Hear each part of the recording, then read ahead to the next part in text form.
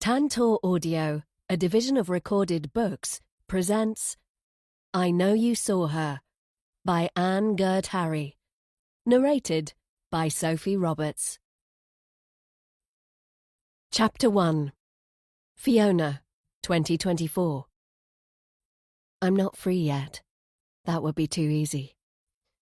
"Tell us what you found," a woman shouts. Her eyes bulge as she thrusts forward a microphone. Her colleagues jostle for front position like a pack of starving animals. "What can you tell us?" a man yells. "What happened in there?" There's an explosion of bright lights as members of the press take pictures and yell questions at the same time. I flinch and shield my face. By my side, the police officer raises his hand. "Everyone stay behind the cordon," he shouts. He's a detective, Detective Chief Inspector Tom Delaney. Delaney is cool and calm. I saw it when we were inside. He's not like the younger officer who hyperventilated at the gruesome evidence. The police car is parked not far away. Delaney's hand is on my shoulder as we walk towards it. He has a firm grip. Is it protective and supportive? Or is it just in case I'm not as innocent as I look? On my other side is Ruby Silver, criminal profiler. She's a sharp one, observing details and saying little. I'll have to be careful with her. I stumble, and Delaney steadies me. A few steps later, and I duck my head and slide into the back seat. Silver slams the door, then goes around the other side and gets in beside me. "You're safe now," she says. "You can relax." I don't think so. I wrap my arms across my chest. It doesn't do much to stop the shaking. I'd like not to cry, except I can't help myself. Delaney's gaze is on me in the rearview mirror. Then we're bumping our way across moorland towards the main road. I glance behind to the little cottage. "What about the—" My voice cracks. "Body?" Silver lays a blanket over my legs. We'll know more once the specialists have been in.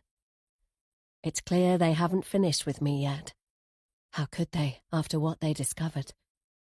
So far, I've been asked easy questions, but I know it won't stay that way for long.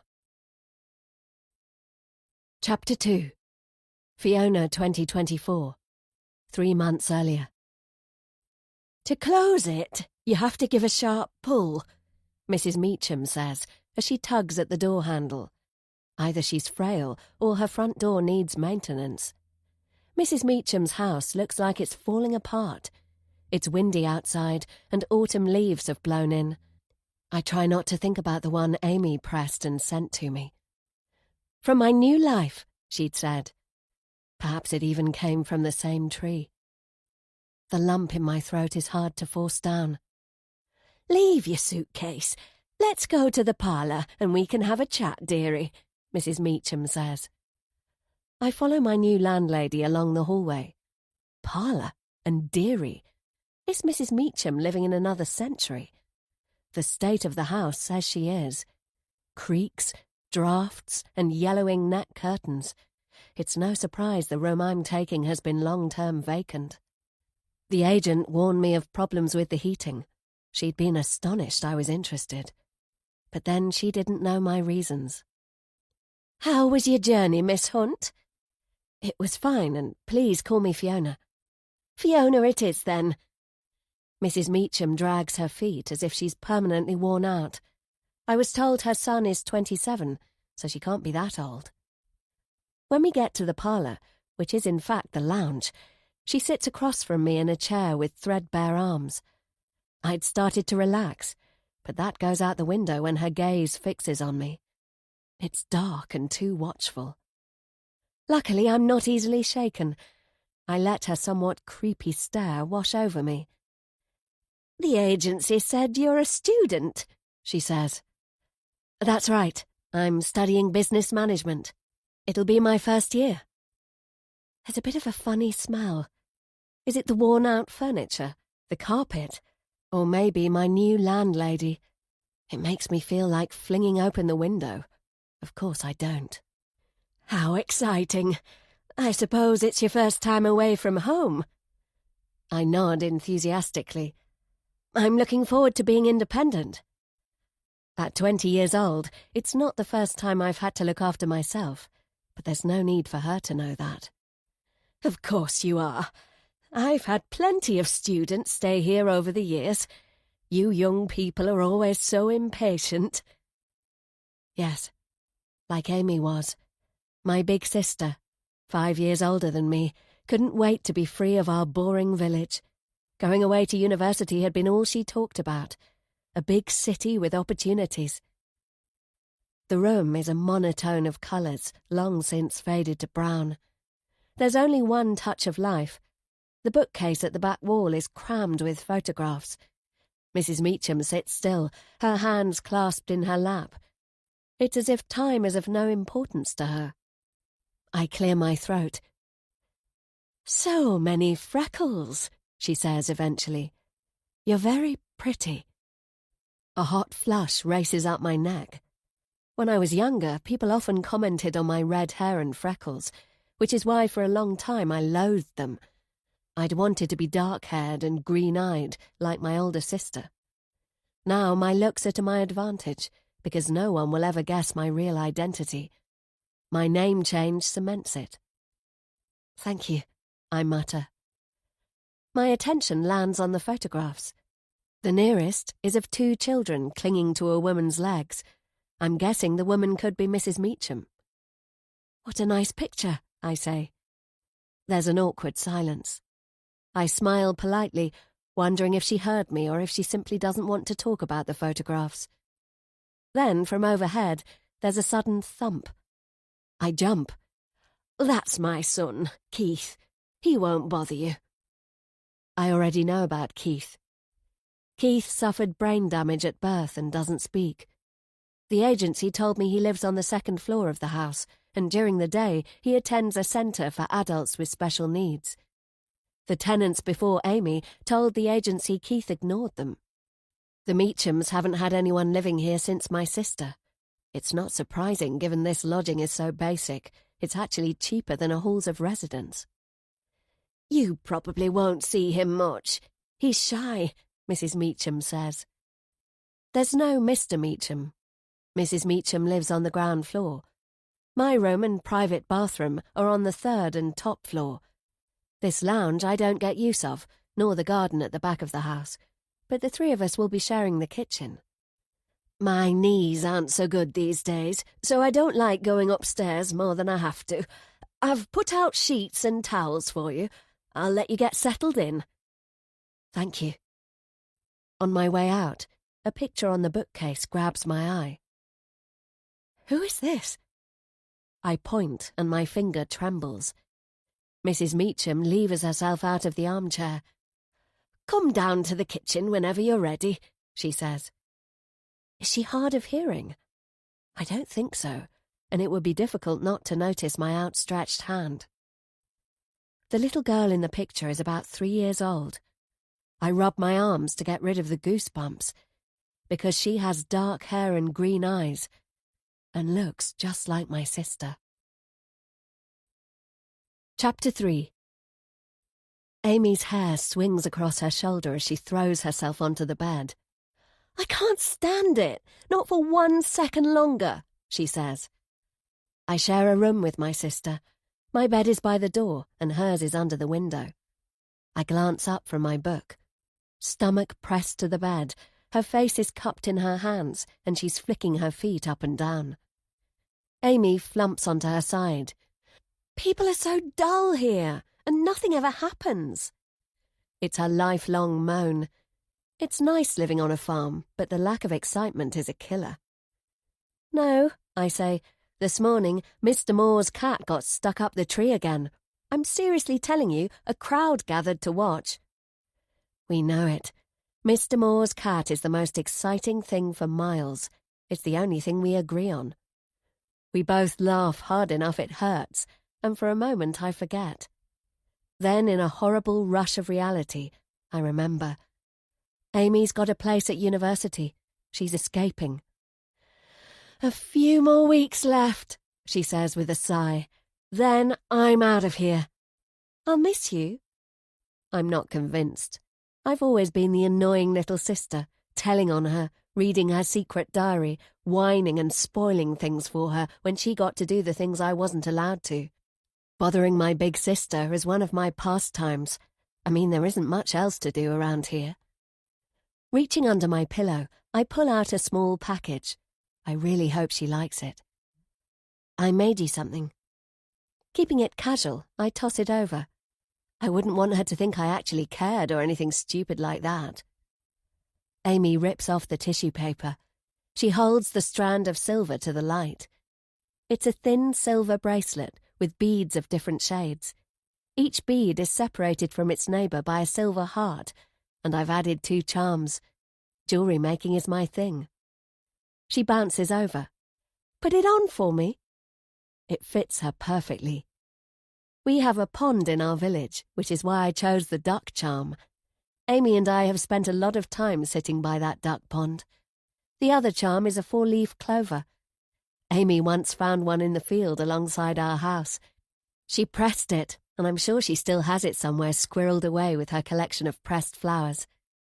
She jiggles it on her wrist. It's adorable.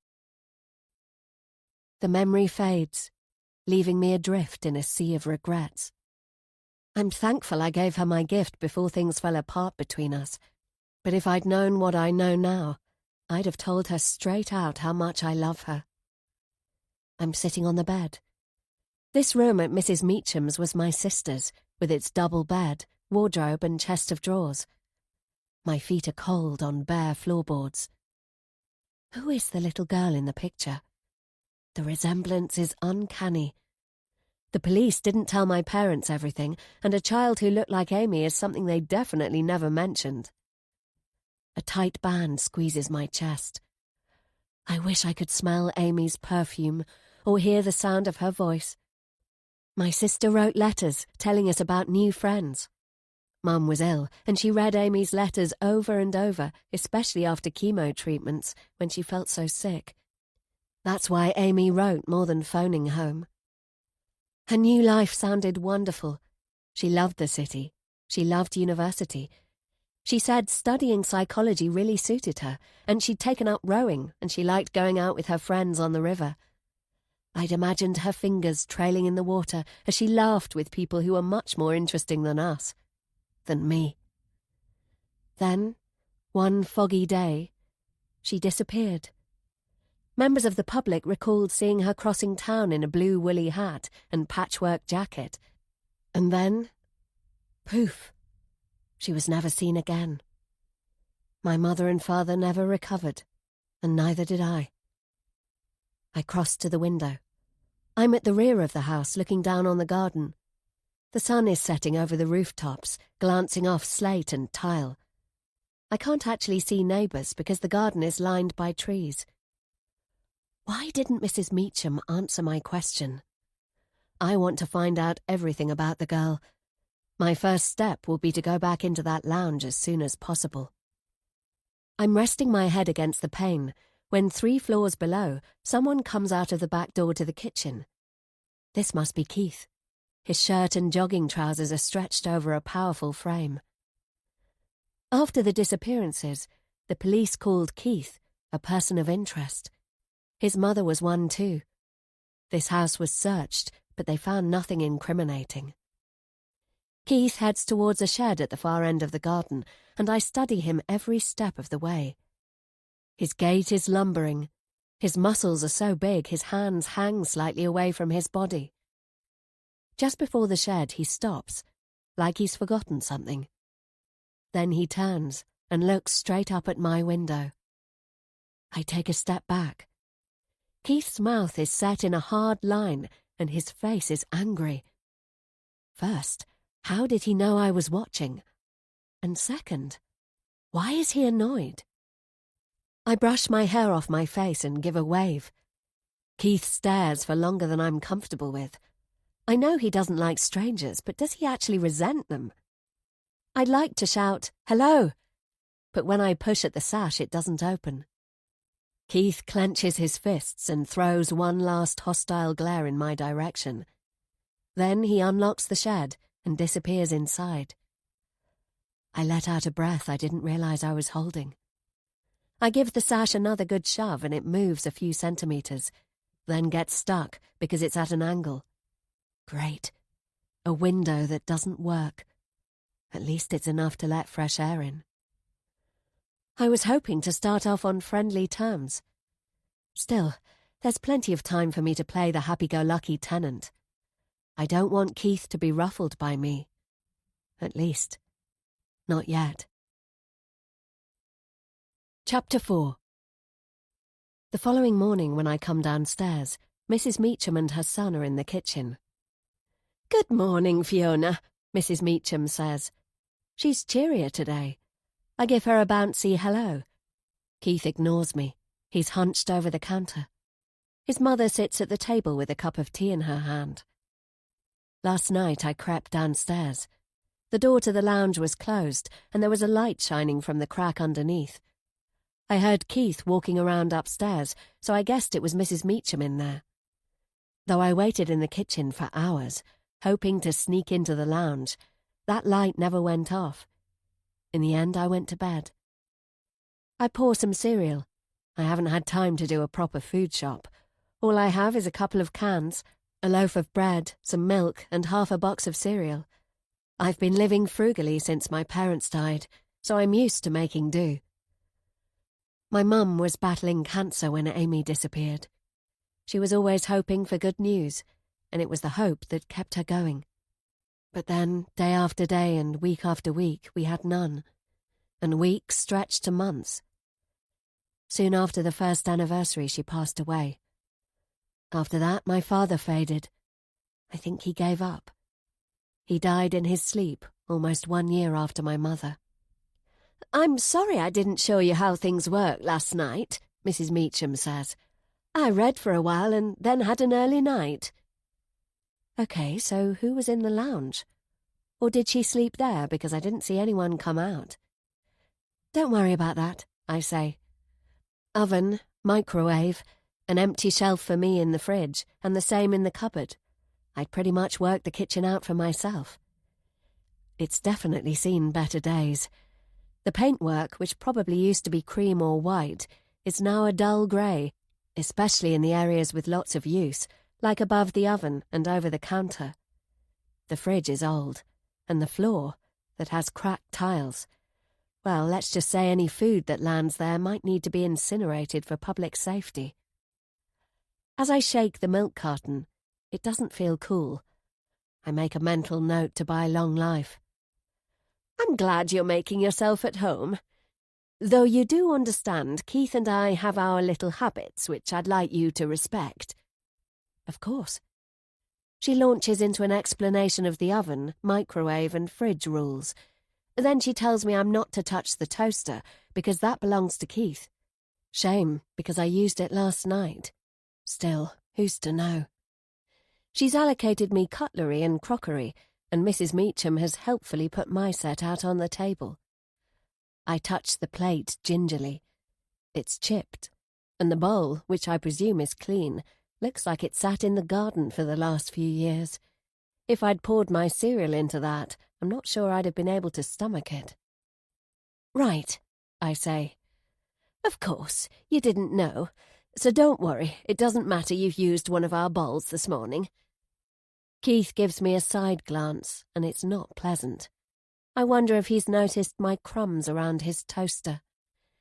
"And this is very special and not to be touched." It's a teapot with a pretty rosebud design.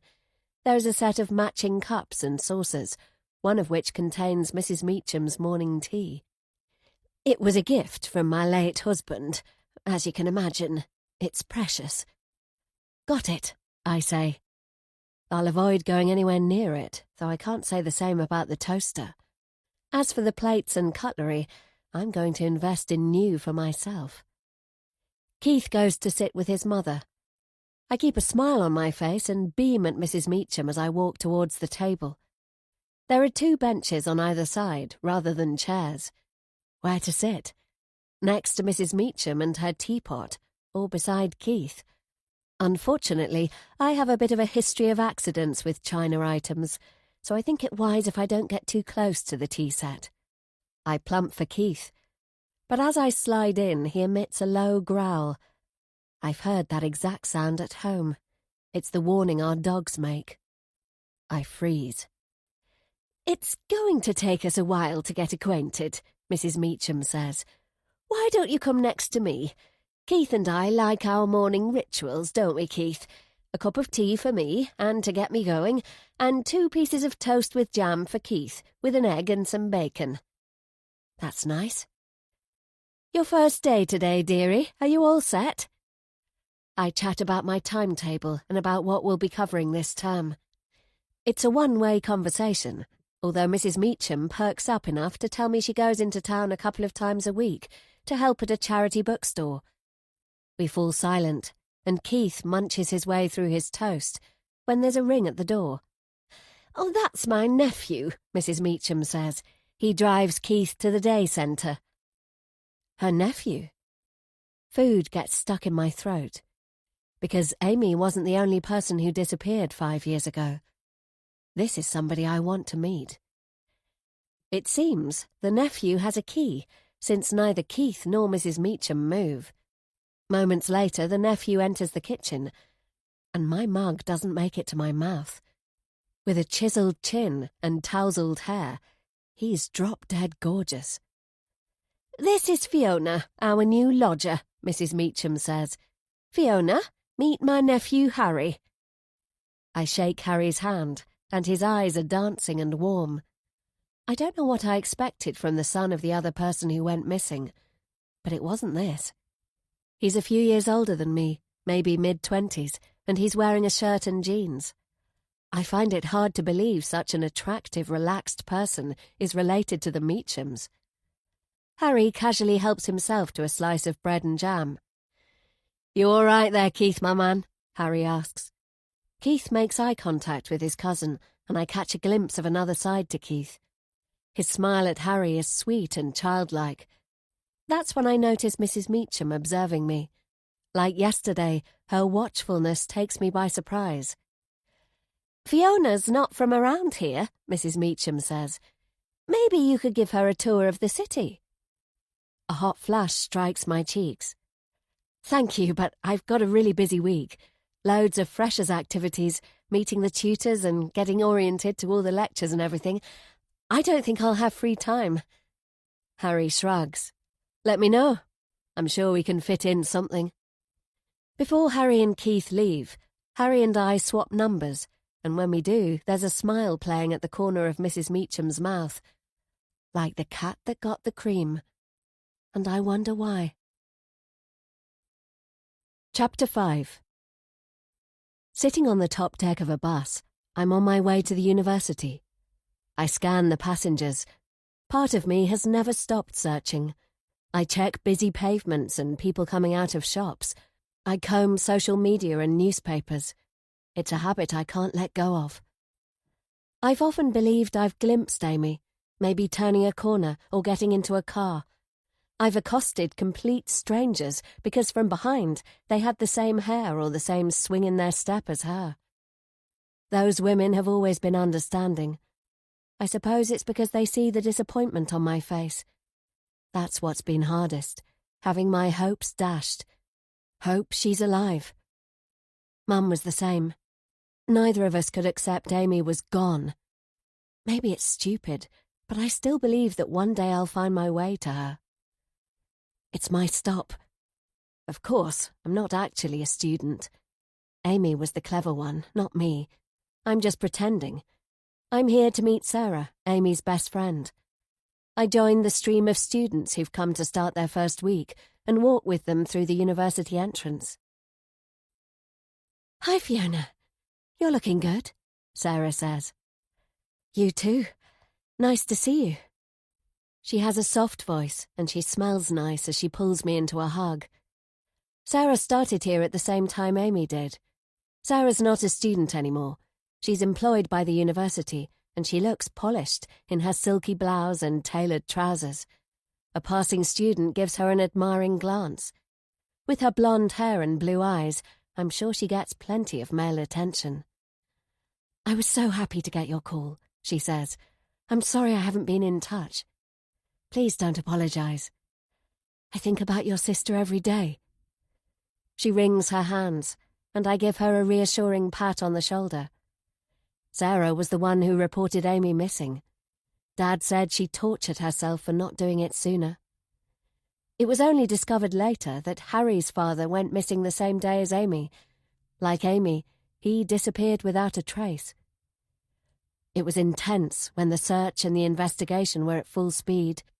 Then, after several days of press coverage and the police making no progress, we realised everything had led to a dead end. The way Sarah kept in contact with Mum and Dad really touched me. I mean, she was only 19 herself. Throughout the first year, Sarah phoned them often, and after she remembered important dates, like Amy's first day at uni and Amy's birthday. Sarah came to Mum's funeral and then to Dad's. "I never thanked you for keeping in contact with Mum and Dad like you did. It was really precious to them, but I don't expect you to do the same for me." "I know. You've been so brave." She takes my hands and scans me from head to foot. "I'd forgotten how different you are to dear Amy." That's another thing I've always liked about Sarah. She never shied away from using my sister's name. Many people couldn't face saying it. That happens, you know, when people believe someone is dead. Sarah flicks her hair and a couple of male students practically drool. "Let's go to a coffee shop. It'd be nicer than staying on campus," she says. "Can we first visit the library?" "Why? There's nothing to see there," she says. "The library is where Sarah works. She's now second in charge." I shrug. "You know, just curious." Sarah nods, realizing what it is I want. Amy studied there a lot, and she told us she had a favourite seat overlooking the inner courtyard. It doesn't matter to Sarah I'm here 5 years later. There's no judgment or morbid curiosity about my request. I'm grateful for that. The psychology section hasn't changed. Even the desks haven't moved, so I can take you to where she liked to sit. She always spent much more time there than me. Sarah shows me where her office is, and then we head to the 4th floor. I'm surprised it's so busy. When we reach Amy's spot, it's occupied by a curly-haired guy. He's got earbuds in and his attention is glued to his laptop. I skirt behind his chair. He doesn't seem to mind, though I'm definitely encroaching on his space. Down below, the courtyard Amy described in her letters is full of students hanging out, chatting, staring at their phones, snacking. "Looking for someone?" the curly-haired guy asks. He's taken out his headphones. "Yeah, my sister." "Right." He drawls it out like it's his opening line for a pickup. Sarah takes my elbow and guides me away. "Come on. Do you fancy cake? I know a great place." After Amy disappeared, the not knowing almost killed me. As far as we knew, Amy had little connection to the second missing person. I dropped out of school, and I'm not proud of how I fell in with a bad crew. Anyway, that's behind me now. At Penelope's Parlour, which Sarah tells me is the best coffee house in the city, the waiter who comes to our table gets my immediate attention. With a tight t-shirt and a cheeky grin, he's definitely my type. If I'm honest, I've been on my own for far too long, and sometimes it gets to me. I just haven't been able to invest in a proper relationship. Not until I know the truth. When I give my order, his eyes crinkle as he smiles at me, but the look he throws Sarah's way is downright seductive. Lucky her. Once we've ordered, Sarah gives herself an insulin shot. I'd forgotten she was a diabetic. She chats to me about her new apartment and her boyfriend, and I zone out a bit and enjoy the most scrumptious cheesecake I've ever tasted. By the time it's all gone, I'm wondering when she's going to ask the difficult questions, or whether she will. She's on her second cup of coffee by the time she plucks up courage. "What made you visit?" she asks. "I mean, is it really good for you coming here?" I've always had the feeling I wanted to live close by. Not knowing if I could face it was the only thing that stopped me. Clunk. She puts down her cup, spilling dark liquid into the saucer. Live close by? What do you mean? I've moved here. I'm looking for a job in the city. Her eyes widen. That doesn't sound like a good idea. You've got to move on in life. Wouldn't it be better to make a fresh start, somewhere new? I can't. She sighs. Oh, Fiona. Coming to the city seems like something I have to do. Probably I'm stirring things up for her too, which I'm sorry for. Dad said it ate at her inside, how she'd not noticed sooner that Amy was gone. She blamed herself. Has she ever totally recovered? Probably not. Where are you staying? She finally asks. I lie and tell her I'm renting in another neighbourhood far from the Meachams. There's no need for me to make Sarah pass out with worry, is there? One thing, though. I've changed my name. I'm Fiona Hunt now. Please don't tell a soul who I am. She seems bemused. Leaning across the table, I take her hand and squeeze it. I couldn't stand the media finding out, or anyone who remembers Amy. Promise me, Sarah, nobody must know who I am. Dad said she was emotionally fragile, and I feel a bit guilty putting on the pressure. She bites her lip. Okay. Thank you, I say. It will be our little secret. Chapter 6. I've struggled back with 2 big shopping bags, and I'm pretty pleased with myself. It's nice to have fresh fruit. I munch into an apple and arrange my new crockery on the counter by the fridge. I pack my shelf with pasta sauces and rice. I've also risked buying cheese and chicken. I hope they don't spoil in the not very efficient fridge. I plan to use the chicken tonight, so that should work out. Cooked leftovers won't go off so easily. I'm used to managing on a budget. After Amy, the farm started slipping into debt. Then my mum died and my dad lost the plot. When Dad passed, I inherited the farm. I did a deal with the banks, and once they'd taken their share, there wasn't much left. I keep half the money for Amy. I've always managed to find odd jobs, and that's how I scrape by. It's late afternoon, and the house is quiet. Keith must still be at the day centre. What about Mrs. Meacham? I throw my apple core in the bin and tiptoe along the hallway. Mrs. Meacham's rooms are nearer to the kitchen than to the lounge. There's no radio or television sounds. Several doors are closed on the ground floor, including the pale blue one to the lounge. Mrs. Meacham, are you there? I wait, then call a second time. Nothing. I tap softly on the pale blue wood. The handle is worn. Easing the door open, I slip inside. There's no ticking clock and no sounds filter from the street. Although everything is old in here, there's no dust. The bookcase doesn't have a speck on it, and neither do the pictures. Now I see there's a progression to the photographs. The children start out as babies, and they end up as young children. I'm guessing the boy is Keith. He's got the same stocky frame as the Keith I know. Keith isn't smiling in any, but the little girl is. Even in the baby pictures, she looks bright and happy. The older she gets, the more she resembles Amy. It's not only her hair and eyes. Amy was vibrant too, full of laughter. So is the girl Keith's sister? I've picked up a photograph of her on her own when there's a warning creak from the direction of the door. Shit. I leap and take cover behind the sofa. It's a 3-seater, so unless whoever it is makes a tour of the room, they won't know I'm here. I hope I lined the photograph up neatly like it was.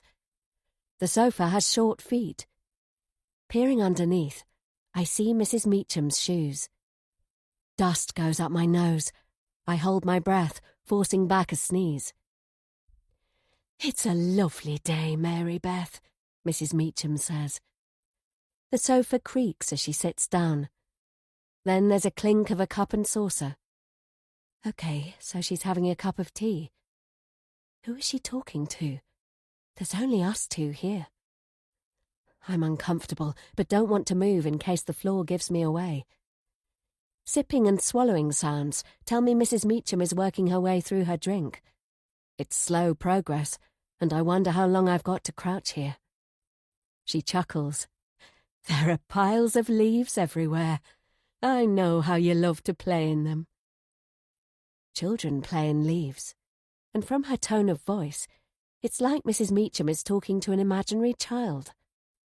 More dust threatens to bring on a sneeze, and I've got pins and needles in my foot. Closing my eyes, I try to relax. I've got something special to tell you.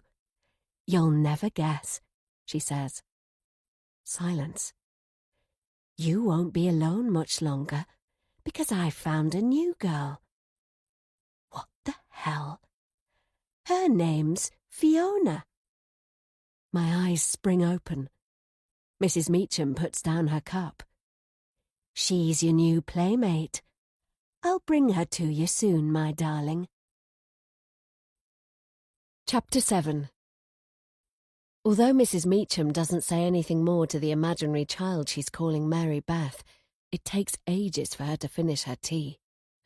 Once she finally leaves, I stretch my legs and massage out the numb parts. Who is Mary Beth? And what Mrs. Meacham said about me being Mary Beth's new playmate is downright bizarre. I sneak to the kitchen. That's where I am when Keith comes home, cooking a huge pot of pasta and sauce which will last me days. Keith lumbers into the kitchen and makes himself toast. I'm glad I wiped away the crumbs from the slice I just ate. He's got a laptop with him. Taking his plate to the table, he opens up his computer. I've seen him using it to communicate with his mother. Maybe I can persuade him to communicate with me. Hi, Keith. Did you have a nice day at the centre? He ignores me and slathers jam onto his toast. It was a fun day at university, I say. I'm not used to being around so many people, though everyone is really nice. His eyes stay fixed on the screen.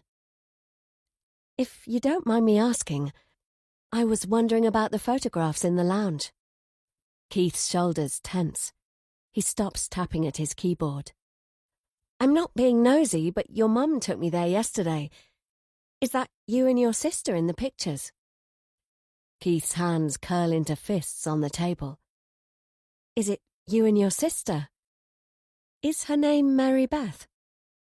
Keith jumps to his feet and hurls his plate. Crash.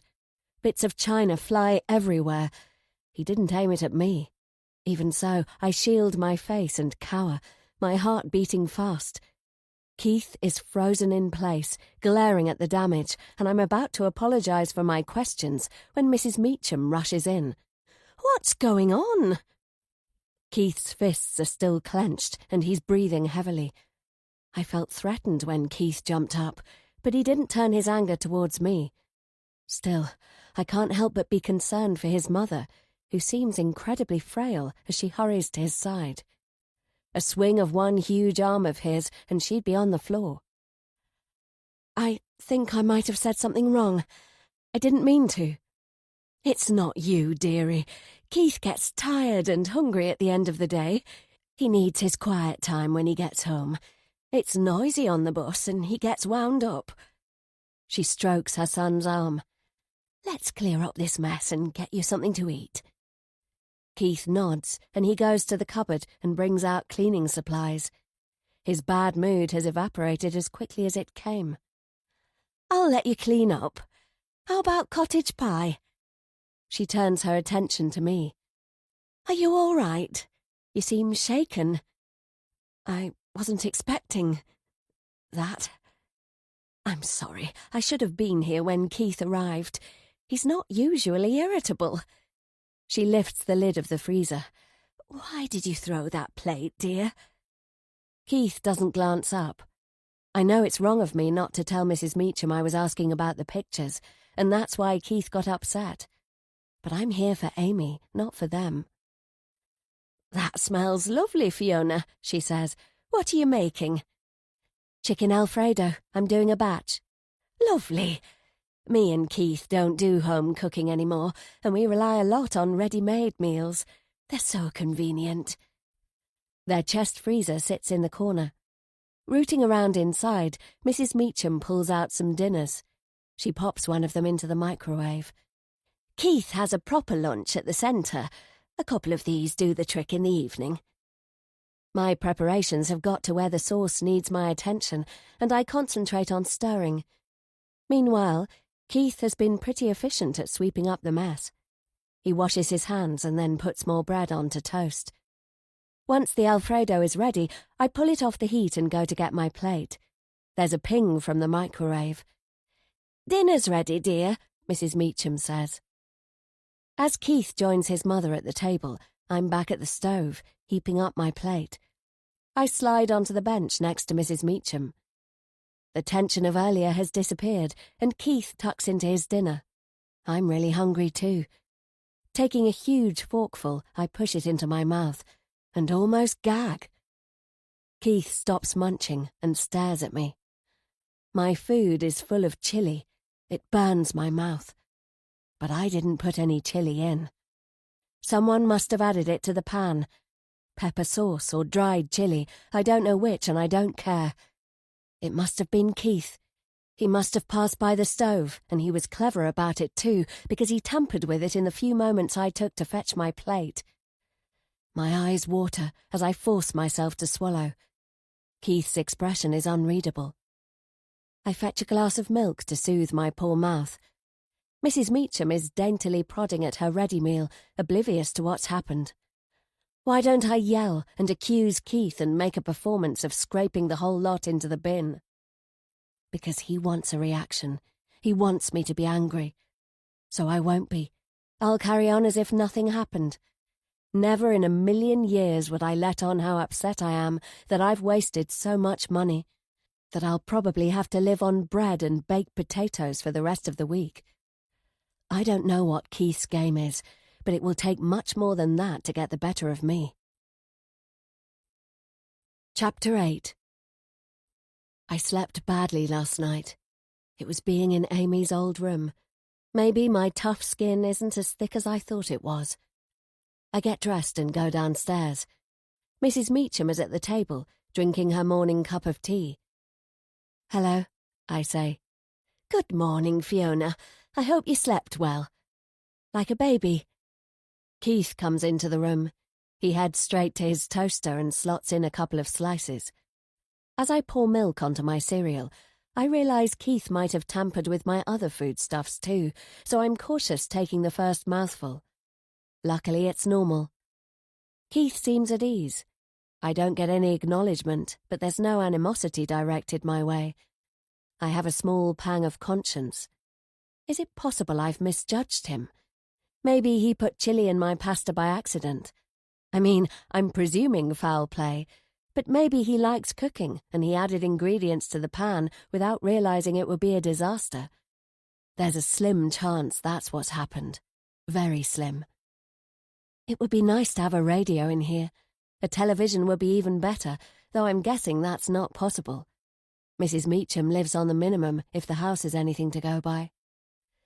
Just as Keith is finishing his second slice and I'm making myself coffee, there's a ring at the door.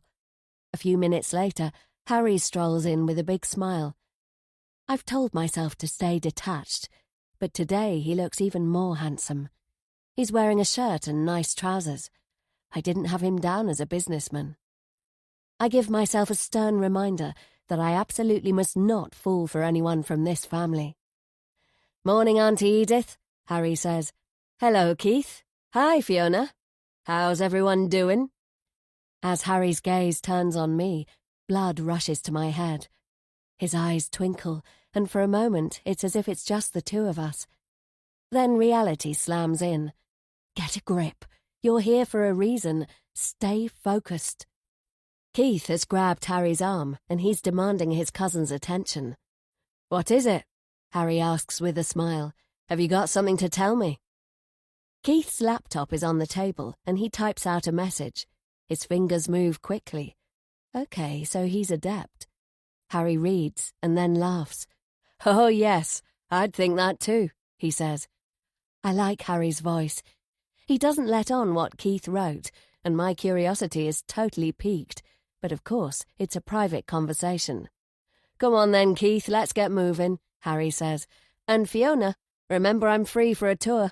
I know the good places, and the ones to avoid." "Thanks for the offer." Again.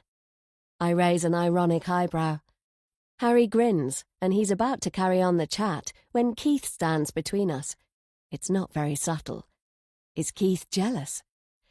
"Yeah, mate, you're right," Harry says. "We need to hit the road."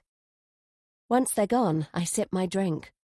I'm pining for a piece of toast, and knowing it's off limits makes me want it even more. Mrs. Meacham digs a packet of biscuits out of the top cupboard, and the sleeve of her cardigan slips. I gawk. There's a bruise on her forearm, purple and massive. I'm sure it wasn't there yesterday. How did she get it? I'm about to ask what on earth happened when Mrs. Meacham tugs down her sleeve. Her hand clamps to cover the bruise, and she's uncomfortable. I've seen it. Why? Something tells me it's better not to ask. Chapter 9. The rental agency might be a good place for gathering information about the Meacham family. I find it on the main street between a bank and a jewellery store. I've added a warm jumper over my dress because there's a definite autumn crispness to the day despite the sunshine. The agency windows are full of announcements for upmarket properties. Mrs. Meacham's is so run down, it's surprising that hers is on their books. The door swings closed behind me, and the staff team, who are smartly dressed and huddled around the coffee machine, swivel in my direction. It's a woman who breaks away. "Hello, I'm Jamila. Can I help you?" Jamila's chic in her blouse and skirt. I tell her I'm the new tenant at Mrs. Meacham's, and the house is more run down than I'd thought it would be.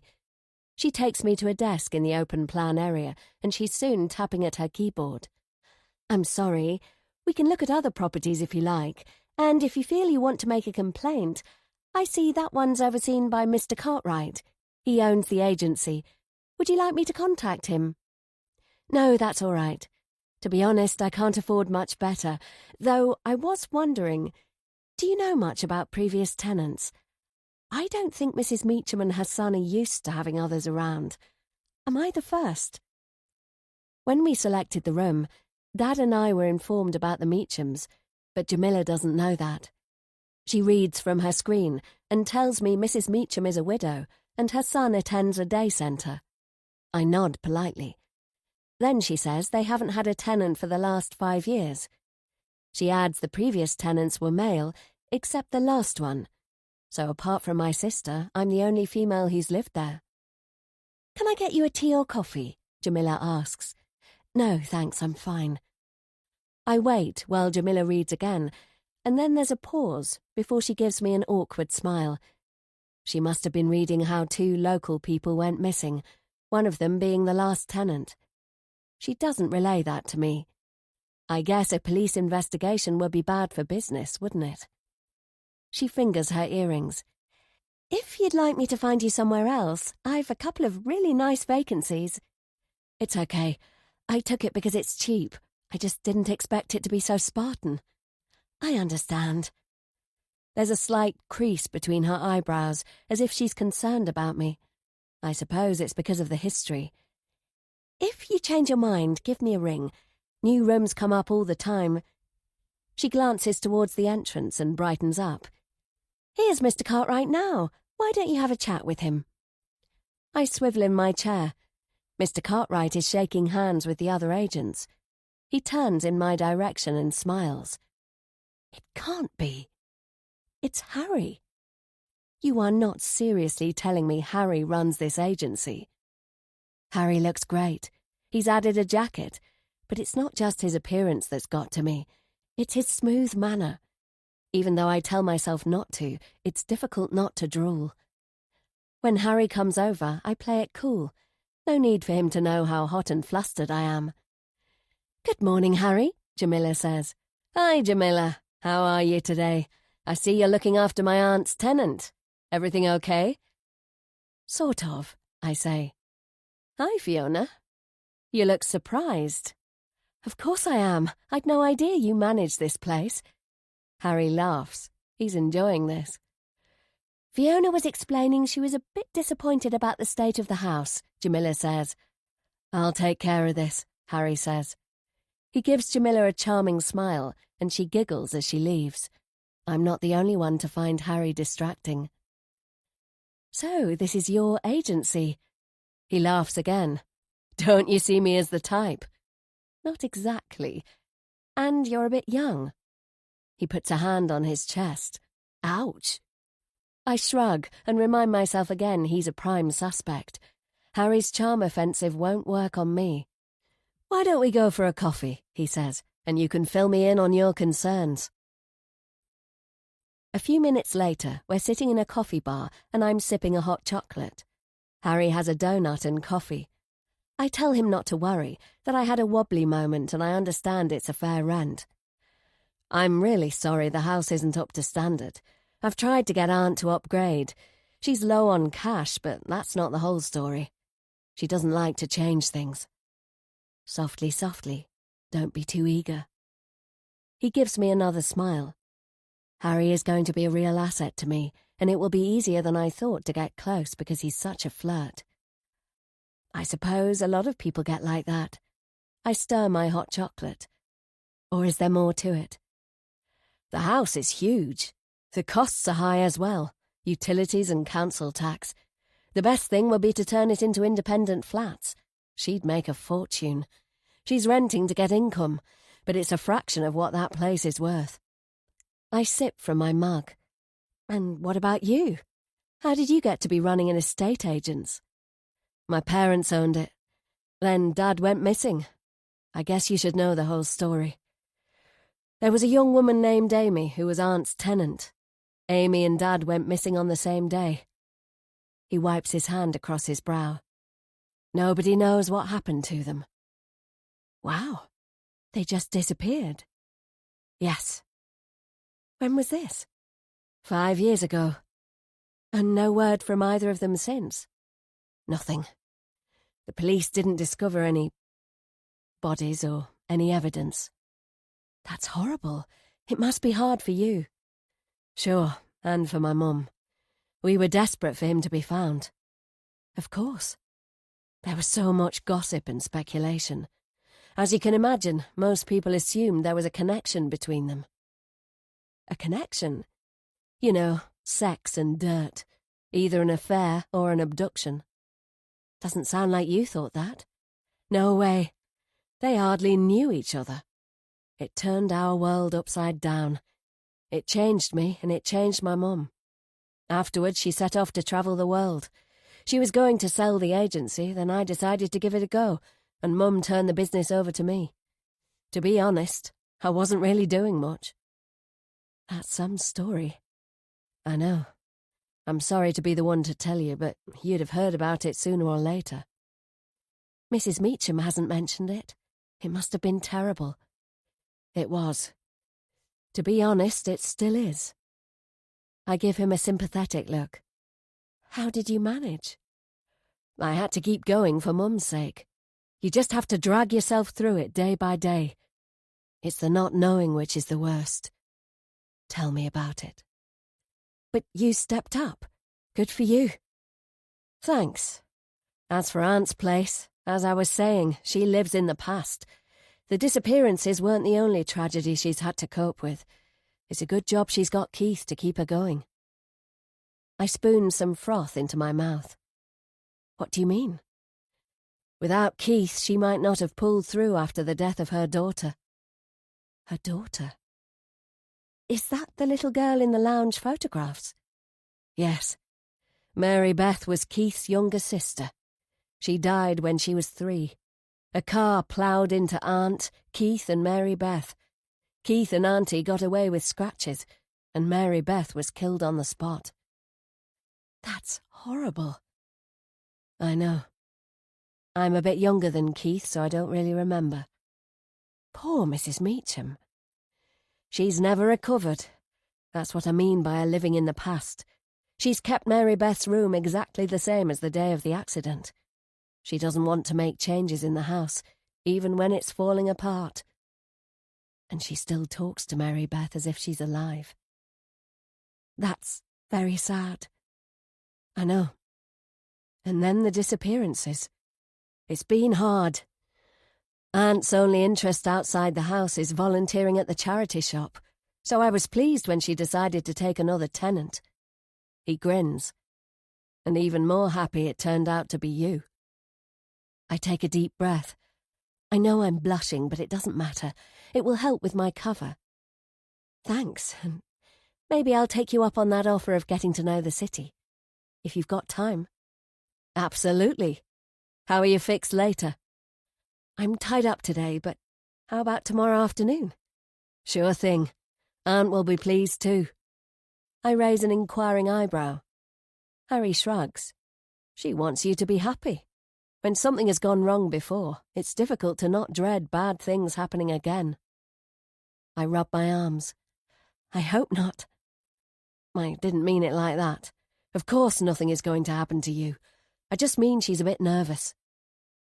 Is that why you've been coming around? No, I'm always there a lot. Keith needs to build his own life. That's why I spend time, to encourage him to be more adventurous. Though I give Harry plenty of encouraging nods, he doesn't say more. No matter. This is a good start. I finish my hot chocolate. The mystery of the girl in the pictures has been solved, and so has Mrs. Meacham's chat with an imaginary child. Although it doesn't explain why she said I'm going to be her daughter's new playmate. Like I said, I'm sorry the house is so run down. It's embarrassing. I haven't got the funds for anything better, so don't worry about it. Harry ruffles his hair. Aunt's lucky having someone as nice as you. I twist my lips sardonically, and Harry stares at my mouth.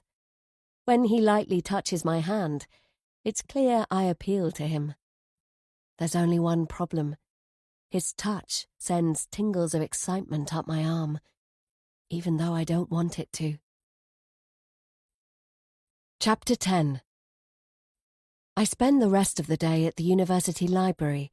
Mary Beth occupies my thoughts. There's the uncanny resemblance between her and Amy, and Mrs. Meacham talks to her as if she's alive.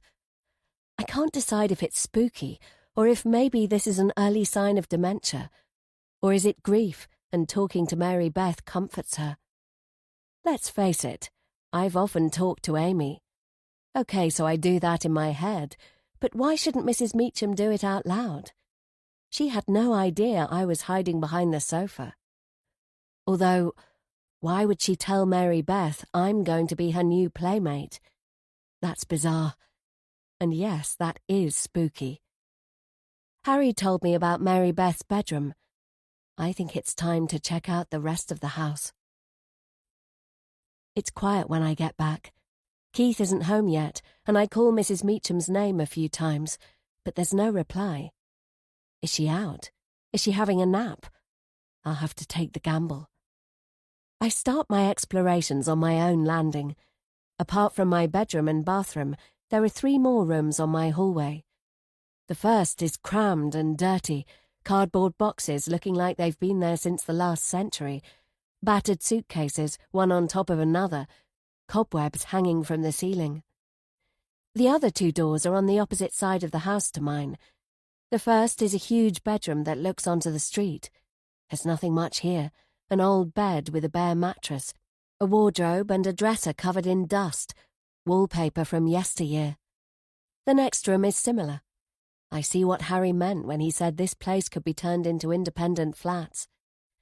Next is Keith's floor. If I'm caught, coming up with an explanation will be tricky, but that's not going to stop me. I creep down the stairs. There are 4 doors, like upstairs, and one of them is cracked open. Wiping the sweat off my hands, I peer inside. It's definitely Keith's room, and it's cluttered. One wall is lined floor to ceiling with shelving, groaning with books, and so many clothes are scattered everywhere that it's difficult to see the actual floor. Snooping isn't in my nature, even though that's what I'm here for.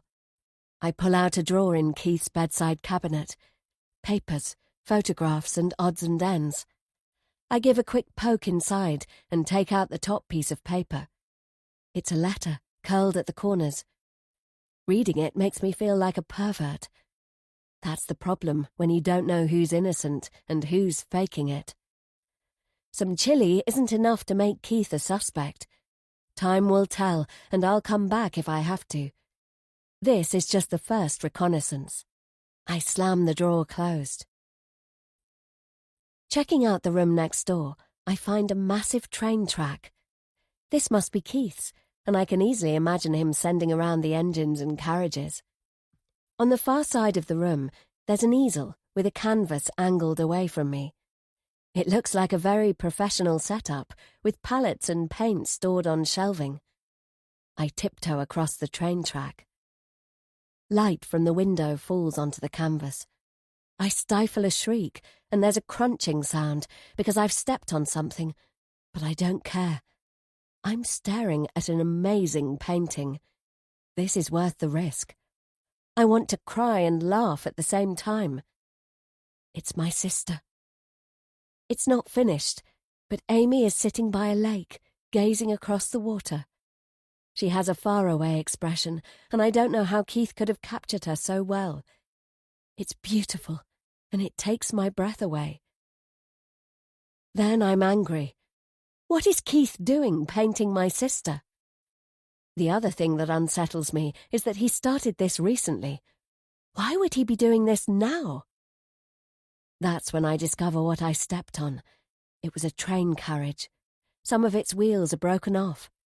Damn. It might give me away, but there's not much I can do to cover it up. I tread carefully back to the hall. There are still no sounds in the house. The rest of the rooms on Keith's floor turn out to be the same as upstairs, full of junk. I tiptoe down to the first floor. Amy's painting is playing on my mind, but I push myself to carry on. The first door I try is the one below Keith's bedroom and below mine. The handle is as worn as the one on the lounge door, and it might be a clue. It turns soundlessly. The curtains are drawn, making the room dim, but there's no mistaking how it's been lovingly decorated for a little girl. I can't help feeling sad. There's a rocking horse by the window, and the walls have a fairy fresco. The bed is neatly made, with a teddy bear propped against the pillow. He's saggy, as if he's old and worn out. He must have been sitting here a long time, waiting for a little girl who's never coming home. There's no dust and no cobwebs. I suppose poor Mrs. Meacham comes regularly to clean and to dwell. With care, I tour the room. It's like a shrine. There's a little carpet with a flower design, a wardrobe of children's clothes, and a child-sized brush and comb arranged on top of a dresser. The dresser is edged with a seashell design. As I run my hand along, I notice a compartment cleverly hidden. It's a tiny drawer lined with velvet. Hooking in a finger, I pull it out. My heart beats fast. Maybe I'm hallucinating. Maybe I'm not thinking straight since Keith's painting. I blink hard. My fingers tremble as I take out each piece. A gold bracelet, so tiny it must be for a baby's christening. A necklace with an opal teardrop, a gold chain, which leaves only one item. It's the one my eyes first fell on. A tiny silver duck. What the hell is my sister's duck doing in Mary Beth's drawer? Chapter 11. Amy has a secretive smile. I know I should be glad she has an exciting evening planned, but all I feel is envious. Does that make me a horrible person? I think it does. I mean, she's leaving in less than a week. Why can't I be happy for her? She spent half the afternoon curling her hair. It frames her face and makes her even more pretty. Now she's in front of the mirror in our room, putting on makeup. I'm lying on my bed, watching her out of the corner of my eye. The curls look nice, I say. Thanks. I've been making a huge effort to be nice. It's because I feel guilty. It won't make any difference. When Amy and Mum find out what I've done, I'll get the worst telling off of my life. Maybe I should go downstairs. That way I'll miss the crunch moment. But I don't care. She's going to a party with her boyfriend Luke. Luke has a part-time job, and the place where he works invited him and a +1 to their summer bash. It's going to be a grand affair in a private garden with a live band. I was so jealous, it made me feel sick. Luke is gorgeous and a really nice guy. They started dating this year. That's not fair either. He's the most admired boy in school, and who does he pick to go out with? My sister. I wish I didn't have these bad thoughts. To be honest, I'd hate to have a younger sibling like me. She's moved on to applying her lipstick. Don't worry, you'll get to do cool stuff soon, she says. Why does she always have to be so nice? I want to run away from my impending doom, but my legs are paralyzed. I think it's terror. I turn the pages of the book as if I'm reading it, my hands slick with sweat. Time ticks by as she puts on the finishing touches. Then she stands and heads to the wardrobe. My heart beats so hard it bangs against my ribs. Amy, listen. As she turns towards me, my throat goes dry. I can't get the words out. What? She says. Her hand reaches out and opens the wardrobe door. I didn't mean to. It comes out as a croak. Didn't mean to what? The dress she and Mum bought for this evening hangs at the front. It's made of lovely silky fabric. Amy laughs in delight, caressing it as she takes it out.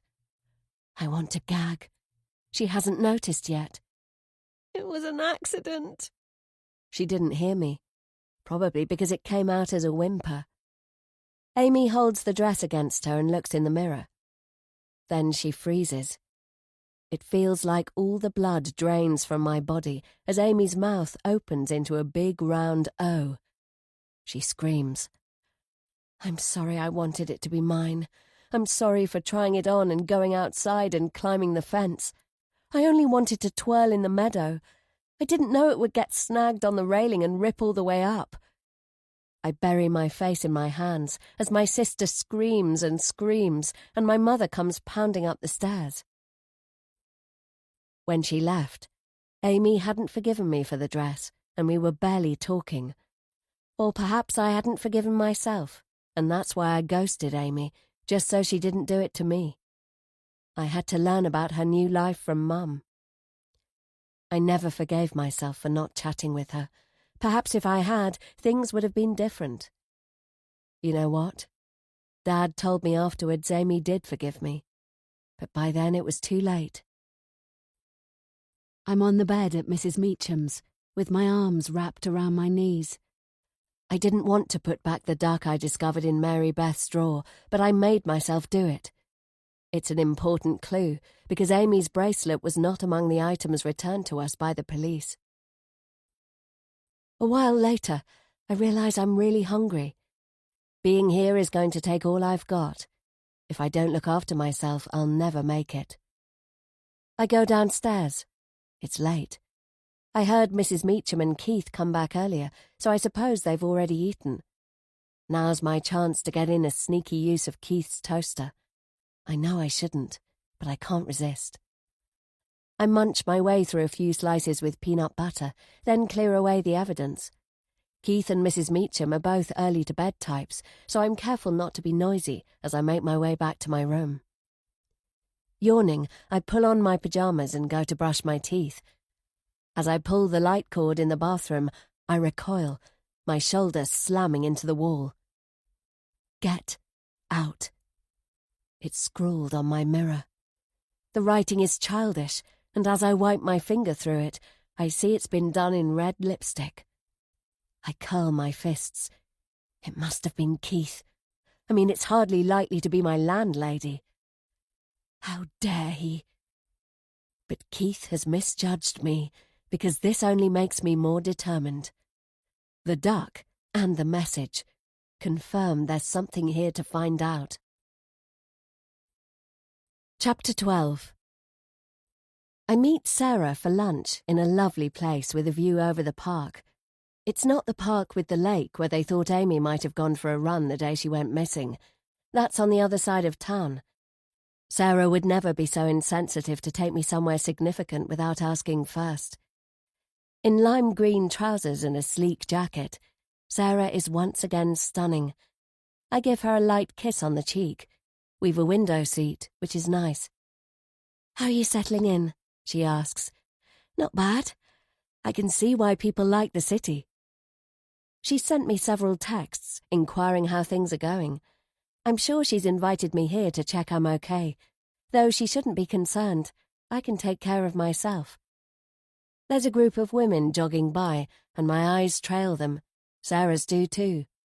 One theory about Amy was that she'd been snatched during a run. My sister was a regular runner. At home, she was used to going on her own. Unfortunately, she kept the same habit in the city. Hundreds of people were questioned along the route the police thought Amy might have taken. Another of the police's theories was she got lost on the moors.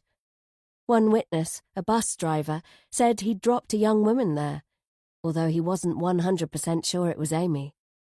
The moorlands lie to the north of the city. Apparently it's easy to become disoriented when it's foggy. Though why would she go up there when she didn't know the area? Or perhaps she had been taken there by some pervert. I've walked the route from the Meachams to Amy's Park many times, first with my father and then on my own. The park is lovely and has a bunch of tracks, but it's always busy with walkers and cyclists. It doesn't make sense no one saw what happened. "You're distracted today," Sarah says, her voice soft. "Maybe I'm a little tired, that's all. It's nice to see you. You too." We chat about the menu, and then Sarah talks about her work. But I'm not the only one thinking about Amy, I'm sure of it. She's on my mind as I eat my scrambled egg and veggie sausages. She's in the air when Sarah tells me a funny story about her colleagues. We manage to hold out through the main course. Then Sarah chooses a chocolate mousse. It's Amy's favourite dessert. "That looks divine," I say. "It is. Your sister's fave." Sarah offers me some. "Go on, take half. It's boring being a diabetic. I always have to be careful." "Are you sure?" She nods. "Certain. I know my limits. Enjoy it." I scrape a portion onto my plate. "Thanks."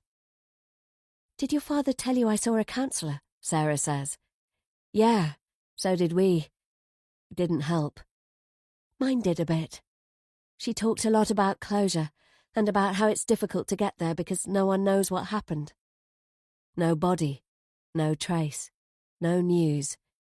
Amy was a missing person, then missing, presumed dead. Sarah sighs. "They searched everywhere. Our fellow students were grilled. Everyone was a suspect. I know it's heartbreaking, and I really feel for you and your family." There's a lump in my throat and I swallow it down. "And the other man going missing, that really clouded things. It was a mess. I only pulled through thanks to my boyfriend," Sarah says. "I'm glad you had someone there for you. I don't know what I'd have done without him.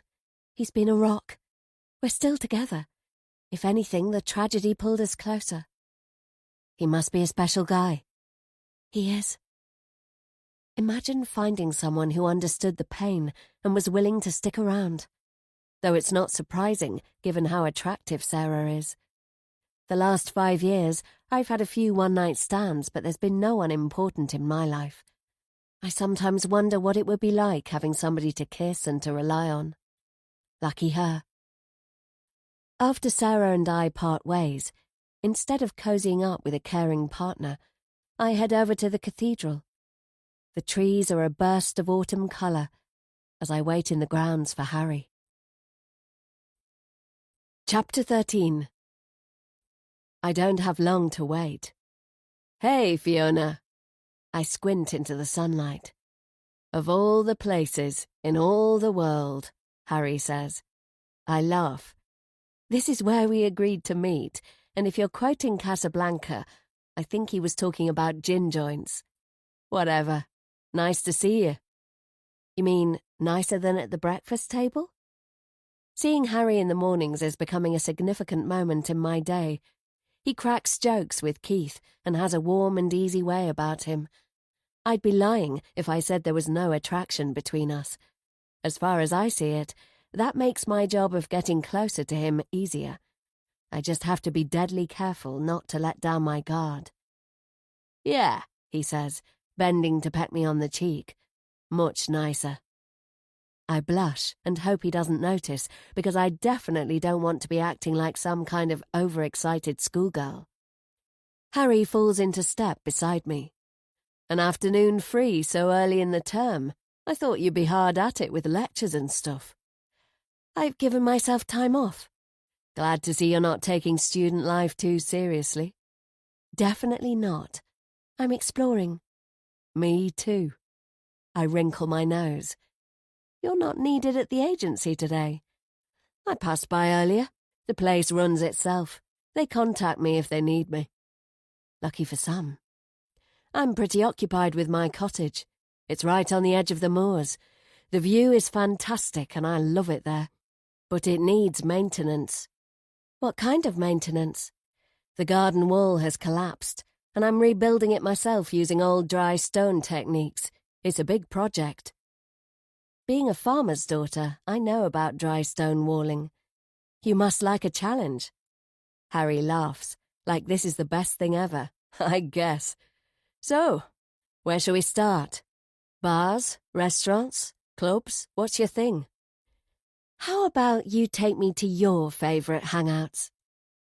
For the next couple of hours, he gives me a tour of the city in his car.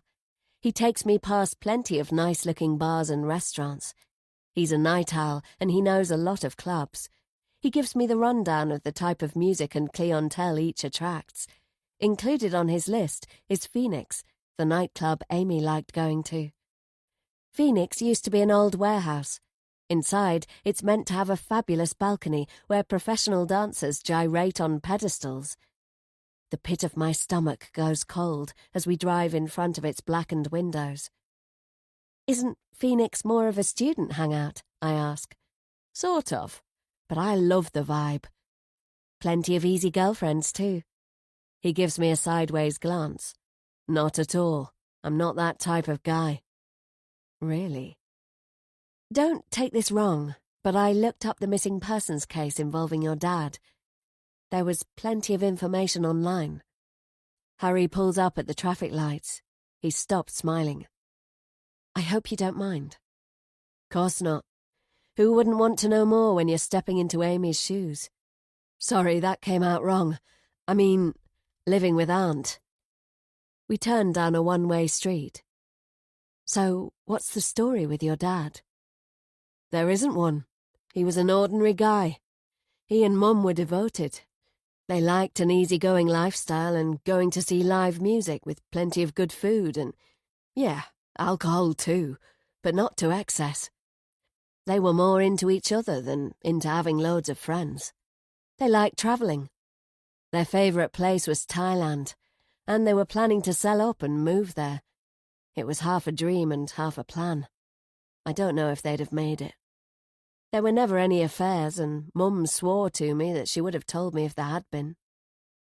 Sounds like he was a regular dad and husband. He was. And then one day, poof, it all changed. Mum's convinced Dad was abducted and that Amy was too. Wouldn't the police have uncovered something? If it happened on the moors, maybe not. There were no dash cams and no houses. Except yours. The cottage was a peat cutter's lodge. There are a handful of them on the moors, but houses are rare. There's no planning permission. So not many suspects. Not many. The travellers were one possibility. There were about 50 caravans on the edge of town at the time. Some travellers were wanted for drug-related crimes, but the police didn't uncover any evidence linking them to the disappearances. I know about the travellers. My father went to see them. He said they weren't nice people, but he also said they have their own code and their own justice, and they told him attacking teenage girls would not be tolerated. So what possible reason would they have to harm Amy?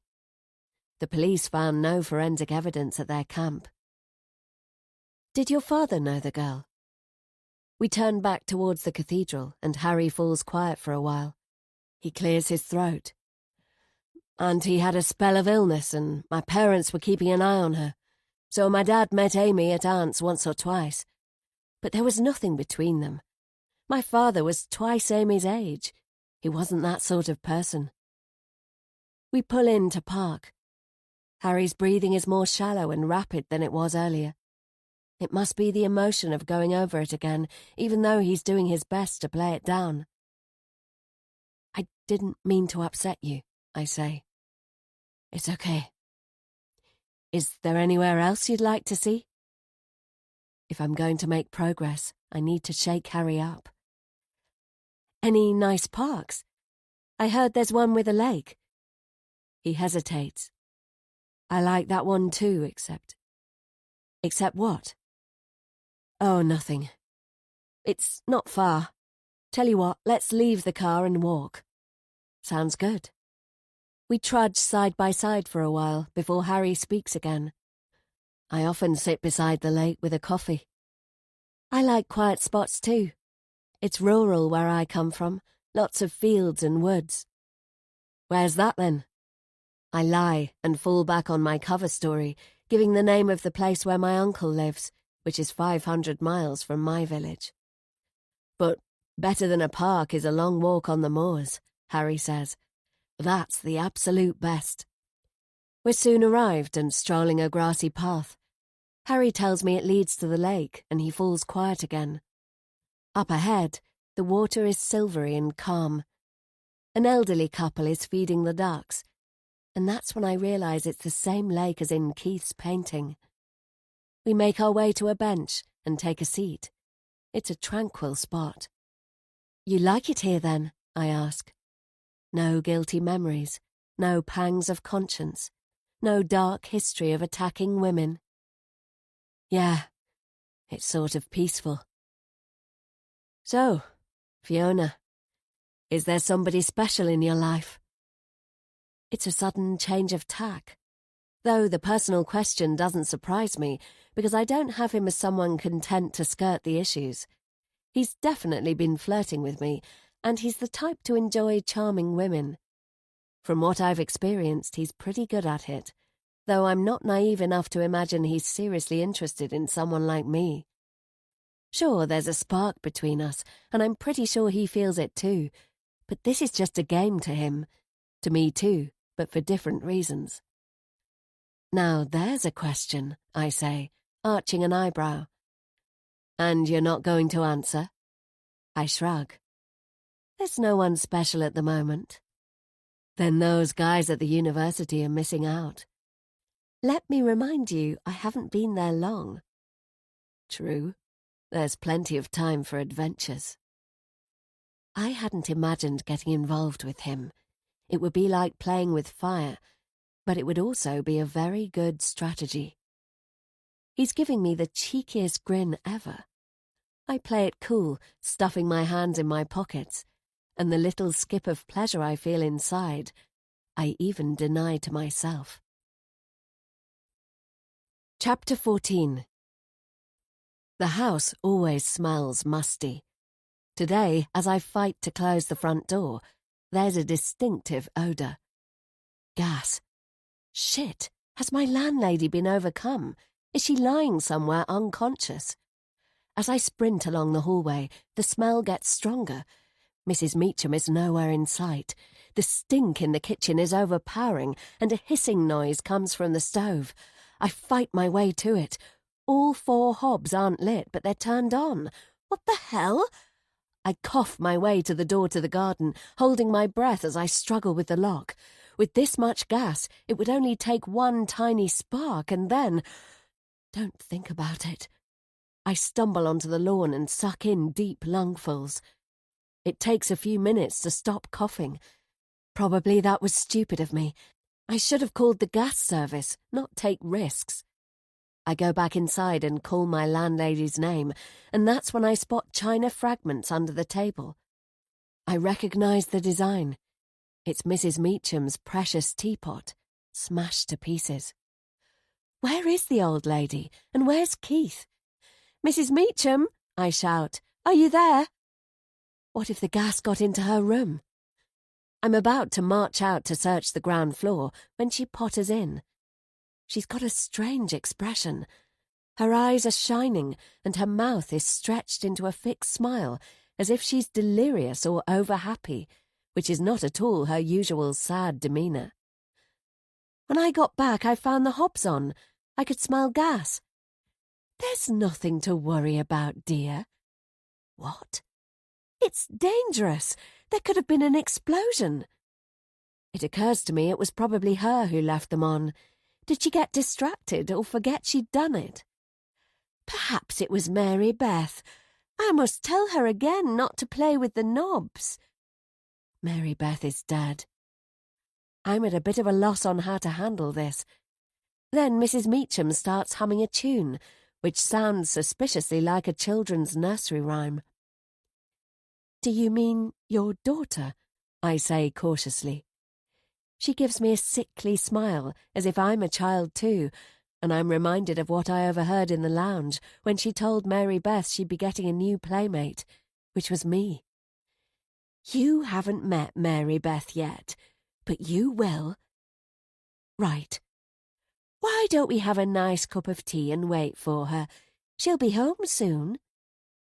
I've never actually met someone who is confused. Of course, I've heard about Alzheimer's disease and such like. Is this dementia? The best thing would probably be to call Harry. He'll know what to do. Good idea. "Why don't you take a seat and let me deal with it?" I say. I reach out a hand to guide her to the bench, and that's when she glances down. Oh dear. Mrs. Meacham clamps a hand over her mouth, and the slightly delirious expression vanishes. It's like a magic trick, as if someone snapped their fingers and the normal Mrs. Meacham came back. "What have you done, Fiona?" "I came home, and the gas was on, and the teapot was already broken." "Now, young lady, I don't expect you to make up ridiculous stories." "I'm not. You should have the backbone to own up to your mistakes." I opt for accepting the blame, because it's in my best interests to not rile her. She's shaking with anger, and as I stare down at the remains of her husband's gift, I can understand why. Except I'm not guilty. As far as I'm aware, Keith is still out, so he's not the culprit this time. Did Mrs. Meacham turn the gas on? What about her acting again as if Mary Beth is alive? What's going on here? Chapter 15. When Harry strolls into the coffee bar, it lifts my spirits. Since the teapot incident, it's been hard going at the house. I've not managed to melt the frosty atmosphere between me and Mrs. Meacham. I'm doing my best to carry on as usual, but breakfast this morning was strained, to say the least. Despite my efforts to ask her about the most popular mysteries and romance books, which is a topic she likes to chat about after her time at the bookstore. Harry's wearing jeans and a blue shirt, close-fitted and unbuttoned to show a peak of chest. I pull my eyes away. "Thanks for coming," I say. "My pleasure. I'm glad you texted." He orders a coffee while I spoon whipped cream from my hot chocolate into my mouth. "Are you skipping class again today?" he asks mischievously. "Actually, I've plenty of free study time in my schedule. Only a third of my week is actual lectures and tutorials." There's a suggestive edge to his laugh. Free study. I like the sound of that. Today isn't for getting closer to him, because I've some serious issues to discuss. Like, should your aunt really be living on her own? And is she completely doolally? From what I've seen, Harry cares for both of them, especially for Keith. I suppose it's due to Harry and Keith being so close in age. If I had a disabled cousin, I'd feel protective too. I toy with my spoon. There's something I wanted to get your view on. It's about your aunt. What's on your mind? Don't tell me you want to move out. Of course not. I'm joking. Hey, cheer up. Whatever it is, it can't be that bad. I'm not sure about that. Yesterday, someone turned on all the gas rings and didn't light them. When I got home, the place stank. They must have been on for a while. It was really dangerous. Harry frowns. What time was this? Around 5. Keith wasn't back, which means it must have been Mrs. Meacham. Aunt Edith? Are you sure? Yes. Maybe she took a phone call and forgot. Did you ask her about it? Of course, and she didn't remember. Actually, she denied it. Harry shakes his head. That old stove should have been replaced ages ago. It's got no safety features. With a new model, she wouldn't have been able to do that. There's more. Mrs. Meacham seemed not herself. She told me Mary Beth might have done it. Harry's eyes almost drop out of his head. What? I don't know how to describe it, but she was acting strange, smiling in a weird way, like she was lost in the past. That doesn't make any sense. I know. I mean, have you ever noticed her being confused before? If I hadn't come home, the whole place could have gone boom. Harry rubs his forehead. She told me you broke the teapot. She's upset about that. I groan inwardly. Mrs. Meacham is convinced I'm guilty. That wasn't me. It was already broken.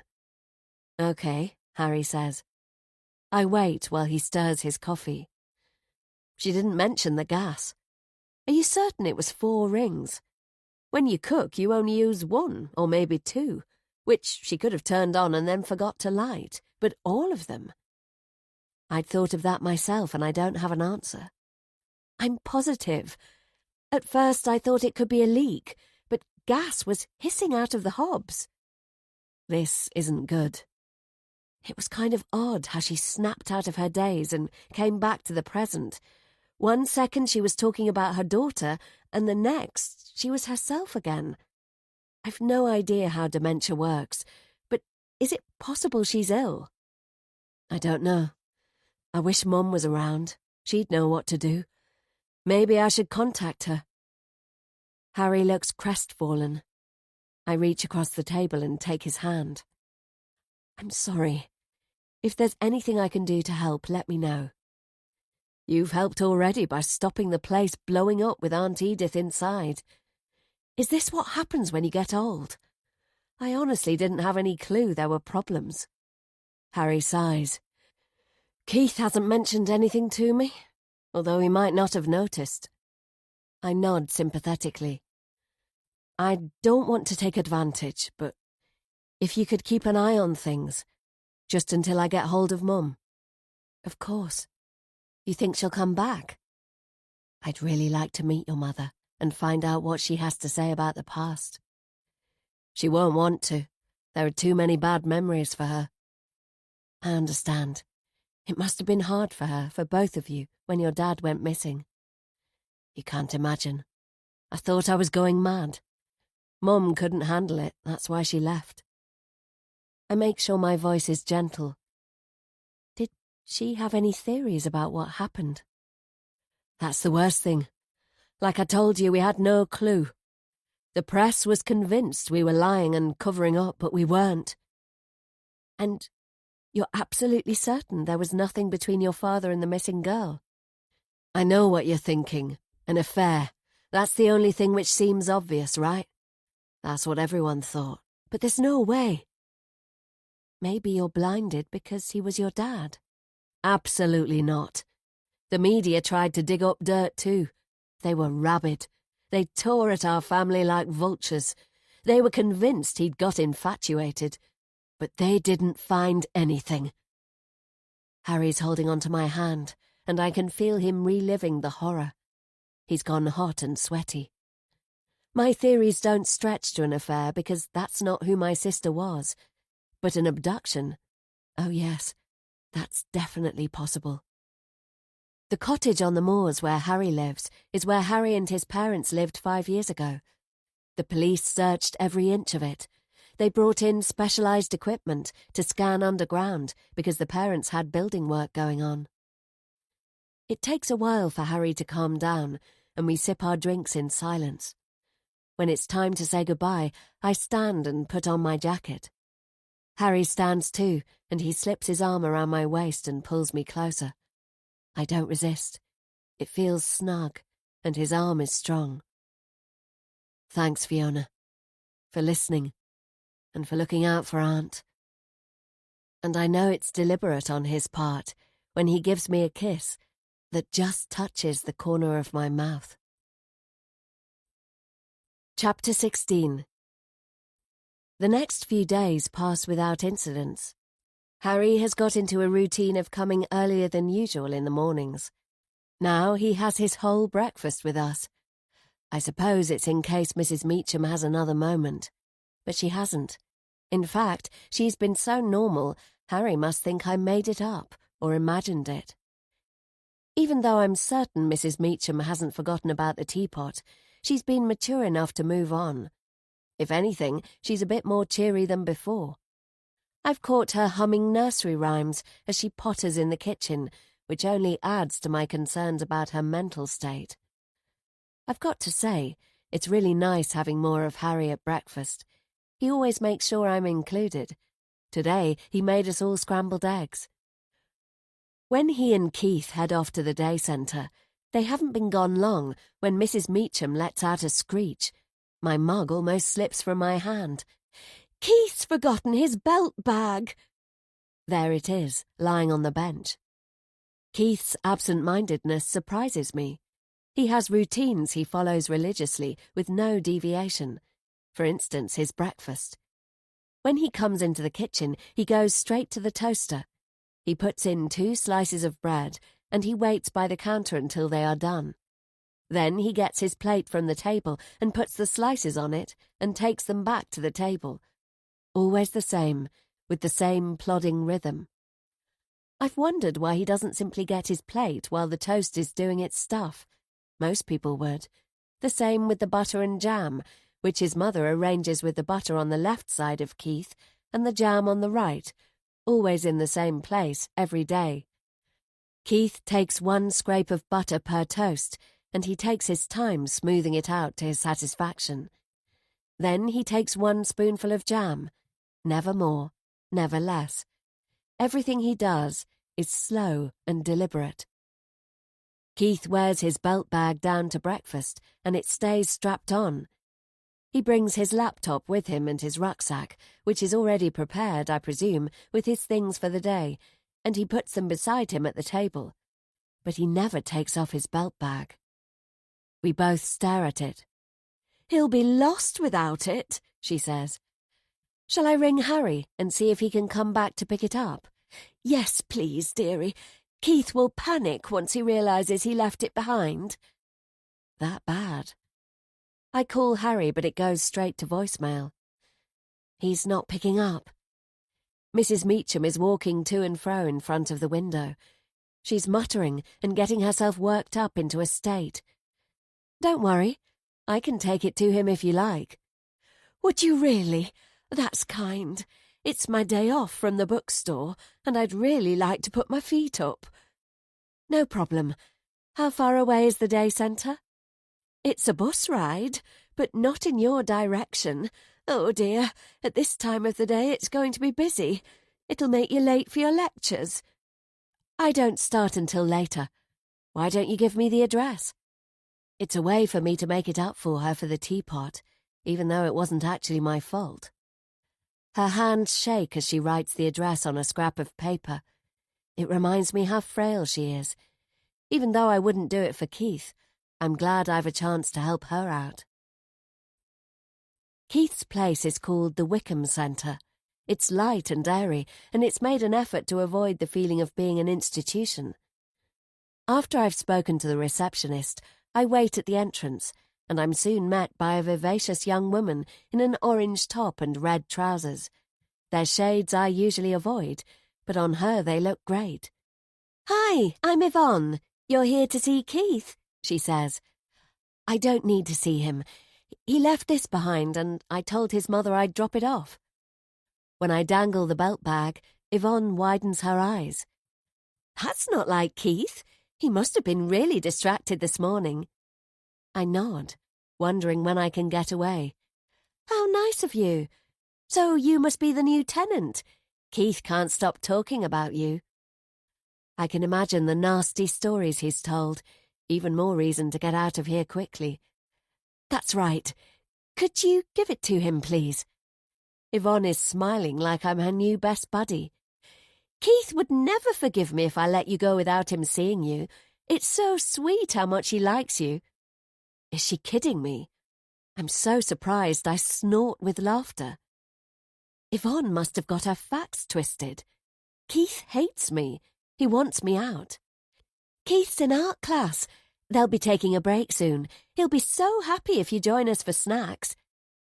"I think you've got me mixed up with someone else." Yvonne shakes her head so vigorously that her earrings jangle. "Of course not. He's told us all about you, Amy." Chapter 17. Poor Yvonne. She thought I was hyperventilating. Perhaps I was. Anyway, it took me a while to recover from that sucker punch. Yvonne got me a glass of water and sat with me, encouraging me to sip it. I can vouch for her being a comforting presence. She must be very good at her job. After, I simply could not face Keith, so I made my excuses and got the hell out of there. Part of me wanted to confront him and demand why he'd told people I had the same name as a woman who disappeared 5 years ago. Yvonne knew all about my sister, and she was bemused when I told her Keith had lied. And why is he telling them he likes me when he hates my guts? It's a relief to have time already arranged with Sarah. She's invited me to her home. Though I'm tempted to confide in her about Keith, I don't. That would mean admitting I'd lied about where I'm living. I'd feel bad telling Sarah I'd deceived her. Her apartment is in a new gated complex. There's a communal green space in the centre, planted with shrubs and flowers.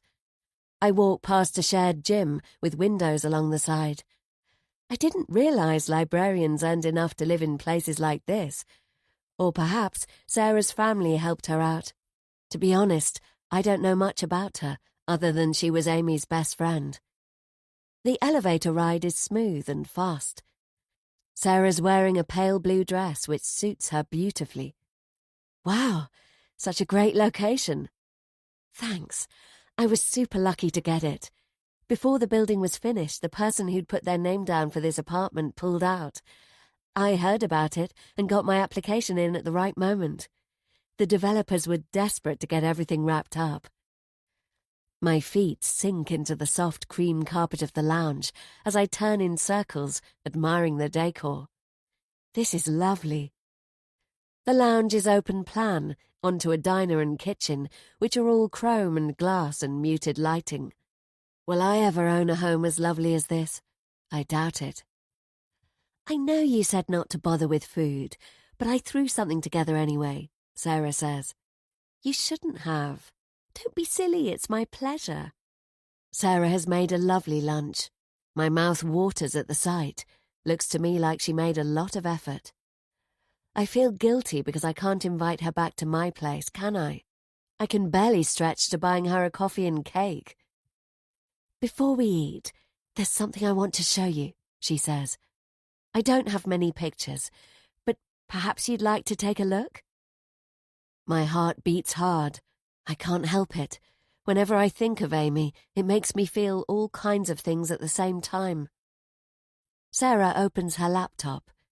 Take your time while I get the rest of the lunch ready. My knees are shaky. I feel them give way as I take a seat at the table.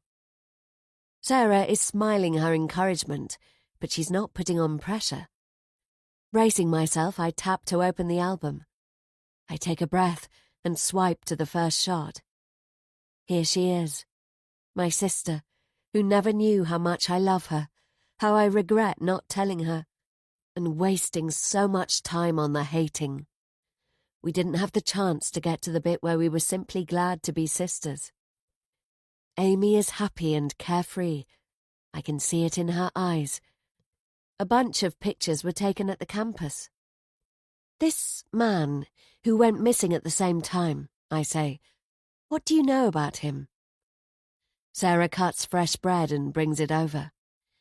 You've got to leave the past in the past. I can't. She shakes her head. I never met him.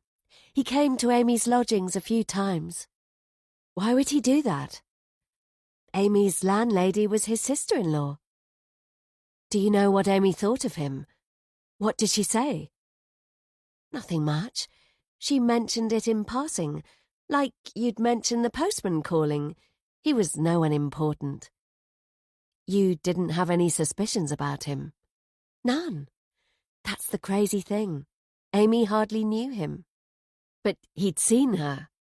Yes, but if there had been a creepy vibe, she'd have told me. What about the travellers? Me and Amy didn't even know they were there. They camp on the other side of town to the university.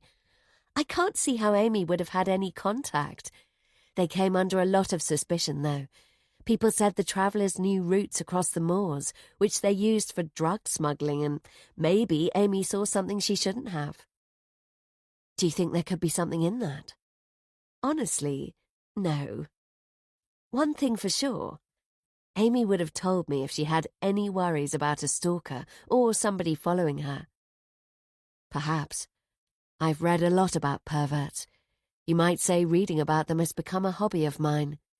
They're often people you would least expect, the ones who blend into the background. The missing man was also the father of a friend of yours, wasn't he? Harry. Sarah is carrying a bowl of salad and it slips. She manages to keep hold of it. Oops! Yes, Harry, Amy and I were friends. He wasn't a student, but we met him at the Phoenix.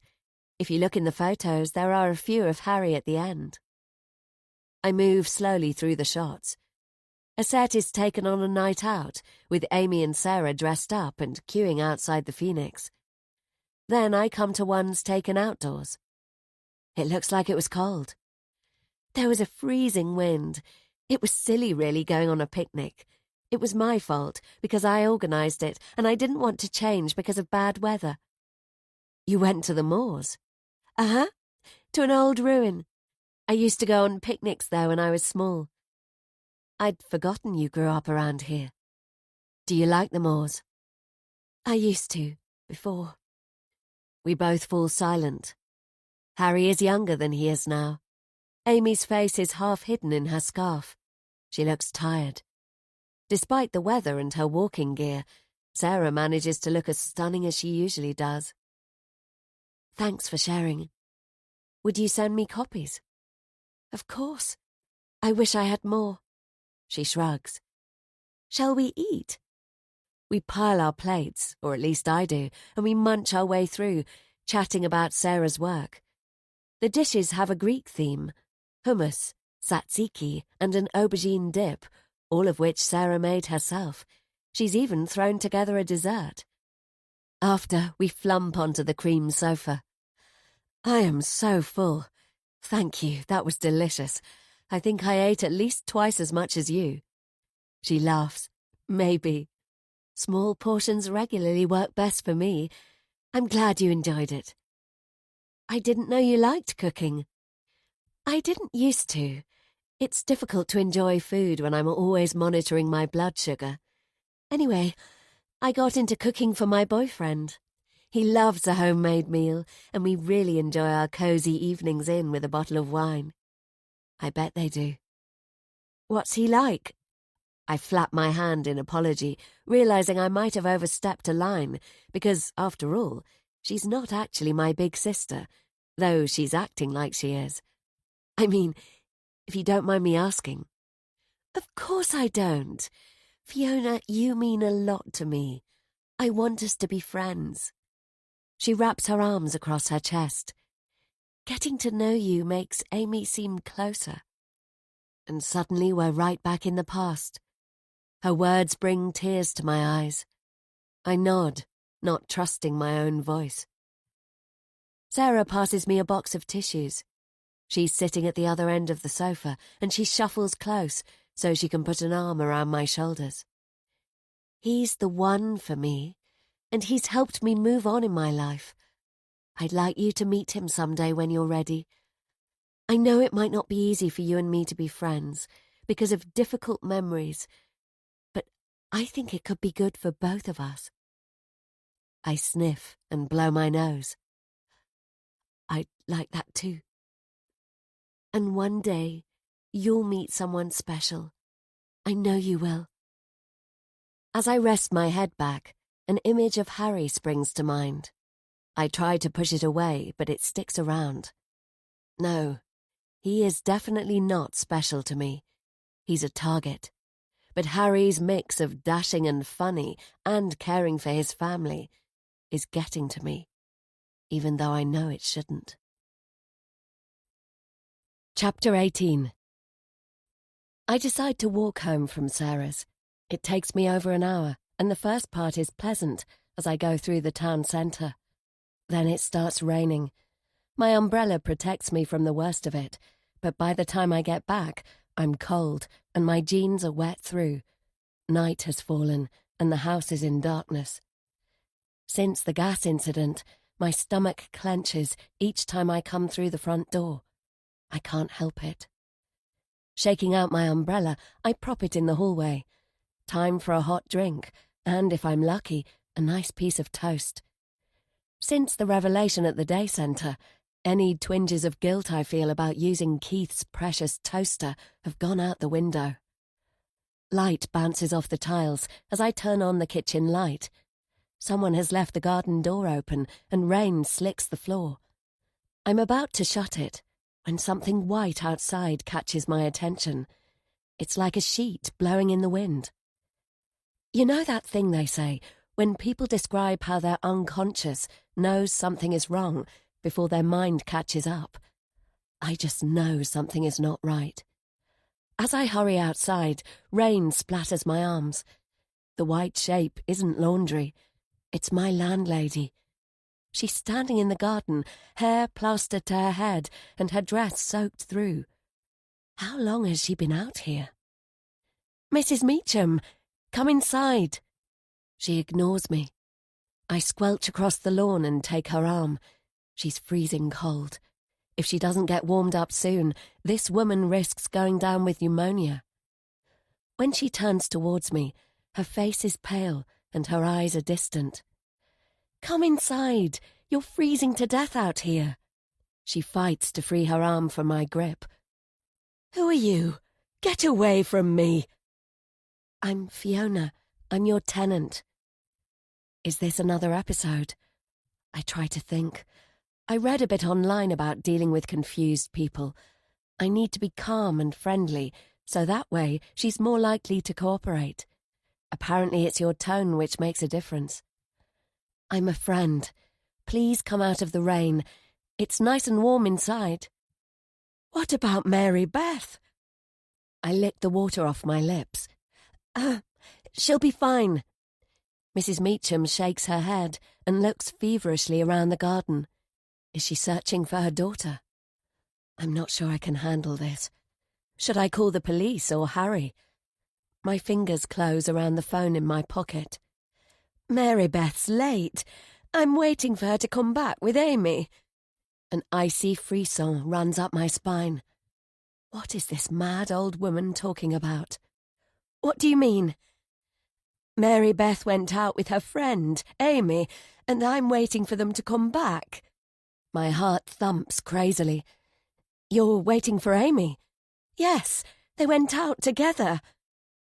It takes a lot of self-control to stop me from grabbing her shoulders and shaking her to get the truth out, if there's any in there. Rain splatters my eyes and I blink it away. "Where did they go?" I know this is most likely a nonsense, mad ramble, yet I can't help feeling a spark of excitement. Somewhere in that confused mind of hers, does she know something vital? Might she know what happened? Her house was searched. Her son was taken into custody. She denied any knowledge of Amy's whereabouts to the police, and here she is, acting crazy. But what if she knows? "Where did Amy go?" I ask. Mrs. Meacham stares at me blankly, and then her gaze snaps to something behind me. I yelp as a hand lands solidly on my shoulder. It's Keith. He pushes me to the side and I stumble. It took no effort on his part. He could easily have put me on the ground. Mrs. Meacham flinches as Keith grabs her. He drags her inside and I trot after them. "You're too rough. You're hurting her." As soon as they're in the kitchen, Keith lets go of his mother. She rubs the place where he gripped her. Is she going to have another massive bruise? Is that how she gets them? Keith locks the garden door. "Mrs. Meacham, are you okay?" When she turns to me, she's focused. I immediately know she's back in the present. "Fiona, dear, I'm fine. The rain caught me by surprise." "You should get warmed up," I say. "Shall I make some hot chocolate?" "What a lovely idea. Looks to me as if you and Keith could do with some of the same. Go on, Keith. Get changed into dry clothes." Keith is his usual plodding self. He dutifully leaves to do as his mother suggests. It's difficult to get it straight in my mind. My shoulder hurts where Keith pushed me. His grip on his mother was violent, but I can't work out if he was simply concerned. Or is it possible he's terrorizing his own mother? I lean against the kitchen counter. The moment to find out more about Mary Beth and Amy has passed. Does Mrs. Meacham know where Amy went? Was she about to tell me when Keith stopped her? Chapter 19. Harry hasn't been able to get hold of his mother. He found out from a friend that she's trekking in the Himalayas and out of contact, which means we're on our own. Mrs. Meacham doesn't remember the episode in the rain. As for Keith, when Harry asked him about it, Keith denied it had ever happened. Luckily for me, Harry believes what I told him, or I think he does. The only part I didn't tell Harry was how rough Keith was with Mrs. Meacham, and I didn't mention the bruising I saw before either. It doesn't mean I'm not being vigilant, though. In fact, I'm keeping a close eye on Keith and how he treats his mother, and I'll be speaking to the authorities if I need to. There's a slight breeze today in the park.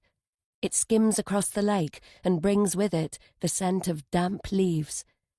Harry is making me self-conscious about what I'm wearing. A dress with a frilly skirt matched with my high boots. We're throwing pebbles across the lake to make them do little hops. I'm pretty good at it, having had so much practice with our village pond. Harry is hopeless. He laughs every time his sink without a trace, doing no hops at all, while mine get to 7. Before long, we're both almost hysterical. I don't know why. Maybe we need to let off steam after all the difficult discussions about his family. Each time I stoop, my dress flicks up at the back, and I feel his glance of appreciation. Harry's attention is going to my head. He suddenly takes my hand and drags me away. We run, laughing our heads off at goodness knows what, and I'm giddy with attraction and excitement. Why shouldn't I enjoy it? Nobody said investigating was meant to be miserable. "Shall we go somewhere warmer?" he says, "and cozier?" The invitation is dangerous, but I don't care. As I tilt my face to his, he pulls me close. It's a passionate kiss. I wrap my arms around his neck, and he leans in. When I come up for air, I feel the biggest wave of happiness I've felt for a long time. It blindsides me. Harry was supposed to be a pretend romance, not a true one. "Where did you have in mind?" I ask. "How about my place?" My elation takes a nosedive. I've avoided the moorland since I came here. I don't even like seeing it in the distance. That green-purple smudge on the horizon gives me a horrible feeling, as if I'm about to have a panic attack. I think of it as a phobia, though. Of course, my real aversion is to finding out what might be up there. Hidden, discarded, buried. "Hey, What's wrong? He lifts my chin with his finger. Nothing. I'm not messing around with you, and I don't want you to think I am. I really like you. I like you too. I pull away. But haven't you got a partner? I don't get involved with men who are taken. He pushes his hair back. I swear I've no one special in my life. You're not seeing anyone? Honest, I'm not. How about you? I'm single, and I have been for a while. He puts his hands on my waist. So, there's nothing to stop us. I kiss him again, and this time it's more lingering. I'd like to, but not near the moors, I say breathlessly. And not at my lodgings either. Have I put you off going to the cottage? Listen, I know a nice place in town.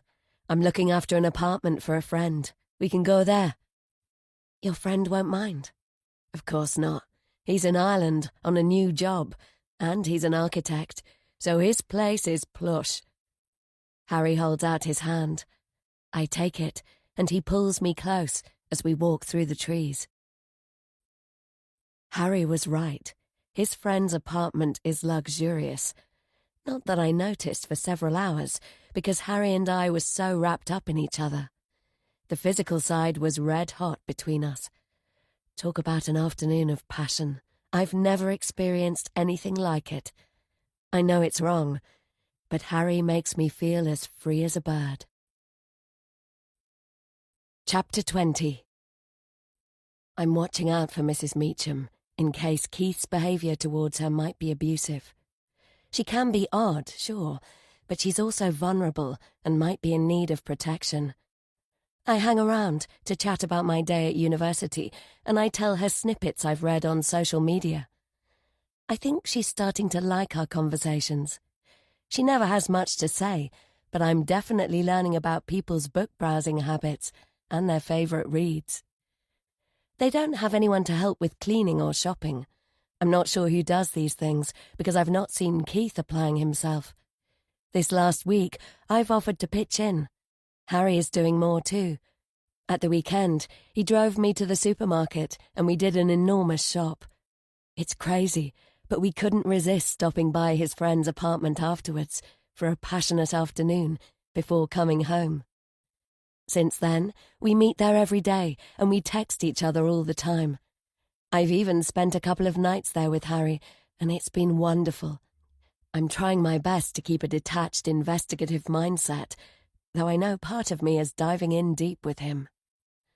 This afternoon, when I get back, I decide to make a cake.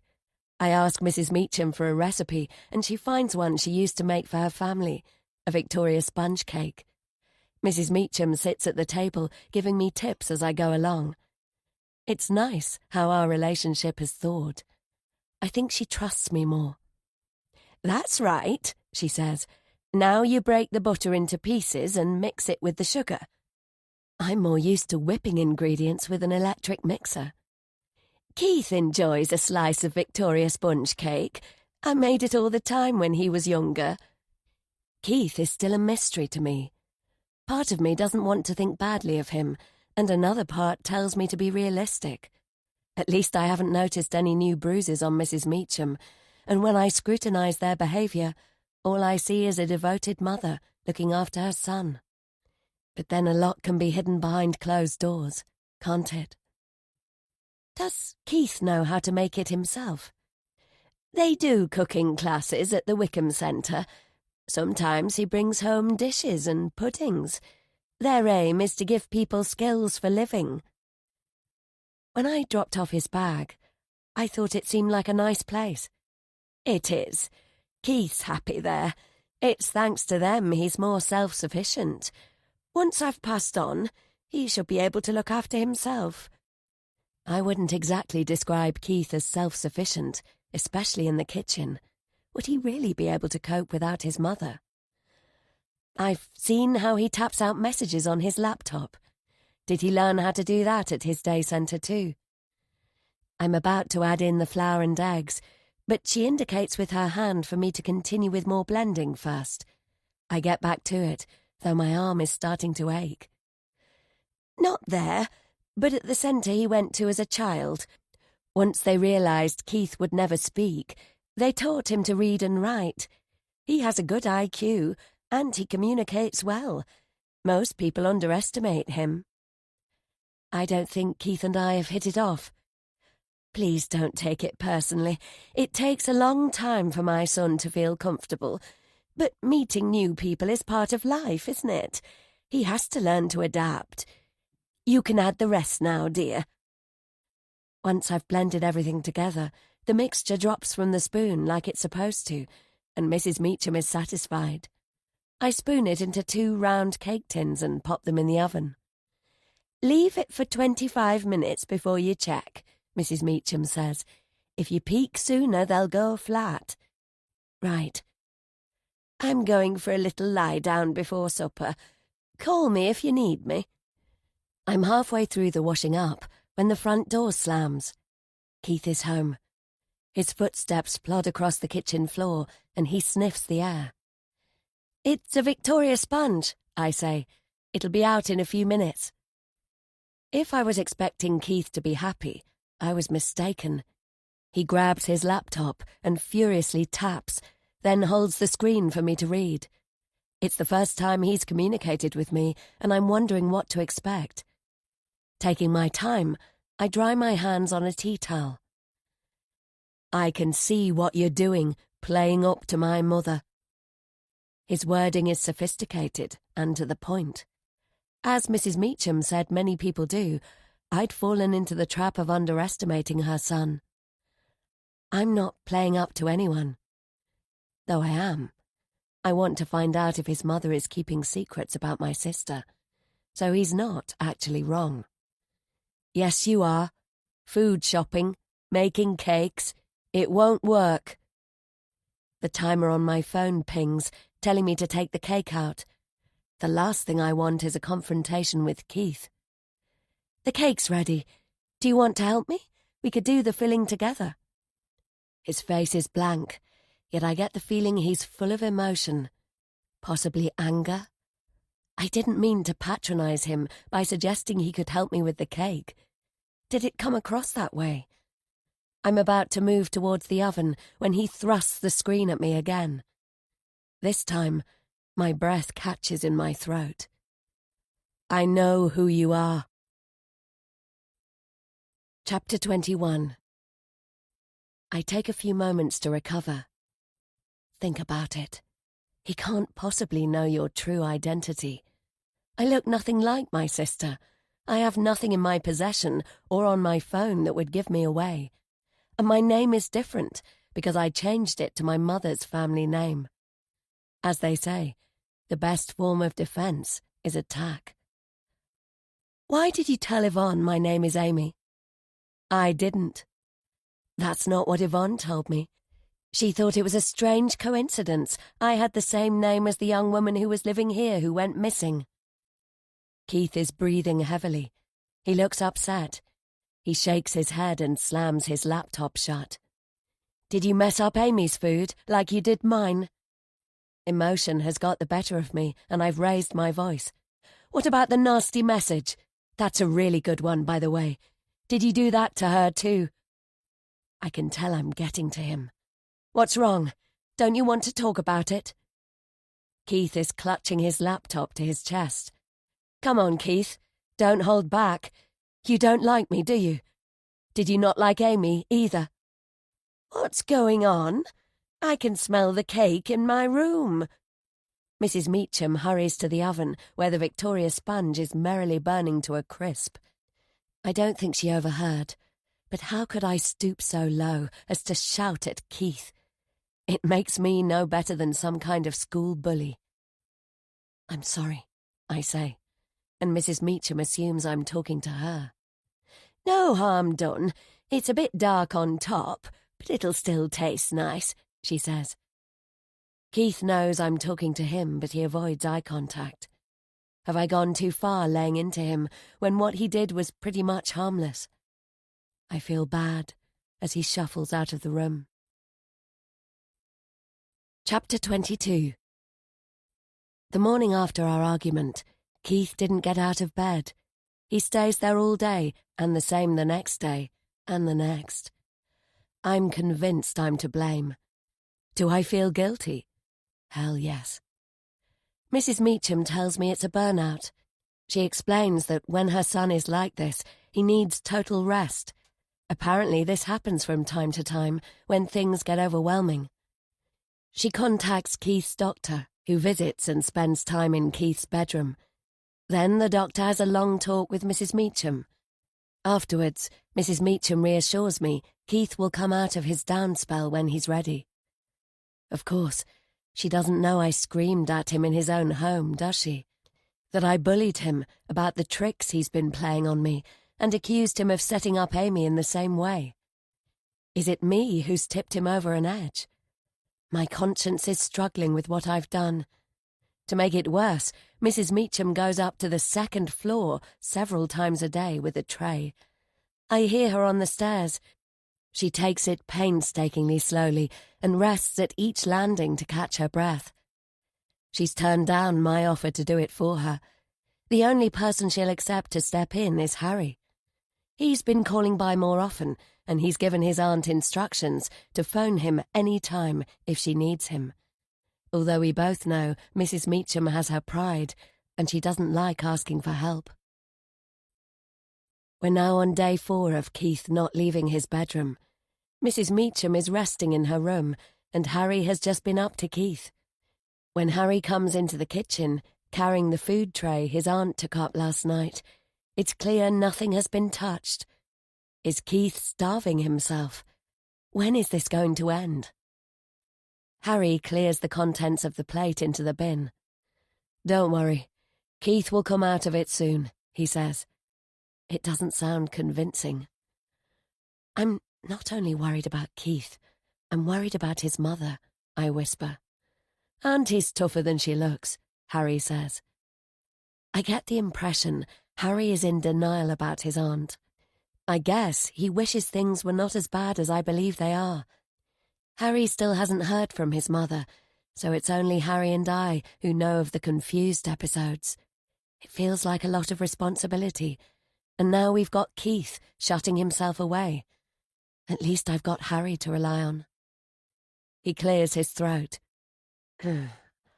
I'm sorry, but I've got some bad news. My stomach clenches. What now? What kind of bad news? I've got to go away for a couple of days. Oh no. When? Tomorrow. It's for work. I groan. And leave me here on my own? You're not responsible for my family. I feel I am, and I'm definitely the backup if something goes wrong. Nothing is going to go wrong. Keith's been like this before. He'll come out of it in his own time. So you keep telling me, but this is not a good situation. We just need to be patient. Keith gets emotionally overloaded. He's resetting his system. I make a skeptical noise. When did it happen last? Harry shuffles his feet. He's stalling. I cross my arms and wait.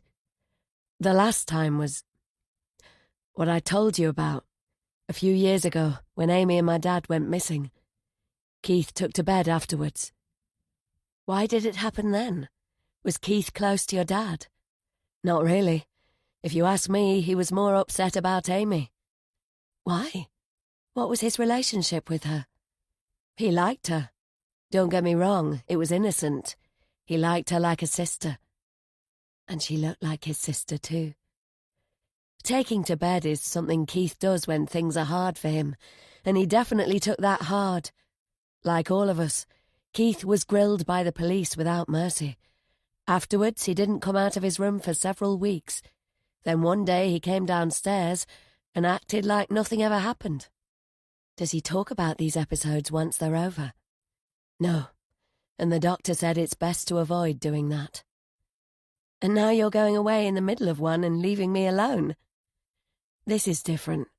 There's been nothing to trigger it as far as I know. Except me shouting at Keith. Harry puts his arms around me. I don't think it'll go on very long, and I don't have a choice. Like I said, it's a work thing. Believe me, if I could get out of it, I would. I snuggle up to Harry and breathe in his scent.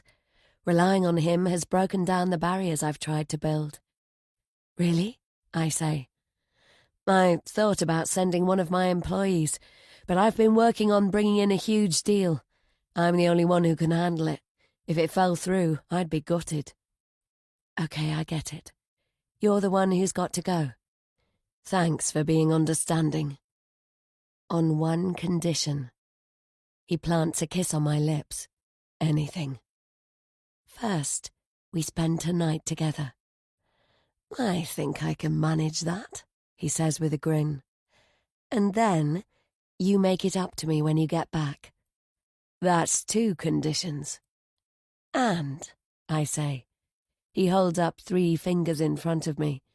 And while you're away, you persuade your aunt to let me take the tray up to Keith's room.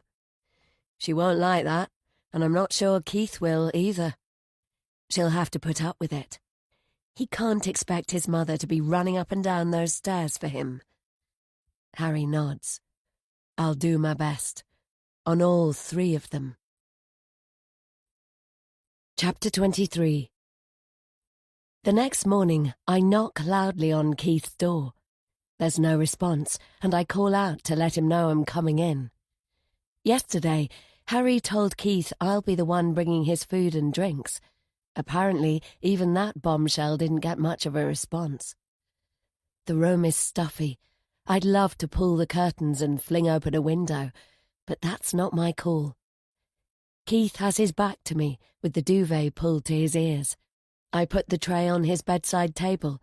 I've been told not to linger and not to question him about staying in bed. I'm sorry we argued. I didn't mean anything by it. Can we have a truce? His laptop is on the floor by the bed. It would be good to get a response from him, even an angry one. But Keith doesn't move, and I patter out, closing the door behind me. Today, I'm going to the moors. I have to confront my phobia because visiting Harry's cottage is vital for my mission. I need to check it out, spend time there and root around and try to trip Harry up. What I'm expecting to discover I don't know, or perhaps I dread to know. The edge of the moors is half an hour from the city. It's a vast space of open heath and peaty bogs stretching into the next county. There are designated footpaths along miles and miles of uncharted moorland. Walkers who stray off track risk sinking into a bog, many of which are treacherously deep. The other trap for the unwary is sudden fog. A sunny day can change with no notice, and it's easy to get lost. A dread surges in my guts every time I catch sight of the moors on the horizon. My fear has been weighing on me since I arrived, and I know exactly what it is. A terror of Amy being buried in some bleak and bottomless peat bog. But I need to go to Harry's. He talks about it often, and he's shown me photos of the garden wall he's rebuilding. I can't go there if I'm terrified, can I? For my first attempt, I've chosen a walk to a lookout point. It's a route from one of the car parks, and I can take a bus from the city. The lookout is recommended for debut trekkers. I've even bought proper walking shoes and a warm, waterproof jacket. It looks like I'm the only one heading out there. The bus driver gives me a cheery wave as he drops me off. When he reminds me there's no mobile signal, my stomach clenches. It's bright and sunny, but also cold, and I pull on a woolly hat and gloves. Soon I'm surrounded by purple heather. I suppose it could be pretty, in a bleak kind of way, if it wasn't potentially the resting place of my sister. It's an easy path to follow, and I trudge up a hill, my hands clenched in my pockets. When Amy went missing, hundreds of volunteers, many of them students, searched this area. My father took part too, and he told me about it. But they didn't find anything. Not one scrap of clothing. No sign or clue. Nothing. Harry's father was last seen at Harry's cottage, so the moors were an obvious area to search for them both. By the time the lookout point comes into sight, I feel I've been trudging for hours and my stomach has tied itself into knots, although when I check the time, I've only been walking for a short while. It's not strenuous, but my chest is tight and it's difficult to get air in. I'm puffing and sweating. I know this feeling.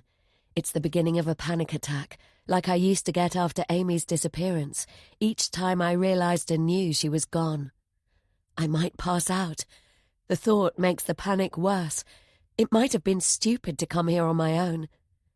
Staggering and gasping, I get there eventually. It's a block of stone with a brass plaque on top showing a relief of the horizon. Points are named on the skyline. I sink to the ground, resting my back against the freezing cold stone. Dad hefts Amy's suitcase into the back of the car, where it lands with a thud. "What on earth have you got in there?" Dad says. He rubs his back and makes out like this is the heaviest thing he's ever lifted.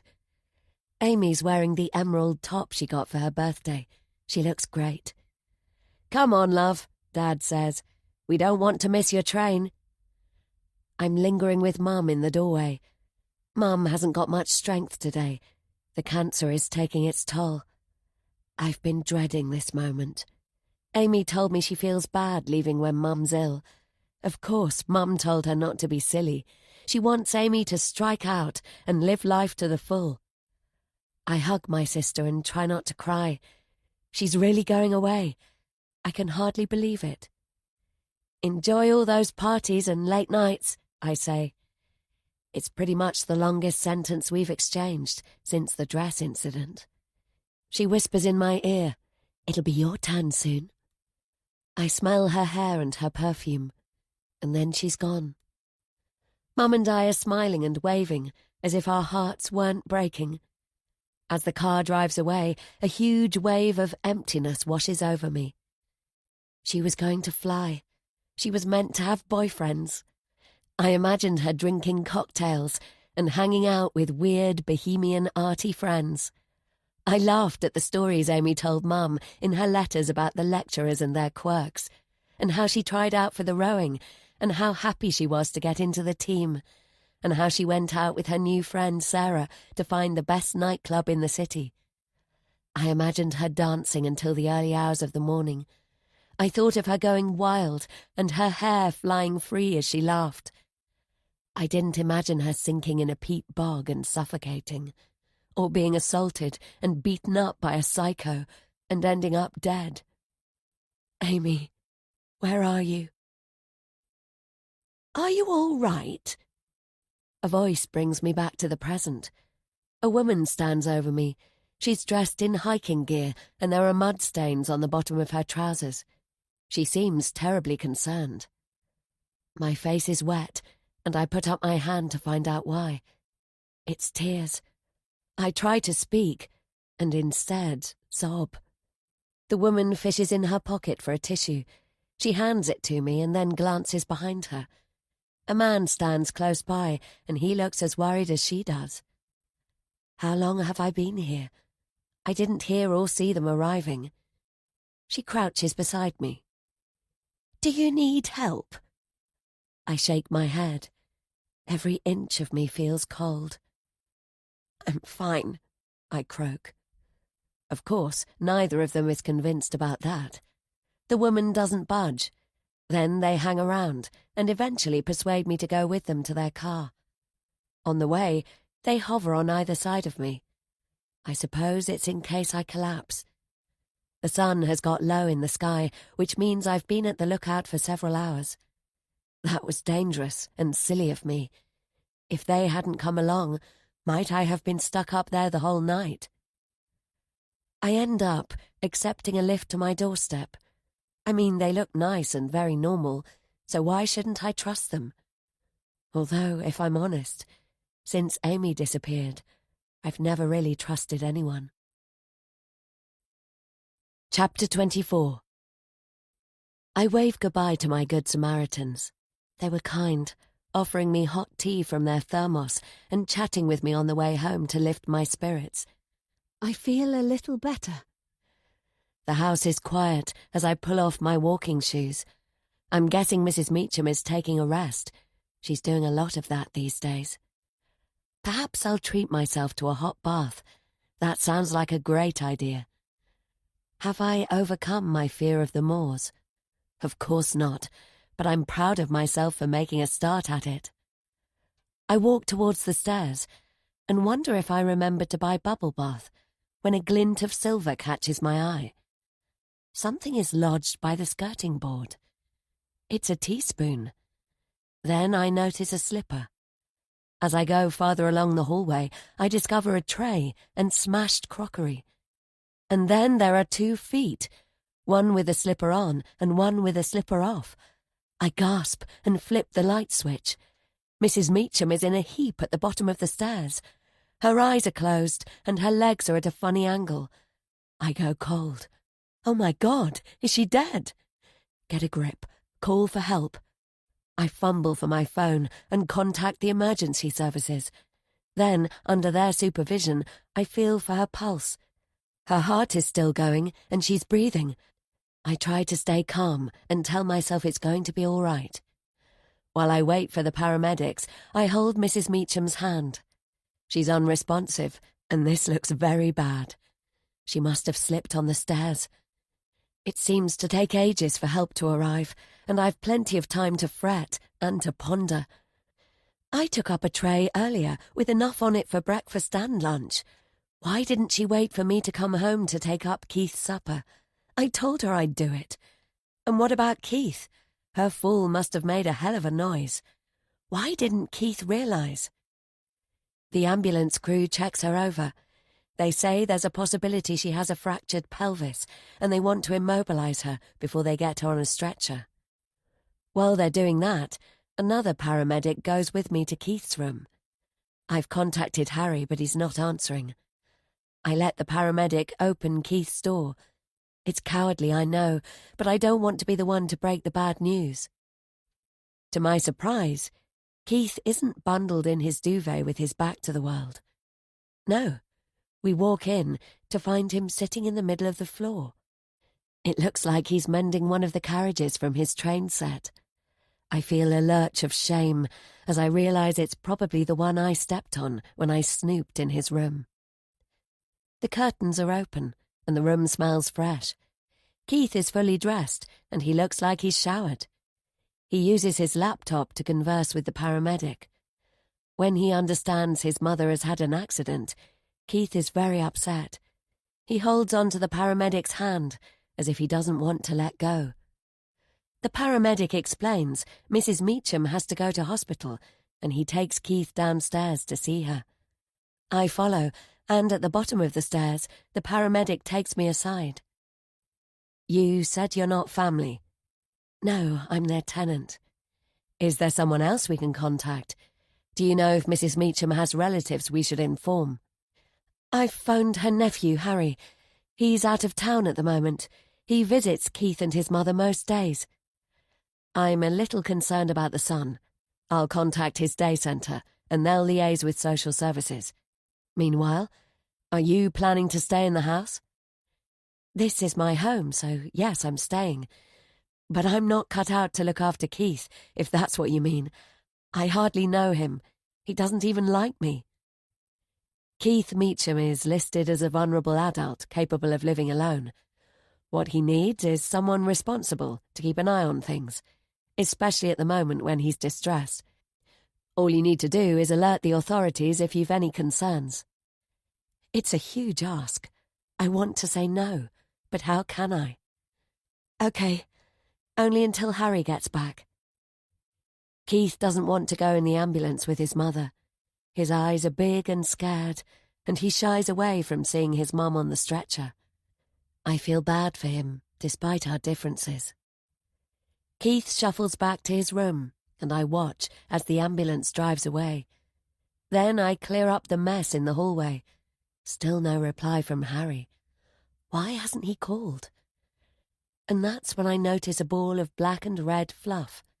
There's a fistful of it, close to where Mrs. Meacham fell, and I recognise the colours and the material. It's from Keith's dressing gown. as if someone had yanked out a handful. I hold it to the light. Wait a minute. I was presuming Mrs. Meacham slipped when she was on her way to Keith's room. But why would a chunk like that get ripped out? My heart thumps as the answer comes to me in a flash. What if she pulled it out with her hand? Because Keith wasn't in his room when she fell. He was at the top of the stairs. Keith is strong. If she slipped, he could have caught her. And he could just as easily have pushed her, deliberately. He could have pushed his own mother down the stairs, and she reached out to try to save herself and grabbed instead at a chunk of his clothing. Keith was dressed when we knocked on his door. Is it because he was trying to cover it up? It's a horrible thought, one which isn't good for Mrs. Meacham, and definitely isn't good for me, given I'm alone in the house with Keith. Chapter 25. Harry doesn't phone, and he doesn't text. I've checked my mobile about 1,000,000 times before he finally contacts me. I've been trying to get hold of you for hours. Where have you been?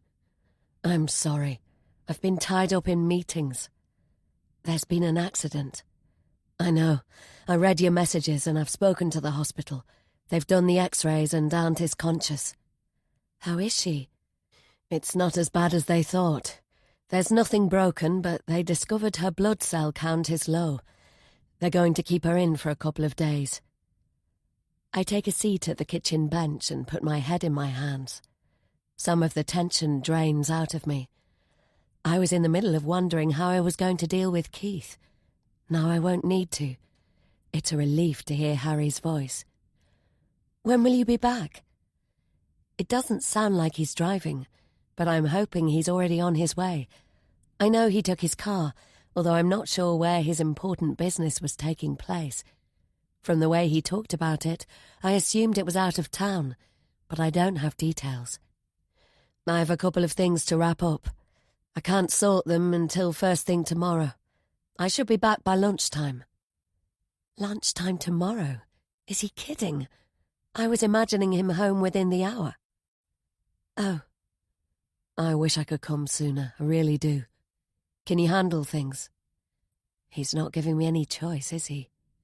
Sure. You're an absolute gem. I knew I could rely on you. How's Keith taking it? Badly. He's frightened. Or was he? For all I know, he studies acting at his day centre. Maybe he's a pro. I'll text him in a minute.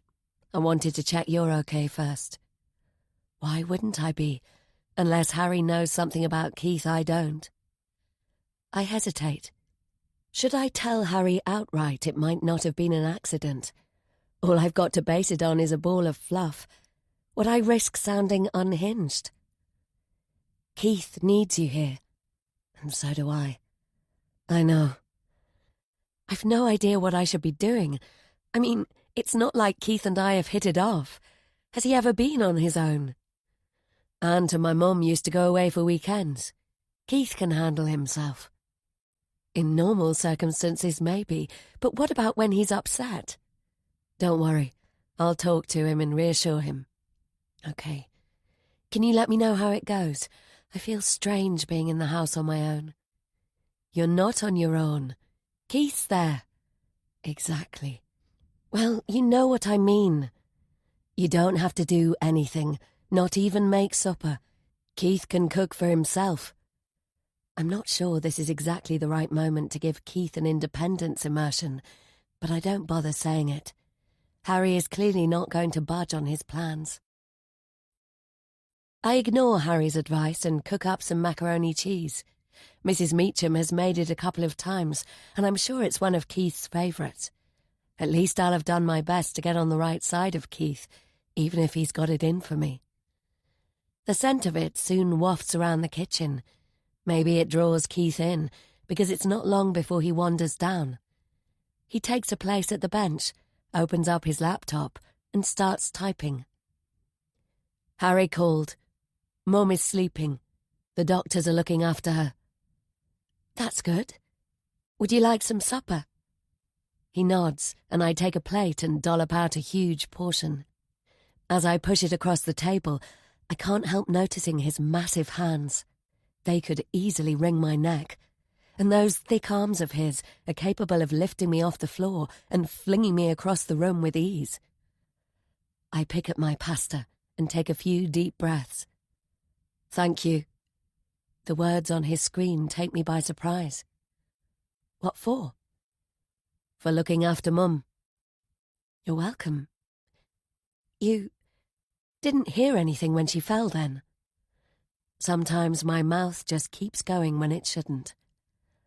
"I must have been in the shower." His eyes are downcast, and they're glistening. "I should have gone downstairs sooner, but I was feeling like I was back to normal, and I wanted to play." Though I scrutinize him, I've got to say he looks like there's not a deceitful bone in his body. Have I totally got it wrong? "It's not your fault." "Yes, it is. If I hadn't been staying in bed, Mum wouldn't be doing the stairs." He sniffs, and despite the fact that he's an adult, for a moment he's a forlorn little boy. I can't help feeling sorry for him. "She didn't blame you, and you shouldn't either. Tell you what, how about we get a dessert from the freezer? Do you want to pick one out?" "You do it." "Okay." I choose a strawberry cheesecake, which I know is one of his favourites, and we eat in silence. That night, I can't get to sleep. Part of me is listening for Keith's footsteps on the stairs as I imagine him coming to harm me. I've my hand resting on my phone in case, and the lampstand close by as a solid weapon. But thinking the worst of Keith doesn't fit with how he was at supper. It's impossible to work out the truth. Did Keith push his mother, or is he genuinely remorseful that he didn't hear her fall and is now blaming himself? Chapter 26. The next morning, when Keith doesn't come down to breakfast, a warning goes off in my head. He's always on time to the table, because otherwise he'll be late to the day centre. Harry isn't taking him today, but he sent me a message saying the centre's bus is going to pick Keith up. So where is Keith? I imagine all sorts of bad things that might have happened to him, all of which I will be responsible for. I call up the stairs. No answer. I take the steps 2 at a time, shouting his name. No response. So I fling open every door on his floor. Keith is nowhere to be seen. On the first floor, I do the same, including Mary Beth's room. It's been a while since I came in here, but I can tell her teddy bear has been moved because it's no longer dead center of the pillow. By the time I go back downstairs, I'm working myself into a frenzy, and that's when I hear a muffled sound. It's coming from the lounge. Of course, the one place I didn't check. I knock and open the door slowly. Keith is sitting on the sofa, bent in two, crying his heart out. There's a box of tissues on the coffee table, and I pass him a handful. "It's all right. Your mum will be okay." He gives me a red-eyed look. Poor Keith. He looks like he's been crying all night. I sit beside him, but not too close. "I know you're worried." He's clutching a photo frame. Carefully, he places it face down on his lap as he blows his nose. "Did you get any sleep?" I ask. His laptop is beside him, and he opens it. "I was talking to Harry. He said he won't be home in time to take me to the hospital." This prompts more tears. "Okay. He told me he'd be back by midday. Is he delayed?" Keith nods miserably. "I'm scared to go on my own." "What about the day centre? Isn't the bus calling for you soon?" "Maybe somebody from the centre could go with Keith. I've no idea if they do that kind of thing, but surely they'd know someone who would." "I cancelled it. I don't want to go in. I want to see Mum. I asked Yvonne if she could take me, and she said she's not allowed." Keith starts crying again, and he turns over the photograph to show me. It's him and his sister, As tears plop onto the glass, I dab them away with a tissue. Who's this? Me and my sister, Mary Beth. I didn't know you had a sister. Okay, so it's a lie, but it's not one which will do any harm. Mary Beth died. I'm sorry. What if Mum dies too? The doctors are looking after your mother. Nothing is going to happen to her. It was my fault. More tears plop down, this time onto the screen of his laptop. They roll across the glass. We talked about this yesterday.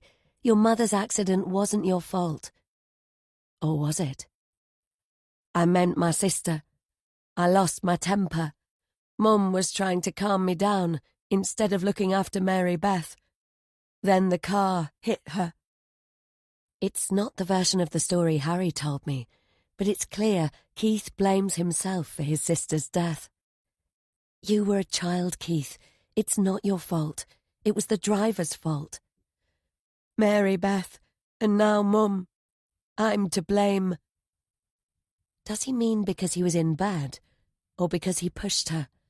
But I've got to be honest, the Keith in front of me doesn't seem capable of harming anyone, least of all his own mother. You mustn't think like that. He shakes his head so dejectedly that I crack. Why don't we go together to the hospital? You and me go to see Mum? Yes. Would you like that? He nods, and I'm genuinely pleased I can help. I mean, poor Keith. And he's got to get out of that negative thinking, or it will be bad for him. That's my problem. I'm always such a sucker for a sad story. Chapter 27. The hospital is huge. Keith is bemused with all the people bustling to and fro. It's hard enough for me finding my way and navigating to the right department and the right room. On his own, Keith wouldn't have stood a chance. He's dressed up for the visit in a flowery shirt with an arty-looking waistcoat, which suits him. The nurses are really nice to us. They take Keith to see his mother while I sit in the waiting area. How is Mrs. Meacham doing? I ask. She's doing fine, but the doctors are concerned about her general health. They want to do some tests. It's nice of you to come with her son. She's been worried about him. Keith keeps blaming himself. To be honest, I'm a bit worried about him too. The nurse nods sympathetically. Perhaps talking to her will perk him up. You know, I was wondering about the bruises on her arms, I say. Did you notice? Yes, she's taking medication that can cause her to bruise easily. The doctor didn't have any particular concerns about them, but if we need to know something, please don't keep it to yourself. I'm their tenant, and I've only been around for a few weeks. But you have concerns?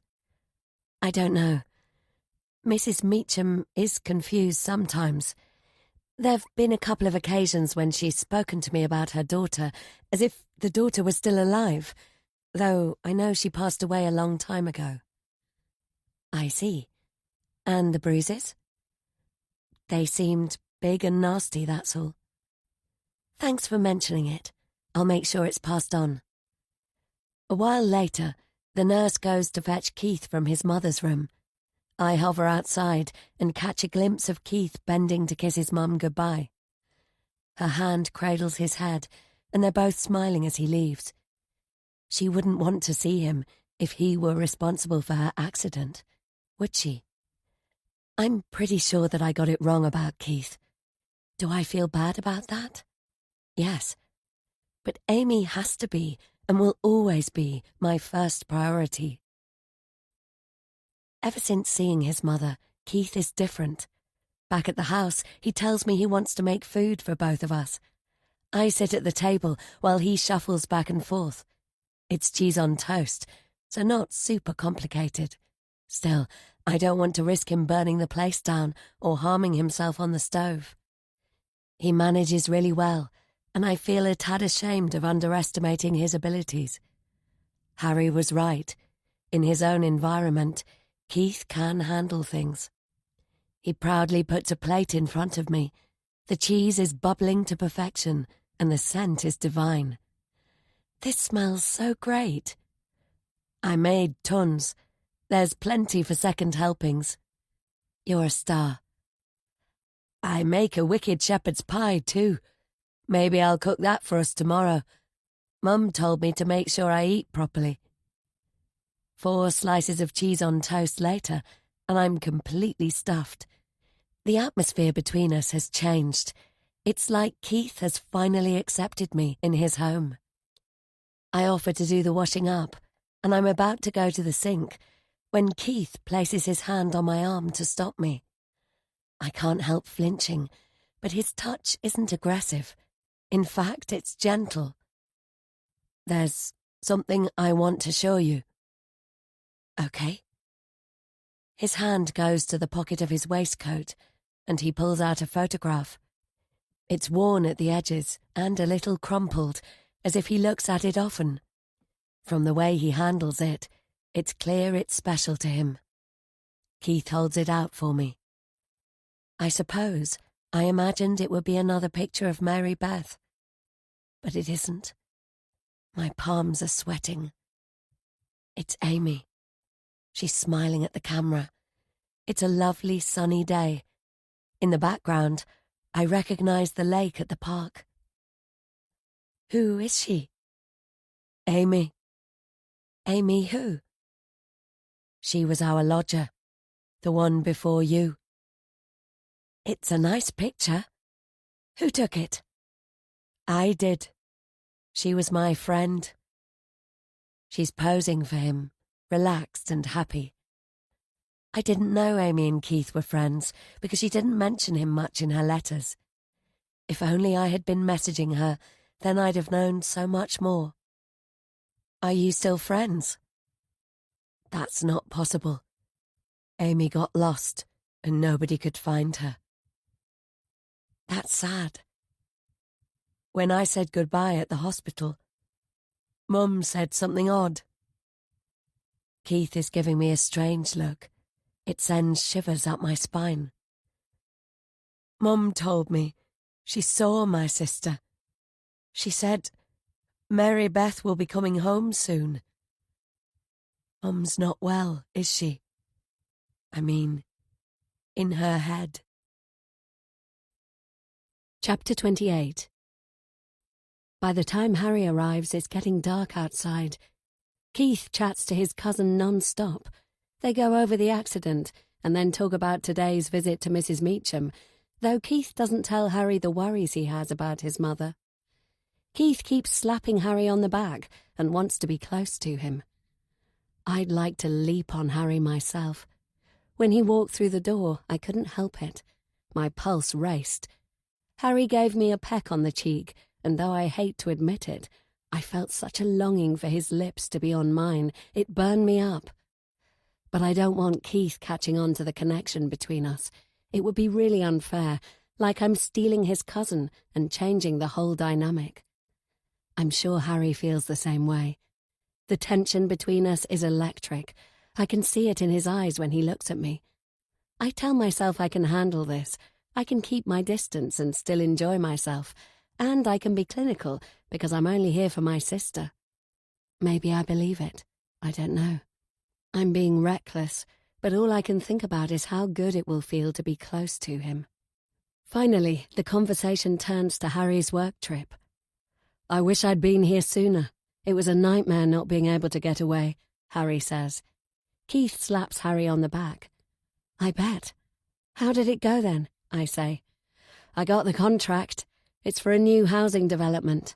My agency has an exclusive deal on selling the properties. It's really exciting. Good for you. Thanks, Harry says. You're looking shattered there, Keith. It's been a stressful 24 hours, hasn't it? I don't want to be mean, but I would love it too if Keith went to bed. Harry is giving Keith a nudge in that direction, and Keith takes the hint. He packs up his laptop and says goodnight, not just to Harry, but to me as well. I've a little warm feeling in my chest for Keith as he potters out the door. He really has started to trust me. Harry doesn't waste time. He slams the kitchen door closed and pulls me against him. He feels so good, it's intoxicating. He kisses my neck and I push against him. Then we're kissing and it's passionate. If we don't get to my room soon, things risk going too far.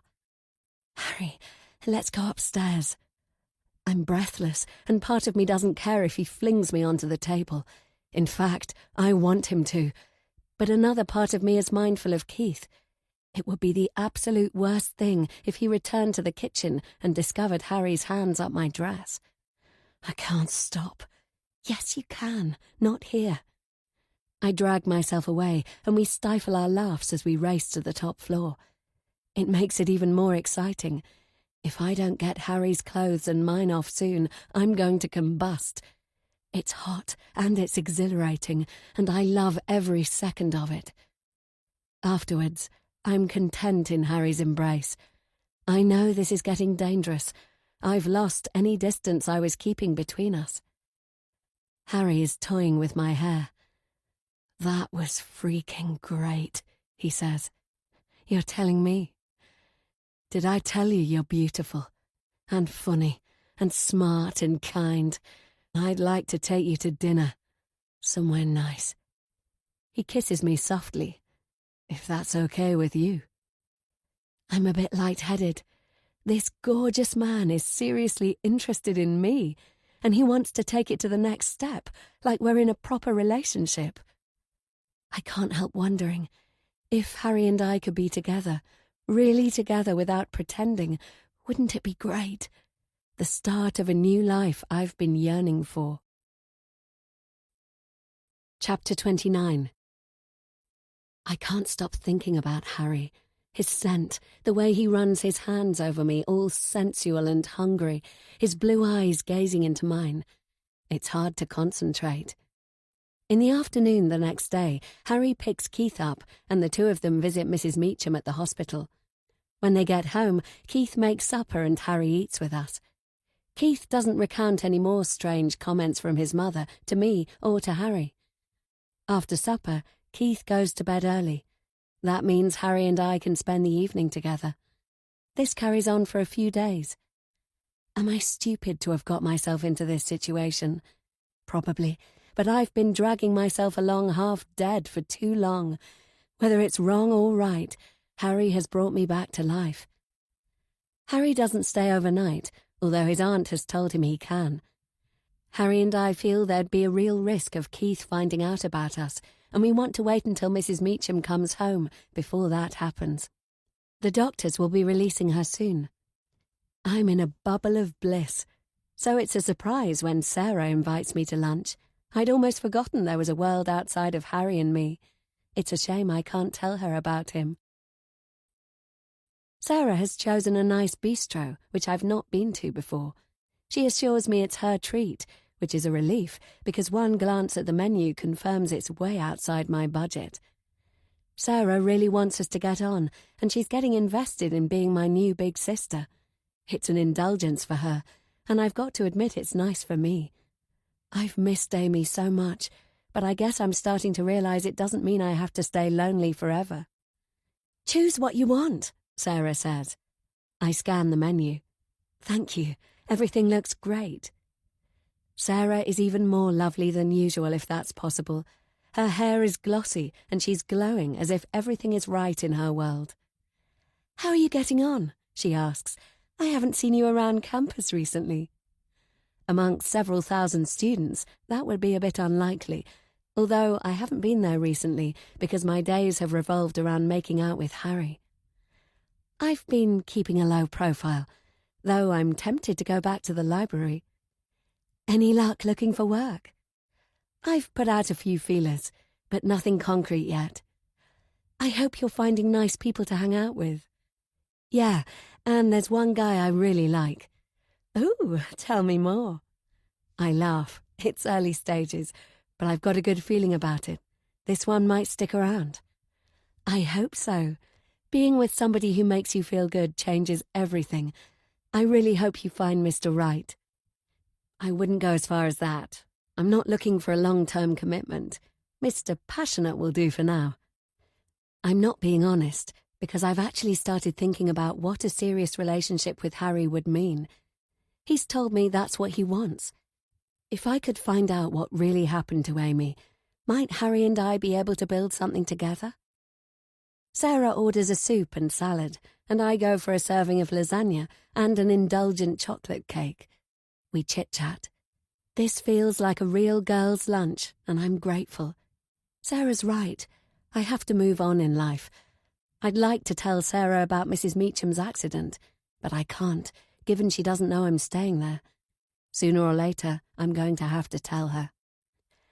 I'm sorry I haven't been in touch, but I've got some news I've been dying to share, Sarah says.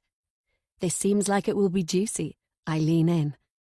I like the sound of that, I say, spooning a huge helping into my mouth. My boyfriend took me for a surprise break. You'll never guess where. Go on, tell me. Paris. It was wonderful, so romantic. Oh, I've always wanted to visit Paris, you lucky thing. We had a lovely time. We walked along the Seine in the moonlight. We wined and dined. And you know what? Her expression is radiant, and she wriggles with excitement. I felt sure he took me there to tell me something important. I think he wanted to propose. Wow, I didn't realize you were at that stage. The only thing is, he didn't get up the courage, but I know it's coming soon. That's great news.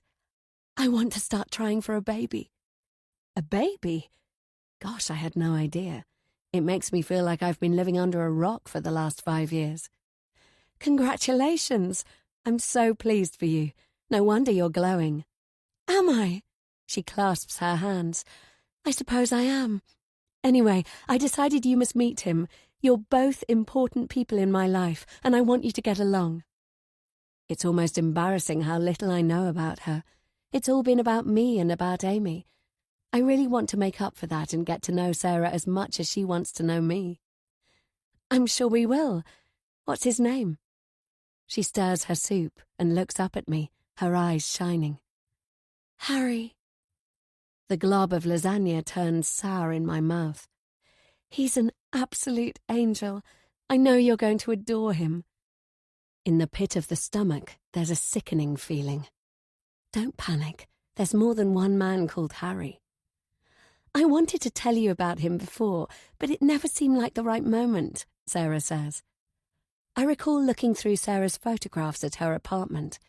There was one of her, Harry and Amy, and when I asked who he was, the salad bowl almost slipped through Sarah's hands. I remember thinking that was strange. Not everything turns out badly. You don't always have to dread the worst. My stomach churns. I put down my knife and fork. Surprise! Sarah is laughing as she jumps to her feet. You can meet him right now. I invited him to join us. He's just sent me a text saying he's here. My mouth literally hangs open as Sarah's Harry, the man who took her to Paris, the one she wants to marry and have a baby with, arrives at our table. Chapter 30. It's hard not to choke. Harry stares at me like a rabbit in the headlights. Sarah's attention is on me, and she's dying for me to greet the wonderful man in her life. Out of Sarah's sightline, Harry shakes his head slightly. His eyes are urgent because it's clear he doesn't want me to let on we know each other already, that we've slept together. I feel sick. I'm so glad you finally get to meet each other, Sarah says. She's beaming, wanting me to be happy for her, wanting me and Harry to instantly get along. Yeah, sure, of course. It's the best I can manage. Harry is speechless too. Why are you standing there, darling? She asks. Harry kisses her, and I have to turn away as bile swirls up my gullet. He told me he was single, swore there was nobody in his life. Since then, he's whispered so many wonderful things. How we're destined to be together, that I'm the special one he's been missing. I'm the one who makes him complete. Now I see it for what it was. Empty pillow talk. But at the time, I believed him. More than that, I've fallen for him, even though I was the one who was supposed to be playing him. I feel like a complete idiot. My eyes dart left and right, searching for an escape route. Sarah is pointing Harry to the chair next to mine. He's going to sit down, and I'll be trapped at the lunch from hell. I have to get out of here. "Is there something wrong?" Sarah asks me. "You've gone awfully pale."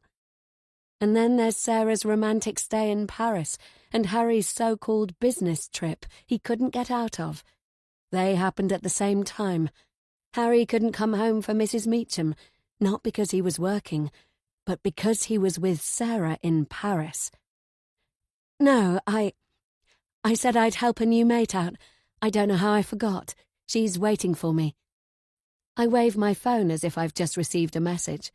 It's lame, but I'm spinning with shock, and it's all I can come up with. Sarah wrinkles her nose, her hand lingering on Harry. "Oh, no. Can't you reorganize?" I don't want to let her down, I promised. I can't look Harry in the face, and when Sarah entwines her fingers with his, it's all I can do not to gag. "I'll call you," I splutter to Sarah as I snatch up my bag and run. That afternoon, Harry keeps phoning me. I tramp the streets. I keep recalling Sarah's confused expression. She was hurt I didn't stay, but it's nothing like as bad as she'd feel if she knew the truth. I slept with her boyfriend. I feel this is my fault, and the guilt is crippling. I'm the one who's been sleeping with the love of Sarah's life. And I feel like a fool. I've been duped when I was the one who was supposed to be clever and doing the duping, and I've betrayed a woman who has been nothing but kind and generous to me. I decline each of Harry's calls with a vicious stab at the screen. The deceitful, lying hound. He doesn't deserve me covering up for him. I should have told Sarah outright what he'd done, but I couldn't bring myself to. As for my own shattered hopes, I try my best to shake off feeling sorry for myself. It's dark by the time I get back to the house. I come back deliberately late in the hope Harry will have left. No such luck. When I walk into the kitchen, he's waiting. From the remains on the table, it looks as if he and Keith have finished supper. "I hoped you'd be gone," I say. Keith's gone to bed. Harry walks towards me, his arms outstretched. I toss my bag aside. "You're with Sarah. Stay the hell away from me." Harry shakes his head. It's exactly the wrong thing to do, although, to be honest, anything would be the wrong thing to do. My rage flares. I always was somebody quick to anger. It's something I'm often down on myself about, but this time I'm glad because I can throw it in his face. "You lying, cheating piece of shit. Let me explain. Shut the hell up. I never want to see you again. It's not like you think." He's unsteady on his feet. Has he been drinking? "After Amy and my dad, it was terrible," he says. How dare he mention my sister? Sarah went to pieces. So did I. It threw the two of us together. Then we split up and stayed apart. But Sarah was a mess, and somehow we ended up together again. It's been off and on for years. It's not serious between us. I don't believe a word out of your stinking mouth. I do my best to support her. She's really clingy. We're not together, and I've told her that so many times. I press my fists to my temples. What I'd really like to do is slam them into his face. I took her to Paris to break it off, once and for all. Then why didn't you? She's too fragile. I couldn't do it. You make me vomit. You lied. You weren't on a bloody business trip. You've got to believe me. You're special to me, Fiona. Shut up. I back away. I don't want to do something violent which I'd probably regret. Harry shakes his head sadly, but I'm not falling for more of his shit. Get out. He takes his jacket from the back of the chair, and I cross my arms and watch, my expression hard. I need to keep as far away from this man as possible. Chapter 31. Mrs. Meacham is discharged from the hospital. She's been told to rest, so Keith sets her up in her room, This time he's the one taking in trays of food. Harry doesn't eat breakfast or supper with us anymore. I hate to admit what a loss I feel from Harry's deception. I hope I can get over it. I think I can, but only as long as I avoid Harry for a while.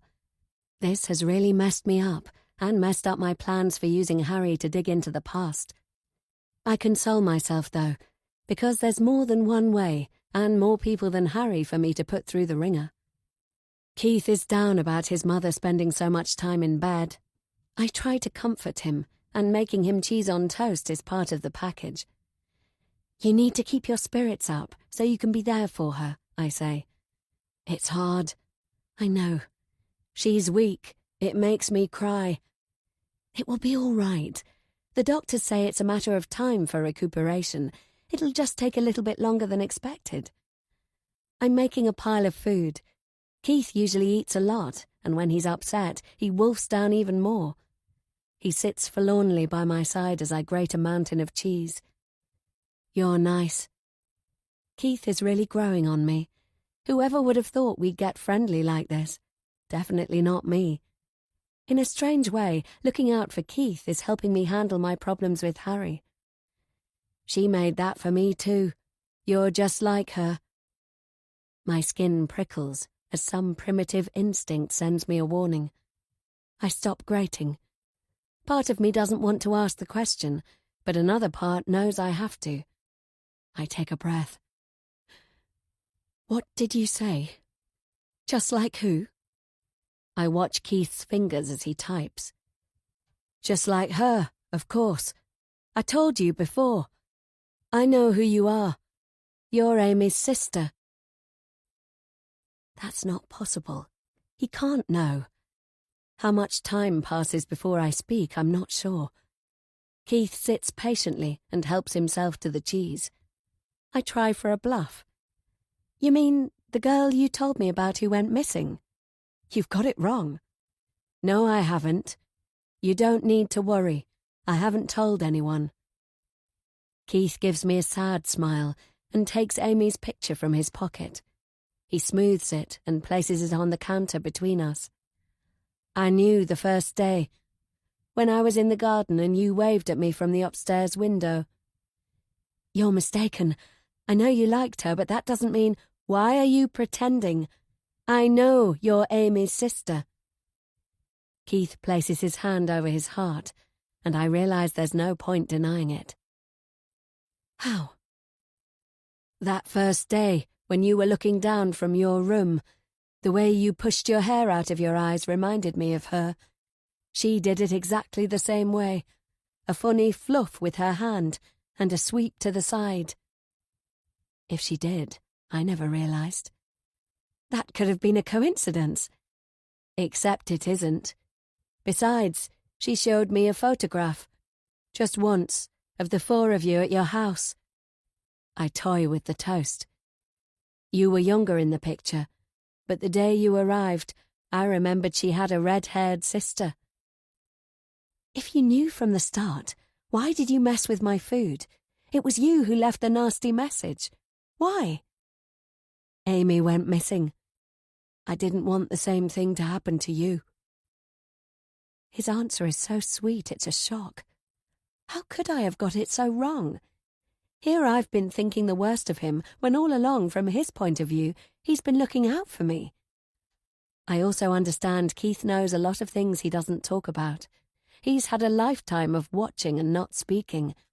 He's perceptive, but more than that, people look past him as if he's not important, so he gets to see things other people don't. Why are you here? To find out what happened. That's not possible. The police failed, so will you. Okay, Keith, thanks for thinking positive. Is that why you went into my room? I colour up. Oh no, I knew I wouldn't get away with breaking that train. Listen, I didn't know who might have been involved or who. I get it.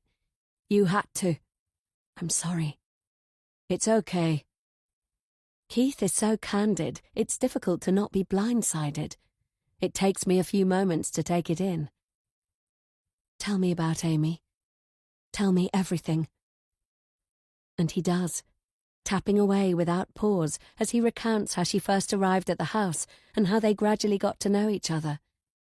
He wasn't angry and wary like he was with me. He was open. I sense he really liked my sister, and Amy liked him. He tells me about the first time she made him cheese on toast, how they went to the park, how he didn't like Sarah. The special evening when Amy came to a show Keith was in at the Wickham Centre. Keith's account is touching, and it's devastating because he also tells me about the police investigation, about how he came under suspicion, how he was heartbroken when Amy was never found, and how he hasn't been able to recover from the loss. It sounds like she was a light in his life. I wonder if perhaps she was the first person he allowed himself to care for after the loss of his sister. Amy's appearance must have played a part. She must have looked like a grown-up Mary Beth, and I wonder if Keith thought of her as his lost sister returned.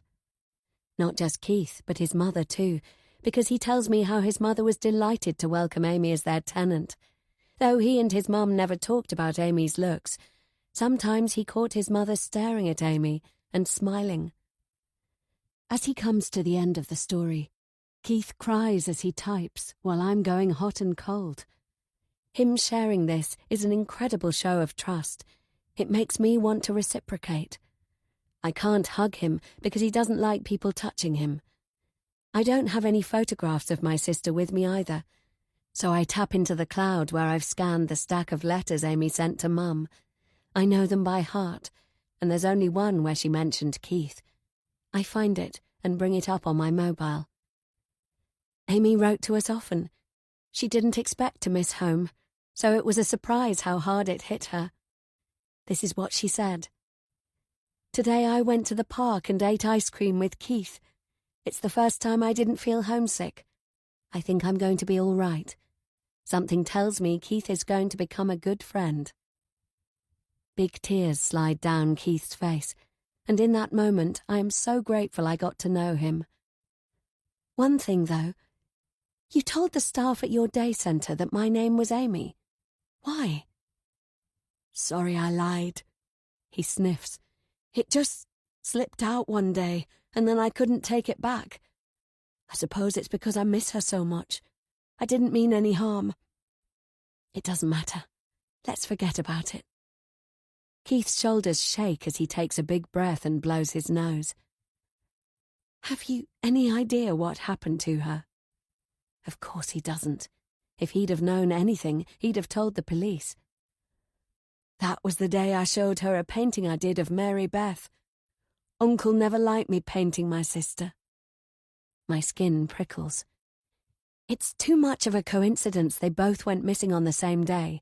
There has to be a connection. Keith shrugs. How can there be? Did they get on? Did he like her? Did Amy avoid him? Uncle and Aunt were here a few times when Mum wasn't feeling well. Amy talked to them both. And it was normal. Amy was relaxed. Yes. What was wrong with your mum?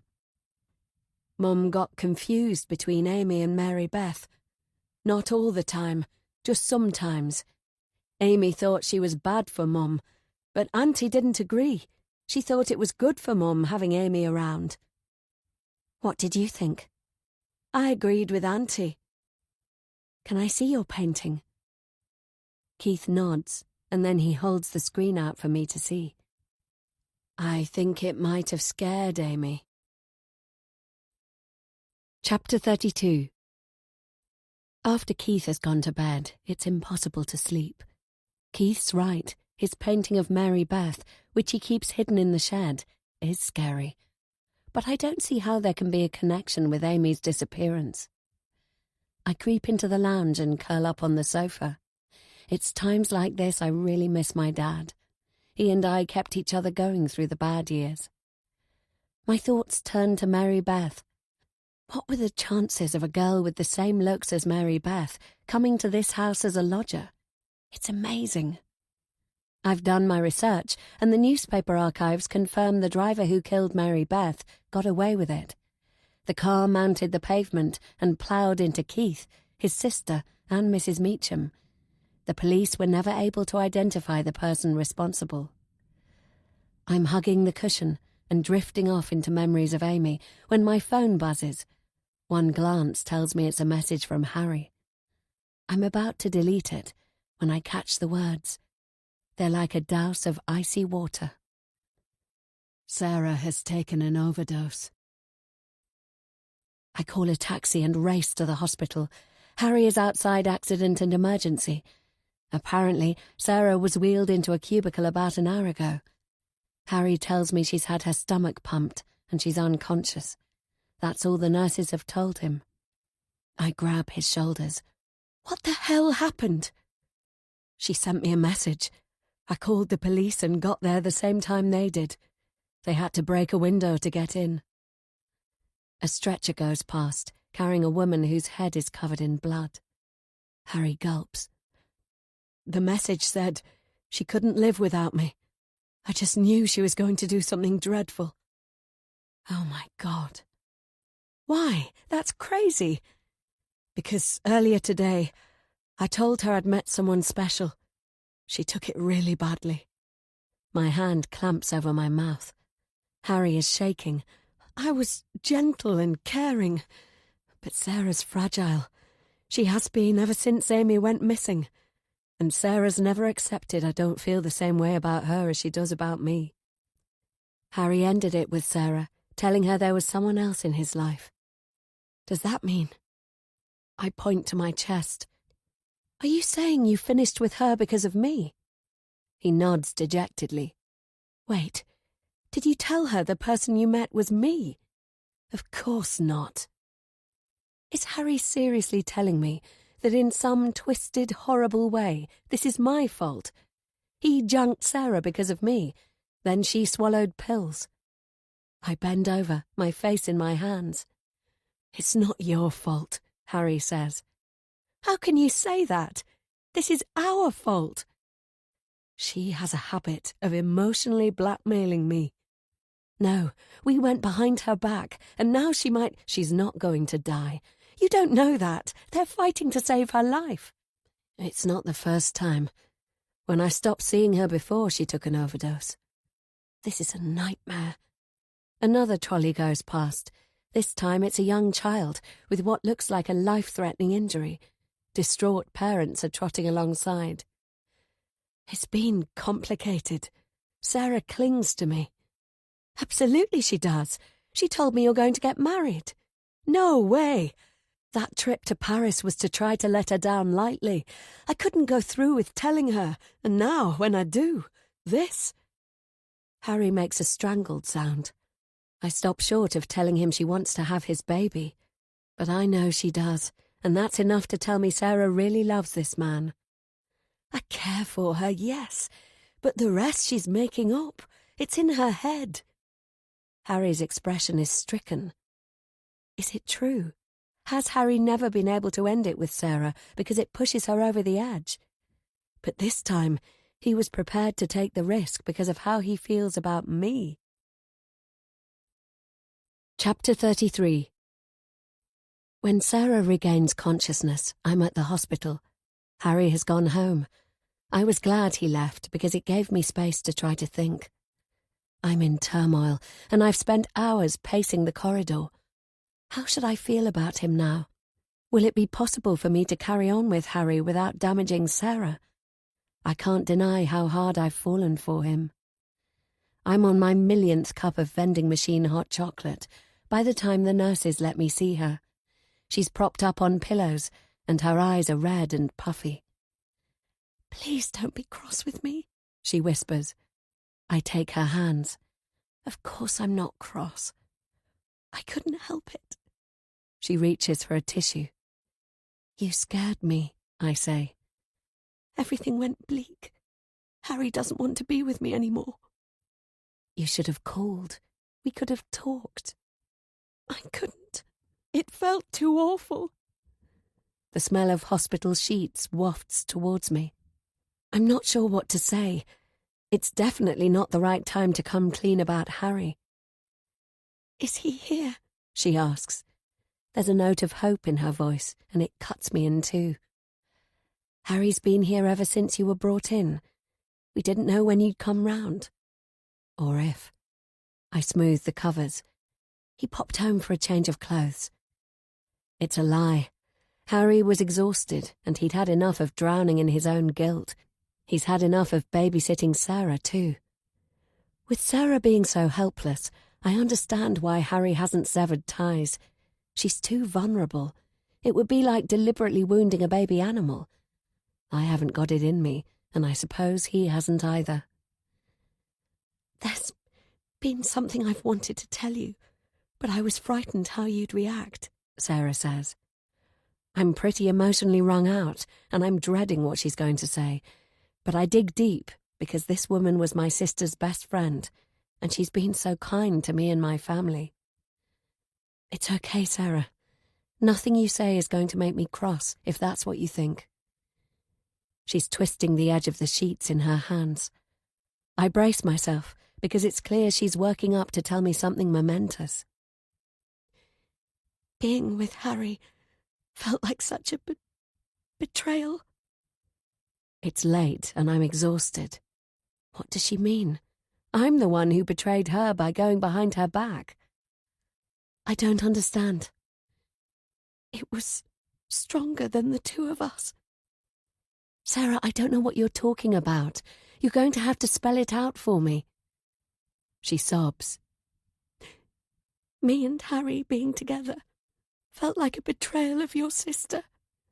Me, Harry and Amy were friends. When he and I got together, it felt wrong. All twisted and dirty and wrong. Poor Sarah. Has she been torturing herself all this time? How can it be wrong? My sister would have wanted you to be happy.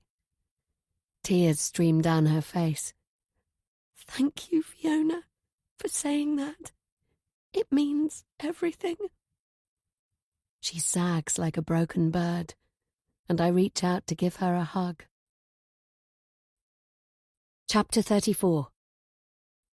I decide not to tell Keith the truth about Sarah and tell him instead she's been taken ill. Then I discovered I needn't have bothered. Keith knows all about Sarah's previous attempt, and he astutely guesses this is what happened a second time.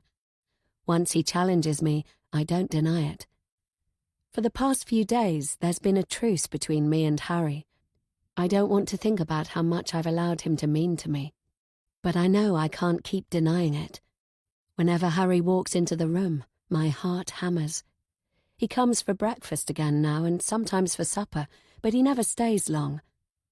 Today, after supper, Keith sits patiently waiting for me to finish the washing up.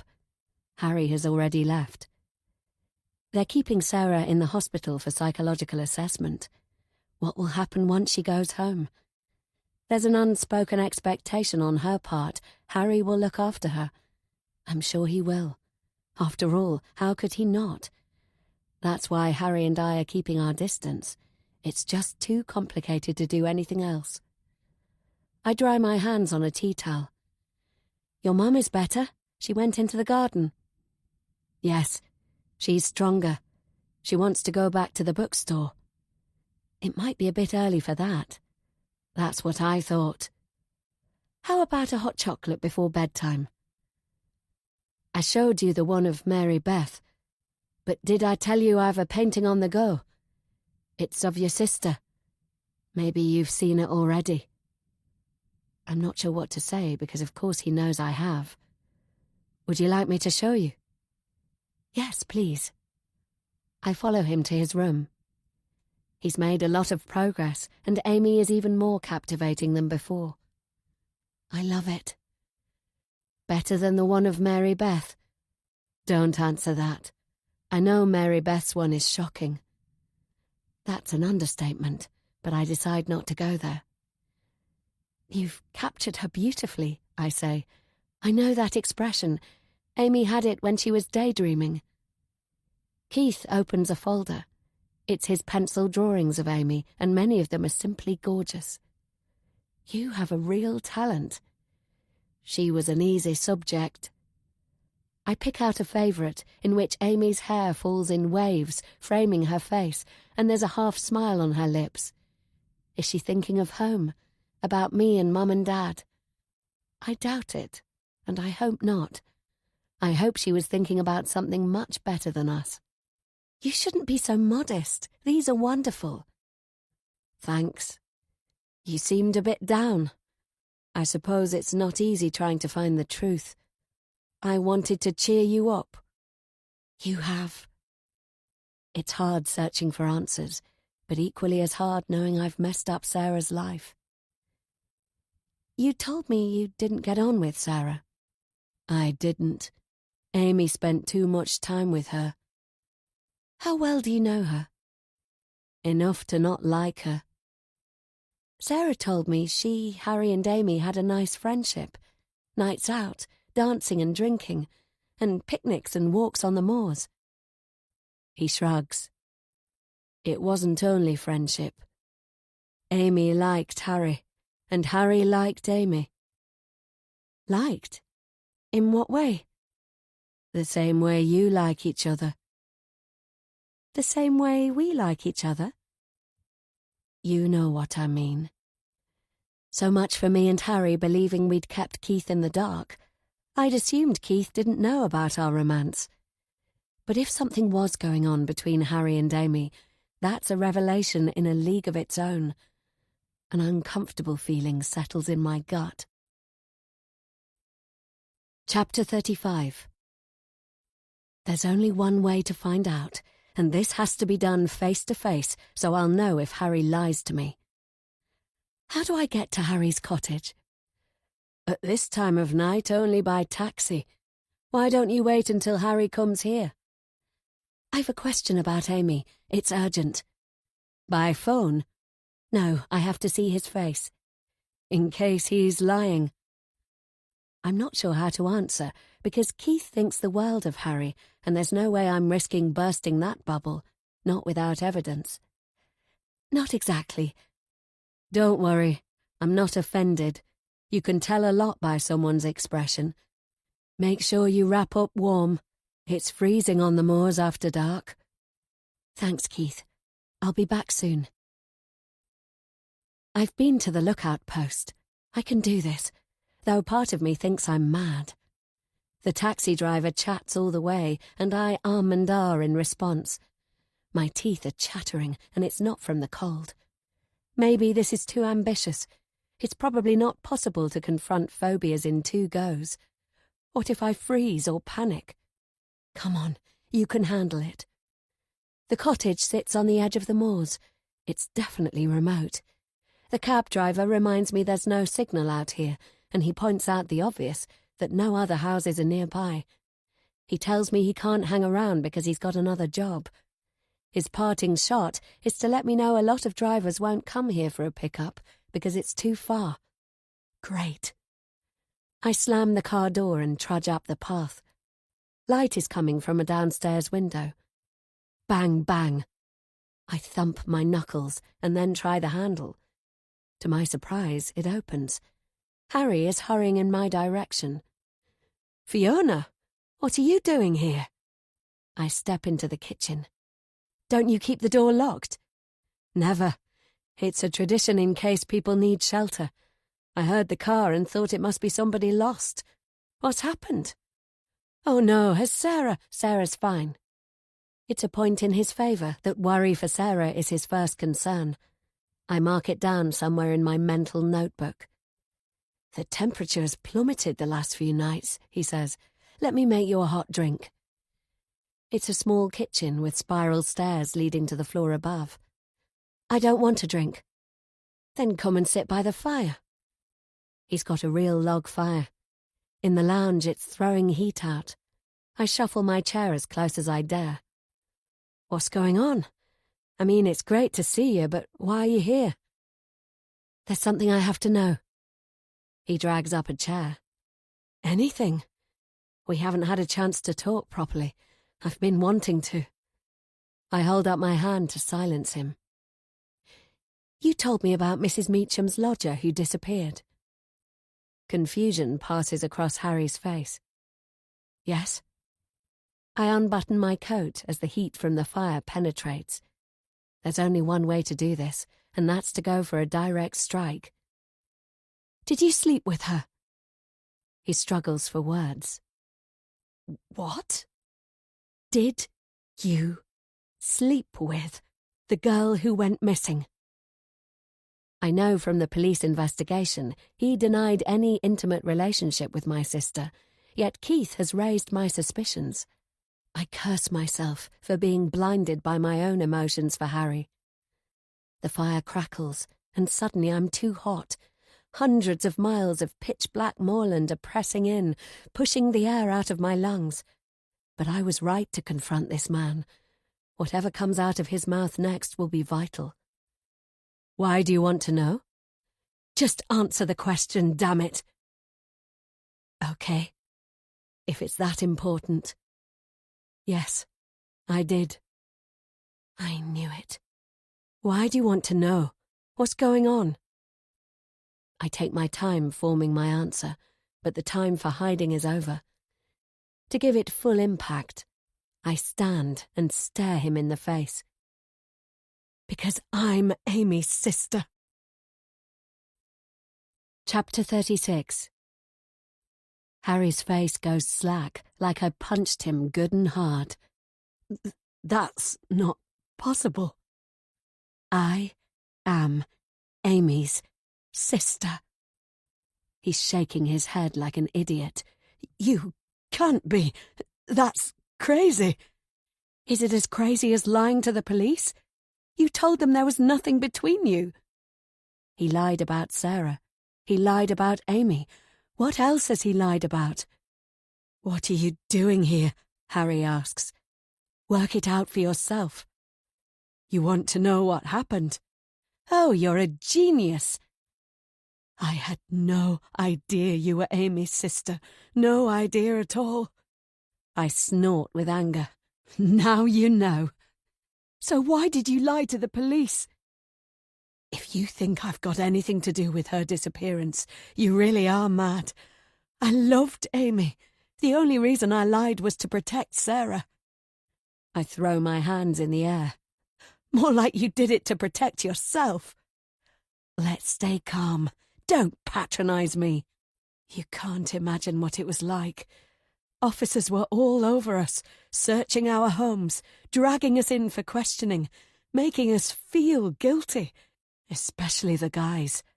I already felt bad, and they made me feel 1,000,000 times worse. Harry paces to a drink shelf at the back of the room. He grabs a bottle, pours himself a generous dose, and tosses it back. They DNA swabbed this place. I already told them she'd been here. I was grilled, and they make you go over the same thing again and again while they're trying to trip you up and rip holes in everything you say. There was this one detective who wouldn't get his claws out of us, going on and on about Amy and Dad. Mum almost cracked. He pours another down his gullet and wipes his mouth with the back of his hand. That's why I lied and said we weren't together.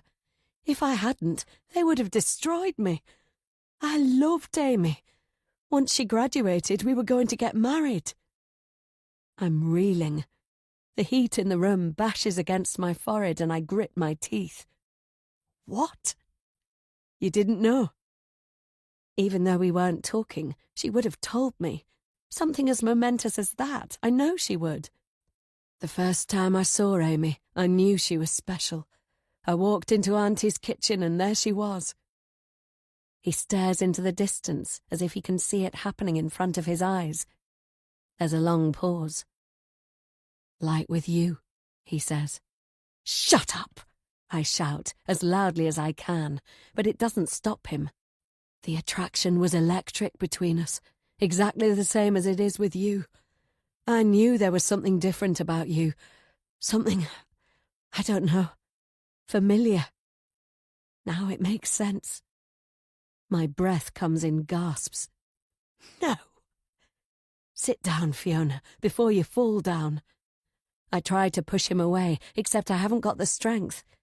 He guides me to the chair, and I let him because my knees have given in, and I don't want to end up on the floor. This is too much. How could Amy feel the same way about Harry as I do? Shut up, Harry. I don't want to know more. You've got to, otherwise you'll never trust me. It's too late for that. We kept it to ourselves because Amy didn't want to hurt Sarah's feelings.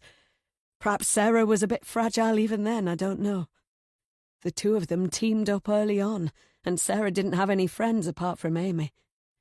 Amy said it wouldn't be fair to leave Sarah on her own. I went along with it. We pretended to be 3 good friends. That doesn't make sense. We went out in the evenings. We did day trips. We hung out together. But why? With Sarah's looks, she must have had loads of men running after her. She didn't need to be alone. Sarah gets a lot of attention, and that's the problem. I got to know her. She feels like a piece of meat, and men aren't in the slightest interested in who she is. They're only interested in sex. Amy told me Sarah had a bad experience when she was younger. After that, Sarah only wanted a long-term relationship. My head is spinning. Is this a pack of lies? If I'm honest, keeping it secret made it exciting. We kept Aunt and Keith in the dark too, so word didn't somehow get around to Sarah. He runs his hand through his hair. Would you like a drink? No. He pours himself another.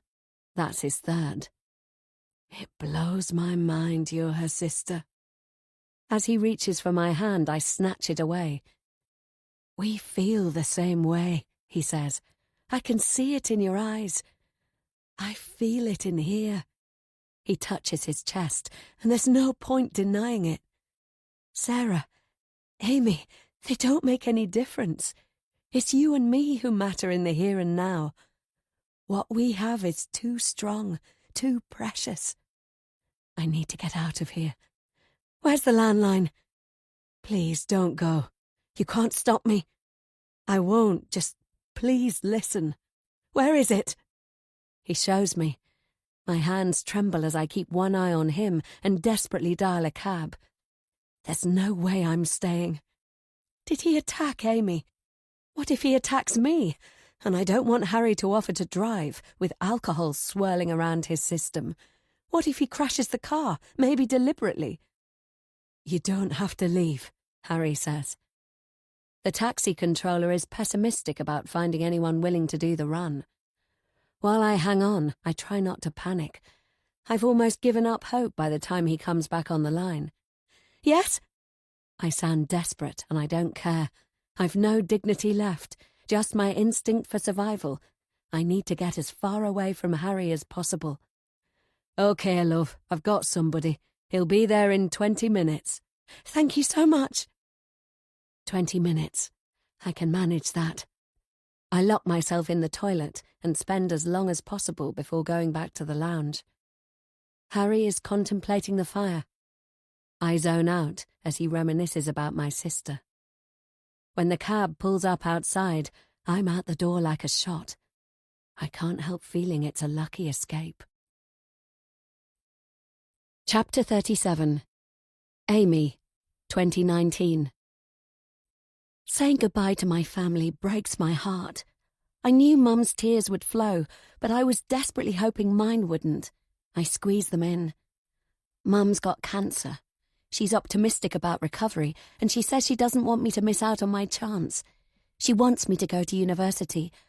I've wanted to get away all my life, but leaving Mum is the hardest thing I've ever done. The chemotherapy makes her weak. She hangs onto the doorway as she waves goodbye, and I try to keep smiling. My sister Fiona is by her side. I know I can rely on Fee to look after them. She's strong, though I don't think she realises that. The problem is she's headstrong and impulsive. Dad's the only one she listens to, and because I'm the oldest, she resents me a ton. Fee ruined my special evening. Right now we're not talking, though I won't be able to hold out for long. Once I've settled in, I'll get in touch and make peace. Fee can be a pain, but I'm going to miss her. Dad drives me to the station. As the train pulls away and he's left on the platform, I can't hold the tears in any longer. I sob. How embarrassing. Me, the one who spent her life dreaming of getting away and seeing the world. But Mum being ill has been a shocker, and I remind myself we never travelled much as a family, just a caravan once a year at the seaside. I'm going to make them proud, and I'm going to be brave and independent and resourceful, just like they taught me. When I arrive at my rental, a woman about the age of my mother answers the door. I'm presuming it's my landlady, Mrs. Meacham. We spoke on the phone, but this is the first time we've met. Mrs. Meacham sucks in a gasp, and I've the impression I've given her the shock of her life. Anyone would think I'd arrived on the wrong day. But it's all been organised through the rental agency. There shouldn't be any surprises. Hello, I'm Amy Waterson.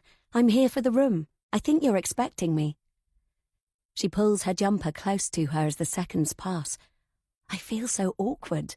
My palms are sweating. An odd expression is stuck on her face. She stares as I stand on the doorstep like an idiot, clutching the handle of my suitcase. Have I made a mistake and got the wrong address? Yes, of course. You're Amy. How silly of me. Come through. We've been looking forward to meeting you. A young man hides behind Mrs. Meacham's shoulder. Dad helped me with the arrangements, so I know she has an adult son, Keith, who doesn't speak. It's strange, but Keith is also giving me a weird look, kind of astonished, like I'm the last person he'd have expected. Then he gives me a shy smile. It makes me immediately warm to him. You can call me Edith, and this is my son, Keith. Thank you, Mrs. Meacham. Edith. Hi, Keith. It's nice to meet you both. I drag my case into the hallway. Let's sit in the kitchen and have a cup of tea, Edith says. Leave your suitcase here, dear. It looks heavy. Keith can take it up later. Once the landlady recovers from finding me at her door, we get on really well, which is a relief. Edith is as homely as I imagined, though she's got a fragility about her, which is odd, given she's not that old. Keith is like a big teddy bear. They're kind to me, and we chat about my family and university, and Edith offers me fruitcake. A while later, I follow Keith as he takes my suitcase to the top floor. It's freaking heavy, but Keith lifts it as easily as my father did. Like the rest of the house, my room is basic. It's large, though, and has a dresser and a huge wardrobe and a double bed. I've got my own bathroom with an old-fashioned bath. In fact, it was the only lodging we found which was cheaper than a halls of residence. That's why I chose it. I'm determined to keep my student loan as small as humanly possible, and there is no way I'm going to ask my parents for money. Their budget is limited enough as it is. I'm a stranger here, alone in a big city. I never expected to feel overwhelmed. For a while, I lie on the bed. I have a strange feeling in my stomach, which could be from eating too much cake, but I don't think so. I unpack my things, and that's when I discover a stuffed toy hidden in my case. It's an old favourite. Yesterday my sister tried to add it, and I tossed it out because I'm not a kid anymore, and also because I was still mad at her for what she did. She must have sneaked it back. Seeing it makes the wobbly feeling in my stomach much worse. Might I feel better if I write in my diary? I give it a try, scribbling a few lines, but my heart isn't in it. What I'd really like to do is message Fee, except my pride won't let me. I get into my pyjamas. I've been imagining this moment for so long, but now I'm finally here and I feel a bit sick.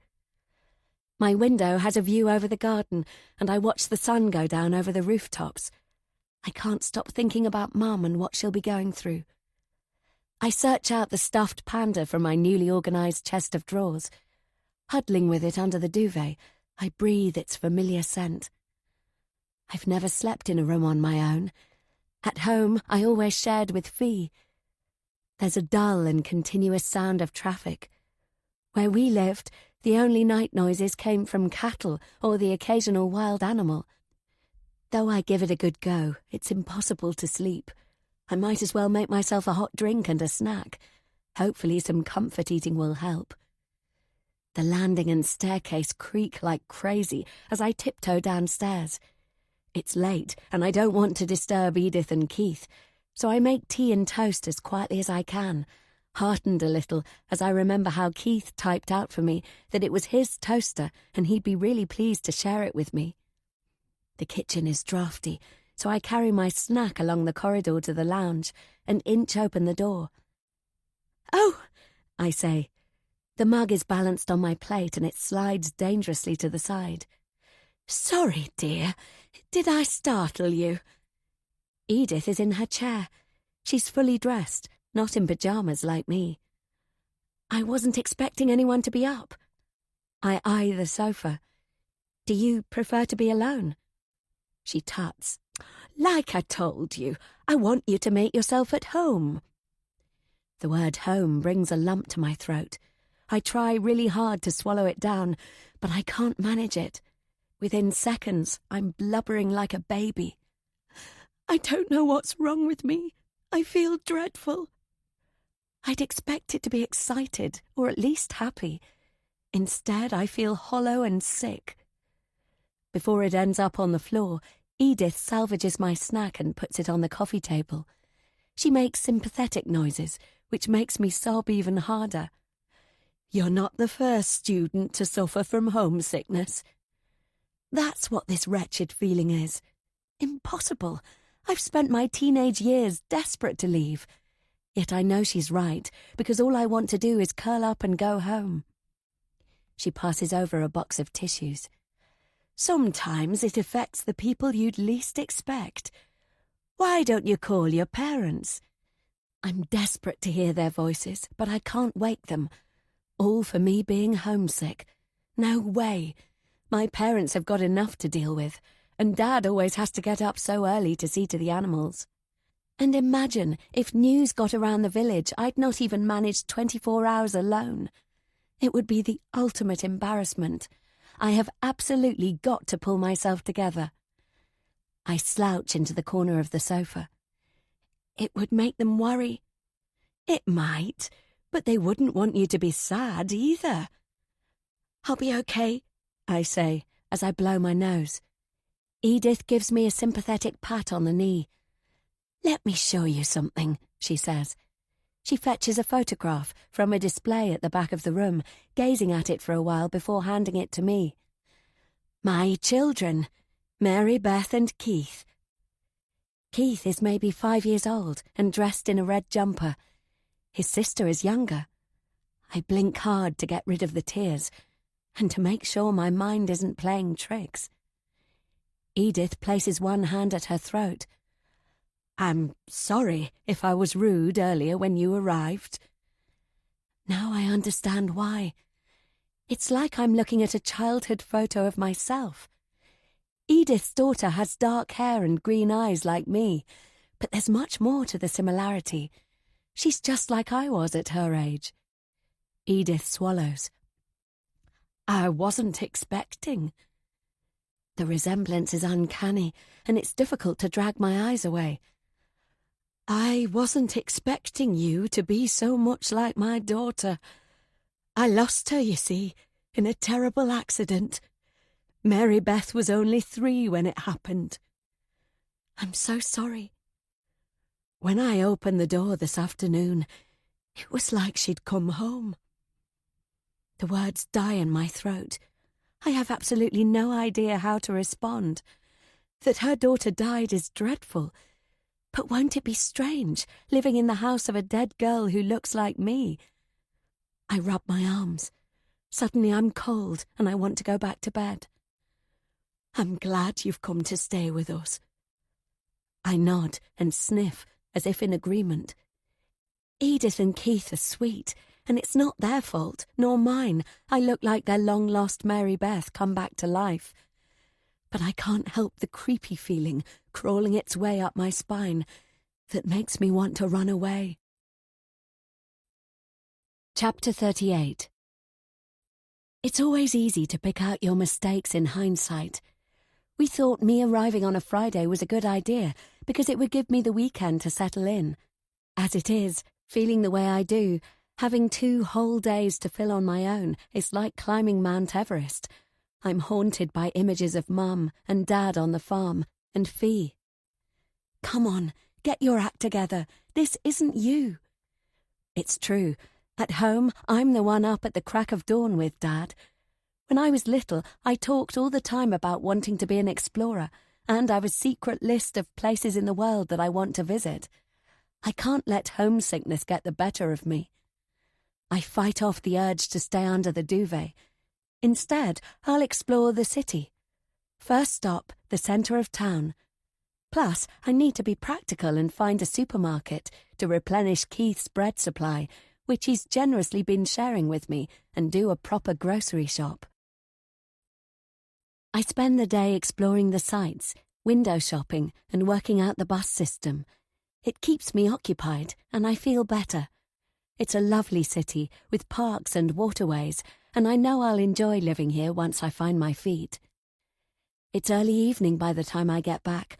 I've stocked up on groceries, and the bags are cutting into my hands as I stagger to the kitchen. I think Keith heard, because he soon joins me. "Hi, I got some supplies," I say, waving the pack of bread. "As a thank you for sharing your food, I wondered about making pancakes." Keith settles at the table with his laptop.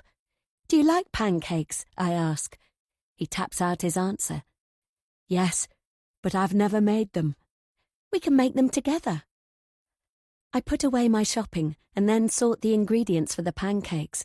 Keith has an apron which he gets from the cupboard and carefully ties around himself. He then offers me his mother's apron so seriously that I accept it because I don't want to hurt his feelings. We measure flour and sugar and mix in the eggs. Keith loves it. I chat about my day and he taps out messages. He tells me he often walks in the park and he'd like to take me when I have time.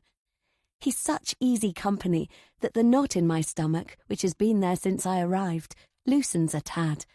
Okay, so the Mary Beth situation is complicated, but getting to know Keith will be nice. The best part is the flipping of the pancakes. It's a sizzling hot pan, which makes me protective of Keith, though it's soon clear he's much better at it than I am. We take turns, and mine are disasters, which gives Keith a lot to laugh about. For the first time since I arrived, I smile. I didn't hear the bell, so it's a bit of a shock when I turn, and someone I've never seen before is standing by the door, watching. He's about my age, with a chiselled chin and tousled hair. His looks are striking. "Hello," he says. It must be usual for this person to walk in, because Keith is beaming enthusiastically. I'm immediately conscious I'm wearing Edith's apron, which isn't flattering. Though I tied my hair back, half of it's now falling in my face, and probably there's a streak of flour, or worse, on my cheeks. "I'm Harry, Keith's cousin." "Nice to meet you," I say. "You look like you're having fun," Harry says. Harry's looks are so distracting, my mind won't work properly. "We're making pancakes," I say. It's an obvious remark. Harry seems to find it funny. "I can see that. They smell scrummy. Got any spare?" Keith is gesticulating for his cousin to have a go with the flipping. Harry comes in between the two of us by the stove. I'm squashed in the corner, with Harry's elbow practically touching mine. I can't shuffle away, since I'm the one who pours out the batter, and to be honest, I don't want to move. Harry's arm brushes mine again. This guy is so hot. The hammering of my heart makes me breathless. In the time it takes for Harry's pancake to cook on one side, I'm sure I'm red as a beetroot. "Hey, there we go," Harry says as he tosses it in the air. His pancake flops onto the stove, and Keith dissolves into laughter. "I bet you did better than that," Harry says. "We had more practice," I say, unwilling to let on most of my efforts weren't much better than his. Keith is the expert. We've soon got a loaded plateful, and Harry shouts down the hallway for Edith to join us. He's at home here, and I guess he must have a key, which is why I didn't hear the bell. The four of us sit around the table and dig in. Harry chats non-stop to his aunt, while I try not to stare. I've never met anyone like him before. Harry's voice, his looks, and how relaxed and easygoing he is. Everything about him is wonderful. The sudden excitement and attraction are a heady cocktail. It's like I'm giddy. When Harry asks me about myself, it's hard to get the words out. I'm delighted he's interested, and astonished too. The way his eyes dance as he looks at me makes my insides flip.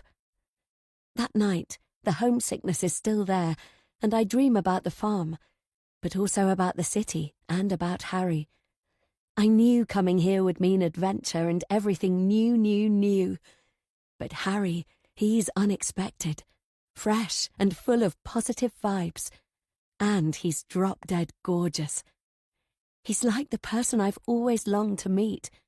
And I wonder, is this what they call love at first sight? Chapter 39. On Sunday, I lie in for a few hours and then I text Fee. I wanted to tell her about Harry, but she doesn't reply. She always does this after we argue. She cuts herself off, as if I'm the one to blame when it's usually her fault. I don't want to text Dad, because he'll be busy working, so instead I go for a run. Running always helps clear my thoughts, and it's my go-to for dealing with stuff like exam anxiety, so hopefully it will work for homesickness. I've not yet worked out the best places to go, but I pound the pavements for an hour. Plenty of people are doing the same, and though it doesn't lift my mood like I hoped, it eases my mind. After I've showered, I occupy myself writing a letter home. Mum and I agreed this is how we'd communicate, except, of course, in an emergency.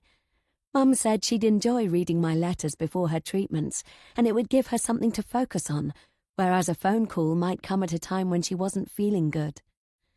I tell her about the house and my landlady, and though I tell her Mrs. Meacham lost a daughter, I don't mention Mary Beth is my spitting image. I don't want them to sense my unease. They'd only worry. When I wander downstairs, an enticing scent of home baking drifts from the kitchen. Edith prepares meals for herself and Keith, and she's offered to include me. She even told me how much she would enjoy cooking for the three of us. I've taken her up on her offer. The only awkward thing is she's refused to accept me contributing on the money side, but I'm hoping I can make up for it by doing jobs around the house. The kitchen is warm, which means the oven must have been going full blast. Keith sits at his usual place at the table. He gives me a grin. "Happy first weekend," Keith types on his screen. "Thanks, that smells lovely," I say. "I hope you're hungry," Edith says. "It's about ready." She exchanges a glance with Keith and his grin widens. There's something conspiratorial going on. Does it mean she's made one of Keith's favourites? He's already told me a whole list of what he likes. Macaroni cheese, shepherd's pie, toad in the hole to mention a few. He's also told me his mum is a good cook. Far better than me, I'm sure. If I was sorting meals for myself, I'd probably be living on pasta. "How is your day going?" "I went for a run. Then I had a shower, did some stretching exercises, and wrote home." "I'm sorry you're still feeling bad," Edith says. "It's best to keep occupied. Don't worry, it will pass." I guess my melancholy expression has given me away. I slump at the table. Edith opens the oven door. Inside is a dish that's bubbling with what looks like cauliflower cheese. My mouth waters. "Help yourself," Edith says, "but leave space because I've got a surprise for Pudding." She's made a dessert as well. I'm definitely going to do some cleaning to say thank you. Keith shovels food onto his plate, and the amount astonishes me. "Are you all set for the big day tomorrow?" Edith asks. I'm gripped by a stab of nerves. I think so. I'm studying psychology, and I tell her the subjects I've chosen for this term and my lecture timetable for the week. Edith is kind enough to check I know which bus I need to take and how long it will take me to get to the university. Once we're done, I clear the table, stacking the plates in the sink. There's no dishwasher, so I'm planning to start on the washing up. "Leave that until later. Come and sit down, dear." Edith pulls out my chair, and she gives Keith another conspiratorial glance. What's going on? I was going to do the washing up. "It can wait. We've got a little surprise. Come and sit down and close your eyes." I'm not sure how to take this, but Edith and Keith are both grinning. I take my time, drying my hands on a towel before I retake my seat.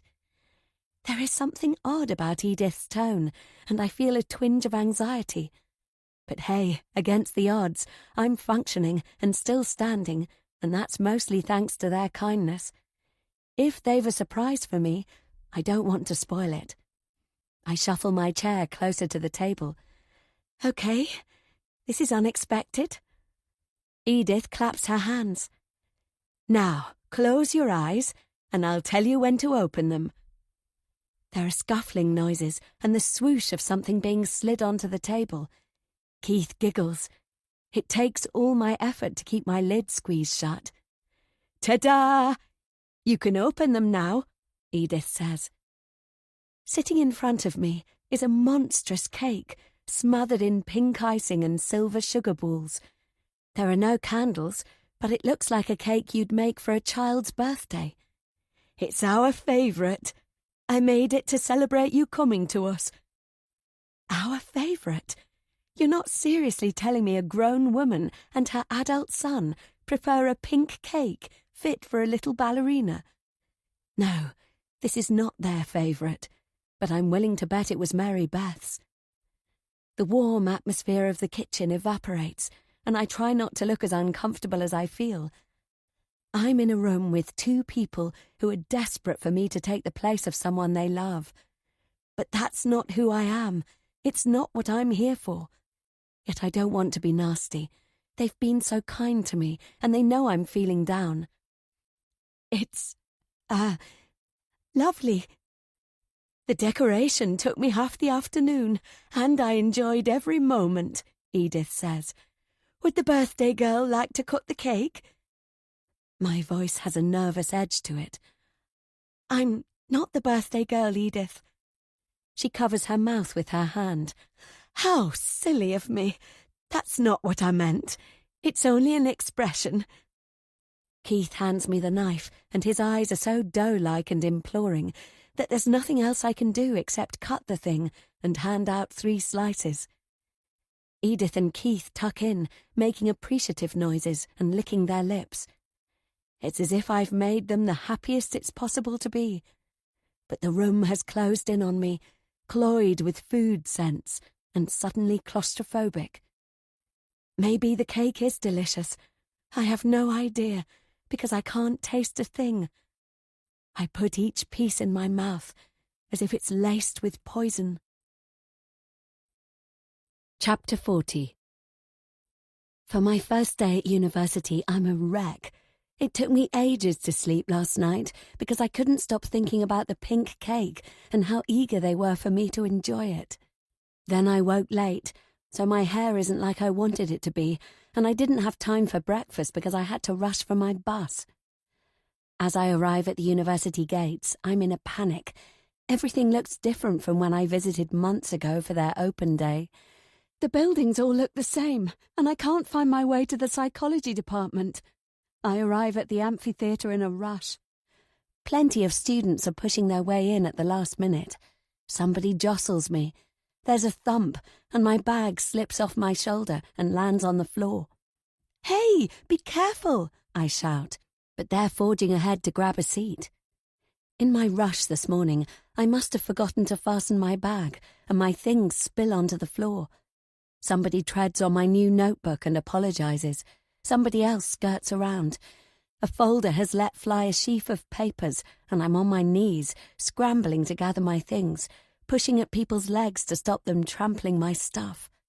I feel like a complete idiot. "Do you need a hand?" I smell the girl's perfume. My pens are rolling down the steps and she gathers them. "I think that's all of them," she says. We both stand. She's beautiful, with the face of a model and glossy blonde hair tied in a high ponytail. She's the type to look effortlessly stunning. I push my hair out of my eyes, all too aware I'm a train wreck compared to her. "Thanks." "No problem. My name's Sarah." "Amy." She leans closer to whisper. "I don't know a single person here." "Me neither. Let's get seats before there are none left. They must be about to start." That day, Sarah and I stick together. We've chosen the same topics, so we go to the same lectures. She's more nervous than I am, and it's nice to team up with her and find our way around together. Grabbing a sandwich for lunch, we eat in the courtyard where lots of people are hanging out. Sarah attracts admiring glances, and no wonder. She's wearing jeans and a sweatshirt, like me, except on her it's glamorous. One boy wanders over to chat to us, to chat to Sarah. His hair sticks up at the front, and it gives him a devilish look that's super attractive. Does he even notice I'm here? All I can do is watch the drama unfold. "Hi, I'm Darren." Sarah doesn't know how lucky she is to have guys like him being interested. Sarah cuts him a half glance. She's playing it cool. If that were me, I'd be blabbering like an idiot. "I saw you in the lecture," Darren says. "I was wondering if you're free for a drink." Wow, he doesn't hang around. "Maybe," Sarah says. "There's a band at the student bar Friday evening if you're interested." Sarah shrugs in a non-committal way, and it strikes me that Darren is a bit like Sarah. He's used to lots of attention from the opposite sex. "See you there then," he says, and he gives Sarah a smile before he wanders off. Once he's out of earshot, I give Sarah a push on the shoulder. "He's cute." "You think so?" I definitely do, but like I said, he's only got eyes for Sarah. "All he wants is a hump in the sack," she says. "Sex and more sex." I thought he seemed nice. Guys are all the same. What hangs between their legs is what drives them. I wrinkle my nose. Even if Darren was mostly interested in sex, that's pretty normal. I pick at my sandwich. If he asked me out, I'd definitely say yes. A gig at the bar isn't asking me out.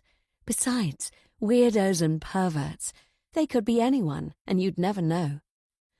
I didn't get a negative vibe. "That's because you're too nice."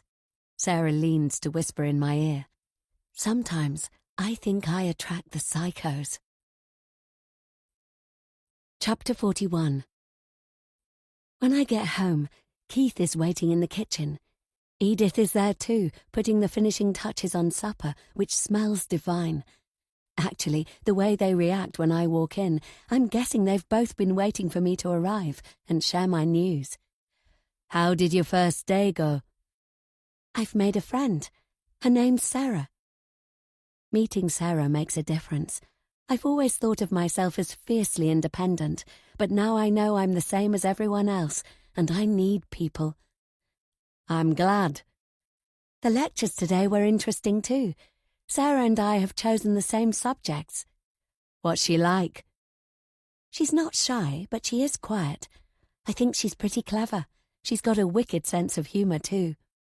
"It sounds like the two of you have hit it off," Edith says. "That's nice." Keith probably didn't get many opportunities in life. Would he have liked to do what I'm doing? I don't want it to come across as if I'm bragging. That would be awful. "How was your day, Keith?" I ask. "Not as exciting as yours, but we did drama this afternoon. It's my favourite." "Okay, you like theatre?" "We're practising a play. I have a part where I mime." "Nice." "Keith's always in the end-of-year play," Edith says. "This year I designed the backdrop for the stage. We're painting it by hand." "I didn't realise you were artistic." "Come and sit down, dear. I hope you're hungry." "That smells wonderful." "Shepherd's pie with apple crumble for afters. I hope you like it." Keith and I are busy eating for the next few minutes, while Edith picks at her plate, as she usually does. "I was wondering if I could invite Sarah over this Saturday." "Of course," Edith says. "This is your home now. Though no overnight guests, please." "Can I meet her?" Edith pats her son's arm. "Sarah is Amy's new friend. We've got to let Amy have her privacy." "That's all right. Maybe you'd like to come for a walk with us, Keith. I'd like you to meet her." He nods enthusiastically. I really like Keith. He has such a sweet nature. "I'd like that. We could go to the park." I wipe at the corner of my mouth and wonder if I can fit in another portion. If I do, there won't be much space for afters. My appetite has returned for the first time since leaving the farm. Maybe I'm starting to find my feet. Freshers Week is a whirlwind of activity.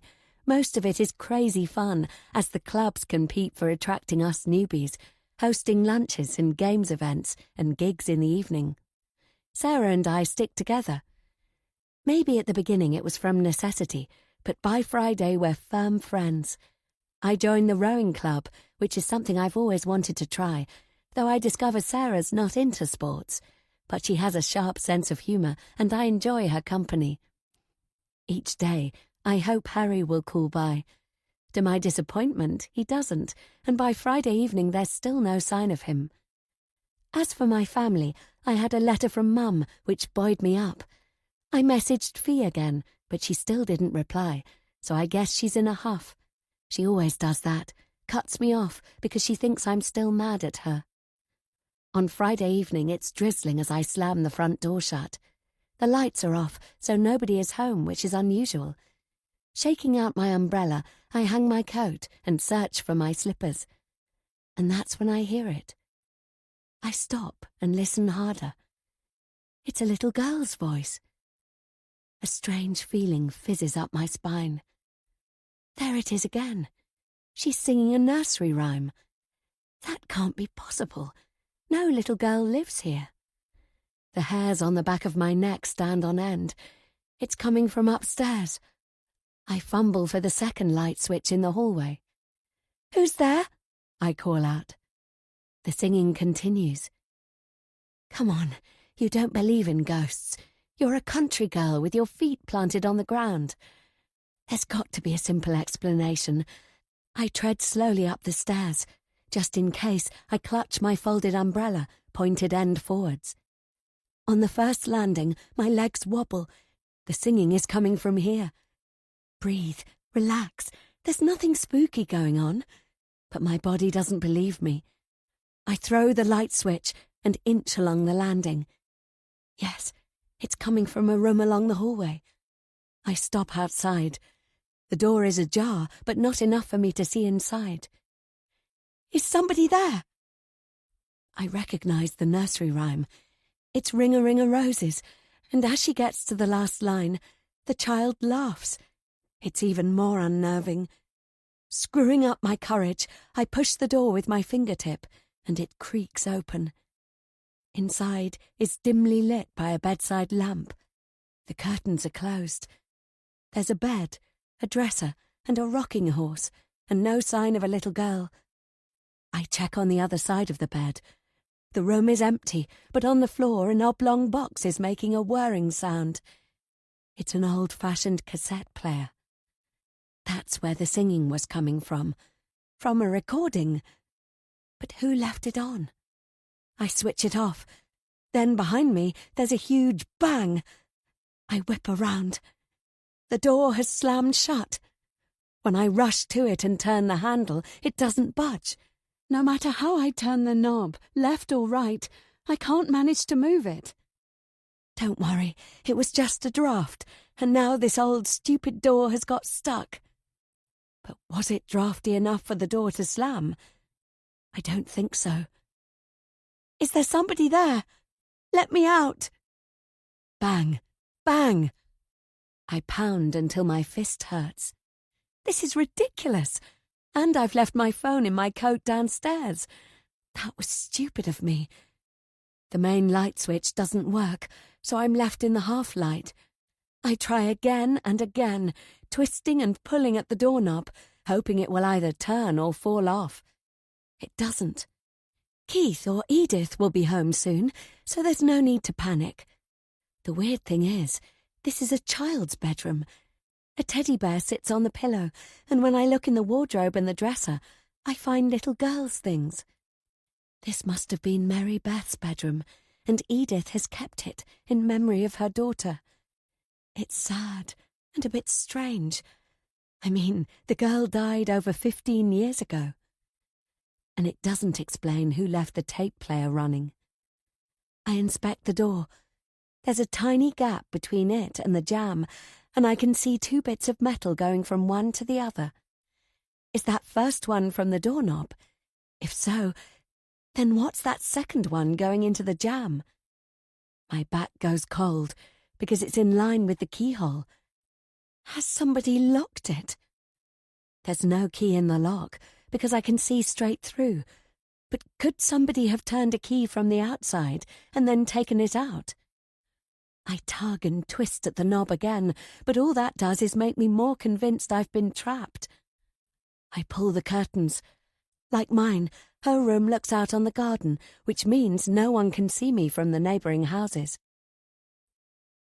I must have got lost in panicked thoughts, because the next thing I know, a noise startles me. I'm hugging my knees with my back to the bed, staring at the door. Whizzing across the floor, I pound on the door. "Hey, let me out! I'm stuck!" My backside aches like I've been sitting for a long time. How long did I zone out for? On the other side of the door are rattling noises, and nothing happens. A voice sounds from the hallway. "Stay well back." The door swings violently inwards, and who is standing there but the lovely Harry? I can't help myself. I fly into his arms. Harry holds me tight. Is it relief? Is it passion? Or is it folly? I don't know. But when he releases me, I kiss him. Several kisses later, and we're in the lounge. I thought about taking him to my room, but one thing would have led to another, and I'm not ready for that. Besides, I don't think it would be diplomatic for my landlady to find me making out with her nephew. I tell Harry what happened. "That room is like a shrine to Mary Beth," Harry says. "It's not healthy. My parents have told Aunt loads of times to redecorate. I don't have an explanation for the nursery rhyme. Maybe she went in there earlier and left it on by mistake." I suppose. Poor Edith. Strange how I couldn't budge the door, though. I tried everything. "It's old wood and warped. All it needed was a good shove." Before we left Mary Beth's room, we inspected the door and we tried to get Harry trapped inside like I had been. Strange thing was, it didn't stick a second time. But I guess he's right. "But an old door is my good luck," Harry said. "How so?" "You're the best thing that's happened to me for a long time." Is he being serious? Could it be possible he feels the same about me as I do about him? Keep your feet on the ground. This is not a fairy tale. We lean in for another kiss, and I can't help myself. It's wonderful. Who cares about the recording or about the door? I'm in heaven. Chapter 42. I still make it to the gig on campus later that evening. Sarah is waiting outside the student bar. Her hair is golden, and she's wearing a skimpy black dress, daring in all the right places. It's an outfit I'd never have the nerve to pull off, but Sarah wears it with ease. "Any sign of Darren?" I ask. Sarah rolls her eyes. "Let's hope not." I laugh. Kissing Harry has made me feel like $1 million. As for Sarah, for sure she likes to play it cool, but she didn't pick that dress for no reason, and I'm willing to bet it's for Darren's benefit. Inside it's throbbing, and we squeeze our way through the crowd to order a drink. This is my first student bash. I try not to come over as too excited, though, because I don't want Sarah to think I'm a complete loser who's been living in a field all her life. She drums her fingernails on the counter until someone takes our order, and we lounge against the bar. Darren appears as if out of nowhere, wearing a black shirt and jeans and looking as handsome as a film star. I try not to gawk. "Fancy a dance?" he asks. Of course he's not asking me. He gives Sarah a flirty look, and she raises an eyebrow. The sexual tension between them is almost palpable. At home, flirting was never as direct as this. In real life, I have seriously never seen two people go for it like they're doing. "Sure," Sarah says. Sarah pushes her glass into my hand and leaves me in the dust. I guess I'm being dumped. I let them head off to the dance floor, and after a few minutes I make my way there myself. The band is a good one, and afterwards it's a DJ set. I dance and dance as I've never danced before. I don't care. I'm on my own. I think about Harry and our kiss, and I let myself go. I'm surrounded by people doing exactly the same as me. Midway through the evening, I catch sight of Sarah's golden hair as she makes her way to the exit, hand in hand with Darren. Lucky her. But I don't care. I'm having the time of my life. The next day, I wake up late. My feet are throbbing, and I stretch luxuriously in bed. I can't say the homesickness has gone completely, but it's faded. I'm sure it will be there until Mum is better. I decide to run myself a bath. Sarah and I had organised to meet up for a walk later, although I'm not expecting her to turn up. She'll probably still be in bed with Darren, and good luck to her if she is. I pour in bubble bath, make the water as hot as I possibly can, and lie back for a soak. I've been there for a while when my phone buzzes. To my surprise, it's Sarah. "Are you free?" "Why? Did you have a good time?" She calls me, and her voice is oddly strained. "Amy." "Hi. Did you have a good time?" "It was horrible." Her voice breaks. I sit up sharply and water sloshes onto the floor. "What happened?" "Darren. I saw you leave with him. We went to his place, and I was so scared." "What? Why?" "He's a bad one." This doesn't make sense. Are we talking about the same person? "Darren, the guy at the bar. What do you mean?" "He locked me in." "What?" "After the gig, we went to his place. It was consensual and fun. Then I wanted to leave. That's when he changed. He was like Jekyll and Hyde. He refused to let me go." "Jesus." "He took away my phone and locked the door. I was so frightened. I tried to reason with him, but he wouldn't listen." "I don't understand. Why would he do that? He didn't do any drugs or stuff, did he?" "I don't think so." Darren seemed so normal. How could it be possible? "I managed to trick him, and I made a run for it." "Thank God you're safe." She's breathing heavily, and she's tearful, and no wonder. "You believe me, don't you?" she asks. "Of course. We've got to go to the police. Let me get dressed and I'll come with you. Please, Amy, no, I can't face it. I told you because you're the only person I trust." Poor Sarah. How the hell could Darren have turned out to be dangerous? I would never have imagined it. "I am so sorry. It must have been terrifying." "It was. I didn't know what he wanted or why he was doing it. I kept thinking all kinds of horrible things were going to happen to me." "You poor thing. He's a bastard." "He absolutely is. Thank goodness he didn't do you any physical harm. What can I do to help?" "You've helped already, by listening and not judging. Darren is the one to blame. Are you okay?" "I will be, as long as I never have to see him again." She takes a long, staggering breath. I'm clenching my fists. I'm so furious. Sarah doesn't need to worry, because I'll be dealing with Darren. He's not getting away with this. He'd better watch out, because I'm going to tell him exactly what I think of him. Ask any of the kids in my village, and they'll tell you. They've learned it's better not to cross me, or anyone I care about. Chapter 43. Several hours later, and Sarah is sitting gingerly on my bed. "I hope I didn't scare you earlier," she says. "Don't say that. You were right to call me." "Thanks. Are you sure you haven't changed your mind about reporting him?" "Absolutely. And I don't want a bastard like Darren to spoil our afternoon, either. Don't give him that power." She's anxious, with her hands clasped between her knees and her shoulders hunched. The encounter with Darren has shaken her, and no wonder. What the hell was he playing at? "Come on, Amy. Help me forget about it." I gesture around the room. What do you think? It's a bit basic, but I like it. Cold, though. I give her a light-hearted shove. I don't mind. It's nice and warm once I'm under the duvet.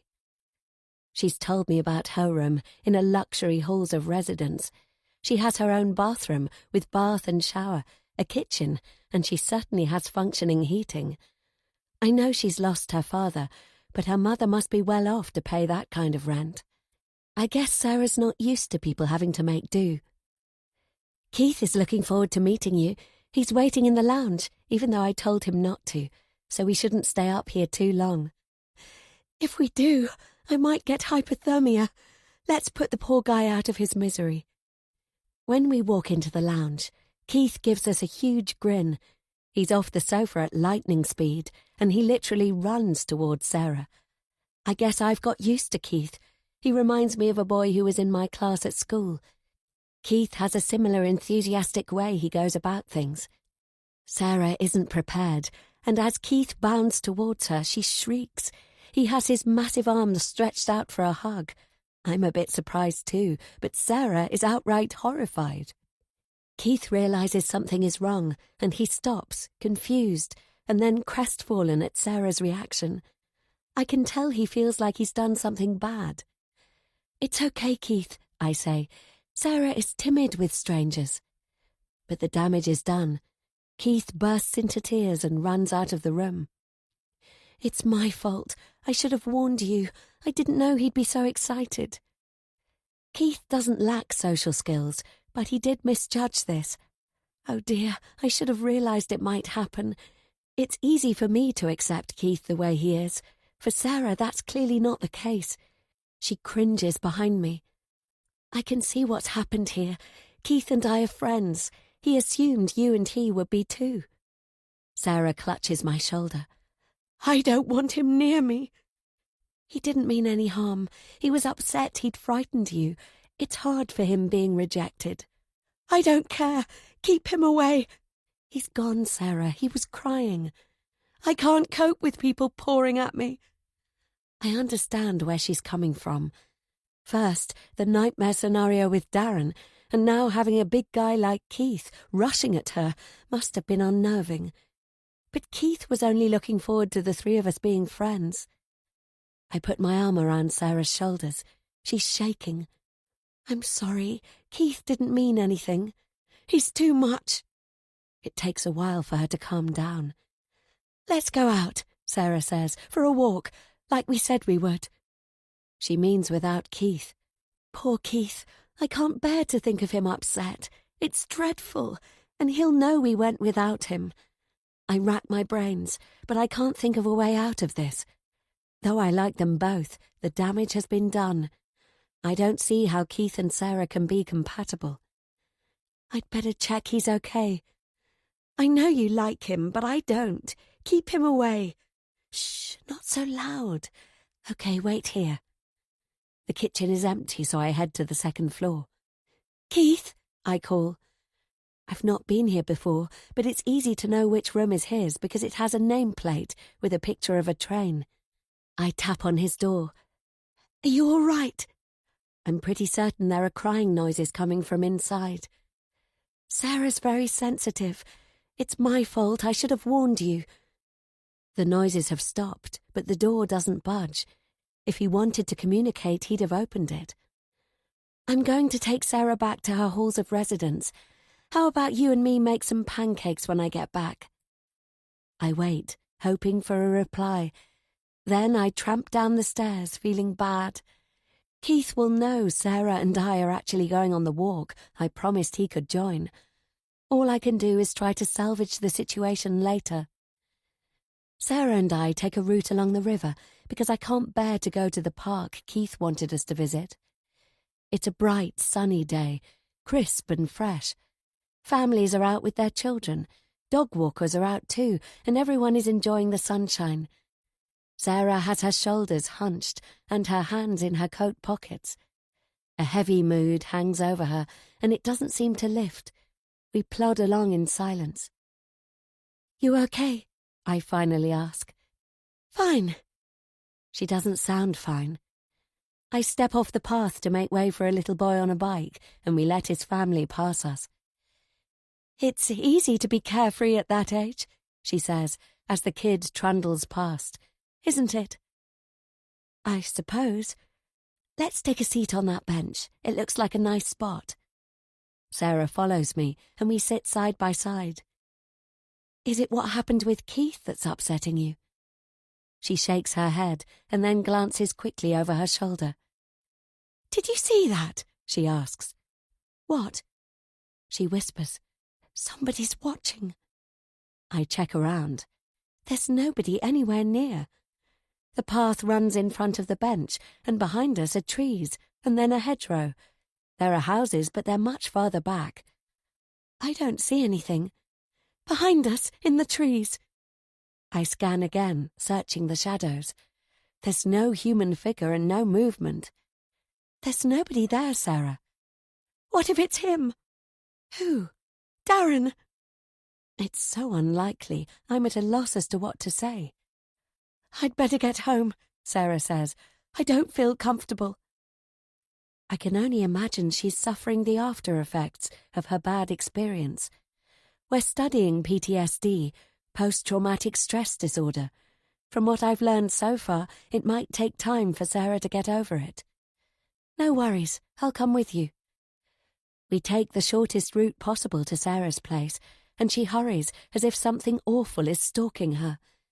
It makes me worried because there's definitely nobody behind us. Maybe she needs to see a professional and talk through the Darren incident. When we reach Sarah's entrance gate, she kisses me goodbye. "Are you sure you're going to be okay?" I ask. "I'll be fine. Thanks, Amy. You're the best." "I hope you feel better soon." "I will, once I'm tucked up on my sofa."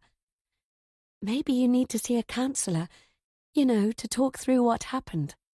"I'll be okay. Don't worry." Then she's on her way inside. She waves before she enters the building, and then she's gone.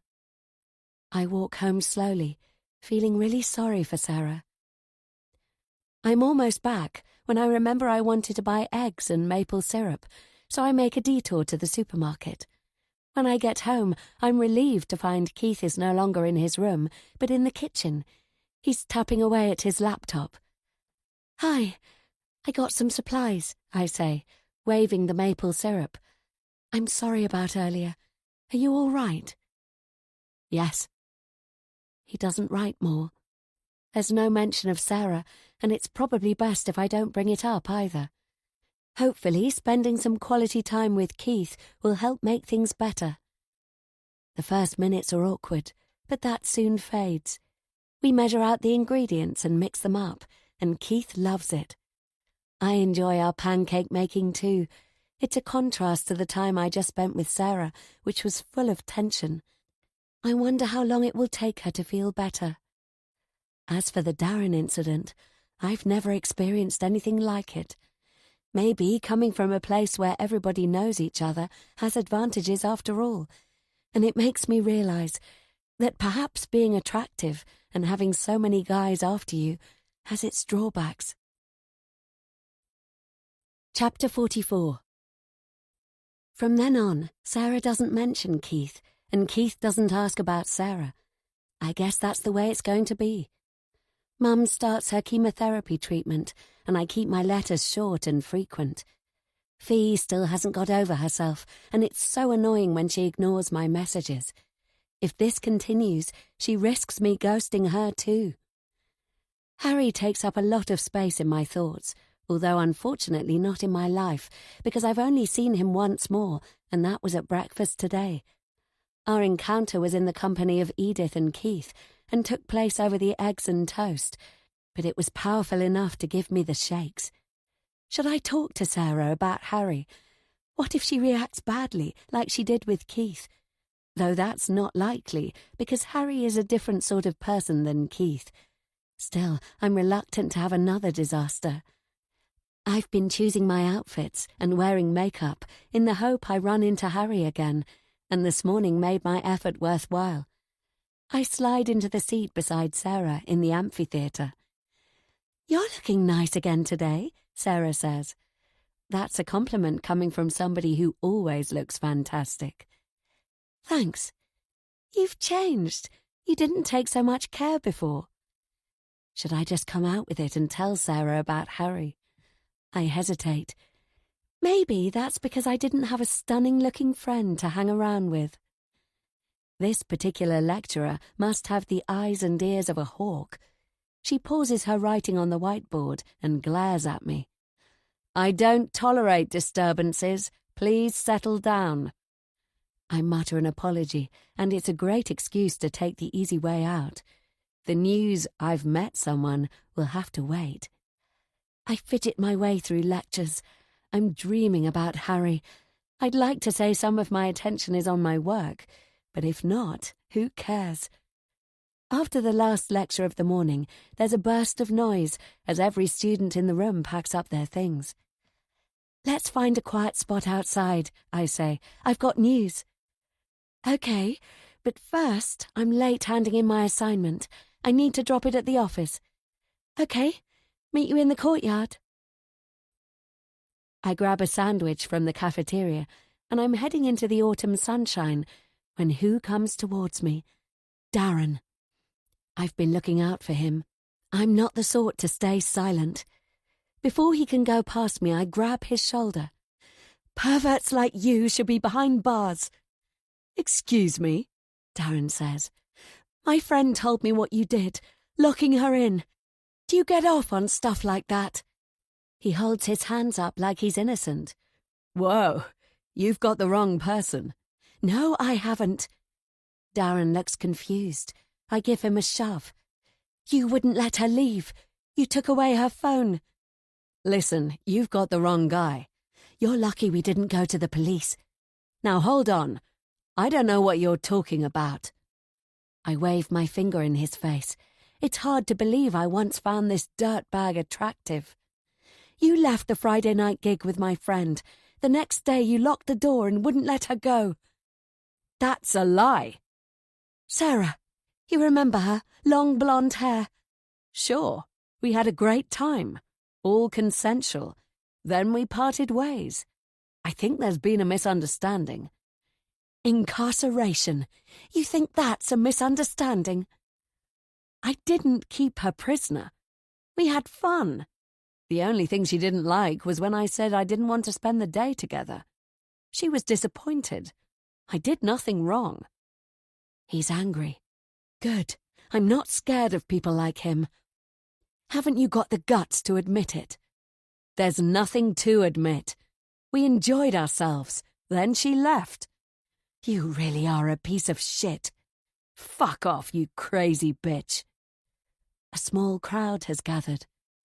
What did he do to your friend? Did he rape her? A girl shouts. She's dressed in a bright green top, and her hair has a blue streak falling to the side. Darren wheels to face her. I didn't do anything. Liar, the girl shouts. For a moment, Darren is defiant. Then he runs out the door, and he's quickly lost in the melee of the courtyard. I'm left with my heart racing and my muscles tensed. That's when I see Sarah watching from behind the crowd. I rush towards her. Are you okay? I ask. She looks pale, but she nods. You didn't have to do that, she says. I give her a hug. Yes, I did. He can't get away with it. He already did, she says into my hair. At least I've made it public. He knows he can't keep it under wraps. He was so cocky, Sarah whispers. Well, not exactly. He was more confused than arrogant, but I don't want to say that. What would I do without you? Who needs men? Sarah says. I put my arm around her. Yeah, who needs men? I say. Arm in arm, we go to the canteen. Sarah is adamant again that she doesn't want the humiliation of recounting it to anyone else, definitely not the police, and not the student representatives either. She's scared they'll think she's lying. After all, Darren will be ready to defend himself by trying to discredit her. Thanks for sticking up for me. I'm turning into a real pain, aren't I? Darren, then Keith. You must think I'm a freak. Of course not. I'm so sorry, she says. "Don't you dare apologize. Darren's the pervert." She sniffs. "You said you had some news. Cheer me up." Poor Sarah. No way am I going to talk about meeting Harry and feeling excited. My brain scrambles to come up with something. "You know I told you about the pink cake?" "Uh-huh. That really wasn't cool." "Yeah, well, wait until you hear what happened on Friday." I recount how I got trapped in Mary Beth's bedroom with the spooky music. The only bit I fluff is how I got out, leaving it so she'd assumed it was Keith or his mother who helped. "That is so weird," she says. "You think one of them locked you in?" "But why? People know where I am. You, my family. I guess. You'd better never drop out of contact, or I'll be going straight to the police." I laugh. I don't think Edith and Keith are much of a threat. "Don't underestimate them." I raise an eyebrow. "Really?" "We need to be there for each other no matter what," she says. "We're a team, you and me. Promise?" Harry flits through my mind. All I've done is kiss him, but I've fallen for him, and I haven't told Sarah. I need to find the right moment, just not now. "You and me," I say, and I squeeze her arm. That night, Harry comes around for dinner. The four of us chat in the lounge until Keith and Edith, who are both early-to-bed people, leave us alone. I've been waiting for this moment. We get into the heavy kissing, though both of us are careful we don't go too far. I'm drunk on passion, but there's more to it than that. I love Harry's company. I feel it's mutual, and when he asks me out on the weekend, I dance around the room. The problem being, Sarah and I have already organised our first girls' night out. "I'd love to, but I already made an arrangement with my friend Sarah. I'm sorry." "Maybe she could hang out with someone else." I know Sarah is relying on me. She's had a shitty experience, and she needs me to be there for her. I can't leave her alone on a Saturday night. "That's a shame, because I had some ideas about what we might do together." Harry grabs me around the waist and pulls me onto the sofa. I laugh and snuggle up. I'm free Saturday afternoon, or Sunday. "It's not the same, and my parents are away Saturday night. We could have had the cottage, all to ourselves." He traces a finger down my blouse. "If you must know, Sarah had a nightmare encounter with a guy recently. She went to his place and then he turned nasty." "Sorry, I didn't realise." I give him a kiss. "What will you do instead?" "Probably tag along with a couple of my mates." Thanks for being understanding. The truth is, I'd much rather be going out with Harry, and I can't help hoping he feels exactly the same as me. Chapter 45. The Phoenix nightclub is packed. The vibe is full on, and nobody is holding back. Dancing, flirting, drinking. It's all one big hormonal rush. I love it. Sarah's catsuit is amazing. As she gyrates next to me on the dance floor, she gathers a circle of admirers. It's not only her outfit that attracts them. Sarah is wild and free in a way I've never known her before. Maybe her inhibitions have been washed away by alcohol. Not that we've had that many, even though we've been here hours. Sarah ignores the guys who are trying their best to impress her. The ones who get too close, she totally snubs. I'm proud of her for being strong after Darren. I bop beside her, throwing my arms in the air and having the best time. There's so much sweat, my hair sticks to my face, but I don't care. This is what I longed for when I was trapped in our sleepy village. We're in our own world, and I feel fantastic. The music vibrates through my body, and my blood is pumping. I never want this to stop. Then, through the crowd, I catch sight of a profile. My pulse skyrockets. It can't be. Dancers are swaying, and others are jumping, blocking my view. I must be mistaken. It can't be. In the strobing lights, I get another flash of profile and tousled hair. I push my way across the floor, squeezing through the pulsating mass. And then I'm standing beside him. I grab Harry's arm, and he turns, his eyes widening in delight. "Hey, Amy!" Harry looks great in a sleeveless top and sexy trousers. From what I glimpsed, he's a good dancer too. "Great to see you," he says.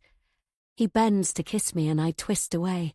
Sarah mustn't see. She mustn't know I've been lying to her. It would be a betrayal. No way would she understand I did it to protect her. "What's wrong?" Harry yells in my ear. "What are you doing here?" I shout. He grins. "Enjoying myself. I'm with my mates." He reaches to grab me around the waist. I push away his hands, take his wrist and pull him with me towards the bar at the back. On the way, he keeps trying to kiss my neck. "Stop doing that," I say, though my heart isn't really in it. He laughs. "Why, when I know you like it?" It's still noisy, but we've half a chance of hearing each other farther from the DJ. "You're right, I do, but I can't let Sarah see us together." "Who?" I roll my eyes. "I told you about her." "Did you?" "The girl I'm friends with." "Oh yeah, the weird one who—" I dig him in the ribs. Sarah is coming up behind him. She must have followed us. How much did she see? Will she guess we know each other? I step back a bit from Harry. "Who are you?" Sarah says. She's got her hands on her hips and she's glaring. "I'm Harry. Nice to meet you." He holds out his hand to shake hers, and she sneers at it like it's contaminated. "Are you bothering my friend?" Sarah says. "No." He gives her a winning smile, and I'm grateful he's prepared to keep on being friendly. A lot of people wouldn't have been, given how downright rude she is. To my relief, the girl behind the bar comes Harry's way. It's a welcome distraction as he turns and orders a drink. "Can I get you girls something?" he asks. "Thanks, 2 lemonades, please," I reply quickly before Sarah can cut Harry down. "I'll pay for ours," I add. I fish around for my money. "No worries, I'll get these," Harry says, as he hands across our glasses. "Cheers." He gives me a wink. It's too obvious, and I don't know how to react. Should I tell him to get lost? What if he thinks I'm being serious? We stand awkwardly, and then he gets the hint and heads back to the dance floor. "Loser," Sarah says. "Don't be like that, he was nice." "He likes you." "I don't think so." "I do." "You're not going to dump me for him, are you?" "Of course not." "He was acting really familiar with you." "Not really. I don't like guys who do that. It's a bad sign." She's really got herself worked up, and it makes me uncomfortable. This would be an opportunity to own up to the truth. Harry is Keith's cousin. He's been coming around to the house. I really like him. That's not going to go down well, but it's best to get it out in the open. I take a deep breath. "Actually, guys with looks like his always try their luck. Don't be fooled. He wants to get you into bed. Then he'll be moving on. Come on, let's get back out there." Sarah has ignored the drink Harry bought for her. I slurp from my glass. "I'll find you in a few minutes. I need to get my breath back." "Promise me you're not going to go off with that jerk and leave me on my own," she says. She gives me such an unhappy look, I really feel for her. Of course I'm not going to sneak off. How could she think I would? No way. Trust me. "Sorry, I'm being stupid." "You're not. Forget him. Let's go back to enjoying ourselves." I give her a friendly push, and she walks off, swinging her backside. Yes, I'm a coward, I admit it. I had a chance to tell her and I let it pass. But something else is bothering me. It's Harry. Happily for me, Harry played along, but if he hadn't, it could have damaged my friendship with Sarah. I know someone as nice as him wouldn't make trouble, but how come he's in the same club as us? There's plenty worth going to, and this is more of a student hangout. Did I tell him we were coming to the Phoenix? I don't remember. Maybe I did, because Sarah had already picked it out. Is that what made him come here? Or is it a coincidence? But what are the chances? Later in the evening, Harry makes another unwanted appearance. He's suddenly beside us on the dance floor. He flirts with us both, but after a while, it's not Sarah he's concentrating on, it's me. He's the only man to have done that all evening. With Sarah as the competition, I understand why. If I were a guy, I'd want to get together with her, not with her much less attractive and rather boring friend. Part of me wants to shimmy and get up close to him, and another more sensible part holds back. Sarah's got her eyes half closed as she moves to and fro, but I know she's watching, so I play it cool with Harry. It carries on like that for a while. Though I don't want him to, it would be better if Harry went away and stayed away. Then, at a change in the music, Sarah flings her arms around my shoulder. She leans so heavily I can hardly hold her up. Harry steps in. He puts his arm around her and takes her weight. "Looks like it's time for somebody to get home," he says. "Get off me," she slurs. I didn't think she'd drunk that much, or maybe she's reached her limit. It's a shame, because I was looking forward to keeping going until the morning. "If I let you go, you'll fall flat on your face," Harry says. "Is that what you want?" Sarah glares at him, but she doesn't fight him off. "Let's get her outside," I say. "The fresh air might sober her up." It doesn't. Sarah is worse at the curbside. She starts hollering at Harry to get his hands off her. Then she screams for help and some guys come over. One of them grabs Harry and threatens him. We're not the only ones queuing for a taxi, and a woman asks if Sarah wants her to call the police. I try to calm everybody down and reassure onlookers. In a situation like this, Harry could get himself beaten up. "Shut up, Sarah," I say. "That's enough." A few tense minutes later, and we're in the back of a taxi. Sarah doesn't resist, but she doesn't cooperate either. I'd never have managed it without Harry's help. I can only hope Sarah doesn't throw up on the nice seats. She manages to hold off until we get to her halls of residence. Then, as Harry helps her out, she vomits over his trousers. The stink is awful. Harry is nothing but a gentleman. She retches several times more, and then he carries on as if nothing has happened. "Okay, I think it's all out," he says. "Put your arm around my shoulder." She doesn't, so I do it for her and we get Sarah inside. Once we reach her room, her resistance fades.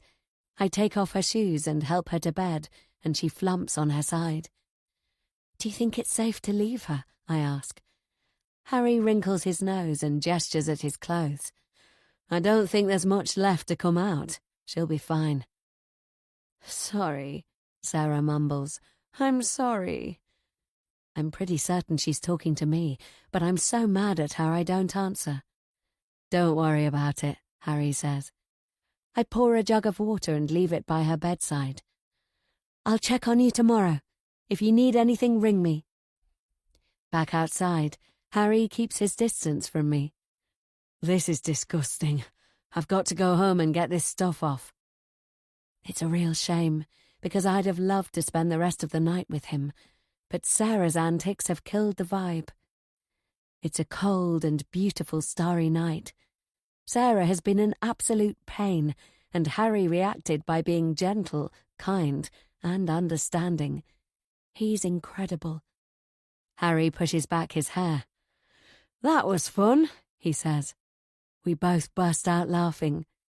Being with a man I really like who is covered in sick seems like the most hilarious thing on earth. On the way home, we laughed so much my sides hurt. Chapter 46. The following day around noon, I get a phone call from Sarah. "I'm so sorry," she says. "I ruined our evening, didn't I?" "Forget it. Anyway, you didn't. I had a great time." "No thanks to me." "I always dreamed of going to crazy clubs. It was amazing." "You're sweet." "Ouch. My head. I feel like shit." I keep a diplomatic silence. It's embarrassing. I threw up over that guy, and I insulted him. He must have seen it all before. You think? Did you get his info? Yes, he gave me his number. I'm not sure why. Good. I want to send an apology. I ping her Harry's details, and I'm pleased she's changed her mind about him. Forgive me, she says. Don't be silly, there's nothing to forgive.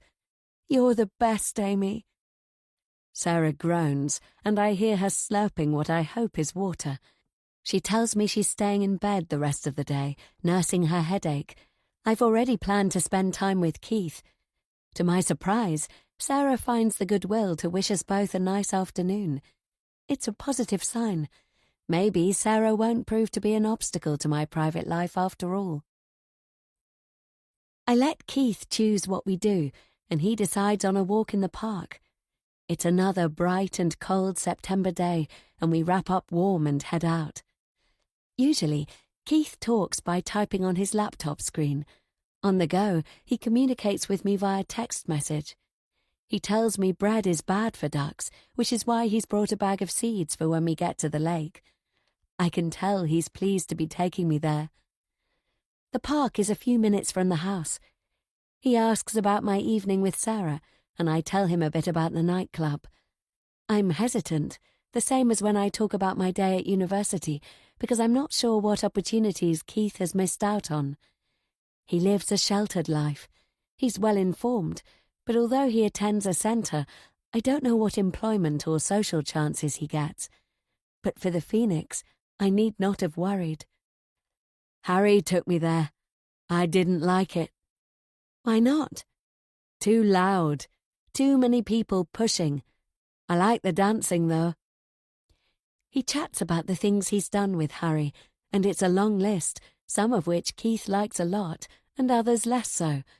Bars, the beach, cinema, bowling, days out, weekends away, and the occasional restaurant or party.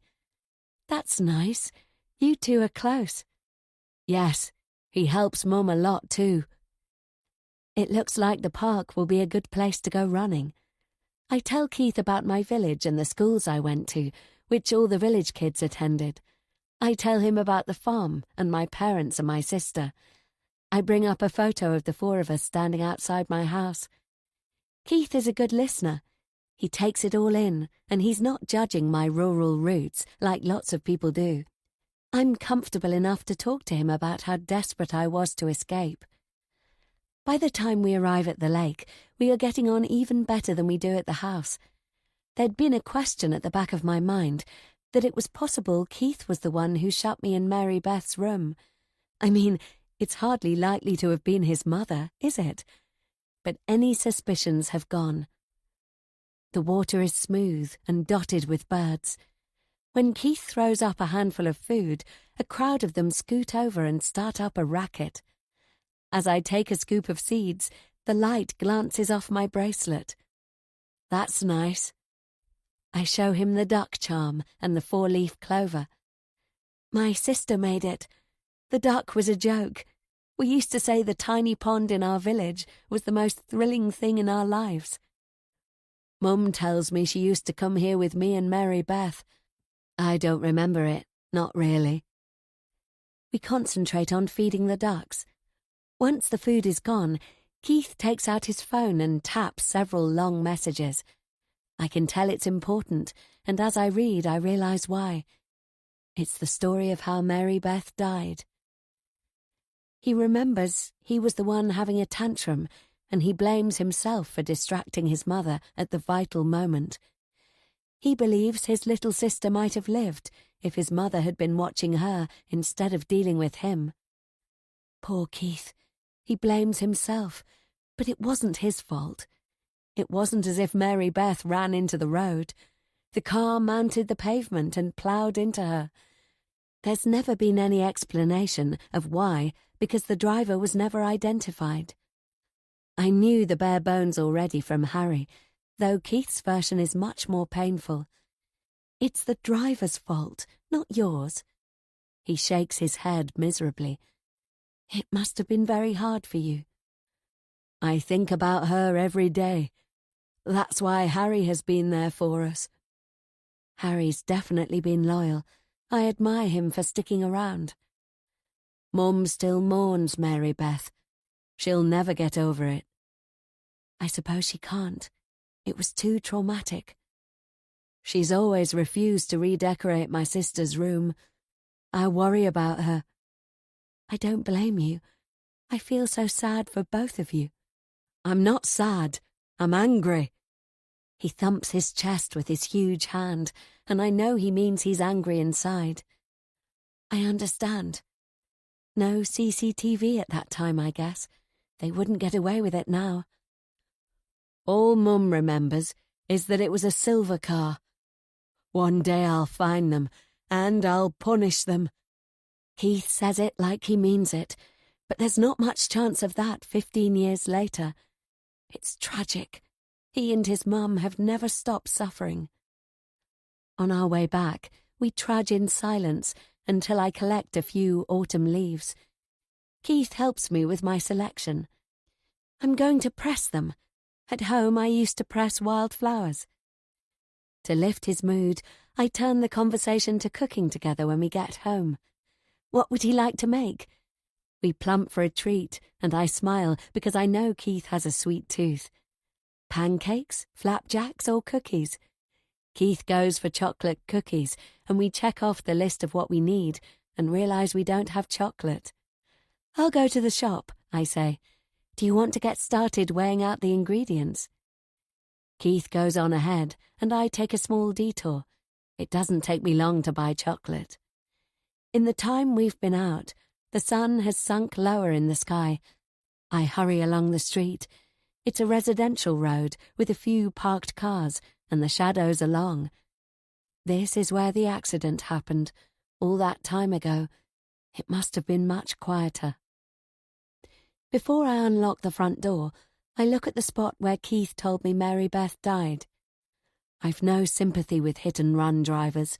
Only a coward wouldn't stop. I agree with Keith. Whoever it was, they deserve to be punished. The courts would be my preference, though I know that's not what Keith meant. Then again, I can't help thinking that for killing a child, being exposed for what you did would probably be punishment enough. Chapter 47. As I close the front door behind me, there's a lot of noise coming from upstairs, scraping and banging and thumping. The thumping sounds like Keith running. Is everything all right? I call. I race up the stairs, and when I reach the top floor, I stop in my tracks. My landing is a pool of water. Edith is on her hands and knees, slopping around in several centimetres, and her skirt is soaking wet. What's going on? I ask. Amy, you left your bath running. I can't have. I'm afraid you did. She's using a towel, mopping and then squeezing it out into a bucket, and from how exhausted she looks, I'd say she's been at it for a while. I paddle towards her and peer into my bathroom. The floor is a mini swimming pool, and the bedroom is the same. Keith is sloshing around, hard at work with a mop. You left the taps running and the plug was in, Edith says. Wait a minute. I'm sure I didn't leave taps running, and definitely not with the plug in. It must be a leak. I don't know how that could have happened. I didn't realise until water started dripping from the ceiling downstairs. Let me take over from you, Edith. I'm sure I didn't leave the bath on. Are you certain it's not a burst pipe? Edith clutches the wall and drags herself to her feet. There was water dripping into the kitchen, and I searched until I found out why. There's no question. When I came up here, your bath was overflowing. I know I was groggy this morning from last night's drinking, but I wasn't that unwell. I had a shower and then brunch, and then Keith and I went out. There's no way I ran a bath and forgot about it. I'm almost certain. It's all right. We all make mistakes, Edith says. As long as it's not got into the electrics, that's what I'm worried about. I tried to think about the sequence of events. I ate, I came back upstairs, and Sarah phoned me. Then I waited in the lounge for Keith, which means if it wasn't me, it could have been Keith or Edith. But that's ridiculous. Why would they? It must have been me who did it, and I can't remember. If there are damages, I'll pay, I say. The thought of asking my parents for money makes my stomach flip. I'm on a tight enough budget as it is. Don't worry, dear. I roll up my trousers, although it's a bit late because they're already soaking. I almost forgot. Your friend called around. She left something in your room. Who do you mean? Sarah? That's right. She wanted it to be a surprise. I scan around. On the dresser is a neat package tied with a red bow. I paddle across and discover it's a very expensive box of chocolates. There's a note. Sorry for last night. Please forgive me. S. Kiss. Strange. I thought Sarah was too ill to be wandering around, and I had already told her she didn't need to apologise. You won't be able to sleep here, dear. I can't risk rot setting in, which means we need to keep the windows open. It'll be far too cold. My throat goes tight. I hadn't thought of that. Where am I going to spend the night? Does this mean I'm homeless? Don't panic. I have the perfect solution. We'll move you downstairs for a few days. Thank you, I really am sorry about this. It was the shock which did me in. Luckily, Keith was here to help. Edith sags, and I wonder how long she'd been battling with it before Keith got home. I encourage her to take a rest, and she shuffles downstairs. Keith keeps going with the mop, and I keep going with towels. It takes ages. Afterwards, Keith and I investigate downstairs, and I'm dismayed to discover, like Edith said, water has seeped below. There's a damp patch on Keith's ceiling and a wet trail down one of his walls. We shift furniture and move aside the rugs in his room. At least it's not as bad for him. He won't need to sleep elsewhere. By the time we come down to the kitchen, Edith has made supper, which makes me feel terribly guilty. I'd imagined her lying in bed with a cup of tea, not slaving in the kitchen. It's macaroni cheese, and both Keith and I are ravenous. I'll ask my brother-in-law to check the house insurance, Edith says. It should be fine.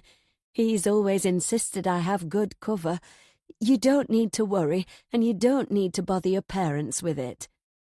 Edith is too kind. She knows Mum has started her chemotherapy treatments. If there's anything I can do to make it up, you must let me know. Edith tuts. Having you here is a blessing. I already told you. That's more than enough. Now, why don't you get your things, and we'll get you settled in your new room. While Keith deals with the washing up, I return to the third floor and sort out my toiletries and lecture notes. I grab enough clothing for overnight and the next day. I've my arms full. Edith is waiting for me on Keith's landing, and I follow her down the next flight of stairs. I hope you'll be comfortable, she says. When Edith said I could sleep downstairs, I'd assumed she meant on the sofa in the lounge. But she's not leading me to the ground floor. Instead, she potters along the landing on the first floor. The macaroni cheese drops like a stone, and my insides go cold. This way, dear. I've already turned on the heating and changed the sheets.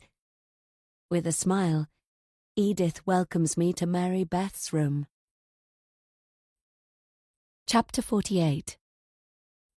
When Edith ushers me inside, I try to protest, politely of course. The teddy bear on the pillow is gone, and so is the rocking horse, so unless you already know the contents of the dresser and the wardrobe, you'd not necessarily guess this was Mary Beth's bedroom. I know, because I've already been in here. This is too much. I'm happy to sleep on the sofa. Nonsense. Why would you when there's a perfectly good bed? This hasn't been used for years. Well, It's time it was. Keith hovers in the doorway. The expression on his face is a mix of horror and worry. You can have this bedroom for as long as you like, Edith says. When she marches to the window and grabs the curtain, Keith gasps. Only a few hours ago he told me at the park they've not been pulled in 15 years. I hold my breath, waiting for some kind of catastrophe. Edith bringing me here is highly significant for her. She's kept this room untouched for so long. I'll be disrupting what can only be described as a shrine. Edith hesitates, and I'm worried the curtains are so old they might fall off in her hands, or disintegrate. But they don't. They slide. We can't see much outside because it's night. Is it my imagination, or is she suddenly unsteady? Keith rushes to take her elbow. I'm all right, darling. No need to fuss. Good night, Amy. We'll leave you to it. I hope you sleep well. My eyes whip to the keyhole in the door. I'm there in lightning-quick time to wish them good night, checking on both sides for a key as I do.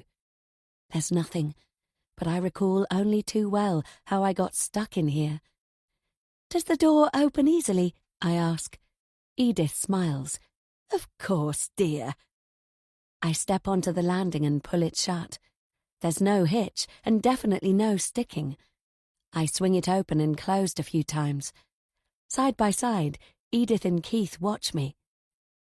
Seems fine, I say, feeling a bit silly. Good night. Only it wasn't fine when I got trapped, was it? The room is spotlessly clean, although it smells musty. I open the window to let in air, but I can't keep it that way because it's too cold. Edith changed the sheets, but I can't help but worry about whether she has also changed the bed covers. I don't think she did. It's the same flowery pattern as when I came in here. She didn't move her daughter's things either, so I hang my clothes over the dresser chair. There's a bathroom, as there is on my floor. It's been cleared of items, though the touch of a child is here in the stickers stuck randomly on the tiles around the bath and the sink. Fairies and the odd dolphin. A few are sadly peeling off. I arrange my toiletries, imagining Mary Beth's small hands slapping her stickers here and there. If you ever want to have a sleepless night, spend it in a dead girl's bedroom. No, not just in her bedroom, in her actual bed. I have plenty of time to think. Now that I go through it coolly and calmly, I'm certain I didn't run a bath. The massive overflow means I've ended up in Mary Beth's room, and I've got to ask myself, who would want that and why? Am I safe here? Chapter 49. That's odd, Sarah says, when I recount the bath incident to her on Monday morning. I was up there briefly, but I didn't notice. The bathroom door must have been closed.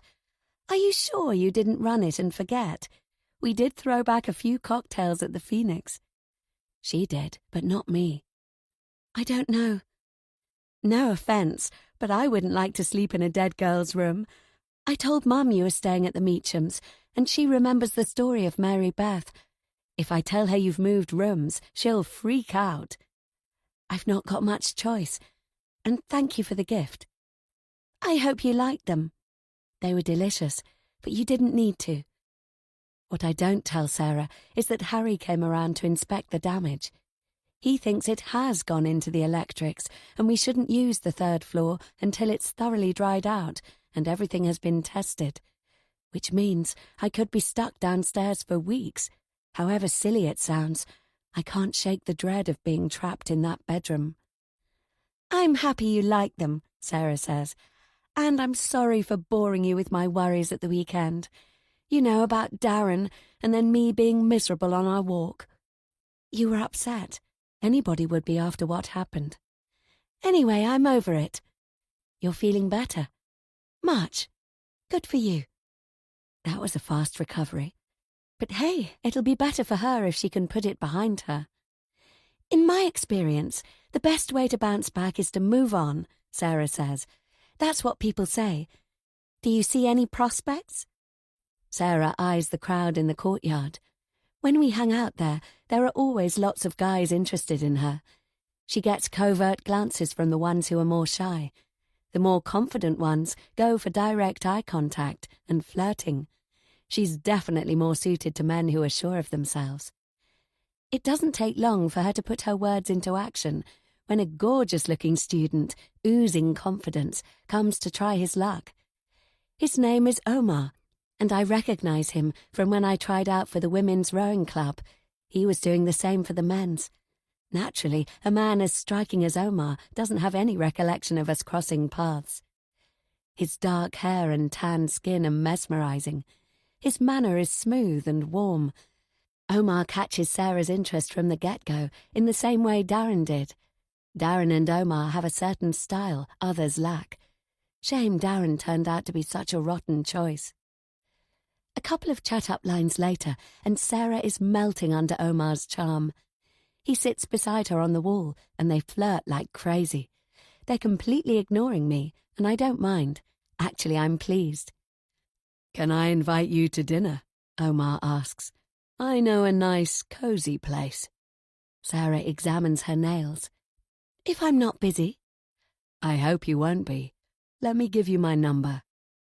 Sarah seems to have totally fallen for him. Perhaps that's how she is with men. Either she's all in or she's all out. Once Omar has left, Sarah is bursting with excitement. "Isn't he fabulous?" she says. "Absolutely. You think I should go?" "Of course, it'll be fun. But he wasn't very nice to you. I thought that was rude." "Omar only had eyes for you, and there's nothing wrong with that. Besides, I've got studying to do. And hopefully Harry to see." "As long as you don't mind. It's the weekend, though, and I don't want you to feel left out." "Don't be silly. What kind of look do you think I should go for? Quietly sophisticated, or would Omar prefer killer sexy?"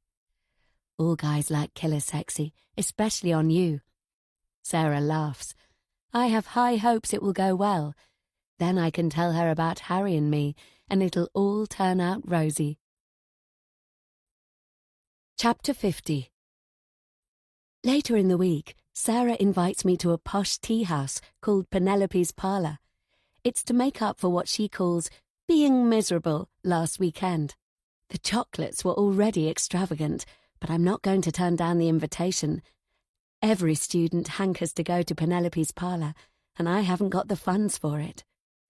Sarah has some kind of medical appointment beforehand, so we agreed to meet at Penelope's.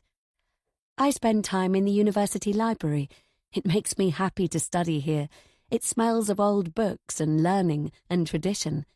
There are names of famous students inscribed on wood panelling. I've a favourite desk alongside a window looking down over the courtyard. Imagine, when I graduate, I'll be the first in my family with a degree. I'm a tad late to meet Sarah, having stayed reading for longer than I meant. Penelope's isn't far, and I hum a little tune as I make my way through the streets. Inside, Penelope's is all polished dark wood and mirrors. With the decor and the way the staff dresses in little frilly aprons, it's like stepping back in time. There are cosy alcoves along the walls and round tables in the centre. It's alive with chatter, and pretty much every seat is occupied. "I'm meeting my friend," I say to the waitress, and she invites me to search for Sarah. The speciality of this place is afternoon tea. They serve a selection of cakes on a 3-tier stand, which they bring to your table, and you can eat as much as you want.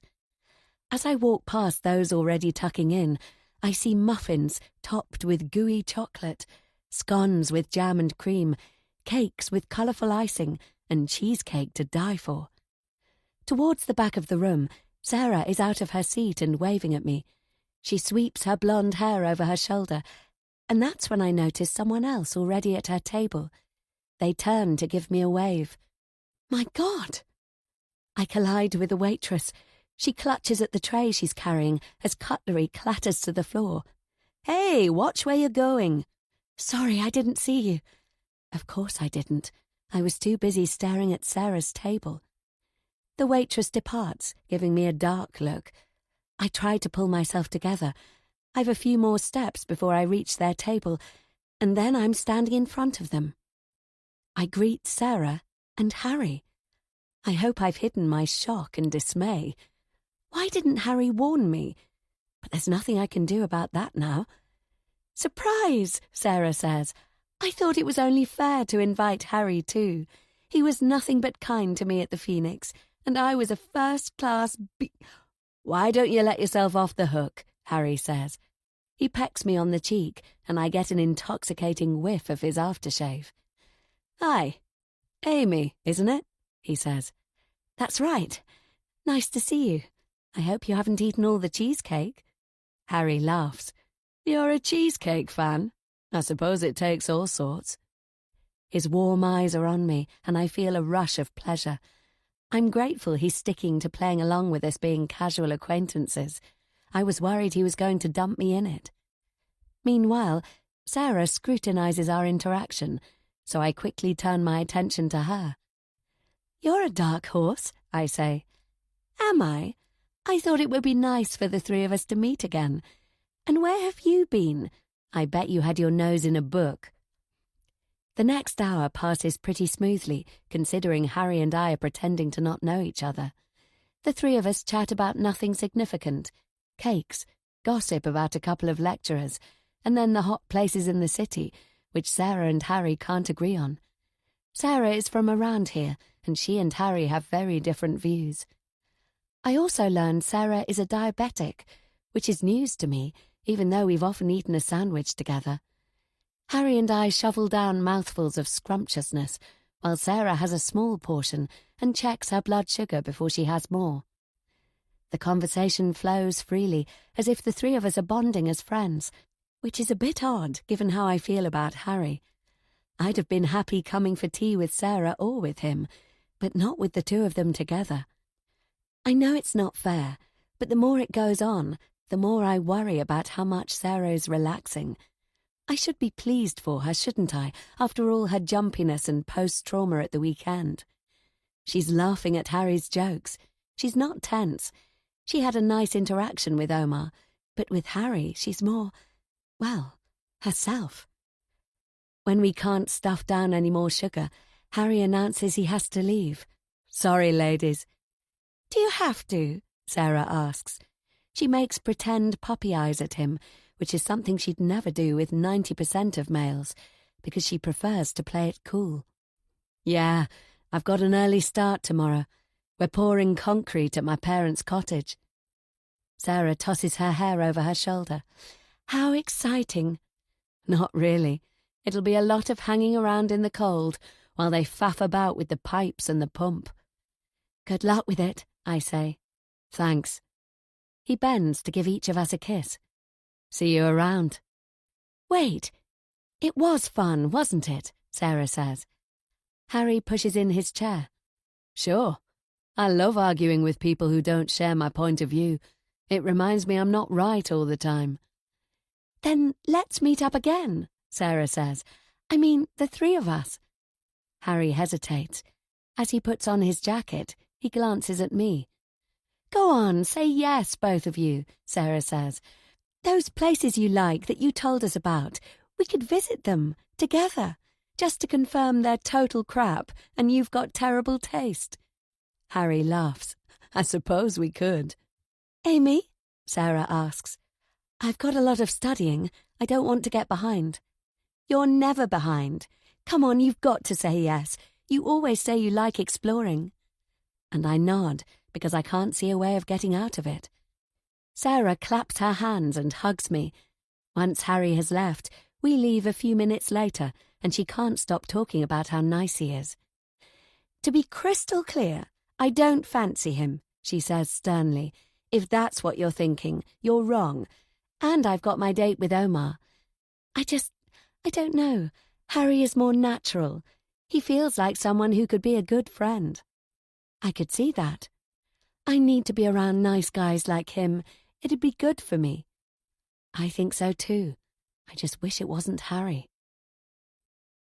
Once Sarah and I have parted ways, I send Harry a text asking why he didn't tell me Sarah had invited him to Penelope's. He texts back, "I was going to ask you the same." 'Cause I didn't know you'd be there. Ditto. A cool wind blows, and I pull up the collar of my coat. She wants the three of us to be friends. I got that. Is it a problem? Sort of. I don't like not being straight with her. Although a threesome is a good way to go. Is it? I'm not sure. It's not nice going behind Sarah's back, but it's too late now to tell her Harry and I have a thing for each other. Imagine how disappointed she'll be to be left out. Harry's right.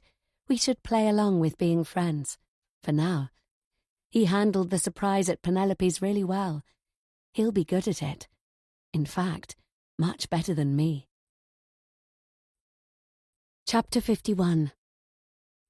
Every morning when I wake up, I leap out of bed to crack open my door in case it got stuck. I know it's silly, but I can't help it. The dread of being trapped makes it hard to get to sleep at night. I tell myself that even if the door does stick, there's no need to worry. Keith and his mother are there, and if all else fails, I've got my phone to call for help. At breakfast a few days later, I screw up the courage to ask Edith if there's a key, and if so, can I have it? She says she never locks doors in the house, and that if there once was a key, she has no idea what happened to it. I don't know if I believe her. There's another problem. I've the idea someone is going into my room during the day when I'm not there. For example, I brought down jewellery and left it on the bathroom cabinet. When I got back from classes, I swear it wasn't arranged the same way. And my clothes. They're piled on the chair, but yesterday they were in a different order than how I left them. I'm sure of it. Or almost sure. If Keith or Edith were coming in, it wouldn't be a disaster. It's not like I have anything worth much, but it's an invasion of privacy, and it makes me uncomfortable. I especially felt unnerved today when I discovered a corner of Mum's letter poking out of its envelope. Didn't I tuck it neatly inside? I talk it over with Sarah. She's sympathetic, but she wonders if I'm under too much stress about my mum, and I'm imagining things. She's also very much taken with Omar and his dinner invitation. What she'll wear and how she'll style her hair is all she talks about. When I mention my concerns about the letter to Harry, he gives me a sceptical look. He thinks it's unlikely. In fact, he and Keith think it's a miracle Edith has allowed the room to be occupied, and they're both delighted. They hope it will help her. So do I, but it means Harry is more inclined to think I'm mistaken. The days go by, and I get less and less rest. By the end of the week, I'm so tired that I fall asleep in a lecture. It's a welcome boost when Harry tells me his parents are going away for the weekend. He wants me to stay over at the cottage. When he tells me, I'm so excited it's like I can't breathe. The only problem is Sarah. I dread her bouncing up to me and demanding what shall we do on Saturday. I don't want her to be suspicious. I don't want her to feel lonely either. I'm really hoping it will go well with Omar on Friday, and they'll end up spending the weekend together. Sarah must be thinking the same, because, to my surprise, she tells me she's planning on studying on Saturday. As if. Good luck to her, and even better, it leaves me free to spend time with Harry. Saturday morning, I pack my away bag, and Harry picks me up. We zoom through the streets in his battered Mini. He loves to drive fast, and we laugh a lot as he slips through orange lights. We head for the wild and windswept moors. Gorse and heather stretch to the horizon, and there's so much sky. I hadn't realized it went on and on like this. Wow, it's beautiful, I say. The moors stretch all the way to the next county. I fell in love with them when I was a child. But you've got to be careful. It's treacherous up here too. There are hidden marshes and bogs, and the weather can change in an instant. But it looks so lovely. Don't be deceived. I've known fog so thick I can barely see my own hand in front of me. Step into a bog and you could be up to your neck. This time last year, another man went missing. They brought out specialists and tracker dogs, but it's such a huge area that it's almost impossible to search. They never found a thing. Most likely he strayed off the track and got sucked down. Poor bastard. It happens every few years. Are you being serious? Absolutely. Stick to marked footpaths, know the weather forecast, and never go out at night. Oh, and there's no signal up here. Your mobile won't work. Their cottage sits at the edge of the moors. Harry tells me it used to be a peat cutter's cabin. Apparently bogs produce great peat, and in the old days the peat was dug out and used as fuel. I'm surprised to hear the cottage actually belongs to Edith, not Harry's parents. It was left to Edith by her father, and Harry tells me it's been in the family for generations. As I step out of the car, the wind whips my hair. This is what I call remote, I say. It's the only place for miles. It was falling apart until Dad offered to renovate. It's cute. There's a garden with a stone wall around the perimeter and a stunted, odd-shaped tree at the end. There are a couple of outbuildings, which used to be for drying and storing the peat. The entrance to the cottage is a latched wooden door, and it leads straight into the kitchen. We never lock it. That's a tradition, in case trekkers need shelter. Harry leads me inside. The original cabin was just this space. One of Aunt's ancestors added more rooms. Then Aunt's grandfather added a floor above. From the kitchen, there's a spiral stone staircase leading to the floor above. I dump my bag. In the room next door, a merry fire burns in the grate, and there are 2 huge and very comfortable-looking sofas. Your parents have decorated it nicely. Thanks. I've prepared lunch. Or almost prepared it. Would you like a glass of wine? That sounds nice. I follow him back to the kitchen, where the counter is strewn with food preparations. A splash of green from chopped herbs, grated cheese, and a bowl of tomatoes and olives. Spaghetti sticks out of a pan. I'm not a gourmet chef, but I can rustle up a mean pasta. Harry glugs wine into our glasses. We clink. I sip, and his eyes meet mine. Electricity races up my arms. No need to cook that pasta yet. I reach for Harry, and it's a delicious moment as his arms encircle me and our lips meet in a hot and desirous kiss. This is what I've been dreaming of, and I never want it to end. A few hours later, we're snuggled together under a duvet in front of the fire. We didn't bother to go upstairs. Right here was perfect, with the moors and the moody sky and the burning logs. Harry entwines his fingers with mine. He laughs and kisses me. All I had to do was walk into Aunt's kitchen, and there you were. How lucky is that? I know exactly what he means. I've never felt like this before. It's wonderful he feels the same way about me as I do about him. Chapter 52. I'm really sorry I abandoned you, Sarah says. Next time I shouldn't let myself get carried away with Omar. So there's going to be another time. She wriggles in delight. We're really compatible. The way he talks about his family and his likes and dislikes, I really like him. Sarah and Omar spent the whole weekend together. She's been modest about describing what they got up to, but I'm imagining pure passion from beginning to end. I'm betting he's got fancy tastes, too, I say. The restaurant was intimate and upmarket, and his apartment, you should see it. It's wonderful. His family must be rich. She's practically glowing. It's a good thing, especially because I feel the same after my weekend with Harry, but I don't think Sarah has even noticed. Sounds like you two hit it off, I say. Sarah tosses back her hair. I've got to say, I feel like a new woman. When are you seeing him next? Soon. I'm so glad I started at university. So glad I met you. I laugh. And Omar. It's great to see her happy. And Harry too, she adds. My heart sinks a little. I'd hoped she might have forgotten about him. Lucky you for meeting a man like Omar. Anyway, I can't let Omar think I'm too keen. Best to keep him a bit hungry. So next weekend, I was thinking we should do something fun with Harry. What do you think? Won't it put Omar off? It's good for him to know he can't take me for granted. If you say so, but I'd prefer just you and me and leaving Harry out of it. She nudges me. Rubbish! Be enthusiastic. I've already got an idea where we can go.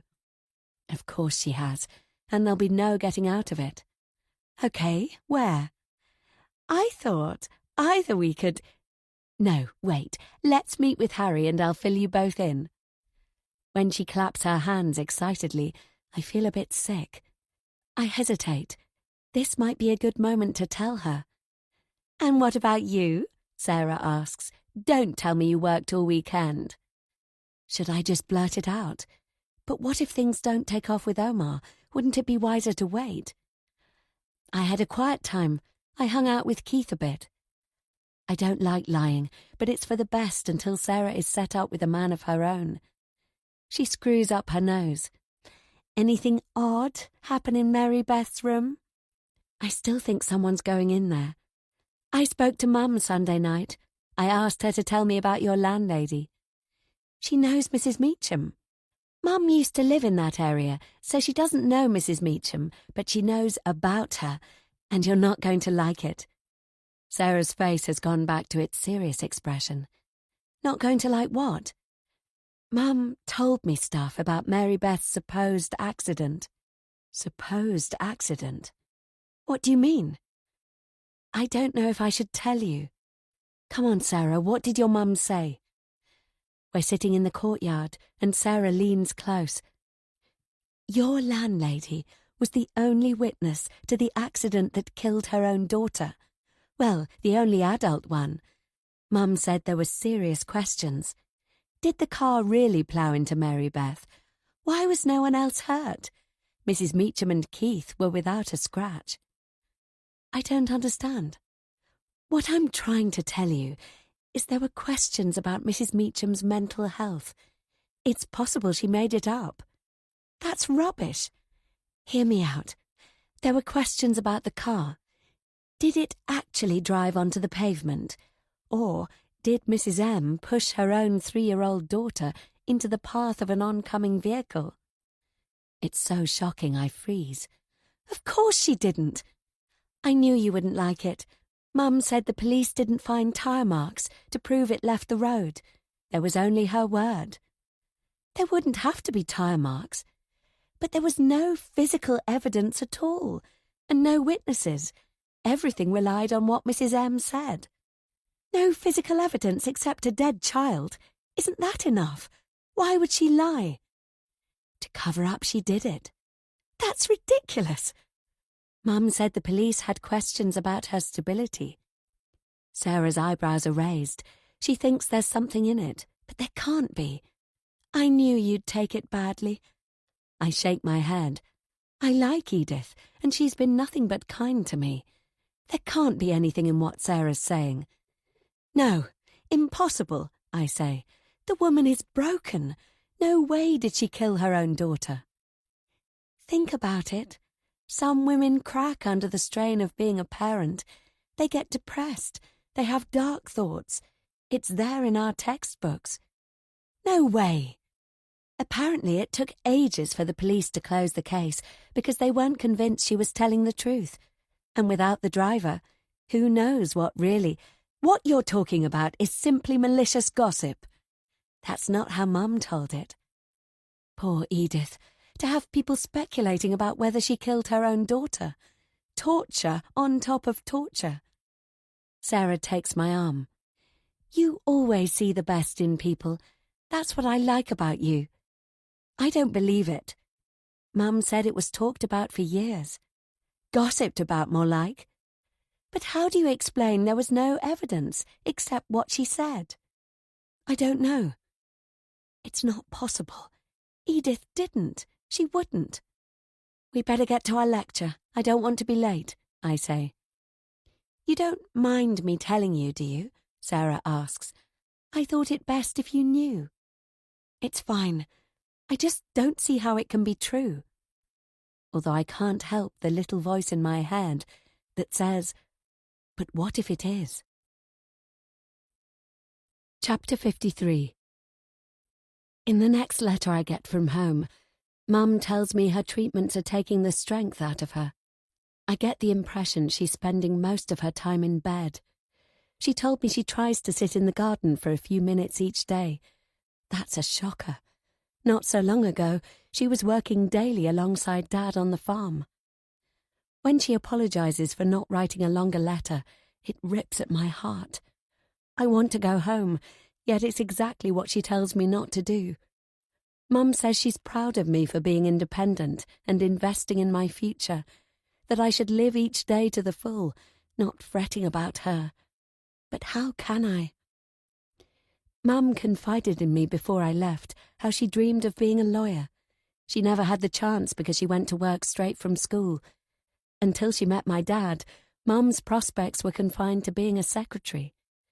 She's put all her hopes into me. She wants me to succeed where she couldn't. She wants me to fly. My tears drip onto her letter, and I cry so hard my chest hurts. I'd wanted to talk to Dad about finding different lodgings, and now I realise how selfish that would be. My parents have sacrificed so much for me and my sister. Fee still isn't answering my messages, and now things are getting complicated at Edith's. I don't feel like I can dump my worries on my sister, either. After Mum's letter, it's impossible for me to study. I keep thinking of her, pretending everything is all right for my benefit. Sarah is concerned. She knows I can't concentrate. On the second day of dragging myself listlessly around campus, Sarah takes me to Penelope's to cheer me up. I know she means well, but I pick at my cake. I feel ill, I say. You're frightened for your mum. I wish there was something I could do. There's nothing anybody can do, though I take comfort from knowing Sarah is looking out for me. Without her, I'm not sure I'd be able to manage. I could drive you home at the weekend, she says. Sarah has an expensive car, which, like most things in Sarah's life, her mother provided. That's really generous. Don't be silly. I don't think Mum wants me to interrupt my studies for her. Sarah shrugs. Maybe she doesn't, but what do you want? If I turn up, I'm worried she'll be disappointed. I don't want to upset her. It's up to you. She told me the doctors are adjusting the treatment so she can tolerate them better. Let's see how the next week pans out. I try to sound brave. Sarah puts her arm around me and pulls me close. Harry is the other person who makes me feel better. When I'm in his arms, Mum's struggles become more bearable. He and I spend most evenings in Edith's lounge. Harry always has funny stories to tell about his parents and the renovations at the cottage. It helps lift my mood. I discover Harry doesn't know what to do with his life. For money, he does casual work from time to time. He finds it inspiring. I'm motivated to do better for myself, and he says it's making him rethink. Sometimes we talk about our future together, and that's comforting too. I haven't got the stomach to take Harry to my room, which I still think of not as mine but as Mary Beth's. Any intimacy there would feel downright wrong. We haven't yet told Edith and Keith about our relationship, although I suppose they might have guessed. With Harry and Sarah's help, I carry on. Then, midweek, something very strange happens. I come home to find Edith hunched at the kitchen table. I was making supper, and the post arrived, she says. There's a letter from the insurance company. They'll be sending someone to inspect the damage. I'm immediately hopeful I can move upstairs soon. That's good news, I say. The date they've given is in 2 months. 2 months? It sounds like an eternity. I've been checking every day, I say. It's dried out and there's no smell. There's a hint of desperation in my voice. I'm really hoping she'll allow me to go back before the inspection. With rot, you never know. I'm afraid I'll need to keep those windows open until they give me the all clear. Which means I'm doomed to stay in Mary Beth's room. My heart sinks, and I gloomily plonk bread in the toaster. Then, I don't know how it happens, but as I slam the cutlery drawer, my bracelet gets caught. My lovely ducky snaps off. I'm close to tears. It's not about the charm. It's the bedroom and Mum's letter. It's overwhelming. Why are you upset? You like your room, don't you, Mary Beth? No, she can't have called me Mary Beth. I was making noise and I heard it wrong. It's very comfortable, but I prefer upstairs. We decorated it just the way you wanted. What is she talking about? There's been no redecoration. We can change it if you like, darling. Edith calls Keith darling, not me. I stare at her. She has a strange expression fixed on her face. Edith, are you feeling okay? I'm fine. How about we buy some more of those stickers you like? How to handle this diplomatically without offending her. I give a small laugh to try to make light of it, but even to my own ears it sounds forced. You know I'm Amy, don't you? I'm not Mary Beth. She smiles, and I get the horrible feeling she's looking right through me. Edith, answer me. I'm your lodger, I'm Amy. Of course, darling. Anything you say. Don't worry, Mummy isn't cross with you. Oh, God, what's happening? My back goes clammy. Why is she talking to me as if I'm her daughter? She doesn't appear to be ill, but has she had a stroke? Or is this some kind of breakdown? Edith keeps smiling, and it gives me the creeps. Mummy isn't cross with you. Stop talking like that. Come and have a biscuit with me. I bought your favourites. I'm calling an ambulance. As I grab my phone, I hear footsteps, and Harry rushes into the kitchen. What's going on? I was in the hallway, and I heard you say you're calling an ambulance. Your aunt isn't well. She's confused. Edith gets out of her chair. I half expect her to collapse, but instead she comes right up to me and grabs my phone out of my hand. Her reflexes are lightning quick. What are you talking about? There's no need for that. I'm fine. The strange fixed expression has vanished, and Edith seems genuinely surprised and a tad annoyed. You called me Mary Beth. I did not. You did, and you told me you weren't cross. Why are you making this up? What has got into you? I turned to Harry. She said she'd bought my favourite biscuits, and she was behaving strangely. Edith shakes her head adamantly. I don't remember any of that. I know I didn't imagine it. Edith was talking to me as if I were her daughter, and now she's pretending it didn't happen. Amy, are you sure? Harry asks. You're under a lot of stress at the moment. Yes, your aunt talked to me like I'm a child. No, not a child. Her child. But I don't want to say it. I don't want to upset anyone. It must have been a slip of the tongue, Edith says. That's not how it was, but I don't want to say it. So I make as if I agree with her. Then I watch her carefully as she prepares supper for us all. Her movements are fluid, and she chats with Harry as she usually does.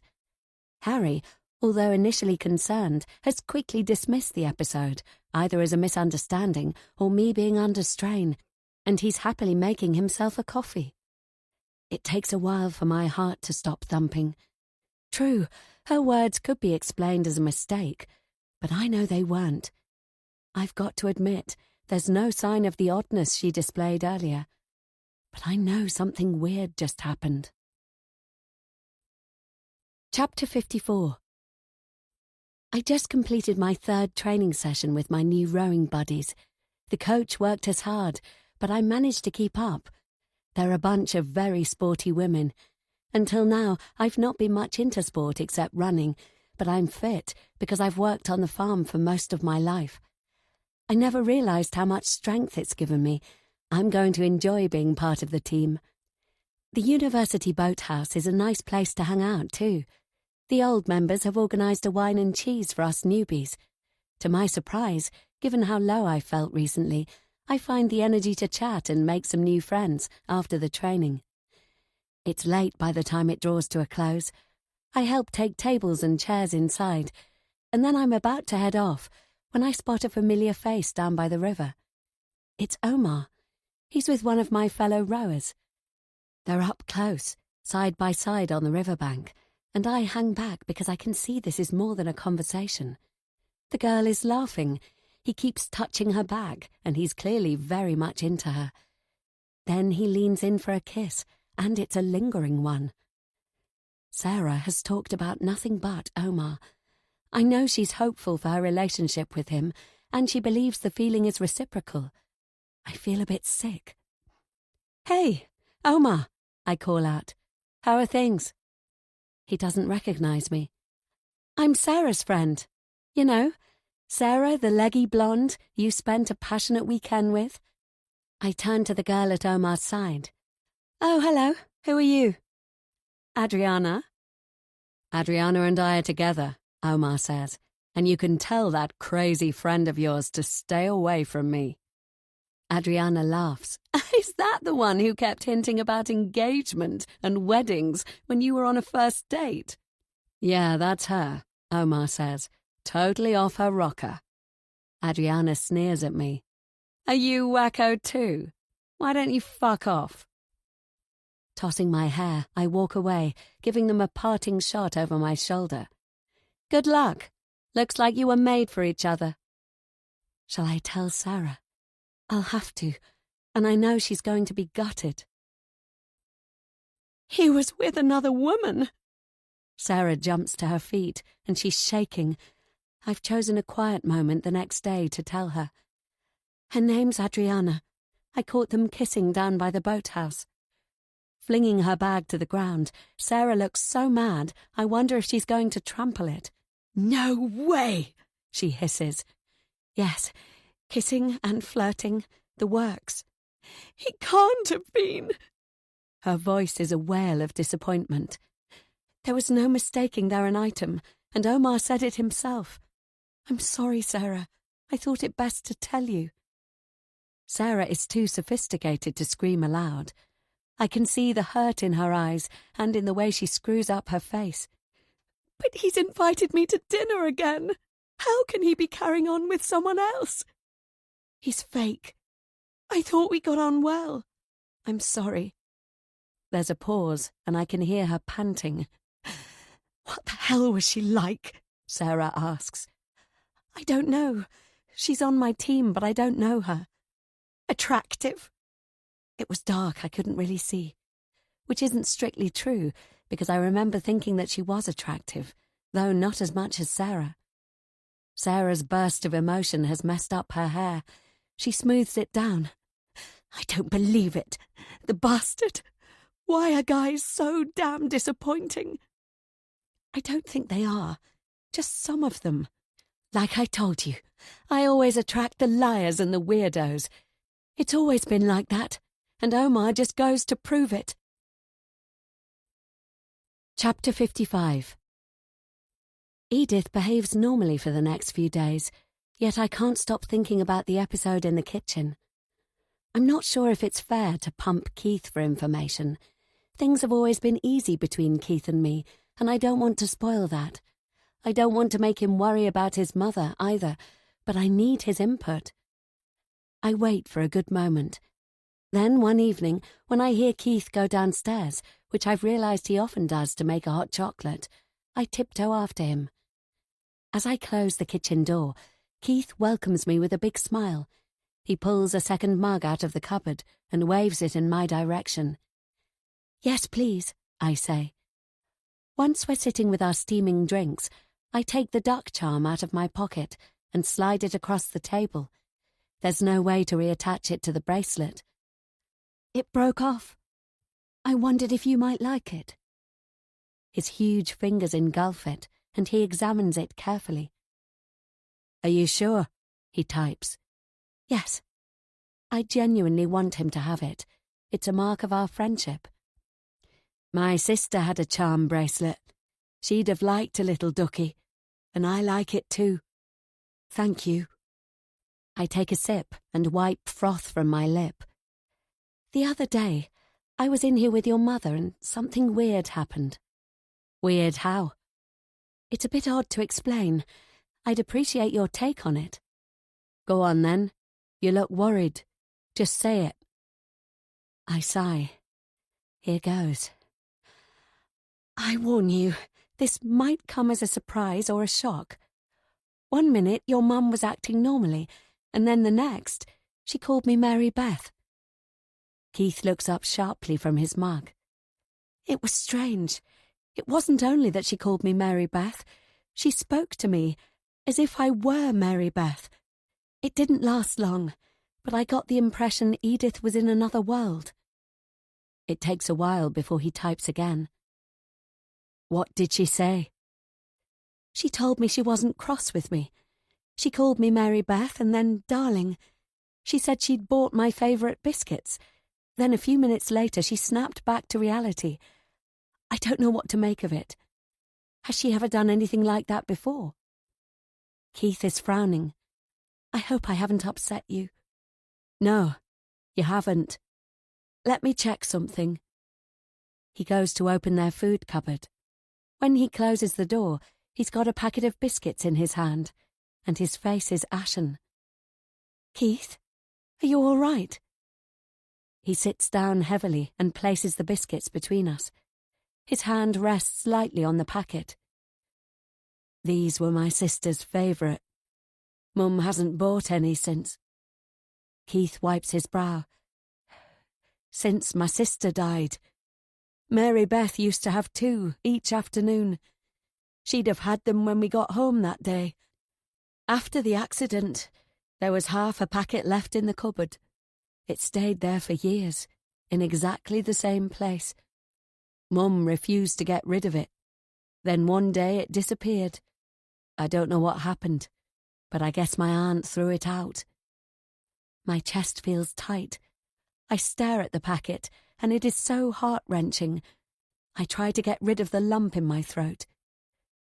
Did you question Mum? What did she say about how she was acting? When I asked her what was going on, she denied it. She didn't remember what she'd said. Was Harry there? He arrived after, and by that time Edith had no recollection. I wondered if she might not be feeling well, but she said she was fine. Across from me, Keith sits very still. I'm the one who's closer to tears than he is, but this must be really distressing for him. Let me think.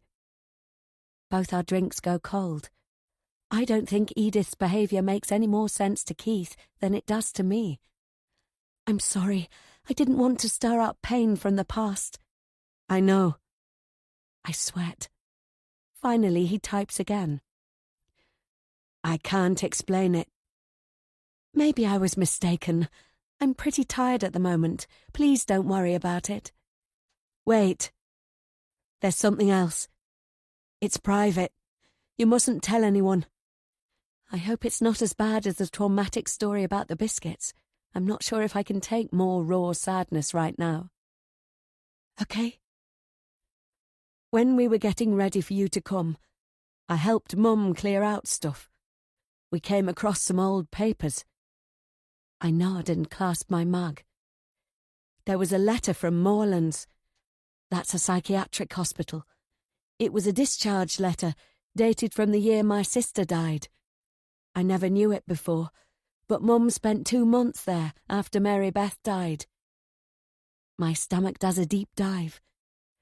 Your mother spent 2 months in hospital? Yes. And you didn't know? I'd no idea. I was 5 at the time, so I must have blanked it out. The thing is, when I asked her, she didn't want to talk about it. Oh dear. I asked Auntie Grace, and she told me Mum had a breakdown. Auntie told me while Mum was in hospital I stayed with them. I'd forgotten it, but then when she told me, I remembered holding Harry while we went to sleep, when he was a baby. I'm sorry if I've been nosy and stirred things up. I didn't mean to. It's okay. We wait in silence. It's just so sad. Poor Edith. Do you think me living here is bad for your mum? Keith shakes his head. I think having you here is good for her. She seems better, more positive. Harry thinks so too. I take Keith's arm. I hope you're right. There isn't much more for us to say. Keith reheats his drink in the microwave. Then he puts the biscuits back in the cupboard. I haven't got the stomach to swallow anything, and when Keith says goodnight and heads upstairs, I pour my mugful down the sink. I can't help thinking about the psychiatric hospital. Sarah's mother said there was a suspicion Edith pushed Mary Beth. I dismissed it as gossip, but could there be any truth in it? What kind of a breakdown did she have? I know you can be hospitalized for being a risk to yourself or to others. And maybe Keith and Harry are wrong. Maybe I'm not good for Edith. Maybe I'm having a destructive effect. Her calling me Mary Beth can't be a good sign. What if I'm causing her to have some kind of second breakdown? Chapter 56. Since my conversation with Keith, I tiptoe around the house constantly on edge. Maybe the door didn't get stuck. Maybe Edith was the one to lock me in Mary Beth's room. I'm dreading my landlady having another strange episode. I'm waiting for my next letter from home, too. I've phoned a few times, but Mum has turned off her mobile and she doesn't come to the phone when I call Dad. I know she's listening in the background. I can hear from the tone of Dad's voice. Dad doesn't want to worry me. Probably they've discussed what to tell me and what not to. As for Fee, is it really fair to try to grill my little sister? I send her a message asking if there is any good news. To my relief, she breaks her silence and replies, which is brilliant, though what she says gives me the shakes. Things aren't good, and we're waiting for the treatment cycle to end. It's a real grind, and Mum is struggling. You are the good news. Mum loves your letters. I miss you. Send pictures. And so I do. Of me and Sarah in the uni courtyard, of me at the cathedral and the cakes at Penelope's and feeding the ducks with Keith in the park. I've some of me and Harry, but I don't share them. Bringing Harry onto the scene would complicate things, and if Fee told my parents, they'd only worry about what he was like. If I'm the one keeping my family's spirits up, then I'd better make a double effort. I have to put my own worries aside. I've got to deal with Edith and her memories of Mary Beth. To help with that, I could do with a bit of good news myself. I don't get any. In fact, I get unwelcome news, and this time it's from Harry. Our evening starts out well, with a nice and thankfully normal supper, where Edith behaves like my landlady and not like my mother. After the washing up, Harry and I take off for the lounge. I snuggle into his arms. "How's it going with your studying? Are you managing?" he asks. "Sort of. I can catch up later." "I suppose. Though we don't know how long it will go on for, do we? I mean, people can have treatments on and off for years, can't they?" Whenever Harry talks about my mum, he says it gently, and I know he understands. I'm not missing lectures. I'm handing my assignments in on time. It's only my marks that have slipped. Plummeted might be a better word to describe it. But like I said, I need to handle this. Harry strokes my hair. "I talked to my parents about us. They'd like to invite you to dinner at our place. What do you think?" Meeting Harry's mum and dad is not on my list of great things to do right now, although I've got to admit it might be a useful opportunity to talk to them about Edith.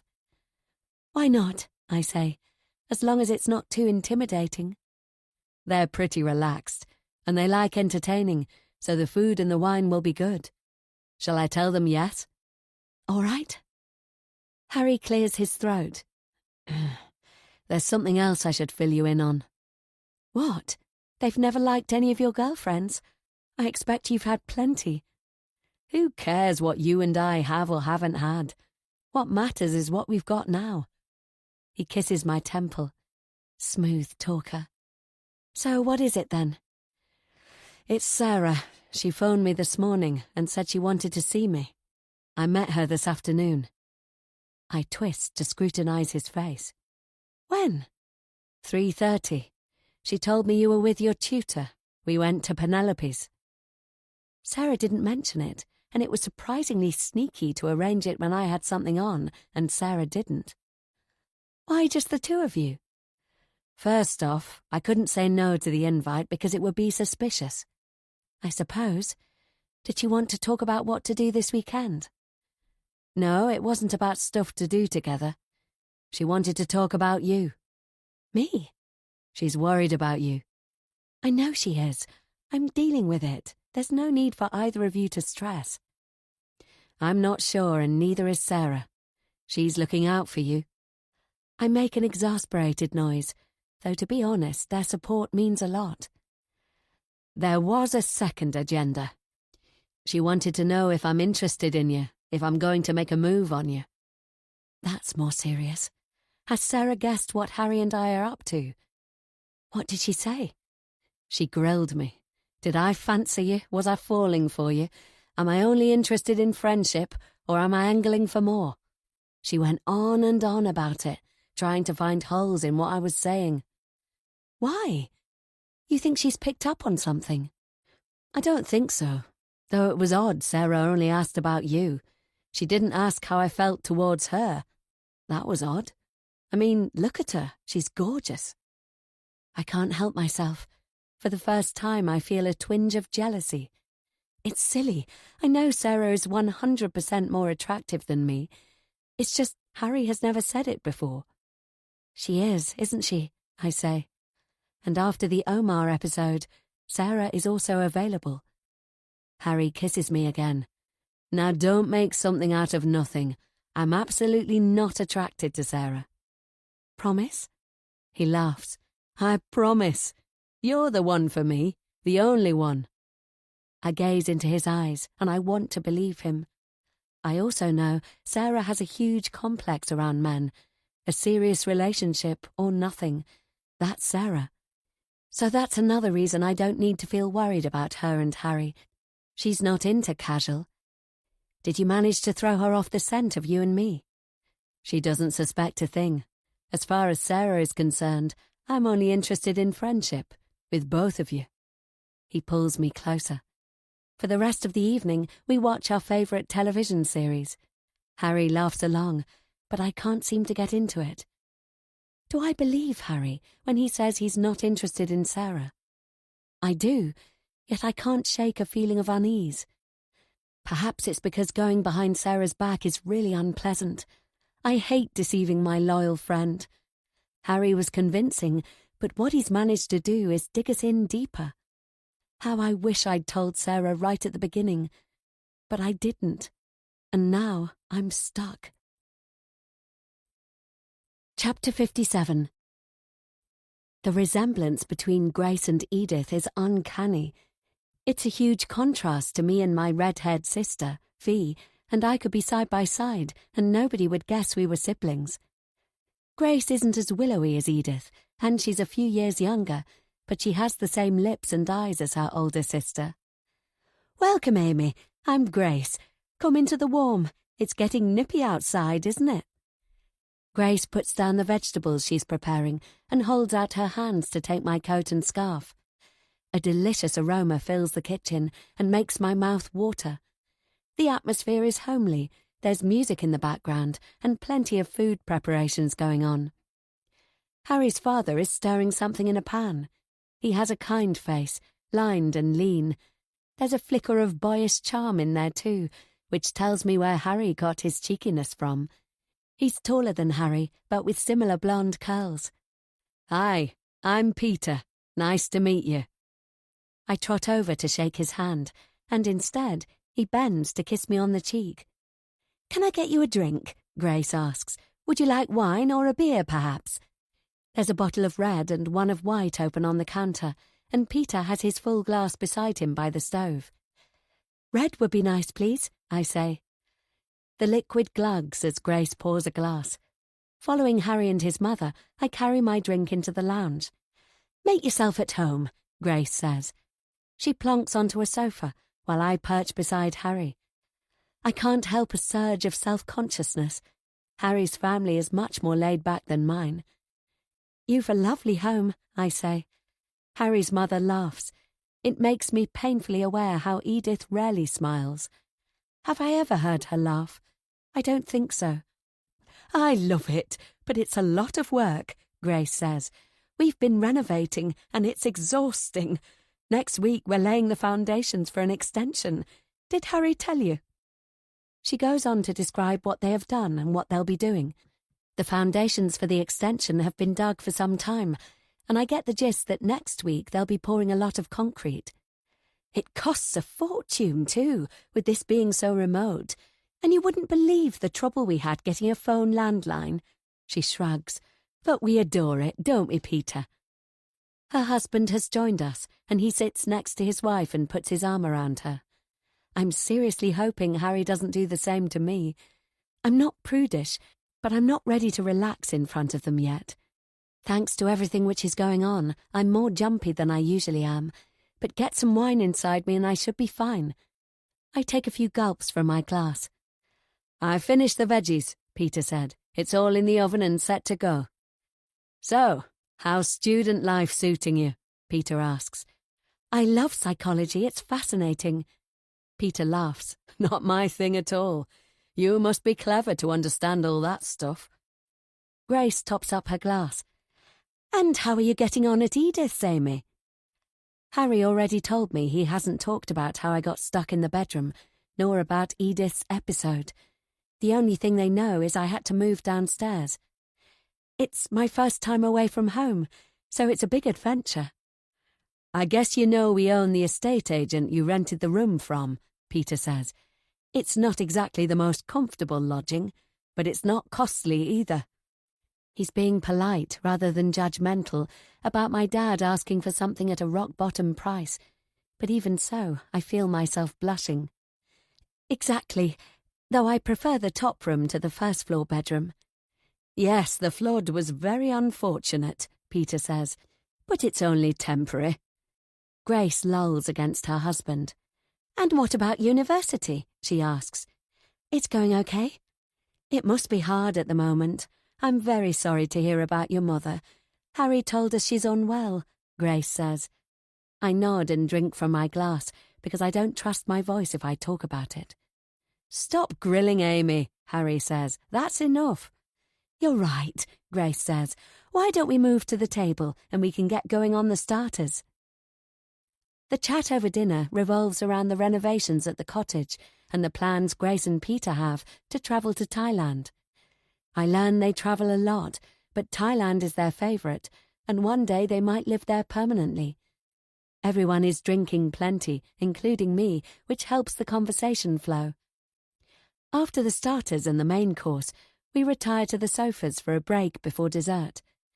The meal was delicious. Peter opens a second bottle of red, and he, Harry and I banter about what music to put on. I discover they go to concerts and music festivals, and they've been to plenty as a family. I've never been to one in my life, but I've always dreamed of going to Glastonbury. I listen to their stories wide-eyed. If only Fiona could hear this. We used to spend hours every year poring over the Glastonbury lineup. I always thought it was out of reach, but Harry's family make me think otherwise. I make a promise that one day I'm going to go, and I'll take my sister with me. A while later, when Grace goes to the kitchen, I follow. There's been no chance of turning the talk to Edith without killing the fun atmosphere, so the only way is to get Grace on her own. To bolster my courage, I take my wine with me. It's all right, Amy. I can manage the pudding. Please go and relax. She's pulling bowls from the cupboard and rummaging in a drawer for spoons. Actually, there's something I wanted to ask, but it's a bit awkward. Anything you want, fire away. As she stacks the bowls on the counter, she glances my way. When she catches the expression on my face, she stops what she's doing. Ah, I can see it's serious. She pushes her hair out of her eyes. I hope you know you can have confidence in me. I take a gulp of wine and a few deep breaths. It's about your sister. Did Edith push her own daughter to her death? isn't a question you ask your hosts. Neither is, why did Edith go to hospital? Did she have a breakdown? Was she violent? I'm listening. I don't know what you want to know, but I'll answer as honestly as I can. I really like Edith. She's been kind. When we first met, it was a shock for her, and for me, that I resemble Mary Beth. It was a shock for all of us. When Edith told me, I didn't know what to make of it, but she was so excited, and when she sent me a picture of you, I could see exactly what she meant. I decided not to comment, even though I hadn't realised Edith had taken photos of me. Grace smiles. It was like fate had finally brought something good to my sister's door. I was grateful, and grateful to you for taking it so positively. This is going to be more difficult than I imagined. I hadn't realised the whole family had been affected by my arrival. I take another sip. I could see she was touched. Straight away she told me she lost Mary Beth. I hoped it would be good for her, me living there. It is good for her, believe me. I'm not so sure. Grace sighs. You're having doubts. The other day she and I were in the kitchen, and Edith called me Mary Beth, and she spoke to me like I was her daughter. She said she'd bought my favourite biscuits. At the word biscuits, Grace, who's been looking sure of herself up until now, falters. She steadies herself on the counter. What biscuits? Her voice is faint. I told Keith about it, and he dug them out of the cupboard. He said they were his sister's favourites. I'm worried I'm having a bad effect on Edith. Maybe on her, mental health. Grace closes her eyes. When she opens them again, they're moist. Ever since she lost her daughter, Edie has been fragile. You can't imagine the nightmare she's been through. You mustn't hold it against her. She needs you there. I don't want her calling me by her daughter's name. It's not normal. It's not healthy. And I'm in Mary Beth's room, too. It's very uncomfortable. Peter charges in. He's in a buoyant mood, but at the expression on his wife's face, he immediately sobers. What's not healthy? He asks. When Grace says nothing, I struggle to find words. It's Edith's behaviour. I'm sorry, but I can't help thinking, what if I'm stirring the accident up again for her? Calm down, Amy, Peter says. There's no need to get upset. I can't help it. I'm worried. Firstly, I want you to know you're not stirring things up, Peter says. But I think I am. Edith is behaving erratically. Grace shakes her head. Slipping up by calling you Mary Beth isn't what I'd call serious. I'm sure you can appreciate what she's been through. How many times has she done it? It was only once, but you're helping, Peter says. You being there is helping her heal. He pats me on the shoulder. Either they don't believe me, or they want to pretend what I'm saying isn't important. Or maybe I'm not explaining myself properly. The alcohol is muddling my head. You don't understand. My friend at uni, her mother lived locally. She told me there were rumours, or I don't know, questions about the accident. There were no questions, Grace says. There's a hint of hardness in Grace's voice, and I know I've gone too far. I wish I'd kept my mouth shut. My poor sister suffered so much, and those rumours were vicious. They almost destroyed her, and they were nonsense. Please don't listen to what people say.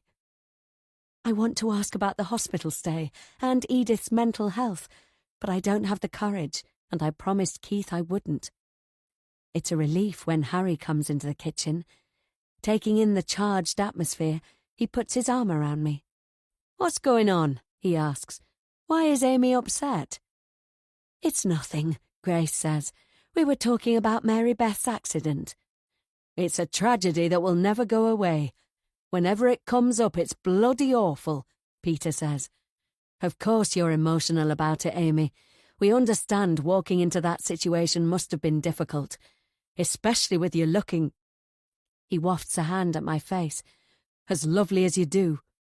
You've been so mature about it, and that's to your credit. I'm grateful to you, Grace says, for giving Edie a tiny bit of hope. She's suffered so much. All I want is for her to be happy, and you coming along has somehow made that possible. It's a miracle. You are a miracle. Peter wipes a hand across his brow. Yes, really, we can't tell you how grateful we are. I'm backed into a corner. If I insist any more, they're going to hate me. I heard you say there were questions. What questions? Harry says. Peter grabs the dessert from the fridge. Let's not spoil the evening when we were having such a nice time. Why don't we go back to the lounge? Wait, Dad. I said, what questions? You know, how the driver was never found, Peter says. All Aunt could tell the police was that the car was silver, Harry tells me. Peter nods. Listen, Amy, the police searched and I investigated myself. I spent months contacting garages and repair shops, dead ends. Whoever it was, if there were repairs to be done to that car, and that's not a given, they did it themselves. There was no way to find the vehicle. What is he talking about? We weren't talking about the vehicle. We were talking about Edith and her state of mind, and the vicious gossip about how Mary Beth ended up in the path of an oncoming car. Come on, Harry, take this for me. Peter shoves the dessert into Harry's hands and gives his son a friendly push in the direction of the lounge. He hustles Harry out of the kitchen. Harry doesn't know about the gossip, Grace whispers. He adores Edith. You mustn't tell him. He has such a sweet relationship with her and with Keith. Please don't ruin it. I am gobsmacked. Why haven't she and Peter told Harry? How could she ask me to lie to my own boyfriend? Please, my sister had everything taken away from her. She needs you. I'm trapped, and my head is feeling fuzzy. I wish I hadn't drunk so much. I might have expressed myself better. I can't make them understand. They are kind and well-meaning people, and I realize Grace wants to protect her sister and her son. Of course I do. All I can do is nod dejectedly in agreement. My attempt to ask them for help has backfired. Chapter 58. Sarah has taken charge of our day out. She tells me all I need to do is turn up at her place in walking shoes and warm clothing. I arrive feeling hungover from dinner at Harry's. I'm not looking forward to a whole day deceiving Sarah either, pretending we're all friends when Harry and I are sleeping together. Perhaps today would be the right moment to tell her, but when she bounds towards me beaming, I know I haven't got the courage. Not after last night, and not after Omar either. I rub my brow and take a slug from my water bottle. You're late. Harry is waiting in the car, she says breezily. I overslept. Where she's taking us is a surprise. She's been clear with me she's the one footing the bill. I'd been hoping for a nice restaurant or even a visit to a stately home with a sumptuous lunch thrown in. Sarah and her mother know the nice places, and money isn't an obstacle for them. Sarah's told me plenty about her mother's favourite hangouts, spas, mansions converted to luxury guest accommodation, 5-star restaurants. Sarah has the same tastes. Where are we going? She links her arm in mine. Wait and see. Harry is in the car park around the back. He's stacking a hamper and food baskets into Sarah's car. Hi, Amy. He pecks me on the cheek. Sarah's ordered enough for a small army, and all of it looks delicious. I hope we've got everything I asked for, Sarah says. They're Mum's favourite delivery service, but once they forgot her stuffed oysters. Mum went berserk, I can tell you. She's one of their best customers. It took them a long time to make it up to her. It sounds as if Sarah has gone overboard on the catering for today. Stuffed oysters. I've no idea what they look or taste like. I'm not sure what that is, but did you get any for us? I ask. No, I don't like them, and I don't think you would either. Don't worry, I got plenty of other great stuff. And no expense spared from what I can see, Harry said. How much do we owe you? It's my treat. Are you sure? I ask. Of course. Harry sweeps his hair out of his eyes. Bloody hell, that's generous. Amy, you should have seen the guy who dropped off this little lot earlier. He was wearing a 3-piece suit. This isn't an ordinary lunch. It must have cost a fortune. Sarah is beaming. Thanks a mill, Harry says, and he puts his arm around her shoulders. 2 red flushes appear on Sarah's cheeks. It's a sunny autumn day, and if I felt better, I'd have enjoyed a picnic.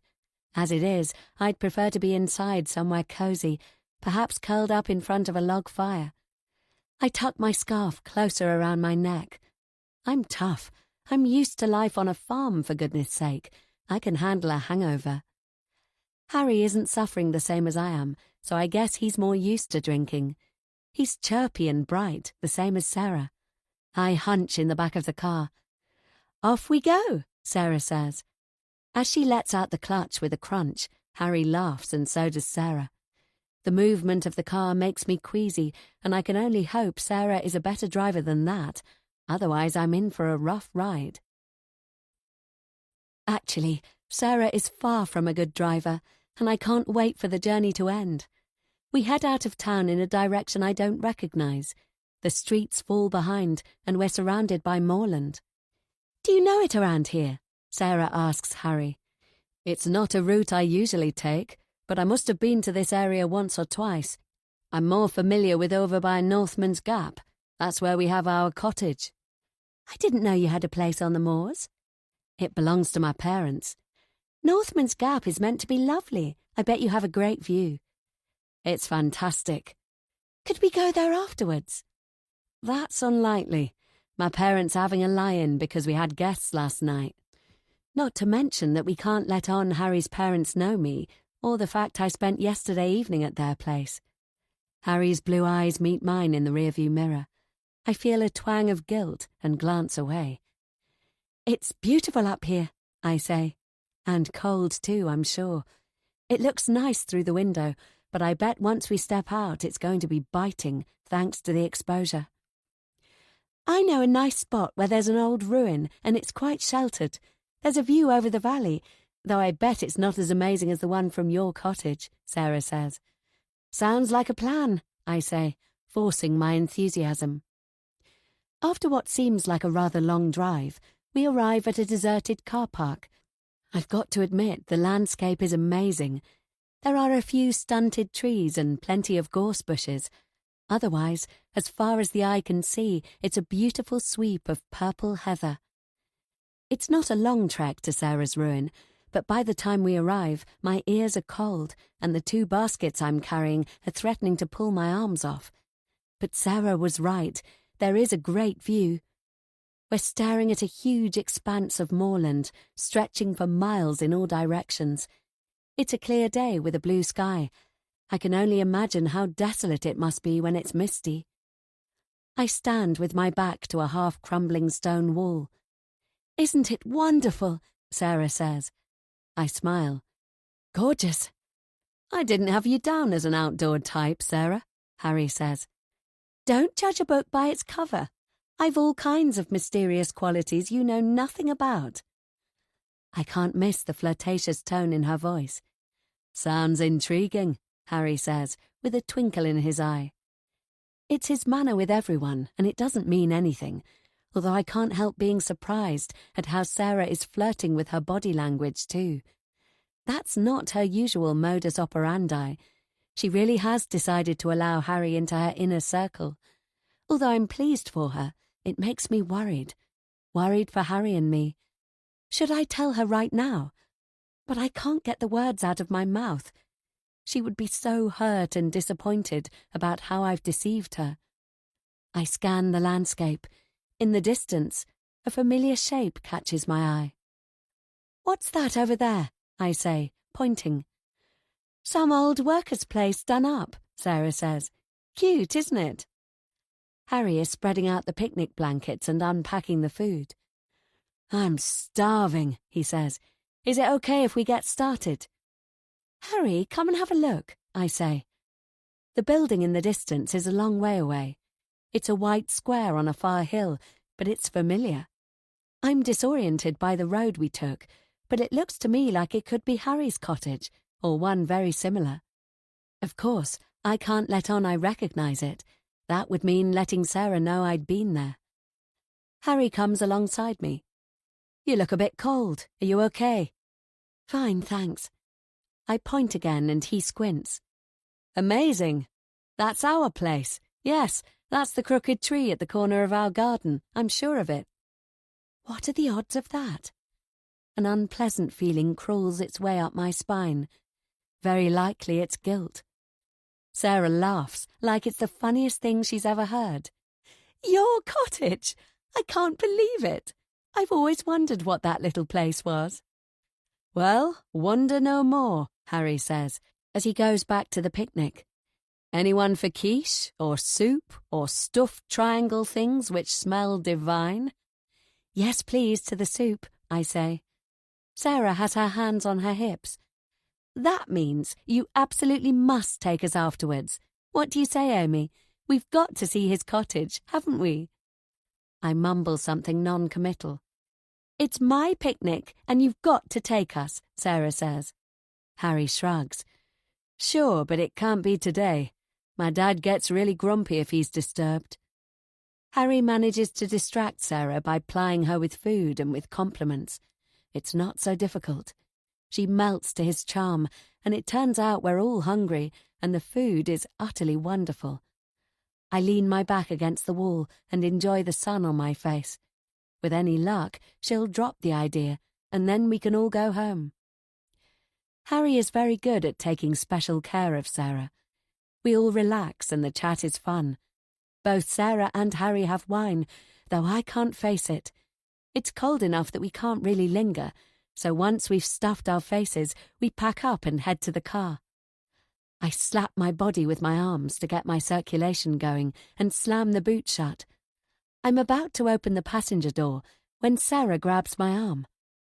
"Let's not go yet. I was planning a walk to the top of the hill." "Are you mad? It'll be even colder higher up," I say. "I told you to wear warm clothes." "I know, but I forgot to bring a hat."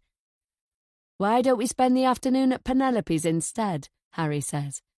After all that food, I'm not sure I can manage even a bite of their lovely desserts, though I am totally into the idea of getting back to town. "I'm up for it," I say. Sarah laughs. "Not Penelope's. Let's go to your cottage. Say yes, please say yes. It will be perfect." "I can't. Dad will bust a blood vessel." "You're not allowed to bring friends." "Of course I am, but it's your home." She's agitated, dancing backwards and forwards in front of Harry. Then she does something totally unexpected. She darts away from us across the moorland, as if she was going to head to the cottage. Except she can't. It's much too far away and over in the next valley. "Sarah, come back!" I call. "Hey!" Harry shouts. "We stay together!" But she doesn't listen, and she's surprisingly fast, flitting through the heather. "What's she doing?" I say. "I don't know, but she should know better. Like I told you, off the footpaths it's dangerous." Sarah is laughing as she streaks away. "She'll stop in a moment," I say. "She's annoyed because you won't do what she wants." "She's drunk too much and it's gone to her head," Harry says. Except Sarah doesn't stop. She's a figure in a black coat and a red hat, bobbing along and getting farther away. Harry cups his hands around his mouth. "Sarah, come back!" Where the hell is she going? "Shit, I'll have to go after her," Harry says. "Stay in the car to keep warm." "No way, I'm coming too." "Are you sure?" Harry takes my hand. "This is stupid, Amy. She's being really irresponsible." I give him a kiss, and his lips are warm against mine. But we can't waste time. Harry gives me a quick hug. "Come on." Hidden underneath the covering of thick heather and moss, the ground is uneven. You can't tell when there's going to be a dip, or a mound, or a soggy patch. I don't know how Sarah went so fast. I trot along behind Harry. He's told me to keep my distance in case he stumbles into a bog or marshland. He doesn't want both of us to be in trouble. Harry is swearing under his breath. Sarah has gone off at random. There's no path she's following, and she's continuing. The farther she goes, the more angry Harry gets. Sarah is heading down a bit of an incline, and she disappears from view. I enjoy a good run in the park, but this is far from my idea of fun. She's being stupid, and Harry isn't the only one who's annoyed. Once we catch up with her, there's going to be fireworks. Then, a few moments later, there's an ear-splitting scream. Chapter 59. Harry speeds up and I follow him. We find Sarah sunk in a bog up to her knees. Harry stops some distance away and he prevents me going closer. If I didn't know a bog was there, I'd have no idea. There are no signs of water or changes in the terrain. Sarah must have run straight into it. She's petrified. "Keep still," Harry orders. "The more you move, the deeper you'll go." Sarah isn't listening and she struggles to escape. The bog is silent and treacherous. It sucks her farther in. "Stop moving," Harry shouts, "or you'll sink deeper." She's already in over her knees. My heart is beating fast. "Sarah, listen to Harry. Do as he says." "Help me." Harry strips off his jacket and he hands the end of one sleeve to me. "Wrap it firmly around your hand. If I get stuck, get down on your stomach and hold on. You're my lifeline. I'm going closer. Follow slowly behind. Whatever you do, don't leave solid ground." Harry's got a grip of the end of the other sleeve. With each step, he tests the ground before he puts down his weight. Like that, he creeps forward.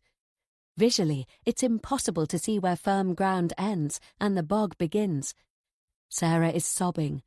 "Stay calm," Harry says. "I'm coming." The tone of his voice reminds me of my father. We've rarely had accidents on the farm, but when we have, Dad has kept deadly cool. Once the tractor overturned and one of our workers was pinned underneath. Another time we had a storm and a cow was stuck in barbed wire and Dad managed to cut her free before she ripped herself to pieces. My father knows how to instill confidence when others are losing their heads. He and Harry have that in common. Harry's progress is painfully slow. Sarah is about 10 meters away, and it's not until he's almost reached her that his foot sinks and he's in up to his calf. My stomach knots. "I'm safe if I stay here. Let go of the jacket, Amy." Safe is not the word I'd use. I don't want to let go, but I trust Harry knows what he's doing. Keeping a tight hold of his end, Harry flings the opposite sleeve towards Sarah. It lands short. "Damn," he says under his breath. "Okay, I'm inching closer." I'm so scared he's going to end up the same as Sarah.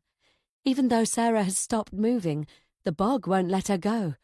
Her own weight is pulling her down. Will they both get sucked under? And then what will I do? How deep is it? What if it's bottomless? They'll asphyxiate. "Be careful." I know it's a stupid thing to say. It's the best I can manage. I know from the farm the only thing to do in tight situations is not to panic. Harry lifts out one foot, and I hear a marshy suck as he drags it free. I hold my breath as he puts his foot down again. This time he's in over his knee. "I can't risk going deeper," Harry says. "If I do, I won't be able to get out. See if you can reach the jacket." He flings it again. The suction must be strong, because it's hard for Sarah to lean in his direction. "I can't. My legs are stuck." The bog isn't thin and watery. It's thick and viscous. Sarah can hardly pull against it. "Yes, you can, Sarah," I say. "Try to bend your top lower. Use your body weight." "I'm trying." "Try harder," Harry says. "You can do it. Come on," I say. She's not moving much, just her trunk, but the marsh is reacting. She's going deeper faster than when she was still. I bite my lip as her fingers grasp the sleeve. "That's it, you've got it," Harry says. "Now, grab a hold and wrap it tight around your hand." "Okay." "Good, Sarah, very good. When I pull, you've got to get one of your legs free. You're going to have to lift it completely out and take as big a step as you can towards me." Sarah has stopped whimpering. She makes a huge effort to drag out her leg. Nothing happens. She's not sporty and she's not particularly strong, but from my experience, what makes the difference isn't strength, it's willpower. "That's it!" I yell. "You can do it!" It doesn't look like she'll make it, but she gives it all she's got, and with a massive heave, her leg comes free. She's so surprised, she almost tumbles headfirst into the gunk. Holding on to the jacket sleeve, she manages to stabilize herself and takes a stride towards Harry. "That's it," Harry says. "Good. Now lift out your other leg." Each stride is a massive effort against the suck of the bog. It's only 3 strides, but it takes an age for her to get closer to Harry. Then he hauls her out. She's exhausted. "If you'd have gone in any deeper, you wouldn't have been strong enough to escape, and I wouldn't have been strong enough to pull you free, not even with Amy's help. Once you're up to your waist, only 3 or 4 people or mechanical help can save you." Harry is angry, and he's not hiding it. "What you did was stupid. You're from around here. You know the risks." Sarah is in a heap at my feet. "It was the drink. It went straight to my head." Harry wipes bog off his trousers. There's not much point. His shoes and clothes are ruined. "That's not an excuse," he says. "I'm sorry. Please don't be cross." Harry turns his back and starts trudging back to the car. "You scared me," I say, "and Harry as well. That's why he's angry." "I know. I was frightened too." "Of course you were. You're safe now. Don't worry, he'll come round." We need to get her somewhere warm. She's shaking really badly, and I'm worried she's going into shock. I help Sarah, and we set off back the way we came. I guess what Harry means by mechanical help is a vehicle with a winch. How long would it take to get one of those on site? What if Sarah had gone in up to her chest? It doesn't bear thinking about. Once we're at the car, I wrap her in the picnic blankets and tuck her in on the back seat. Harry has already taken one blanket, and he's wearing it sarong style. He's wiping the worst of the bog from his shoes.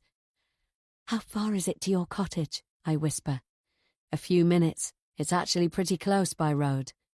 "We need to get Sarah warm as soon as possible." "We can't go there if my parents are around," he says. "They don't know she doesn't know about us. They'll mess it up." "I know, but if they're not—" "There might be some signal on this side of the moors. Let me check." Harry sends a text, and to his surprise he gets an answer. "That's lucky. We must be on the edge of the antenna's reach. Seems like they've taken off to view a property. They're gone for the rest of the day." "Okay, let's take her then." We get in the car. "Seems like you're going to get your wish after all," Harry says. "I'll drive." Sarah cries most of the way, and I feel sorry for her. When we get to the cottage and take her upstairs, she stumbles on the spiral staircase, scraping her shins on the stone steps. Harry searches out some of his mum's clothes, while I dab at Sarah's bleeding legs. She's a mess, physically and emotionally. Harry's still annoyed with her, and I wish he'd let it go. I finally get her into the shower. Harry and I dig the remains of the dinner party dessert from the fridge, and by the time Sarah comes downstairs, we're sipping tea, and Harry is eating a bowl of pudding. "Would you like some?" Harry asks. He dishes her out a portion. "Look, I'm sorry. I know I was irresponsible," Sarah says in a little girl's voice. "Forget it," Harry says. "We all make mistakes." Sarah sags with relief. "I couldn't stand you being angry." Harry grunts a reply. "This is nice. It must have been a super evening. Who was here?" "I dunno," Harry says, stuffing a spoonful into his mouth. 1, 2, 3, 4. Sarah counts the wine glasses on the draining board. "Your parents and 2 guests. It wasn't the 2 of you, was it?" My heart jumps into my throat, and I almost gag on my tea. "What?" Harry says. "Of course not. Just some old friends of my parents." "Don't be so serious. I was joking." "Very funny," Harry says. I don't know how he managed to pull that off. I feel so guilty I can hardly swallow. One inquiring eyebrow raised from Sarah, and I'd have been ready to blurt out the truth. And you know what? For a moment there, I was sure she had guessed about me and Harry. But what she says next makes me feel even worse. Thanks for rescuing me. She puts one arm around me and the other around Harry. I've never had such good friends in my life before. You really are the best. Chapter 60. Early the following week, I receive another letter from home. The bad news is the side effects haven't gone away. The good news is they've diminished, so Mum will be able to continue with the chemo. I've decided I'm going to spring a surprise visit once this treatment cycle is over. I'm going to arrange it with Dad so he can pick me up at the station. Harry, Sarah, Keith and Edith all agree it's a good decision. 2 more weeks to go, and then I'll be breathing farm air again. Who would have thought I'd be looking forward to a trip home so much? Today, Edith cleared out one side of Mary Beth's wardrobe.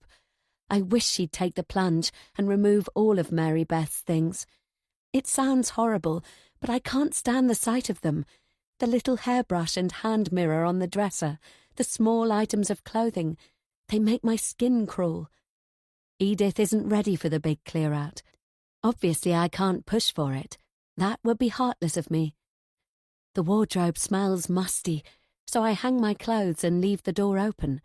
I'll buy lavender essence to make it nice, and with any luck, the insurance will send around their assessor sometime soon. I trot downstairs. Edith is on her own in the kitchen, preparing supper. Thanks for the extra space, I say. She smiles. I'm glad you're happy. That's the important thing. I'm trying a new recipe. It's spicy fried chicken. Sounds good. Sitting at the table, I watch as she dips the chicken pieces in egg and then in her flour mix. They say double dipping is the way to go. It's supposed to make them super crispy, she says. The bit I'm not so sure about is the deep frying. I haven't done any for a long time. I follow her glance to the stove. To my horror, a huge open pan of oil is heating on the hob. I see. So Edith doesn't have any modern equipment. Would you mind helping? It's got to be really hot for the chicken to come out right. I don't think Edith should be messing around with so much hot oil. I'll mention it to Harry so he can invest in a deep-fat fryer. Shall I test a piece? I ask. Yes, please, dear. Make sure you don't get splashed when you put it in. There's a splash guard you can put over the top while it's cooking. She has an old-fashioned metal basket, which you put your food in and then lower it into the oil. The splash guard is a flat circle made of the same mesh. They both look as if they've seen better days. Do you have a cooking thermometer I can test the oil with? I didn't even know those existed. The only way I know is to try with the chicken. If it fizzles, it's good. I plonk a piece of chicken in the basket and tentatively lower it into the oil. I'm expecting some sort of explosion. I mean, the reason they invented enclosed fryers was because this is dangerous. It's fizzling, I say. Edith comes beside me. Only a little, which means it's not hot enough. Let's leave it for a few more minutes. It certainly should not be left without being closely monitored. Can't hot oil ignite? I do a quick search on my phone. It says when oil starts to give off fumes, it's close to ignition point. When it ignites, it goes with a whoosh. The flames are instant and can jump to 1/2 meter high. If that happens, one thing you must absolutely not do is throw water on it, because this causes globs of boiling oil to spurt out of the pan, potentially onto you. We mustn't let this get to the smoking point, I say. It could catch fire. I check around the kitchen for an extinguisher, even though I'm pretty sure there isn't one. Don't worry. When you put in the cool food, it brings the temperature down. This is the way I always used to make chips before I got used to the ones you put in the oven. Seriously, that sounds very dangerous to me. She finishes preparing her chicken, and I hover by the stove, keeping a close eye on the pan. I think we should put it in now, I say. It looks plenty hot enough, and it's starting to smell, which my phone told me is another sign it's nearing ignition point. The slightest whiff of smoke, and that gas is getting turned off. I don't trust Edith with this. It's lucky I'm here. All right, dear. Edith brings over her bowl of chicken and tips the pieces into the basket. There's a sweet spot just before it starts smoking. That's when it's at its hottest. Just a teeny moment more. Her relaxed attitude is making me nervous. Shall I do it? I ask. I hold out my hand for the basket, hoping she'll pass it over. She doesn't. I've got this. Her arm is steady as she holds out the basket, and she's about to lower it into the oil when it slips and lands with a splash. Blobs of boiling oil land on my arm. I scream. It's so agonizing I can't see properly or think. I need to get to the tap. Mary Beth!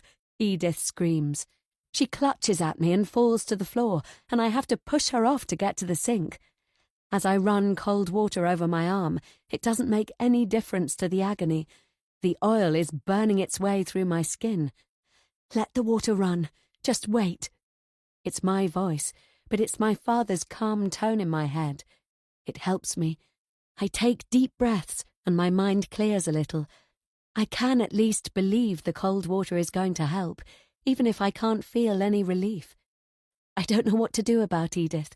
She's crawled to me and has grabbed hold of my ankle. Please forgive me. I have to speak through teeth clenched against the pain. It was an accident. Please forgive Mummy. For God's sake, not that again. I'm not Mary Beth. I'm your lodger. For the first time I inspect my arm. There are 3 bright red marks. One of them looks like it's blistering. Do I need to go to the hospital? Keith rushes in. I feel sorry for him finding his mother on the floor, begging for forgiveness. The pain has made me tear up. I've burned my arm. It's bad. Thank goodness Keith's here. He phones the emergency services. They know his number because he's on their database for vulnerable people. He can't talk, but they'll send help straight away. Keith checks the temperature of the water. He clears the sink of dirty dishes and pats me on the shoulder. I give him a nod of gratitude. You need to turn off the gas. He does that, then points in the direction of the front door. I understand. He's going to unlock it for when they arrive. A few moments later, Keith is kneeling beside his mother, who is now moaning. It's a disturbing sound.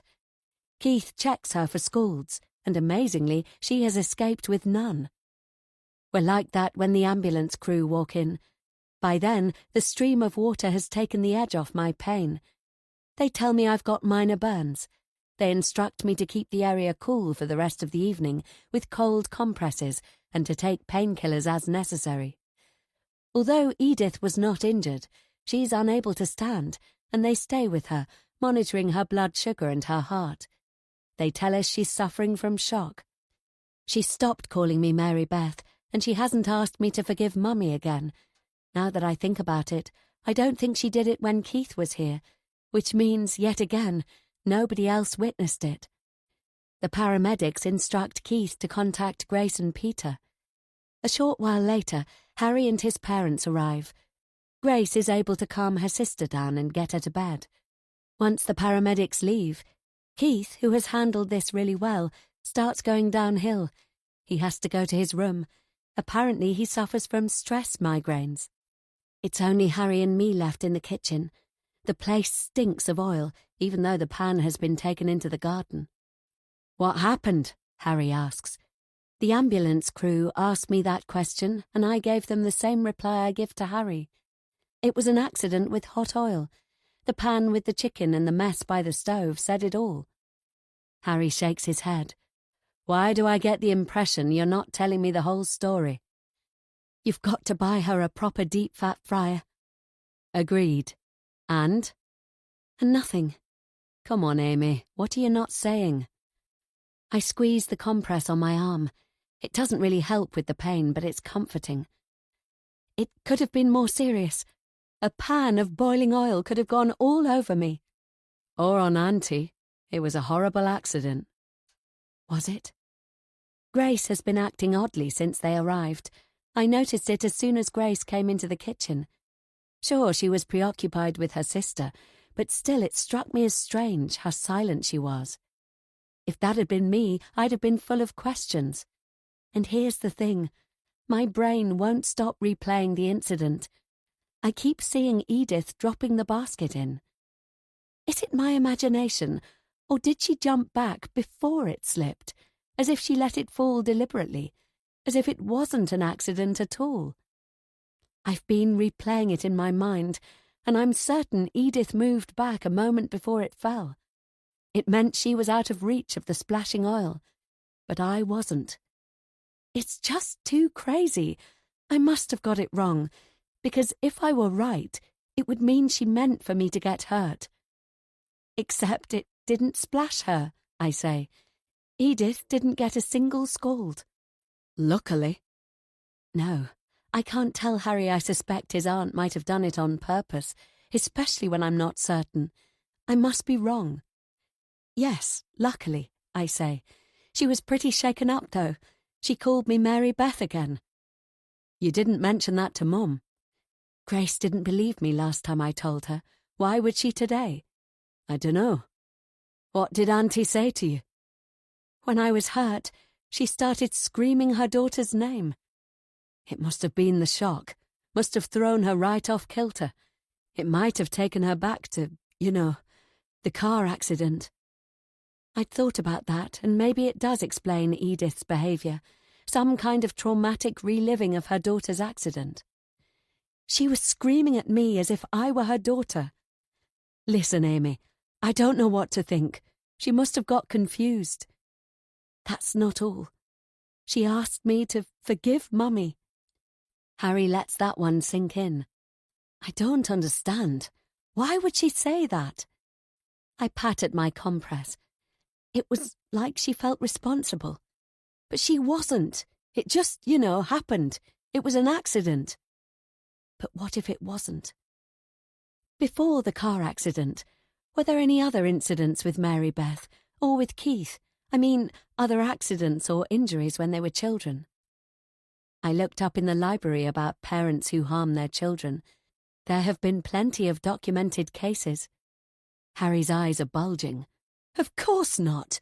What are you saying? Nothing. I'm sorry. I'm not thinking straight. It was horrible, and horrible for Keith. I hope he's okay. Keith gets migraines when he feels under stress. He'll be fine. Let's go to the lounge.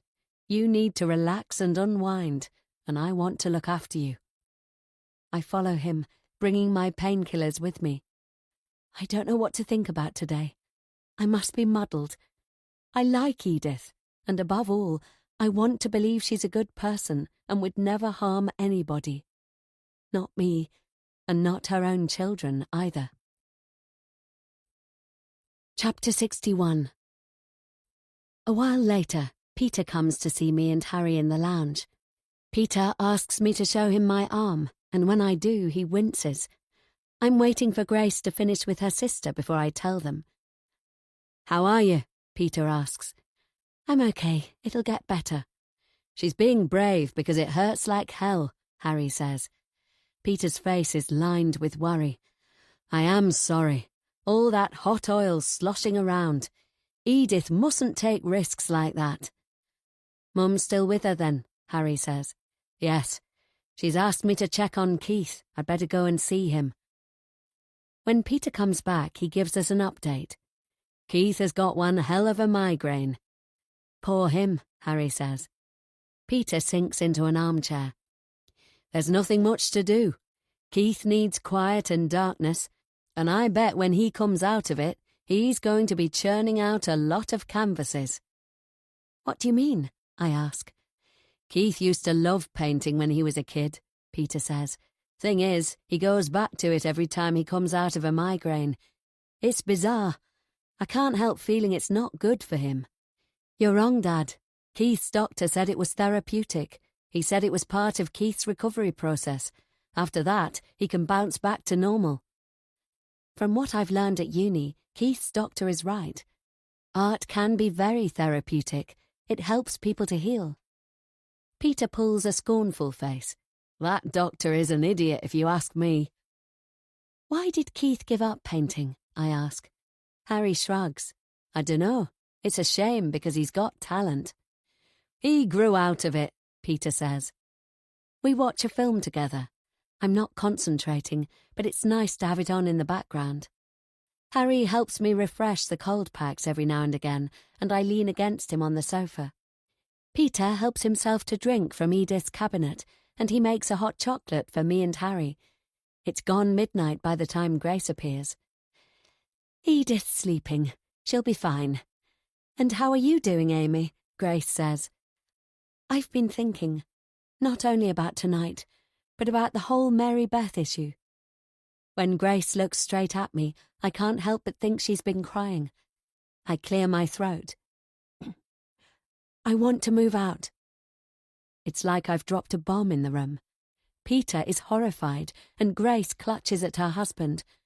I knew it wouldn't go down well, which is why I've been screwing up my courage. Oh no, please don't say that, Grace says. Edith loves having you here. Come on, don't let them turn the emotional screws. I was hoping you might help me find new lodgings. Peter rubs his hands against his legs. Don't be hasty. We understand you're upset. It's not a good moment to be making big decisions. I've thought it through, and I can't stay here. As we talked about before, it would be difficult to find rooms at this kind of price, Peter says. There must be something. I don't mind what. I don't mind sharing. Peter makes a very negative-sounding noise, and he looks at his wife. I can feel them ganging up on me. Something isn't right. I don't feel safe here. And I'm not good for Edith. Dear Amy, of course you're good for Edith. And what about Keith? He would be so upset. He adores you, Grace says. I like Keith too, but I can't stay. Please, will you help me find another room? With my mother ill, I can't ask my parents. You don't know what it's like sleeping in a dead girl's bedroom. Grace looks stricken. Of course. How insensitive of us. Why didn't we realise? Peter remains silent. It doesn't make sense they didn't know I'd hate it. Nobody likes following in the steps of a dead person. Which makes them... what? Liars. Peter, what do you think of Amy moving back to her old room? Surely the top floor doesn't have to stay unoccupied all this time. If Amy really wants to move out, then why shouldn't she? Harry says. If you don't want to help her, then I will. You've got plenty of accommodation on your books. I don't mind doing the work. I'm sure I can find something. He squeezes my good hand. And another thing, Mum. Auntie called Amy Mary Beth again. When? Grace asks. At least this time Grace doesn't ask me if I'm sure. In fact, she doesn't even sound surprised. After Amy got scolded. Of course it makes Amy feel uncomfortable. What do you think, Peter? Can Amy go back upstairs? Grace asks. My arm is throbbing like crazy, and I'm starting to feel lightheaded. Edith doesn't want me to, I've already asked. Of course you can, Amy, Peter says. I'd assumed you already had. Edith told me the insurance company wanted it to stay empty, I say. Peter shakes his head. Not as far as I know. Grace, do you think you can persuade your sister? I'll clear it with her tomorrow. One more night, that's all. Then you can have your proper room again, and everything can go back to normal. Back to normal? She must be mad. I don't want to stay, even if Edith agrees, which I don't believe she will. I want to be out of Mary Beth's room and out of Mary Beth's sad shadow. I need to escape from this house.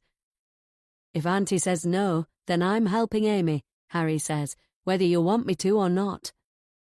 I know I've disappointed and upset them. Harry's support makes all the difference. Thank goodness I have him by my side. Chapter 62.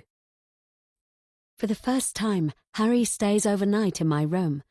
It's more than odd being together in Mary Beth's bed. We don't get up to much, though, mainly because my arm is too agonizing. Harry was very matter-of-fact about sleeping in what is basically a ghost girl's bedroom. However, I think he was only pretending, because the next morning, when Peter and Grace call around, and Grace tells us Edith has agreed to me having my old room back, Harry is as relieved as I am. Harry makes breakfast for us and his parents, and he's humming as he fries bacon and eggs. There's a huge plate of toast, and I lay plates at the table. "Is Edith coming?" I ask. Grace shakes her head. "I don't think so. And please don't talk to her about moving out. Not yet. Let her recover first. I'm the one with the injured arm and in need of recovery, not Edith, but I don't have the heart to say it." "Okay." At breakfast, Peter and Harry keep up the chatter. Grace is preoccupied, and I'm quiet too. To be honest, my arm isn't much better, but I'm determined to go to class. It will be nice to see Sarah. After we've eaten, Harry carries my things to the top floor. "Are you looking forward to sleeping in your old room?" he asks. "It'll be a relief. But will you still help me find somewhere else? I can't stay in this house." "If that's what you want, then of course I will." "Your parents aren't going to like it." "They'll give in. Though like Mum said, let's leave it a couple of days before we face the protests." Grace didn't actually say that. Still, I don't want to cause waves for Harry, and I don't want to hurt people either. "Okay. And I forgot to say, thanks for sticking up for me last night."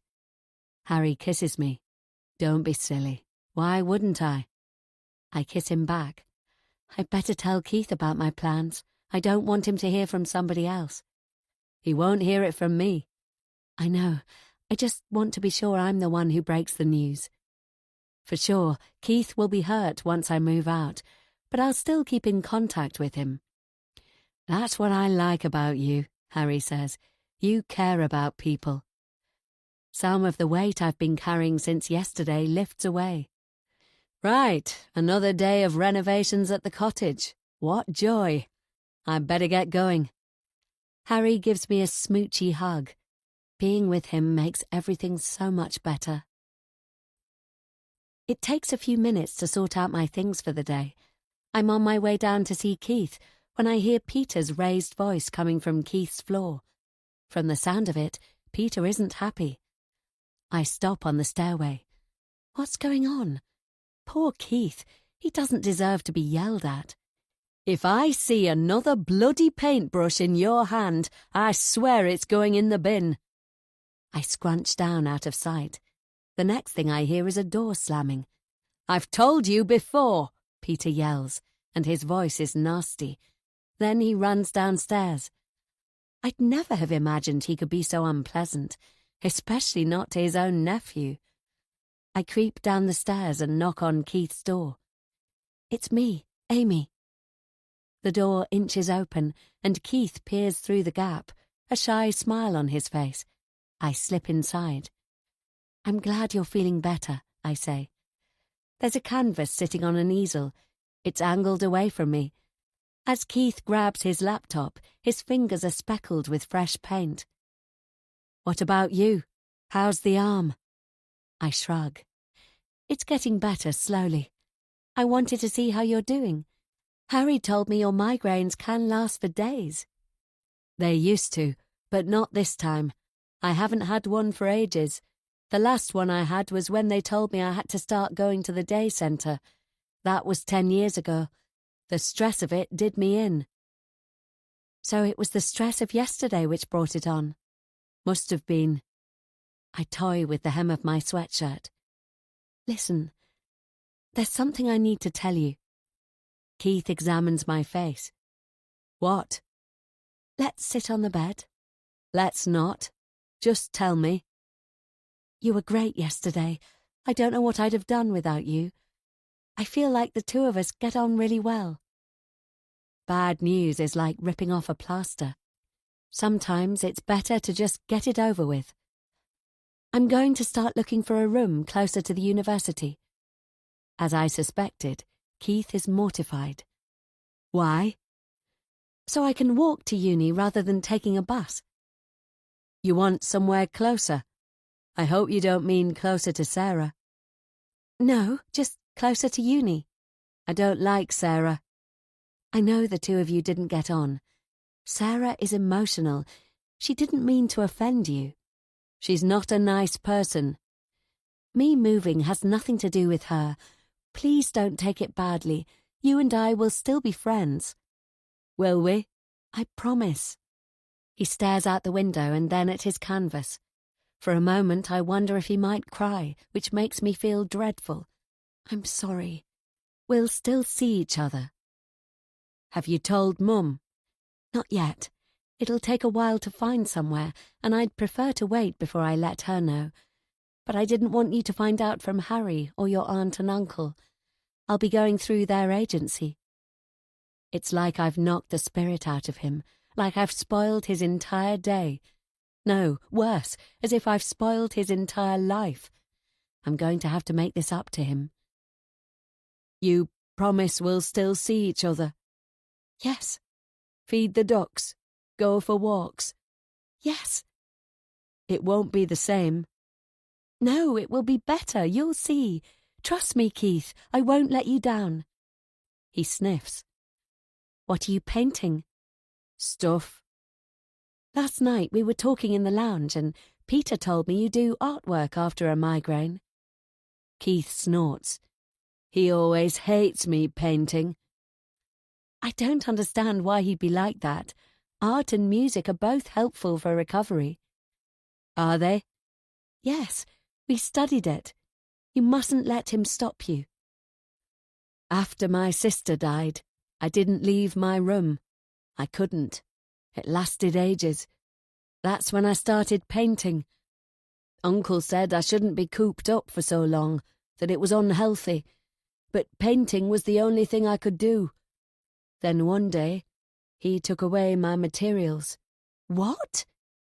He did it to make me go out. I suppose it worked because it made me angry.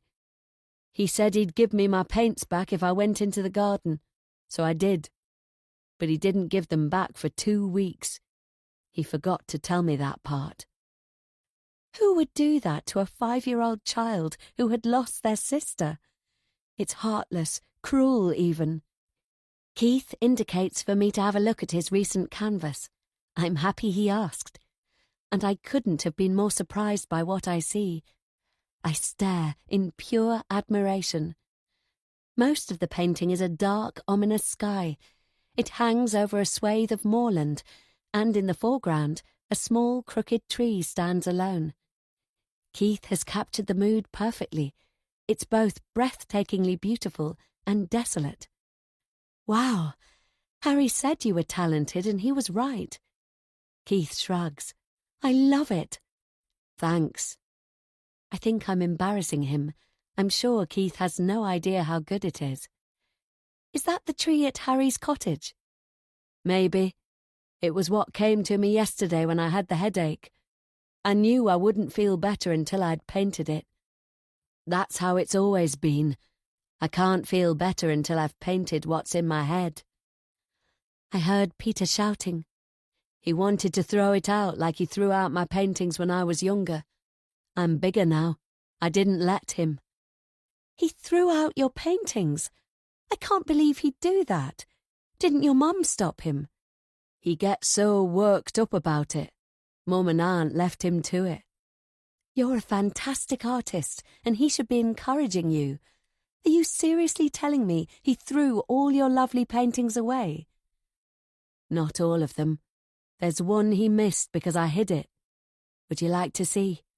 Absolutely. Only you mustn't tell Harry. Harry and Peter are close, and Peter must never know. He'd go ballistic. All right. Keith finds his trainers and we go downstairs carefully, but the others have already left. Even so, Keith is cautious as he unlocks the back door of the kitchen and heads for the shed at the bottom of the garden. He keeps looking around to check that nobody is watching from one of the house windows. Slipping the key from his pocket, he opens the shed door. The inside smells of grass and old wood. There's a long, slim window high along the back wall. A lawnmower sits in one corner and gardening tools are on a rack close by. There's an old table strewn with plant pots, seed packets and a bird feeder, which it looks like Keith has been mending. There's plenty of junk, old bicycles, a couple of folding chairs, a wooden dresser and some bits of furniture. The dresser is up to Keith's chest. He reaches behind it and lifts out something rectangular covered in an old sheet. He places it gently on the floor and then slides off the cover. My breath catches in my throat. It's amazing. Amazing. Shocking. I'm not sure how to describe it. It's Mary Beth. She's screaming. She's terrified. Whatever Mary Beth is looking at is dreadful. The pure horror in her expression makes my heart beat faster. She's on the moorland, and the sky is dark and foreboding. The emotions in this are overpowering. Your sister is terrified. Maybe that's why Uncle threw them out. Because I always drew her like that. He said he hated it. You always painted your sister the same way. I couldn't help it. It was what was in my head. I never felt it was bad.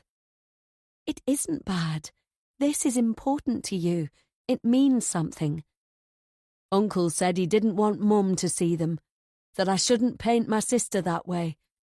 That's why he destroyed them. I can understand how Keith's family wouldn't want to see Mary Beth as Keith has depicted her. Even in the midst of a journey, we pause for beauty. This music is that moment just for you. Thank you for spending your time with us.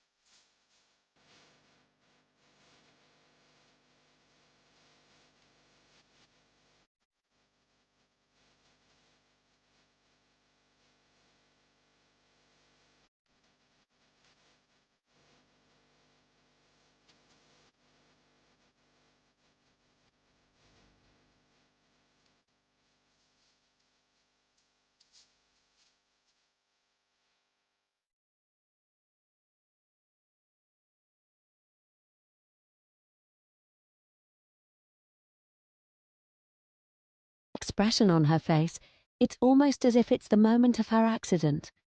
Who knows? Perhaps this is Keith's childhood memory of the tragedy. Thank you for sharing this. I know it's precious. You don't find it disturbing or twisted? I was always worried Peter was right. Absolutely not. It's powerful, not disturbing. He nods and silently wraps up his dear sister, hiding her safely behind the dresser. Chapter 63. Keith goes back to his room, telling me he doesn't care what Peter says.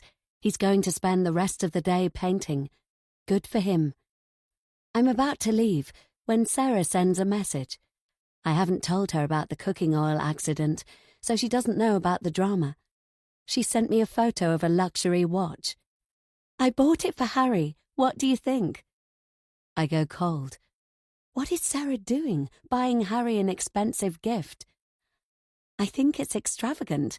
Is it his birthday? It's to say sorry for that stupid thing I did on the moors. Okay, Harry was the one who pulled Sarah out. It's just Sarah's way of being nice.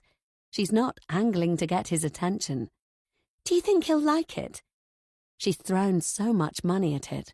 What's not to like? I've no idea about his tastes. Me neither. There's only one way to find out. When are you going to give it? I haven't decided. See you later. Should I warn Harry, or should I let Sarah spring the surprise? I'd like to be there when she does, so I should ask her to let me in on it. Not that I'm being insecure. It's just I know how money can influence people, but not Harry. He and I are too involved with each other. I decide to wear my patchwork jacket. It's the one I used to love at home, but I've avoided it here because it's a bit dated. It's got looser sleeves, so it's easier to pull over my injured arm. I'm slipping it on when Edith comes into the hallway. I wondered if we might have a word, she says. I've not had a chance to talk to you in private since yesterday. My heart sinks. I guess she wants to apologize.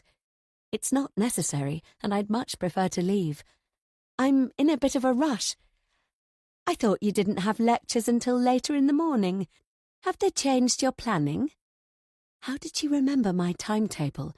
It was ages ago when I told her, when I first arrived. I want to catch up on some studying. What I need to say won't take long. Okay?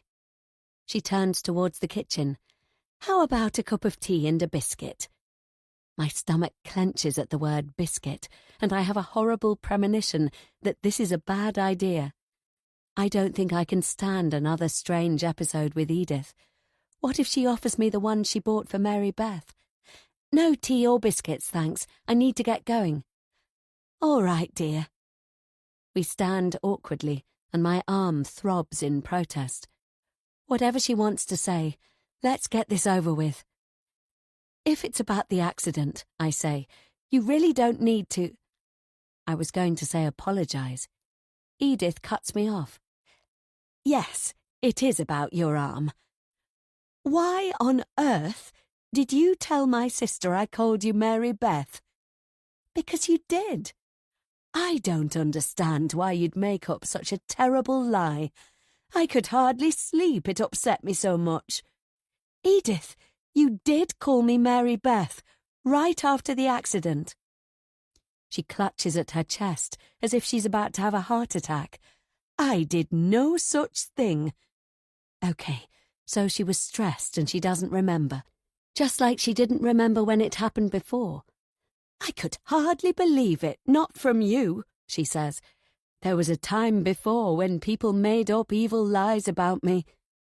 Is she talking about her daughter's accident and what Sarah told me about the gossip which went around? It almost destroyed me. I'm sorry, I didn't mean to upset you. You made Grace worry too, and that's not fair. She's done so much for me. It doesn't change the fact Edith has called me Mary Beth a number of times. She's also acted as if I am her daughter. And I hope you haven't been telling Keith untruths too. He's easily influenced, especially when he likes somebody. Of course not. I would never. What were the two of you doing in the shed? Her voice is accusing. It's upsetting me because I thought I had Edith's trust. He wanted to show me, Show you what? I don't know exactly. Show me he was better by going outside after his migraine, I think. He told me Peter always stops him painting and forces him to go in the garden. She sighs. I suppose it might sound strange to you. Peter does it for the best. I make a non-committal noise. Of course, you don't understand. Keith always loved art, but his painting changed after his sister died. He used to paint flowers and trees and birds, happy things you'd expect a small child to draw. When we lost Mary Beth, his paintings became dark. Art can be healing. No, it wasn't. We wanted Keith to have good memories of his sister.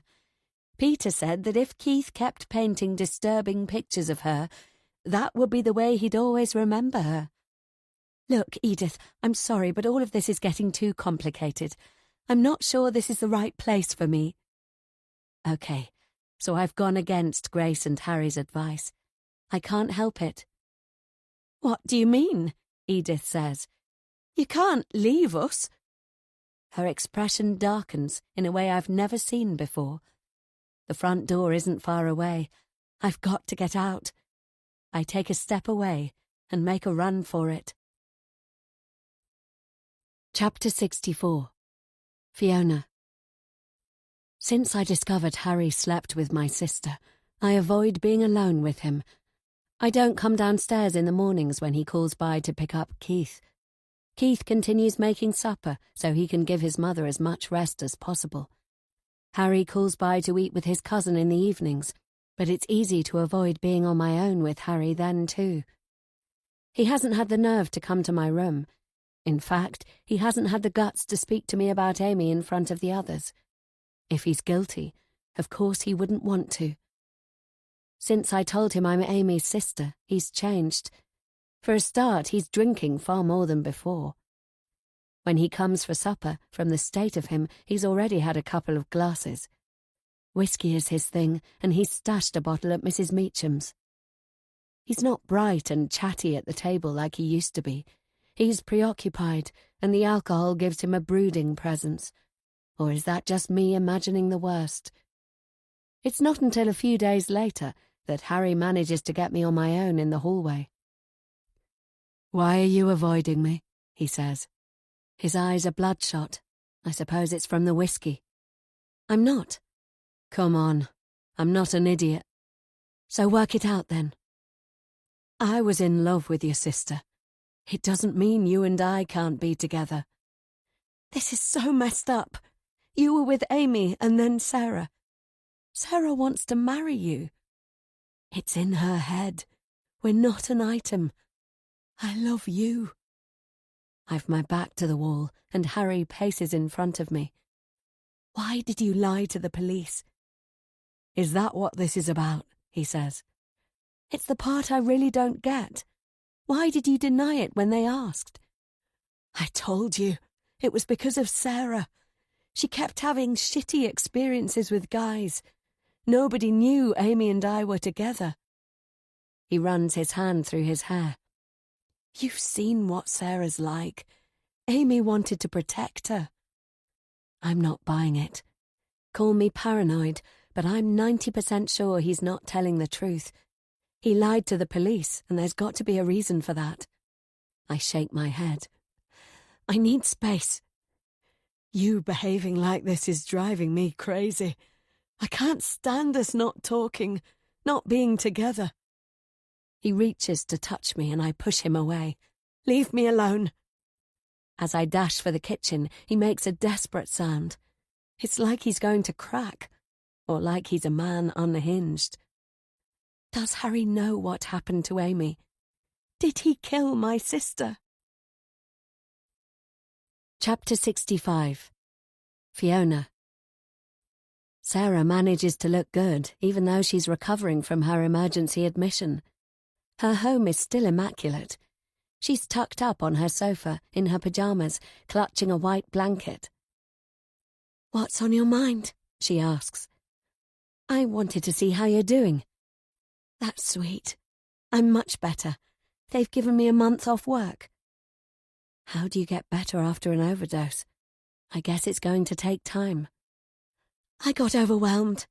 They've set up counselling for me. I need to learn to take better care of myself. I pat her leg. That's the essential bit, taking care of ourselves. It's easy to say and not so easy to do. And how are you doing? Being back in Amy's town can't be easy. I don't know, I'm okay. She tugs at the blanket. Don't make the same mistake I did. Don't take on too much. How can being here be good for you? It's a challenge, but I hope I can handle it. I hope so too. It was nice of you to bring cake. I'm not in the mood for it, but feel free to help yourself. I bought a chocolate one, and it looks so tempting I can't resist. Thanks. I rummage in the kitchen, searching for a plate. How is it going with Harry? I ask. There's a long pause, and I wonder if it's too private a question. I busy myself cutting the cake. Dear Harry, him seeing someone else is something I can never forgive. He's broken my heart. If guilt could kill, I'd be dead on the spot. I'm so sorry. It's not your fault. Except it is. Right, I say, as I come back to the sofa with my loaded plate. Whoever she is, I hope she's worth it, Sarah says. I swallow. Harry might be right about her fantasizing about their relationship, but I've broken a bond Sarah believed she had with Harry, and I'll never forgive myself. I've been wondering about Harry. Do you think he had anything to do with what happened to Amy? Sarah looks affronted. Where on earth did that come from? It's been on my mind for a while. I understand. The suspicions are the worst, and never being able to put them to rest. I'm sorry to ask, and you don't need to answer. I know you have feelings for him. She dismisses it with a wave of her hand. Harry would never. He's always been sensitive. We were questioned endlessly. There was a search of Harry's cottage and they didn't find a thing. He didn't have a cast-iron alibi, but none of us did. Do you think he might have been in a relationship with Amy? Sarah sits bolt upright. Why do you ask? Did Amy tell you something? No, you know we weren't speaking. It's just, Harry is a common link between the two missing people. Don't you think that's odd? Everything was odd, and nothing made sense. Harry was torn up. I don't see how he can have been involved. I let the subject drop and move on to talking about her rehabilitation. The chocolate cake is divine, and I managed to tempt her with a small portion. Of course she wants to think the best of Harry. She wanted to have his baby. Except Sarah doesn't know he was with Amy, so she doesn't know the whole picture about Harry by far. Chapter 66. Fiona. Mrs. Meacham insisted on going back to the bookstore today. Neither Keith nor Harry think it's a good idea, and I definitely think it's too soon. When I get back, Keith is waiting in the hallway, and he darts towards me, waving an arm in the air. In the other, he's clasping his laptop. I've never seen Keith this agitated. Something has happened. I brace myself, and I've a moment of light-headedness. The strain is getting to me. Being in this city, walking in Amy's footsteps, in the midst of those most likely responsible. Keith thrusts the screen so close to my face, he almost bashes me with it. Mum saw Mary Beth. Your mother was confused again.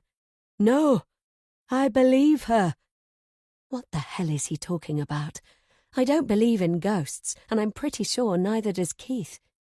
You know that's not possible. Your sister passed away. Mum saw her. You've got to believe me. Your mother saw someone she thought was Mary Beth. It can't have been her.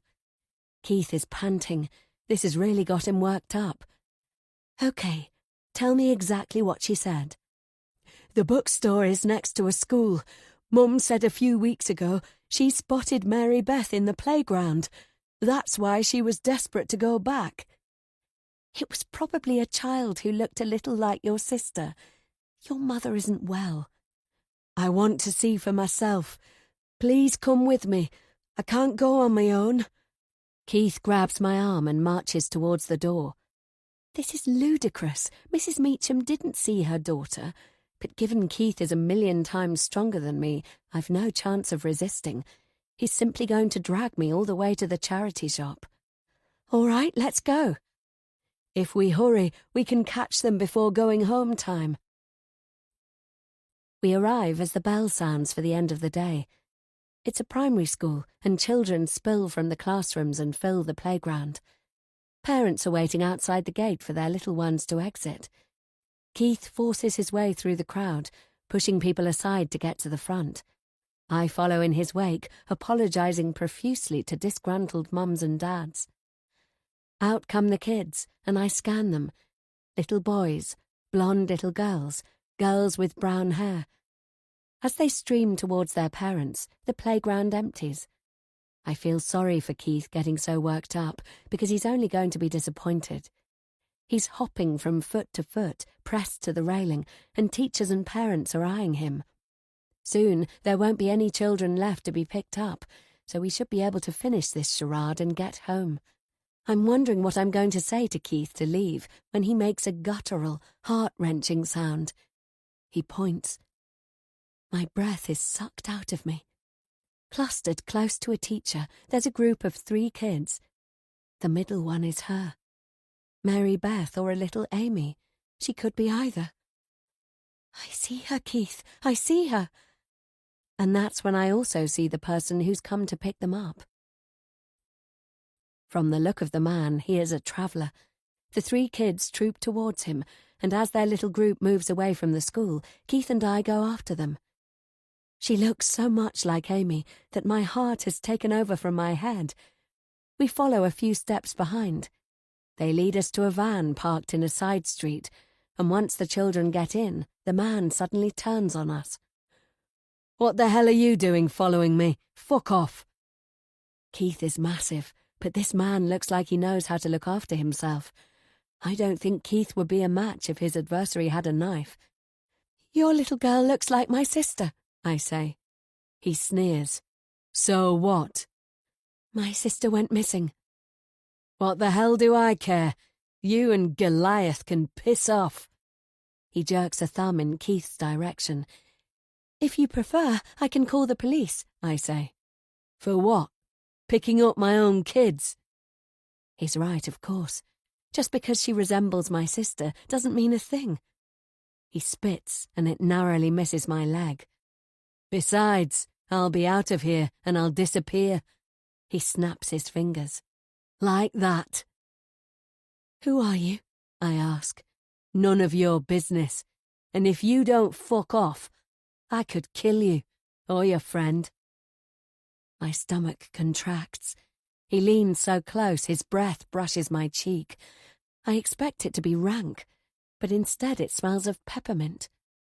Or your father. My heart beats faster. My father? Why would he say that? Is it a random threat, or does this man know of my father? Could it be a direct link to the past? Dad spoke to the travellers. They threatened to break his legs or worse. Father was no coward, but he told us they were dangerous people if provoked. But both my parents are dead, so nobody can touch them. There's only me and Keith to worry about. Go home, Keith, I say. I'll deal with this. I'll find out who he is and who this girl is. I promise. Keith adamantly shakes his head. I put my hand on Keith's shoulder. You've got to trust me. The man toys with the keys to the van. Yeah, get lost. I whisper in Keith's ear. Go home and protect your mother. Keith hesitates. She needs you there.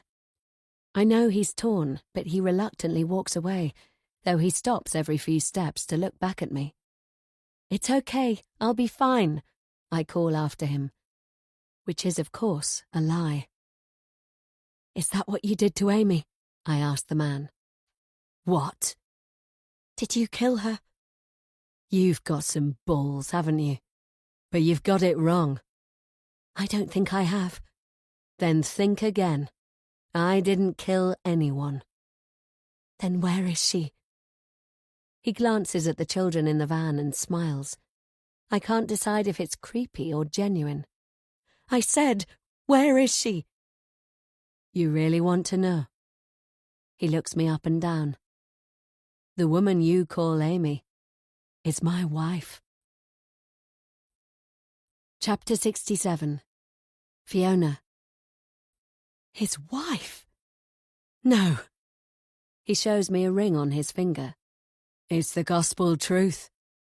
Then you abducted her. You're keeping my sister prisoner. He sneers. You've got it wrong, Ginger. You better see for yourself. He opens the door of the van and invites me to get in. This is stupidity. I could be abducted too and never be seen again, or he could actually kill me. But he's got the kids with him. Surely he wouldn't do anything violent with them around. I stare at the little girl. She's a mini version of Amy, or, as Mrs. Meacham said, Mary Beth. Dark hair, my sister's gaze, and those green eyes are piercing. Is this why Mrs. Meacham has been confused? Because she spotted this child next door to the bookstore, and it triggered her memories? The man puts a hand on the girl. This one is mine. The other two are my brothers. Are you coming or not? Holding my breath, I slide into the passenger seat. I'm not going to eat you. The woman you call Amy no longer exists. I want to see her. Why? Because she's my sister. He gives me a long and unfriendly look. You're going to be disappointed. She won't know who you are. She never remembered a thing. The travellers have set up on the edge of town, taking over a park with their vehicles and their trailers. I count 30 caravans, which is a bit less than the number who were here when Amy went missing. As the man parks the van, I finger the phone in my pocket. Would it be wisest to call the police now while I've got the chance? No police. Not until you've heard the whole story, he says. He's not as threatening as earlier, but he's not nice either. I nod, though I'm not making any promises. Still, he doesn't have to know that, does he? What do I call you? I ask. Call me whatever you want. Great. He pulls on the parking brake. The two other children, a boy and a girl, run off across the grass. I'm slightly heartened to see the remaining child takes her father's hand. At least he's not a complete bastard. I brace myself for what might come next. He leads me along a line of caravans. I'm going hot and cold. My heart races, and it's like I've got tunnel vision from the stress. People eye me as we pass. I can feel them sussing me out. Sweat trickles down my back. On the other side of the field, we go around the side of a white caravan. A woman is bending over a pail of water. I scan around for my sister. I don't see her anywhere. Is this a trick? Has he lied so he can get me here, and then I'm going to end up dumped in a ditch? Part of me wants to run. Another part of me is locked into this, desperate to keep going to the end. The woman wears a long skirt. Her hair is wrapped in a colourful scarf. And then the little girl runs to her, and the woman stands and laughs, sweeping the girl up into her arms. A wave of shock courses through me. I'm about to rush forward, calling her name, when the man puts his hand over my mouth and holds me back. He speaks close to my ear. Shut up. She doesn't remember. I didn't recognize her, but it's Amy. She's alive and well, just like I always dreamed. Breathing, her green eyes bright and dancing. She's hugging her daughter. Oh my God, she has a daughter. No questions. Just stay quiet, the man says, or you'll never see her again. The threat is like a knife at my throat, and my words dry up before I can get them out. As Amy turns towards us, the man lets his hand drop. She smiles at him, but when her gaze turns to me, her face goes blank. She's looking right at me, but there's no recognition. There's no burst of joy. It's like she's never seen me before in her life. I'm a complete and utter stranger to her. A part of me dies. My lips say her name, though nothing comes out. "I've brought a guest. We're going to talk business," the man says. "That's nice," Amy says. "Shall I make a cup of something?" The woman has Amy's voice, but her skin is weathered and she's thinner and tauter. She moves like a woman, not like the youthful Amy I know. Through the caravan door I watch as she puts the kettle on and brings mugs outside. And there's something odd about the way she places the mugs and the water. It's slow and deliberate, as if she's been damaged or if she's not sure about her balance and her coordination. My heart threatens to break. Yet she was happy to see the man, and when he looks at Amy, he's softer, not like how he is with me or with Keith. Amy loves her daughter, that's obvious too, and she's comfortable in this space, with the caravan she shares with her small family, and the space they share with the other travellers. Was I wrong to think she's a prisoner? Is it possible she's actually married this man of her own free will? We sit around a plastic table outside, and Amy lifts the little girl onto her lap. They both give me a somewhat curious look. Amy has made herbal tea, brewing it in a teapot. As she pours it out, my mind and my emotions are reeling. I want to ask so many questions, to tell her who I am, to rush to her and hug her. The man sits close to me. He's keeping his eye on me and he's vigilant. When the tea is finished, Amy tells him she has an errand to run. "I'll leave you two to discuss your affairs," she says. It's Amy's voice and Amy's manner, but it isn't completely her, or not like she used to be. I don't want her to leave. Is that all I am to her? A stranger who's come to discuss business with her husband? I have to stop myself from clutching her arm. "Do you have to go?" I stammer it out. She shrugs. "I have errands to run." "Right. Well, nice to meet you." "Goodbye." "What did you say your name was?" Amy says.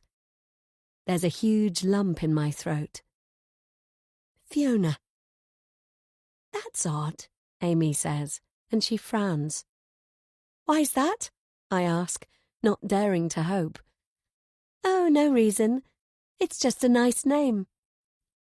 Amy tugs the edge of her headscarf. At her hairline there's an ugly scar, which is only partially hidden by the scarf. Then she nods, and she and her daughter, my niece, are leaving. The man pours himself more tea. "You see, she doesn't remember a thing. When I found her, her head was half caved in. I thought she was dead." I don't have him down as the sharing kind, but for whatever reason he carries on the story. He tells me he found Amy dumped in a bog. She wasn't conscious, so he guesses it was only because she wasn't moving that she hadn't yet been sucked down. Though he says that would still have happened eventually, just more slowly than if she'd been struggling. When he dragged her out, he was astonished she was still breathing. Though her head was so badly injured, he thought she had no chance of survival. He took her to his aunt. "Why didn't you take her to hospital?" "Because the police would have pinned it on me. They were always on my back. No way would they have believed I found her like that." I suppose that means he's somebody who smuggles drugs across the moors, like the rumours say, which is why he was in the fog in the middle of nowhere. "My aunt comes from a long line of healers." I don't believe in healers. He wafts his hand in the direction Amy went. "Maybe it's time to rethink that. We stayed in hiding at my aunt's. Your sister was unconscious for weeks. After she regained consciousness, she didn't speak for months. She had to be spoon-fed, and she couldn't walk. She gradually and painfully recovered, but she never remembered what happened to her that day, or why she had been left to die." "You should have let her come home." Home? She didn't know anything of her former life. I knew from the news who she was, and I swore to myself that if she ever recalled events, I'd take her into a town and leave her there to be found. But she never got her memory back. So she stayed with you, as your prisoner. Not my prisoner.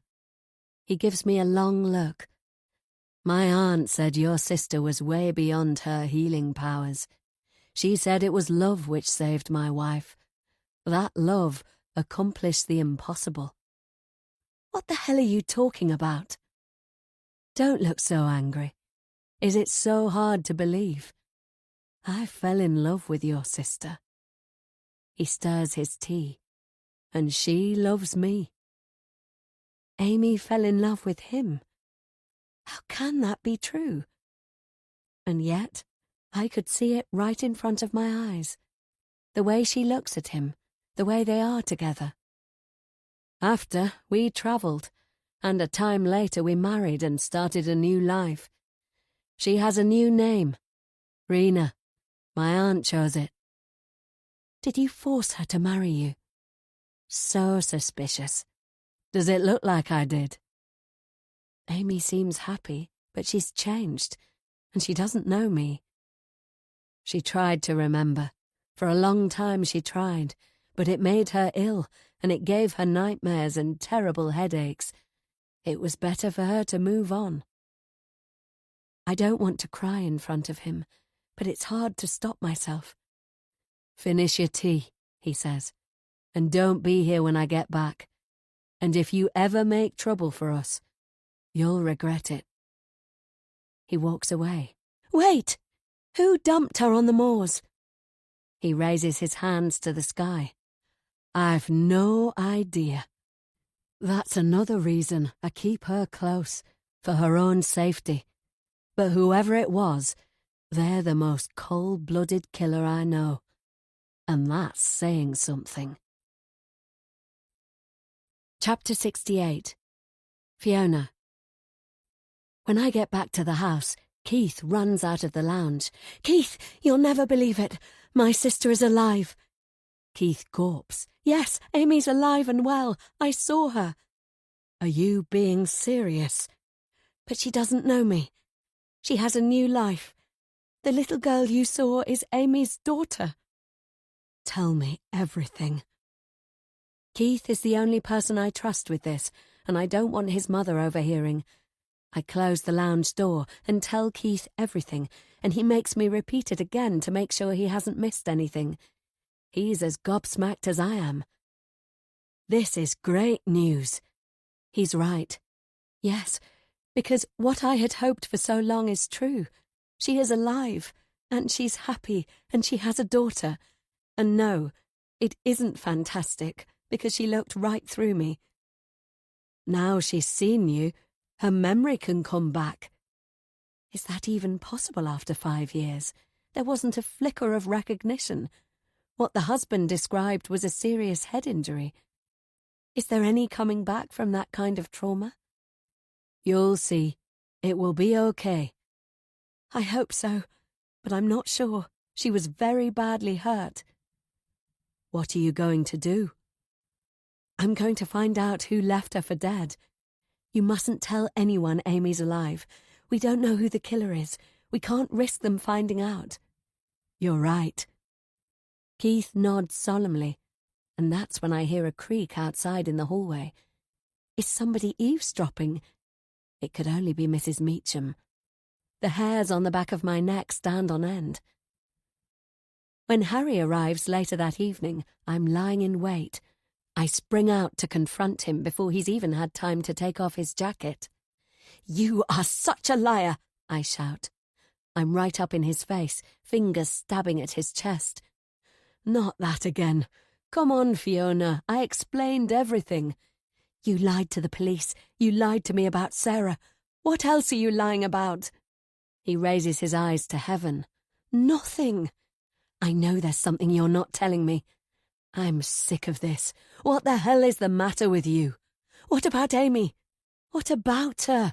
You can't seriously believe I had anything to do with her disappearance. Now you really are being ridiculous.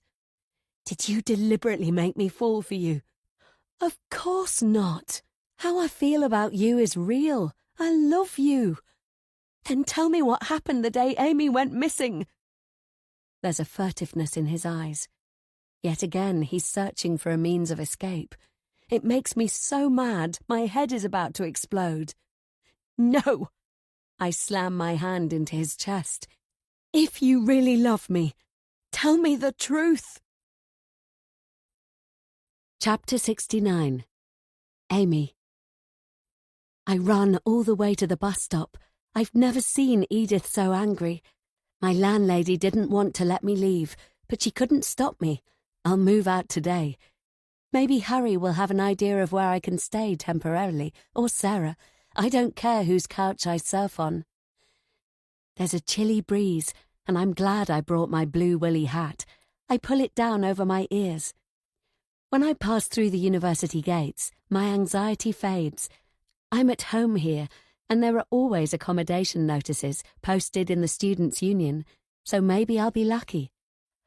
I'm on my way across campus to consult the notices when somebody runs up beside me. Just what I don't need. "Hey, wait up," he says. It's Darren, the one who kept Sarah incarcerated overnight. I keep going. "It's Amy, isn't it?" "Get away from me." "Calm down, I only want to talk." "Well, I don't, you sick weirdo." "You've got it wrong." Darren's voice breaks, and the sound of it makes me stop and take notice. "I'm not who you think I am," he says. "I didn't do anything wrong. You've got to stop your friend's vendetta." "What vendetta?" "She's telling lies about me and people believe her. I've no friends anymore. People don't want to be around me. They won't speak to me." He's a mess, with matted hair and a dirty t-shirt. Darren was stylish, and now it's like he hasn't washed or cared about his appearance for ages. There's a haunted look in his eyes. "Sarah wouldn't do that." He waves his phone in my face. "She's posting every day. She never lets up." "Let me see." I scroll the posts. They're vicious, and I can see why it's breaking him. Whoever is doing this calls themselves She-Dog. She-Dog has taken photos of Darren and has changed them and added captions to make him look like a predator. The posts are convincing. Maybe he deserves punishment for what he did, but not like this. This is vicious and targeted and designed to make him an outcast. And it's succeeding. "Or is it you?" he says. "No way. I promise I've got nothing to do with this." "You've got to get her to stop." If it's her, it could be anyone. I can't believe it's Sarah, but who else could it be? When I accosted Darren in the cafeteria, I drew a crowd. What about the girl with blue hair who shouted out, asking if Darren was a rapist? Could I have triggered a campaign against him? Darren wipes spit from his mouth. He has no pride left, and he looks like he's about to cry. "I'll do what I can," I say. "Thanks." He shuffles off, and I can't help but feel sorry for him. If She-Dog's campaign doesn't stop, it's going to destroy him. I hunt for the girl with blue hair. In the Students' Union, I ask around, but nobody can give me a name. After half an hour of searching, I give up. Sarah is waiting for me outside the cafeteria. "Hi," she says. "What have you done to your arm?" "It's really painful. I got scalded." I tell her what happened. "You think Edith did it on purpose?" Sarah asks. "That's the thing. I could be wrong. But yeah, I think she did. It's the final straw. I want to move out." "I don't blame you. All this Mary Beth stuff is freaky. You can stay at mine if you want until you fix something up." "Thanks so much. You've saved me." "Don't be stupid. You don't need to thank me. Do you want me to come with you to get your stuff?" "I should be okay for that." I take out my phone. "Have you seen these posts about Darren?" Sarah screws up her nose and turns away, but I push the screen towards her. "Take a look. Somebody has a campaign against him." I watch her expression as I scroll the feed. "Ooh, nasty. but no less than he deserves, she says. Is it you? I mean, I hate the guy, but that's not my style. Come on, we'll be late for class. Her answer seems genuine, so I let it drop. My arm is throbbing like mad. I'm giving it a miss. I need to get more painkillers. I'm going to pass by the medical centre. Poor you. Okay, see you later. There's a queue to see the nurse, and as I wait I send Harry a text telling him I've told Edith I'm leaving and I'll be staying with Sarah. Harry tells me he'll go to the agency this morning. His parents are already there, and he's going to stand by what he said and help me. It's a relief to know I've got his support. When it's my turn and the nurse unwraps the bandage on my arm, she makes tutting noises. You've got to keep this scrupulously clean. I know. I want to see you every morning and make sure you don't get it wet. As she swabs my arm and puts on a fresh dressing, I look around the room. There's a photograph on her desk of her with her partner, with what I'm sure are their 2 children. It was taken on a sunny day. There's blue sky and heather and gorse, and the 4 of them are smiling as if this was the best day ever. That's a nice photo. Was it taken on the moors? Yes. My husband and I like hiking, and the kids are getting into it too. The happiness of her children is such a contrast to Mary Beth's expression in Keith's painting. No wonder his uncle didn't like it. It was definitely intense, but I'm convinced Keith's inspiration for his paintings comes from his unconscious.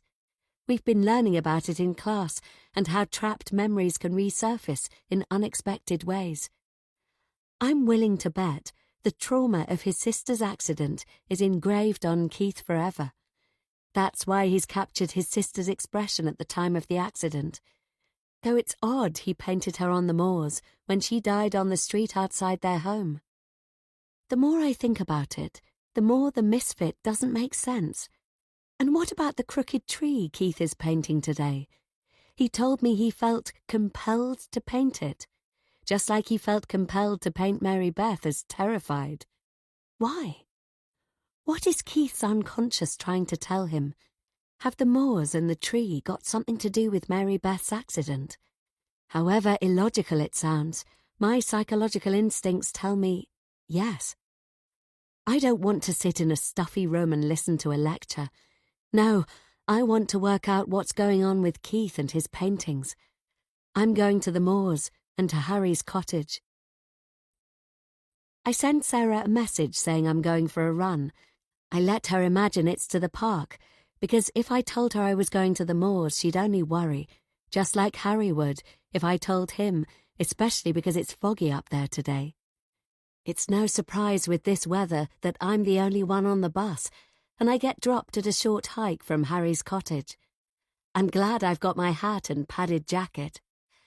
As I get closer, there's smoke coming from Harry's chimney, but when I knock on the door, nobody answers. I guess they left the fire on while they went into town.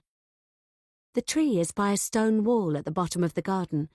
I follow the wall until the stunted V shape of the tree comes into view. Up close, the tree doesn't look the same as how Keith painted it, and it takes me a while to work out why. In Keith's painting, it was at the height of the wall, and now it's almost double that. It's as if Keith captured the tree how it was many years ago, how it was at the time of Mary Beth's death. Fog damps my hair and tendrils stick to my forehead. Pulling down my hat, I circle the trunk. There are no carvings in the bark and no signs of anything unusual. Around the trunk, there's not much growing. Should I dig? Rummaging in one of the outbuildings, I find a shovel. The peaty earth is awkward with my one good arm, but it's soft and easy to move. This is stupid. Stop before you hurt yourself. But I keep going. I sling aside hunks of peat, working my way around in a circle. But there's nothing here, no buried treasure chest, no box of secrets.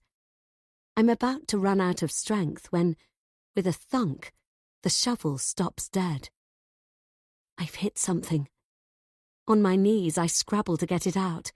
It's long, and it takes a while to work along its length and loosen it. I drag it out and stare at something I don't want to see. To be 100% certain, I clean a small area with my sleeve, hoping I'm going to be wrong. But I'm not. It's the front bumper of a car.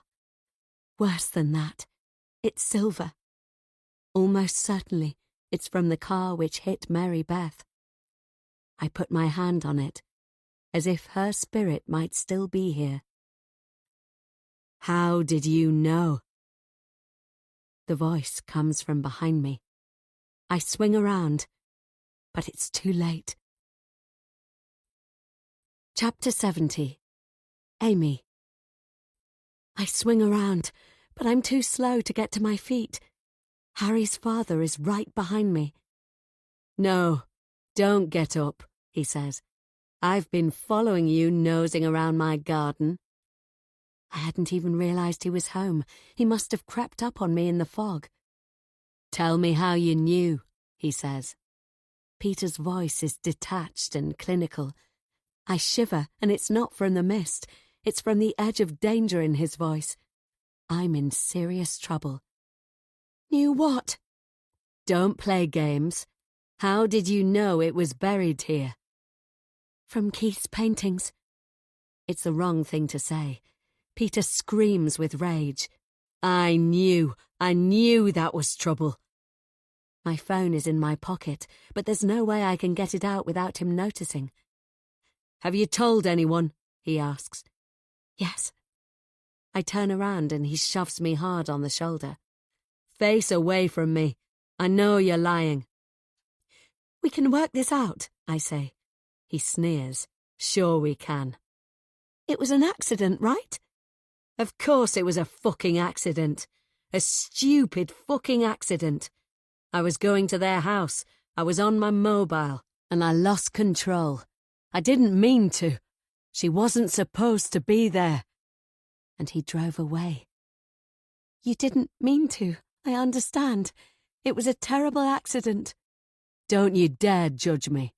You don't know the torture I've been through all these years." What the hell is he talking about? He isn't the one who's dead, or who lost their beloved child or sister. Peter killed his own niece, and he drove off like a coward. "What did Keith tell you? Does he know?" Peter demands. "Keith knows nothing. He came here while his mother was in hospital, didn't he? He was only small. He stayed with you. He must have seen this being buried." "He didn't see." "He must have. Otherwise he wouldn't have felt compelled to paint his sister and the moors and the tree. But he doesn't know why he painted them. He has no idea." "But you had to be clever, didn't you, and work it out?" "Will Peter believe me if I promise I won't tell? Would that make him let me go? It's my best chance." "We can sort this out between us. No one has to know," I say. He groans and thrashes his arms. "What a fucking mess." "I won't tell anyone." "Like hell I won't." "You've ruined everything, you stupid bitch." He's pacing behind me. If I didn't have a bad arm, I'd be tempted to make a run for it. "Peter, we can bury this again and get on with our lives. It's so long ago. We can move on," I say, as I get my legs under me. "Shut up!" He's screaming like he's crazy, fists clenched, head craning forward. He lunges, and before I can get away, he gets both hands around my throat and squeezes. I claw at Peter's arm with my good hand, but he has me in a stranglehold. It doesn't take long before there's a singing in my head. I see stars. Moments later, I pitch forward, face down in the dirt. It's odd, but Peter has fallen on top of me. His hands have relaxed. It takes a few seconds for me to come to my senses and scramble from under him. Grace is standing there with the shovel in her hands. Her face is contorted with anger. It looks as if she whacked her own husband. "I heard every word," she screams. "You bastard!" Someone steps out from behind Grace. It's Harry. The fog has moved in, distorting distances and sounds. I heard it too, Harry says. Dad, how could you? Grace and Harry have just learned who killed Mary Beth, and they witness Peter trying to murder me. For a long moment, nobody speaks. Are you all right, Amy? Grace asks. I nod, clasping my hands to my neck, where moments before Peter was trying to squeeze the life out of me.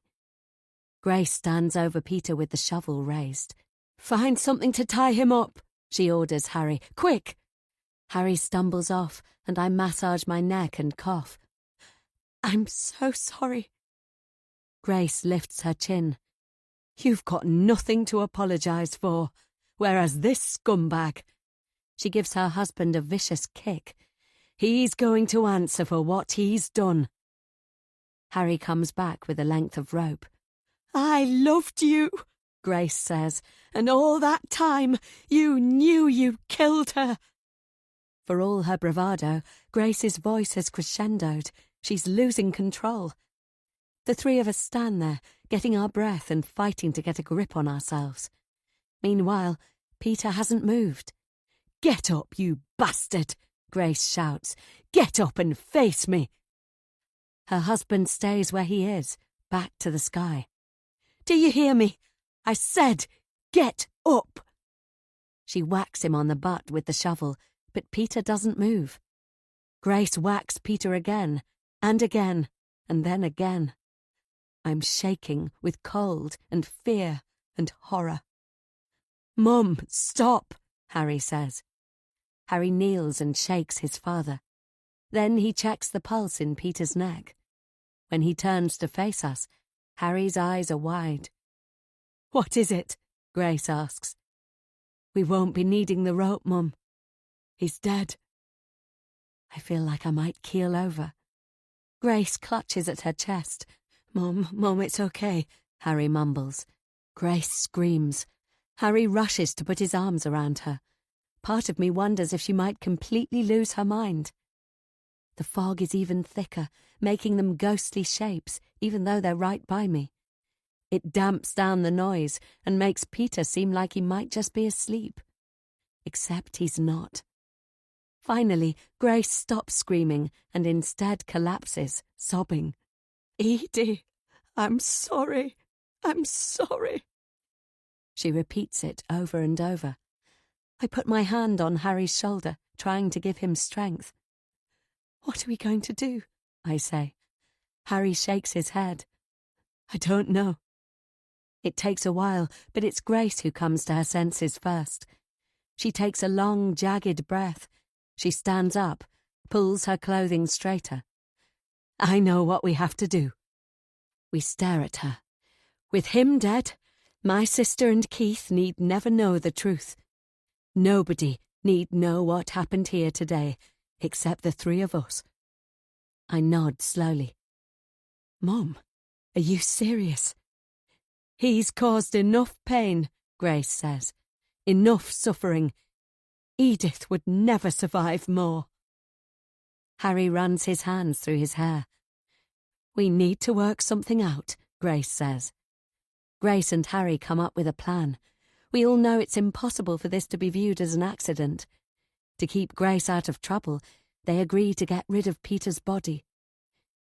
You know where, don't you, Mum? Harry says. You told me about it. Where the murdering bastard will sink without a trace. Yes, I know the place. I'll take the car. Harry fetches a wheelbarrow, and the three of us heave Peter into it. You don't need to be part of this, Grace says to me. Wait for us in the cottage. Harry nods. She's right. Go inside. But, Mum, I'm coming with you. Please don't get lost, I say. We won't, Grace says. I know this place too well. Take the bumper with you. It should disappear too, I say. Before they leave, Harry and I embrace. I am so sorry about your father. What he did to Mary Beth is unforgivable. And he was going to kill you. If Mum hadn't knocked him out, you'd be dead. He deserves what he got.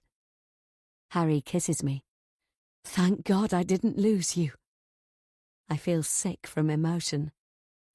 "Go and rest in the warm," Grace says. "I'll see you soon," Harry calls out. "I love you." "I love you too." I don't want to know where they're taking the body or which direction they're going in. I wait until their car drives away, and then I turn around and start scraping dirt back into the hole. Chapter 71. Amy. It doesn't take long for me to give up because my arm won't take it.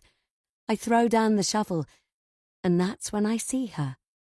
She's a hazy shape, but I instinctively know who it is. I almost fall over my own feet. "Hello, Amy," Sarah says. She comes towards me and then stands with her arms crossed. How long has she been listening, hidden by the fog? What has she heard? "What's the matter? Can't you think of anything to say?" she says with a smirk. "What are you doing here?" I ask. There's something in her hand, and she waves it at me. "I brought Harry's watch." "Surprise." "He just left. You missed him." "Did I? But I didn't miss your, 'Oh, Harry, I love you.'" She imitates my voice. Her mouth is twisted. She's not just angry, she's enraged. "I've had my suspicions for a while," she says, "but I convinced myself I was wrong. Listen, Sarah." She cuts me off. "How long have you been together?" "Not long, I promise you. I wanted to tell you, but instead you went behind my back to steal Harry for yourself. Big mistake. Harry belongs to me." "I'm sorry I wasn't straight with you. I didn't want to hurt your feelings." "Why would he be interested in you? Haven't you seen the way Harry looks at me? He wants me, not some slut from the farmyard." It stings. I take a step back. "Now I see you for what you are." Her voice is shrill. "A scheming, lying bitch. Harry wants me. He loves me." Has Sarah lost her senses? There's no way I can recover this and explain. More importantly, was she here when Grace hit Peter? Did she see Harry and Grace leaving with Peter in the truck? I have to try to contain the situation. "Calm down," I say. "We can talk about this." She staggers and clutches at her forehead. "Do you need help?" I ask. "I'm not feeling good. I need to eat something." "Okay, let's go to the cottage." Cautiously, I step closer. With a shriek of rage, she grabs my injured arm and gives it a vicious twist. I almost pass out. The pain makes me roil and retch, and I'm on my knees.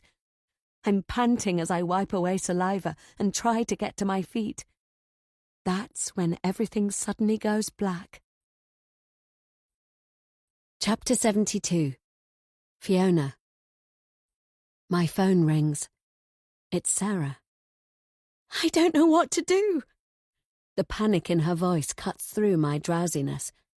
After Harry told me his story, I must have fallen asleep on the sofa. He's gone to collect his mother at the airport. Grace finished her trekking holiday, and when she learned about Edith, she booked on the first flight home. When Grace lands, she wants to come straight to see her sister, and I was waiting for Harry and Grace to arrive. Keeping my mobile pressed to my ear, I spring upright and try to clear my head. "Sarah, what's wrong?" Her breathing is ragged, as if she's been running. "I discovered something terrible." "You're not making sense." "I couldn't stop thinking about what you were saying about Harry. I'm at his cottage. You've got to come." "What's going on?" "I'm scared. I found something which turns everything we thought on its head.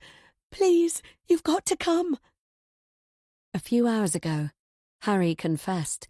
He told me how Amy discovered the truth about Mary Beth. His mother was so enraged, she killed Peter with one swing of a shovel. It was an accident, but once it was done, they had no choice but to dispose of Peter's body. Harry said they left Amy at the cottage, but when they came back, she had disappeared. How can I be sure? Getting rid of Amy might have been part of their plan too. After all, then they could keep the secret of Peter and Mary Beth's deaths hidden forever. Amy's husband told me about my sister's head injury. Maybe Grace hit my sister over the head with the shovel too. Do I believe Harry when he says Amy was alive and well when they left her?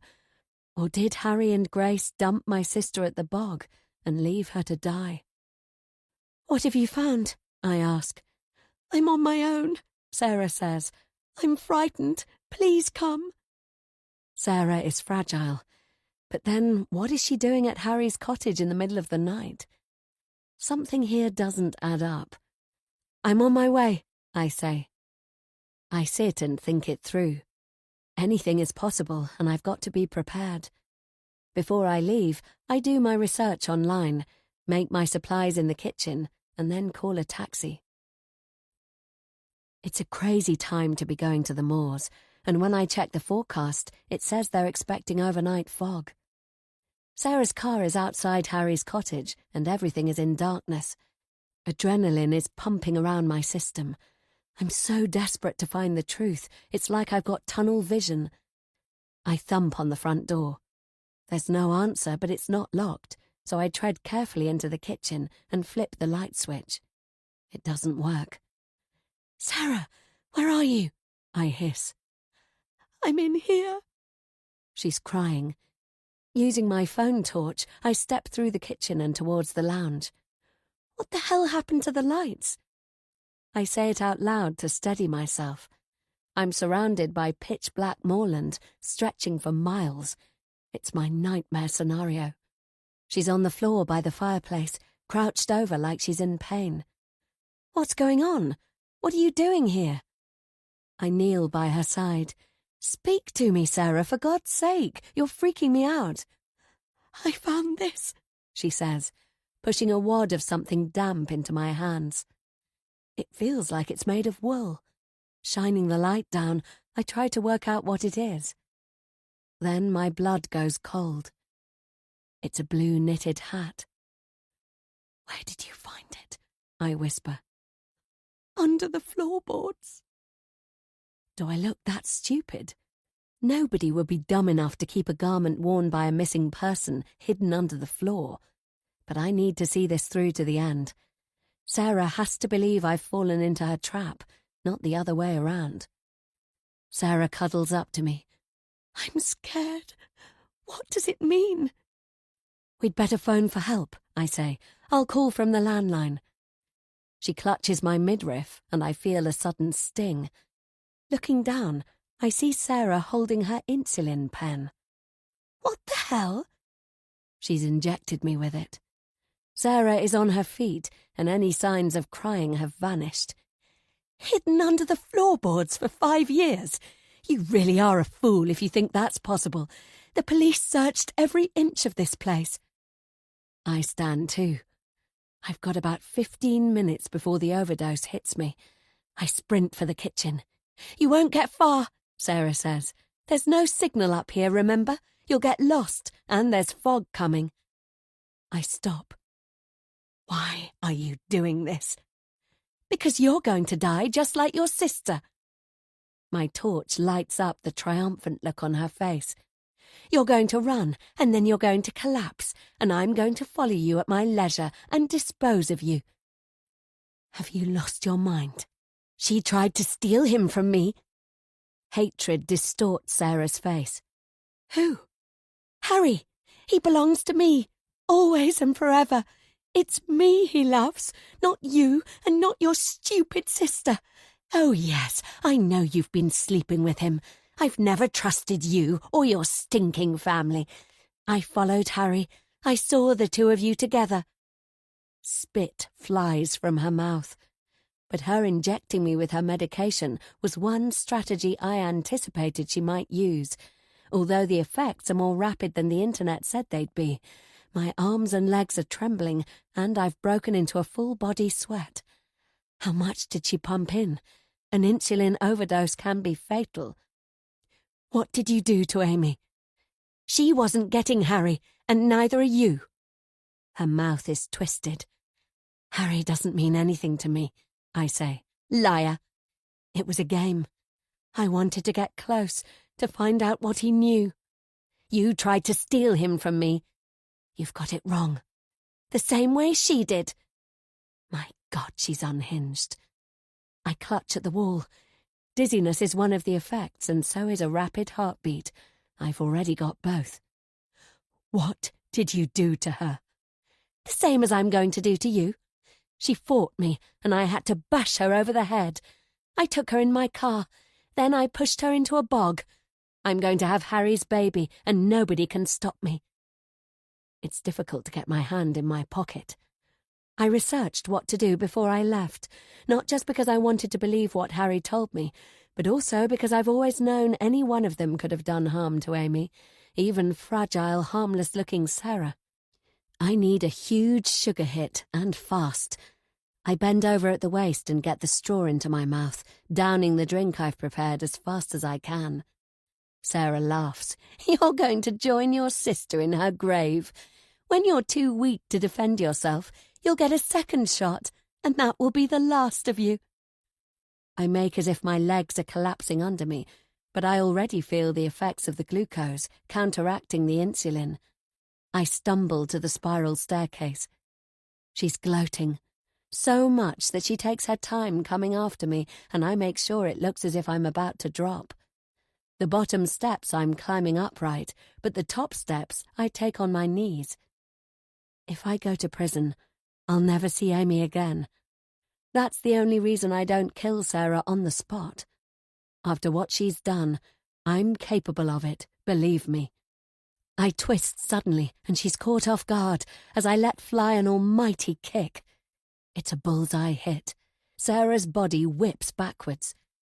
I've got to say, it's satisfying watching her crash down the stone steps. When she lands at the bottom, she can't move, so I guess she's broken something.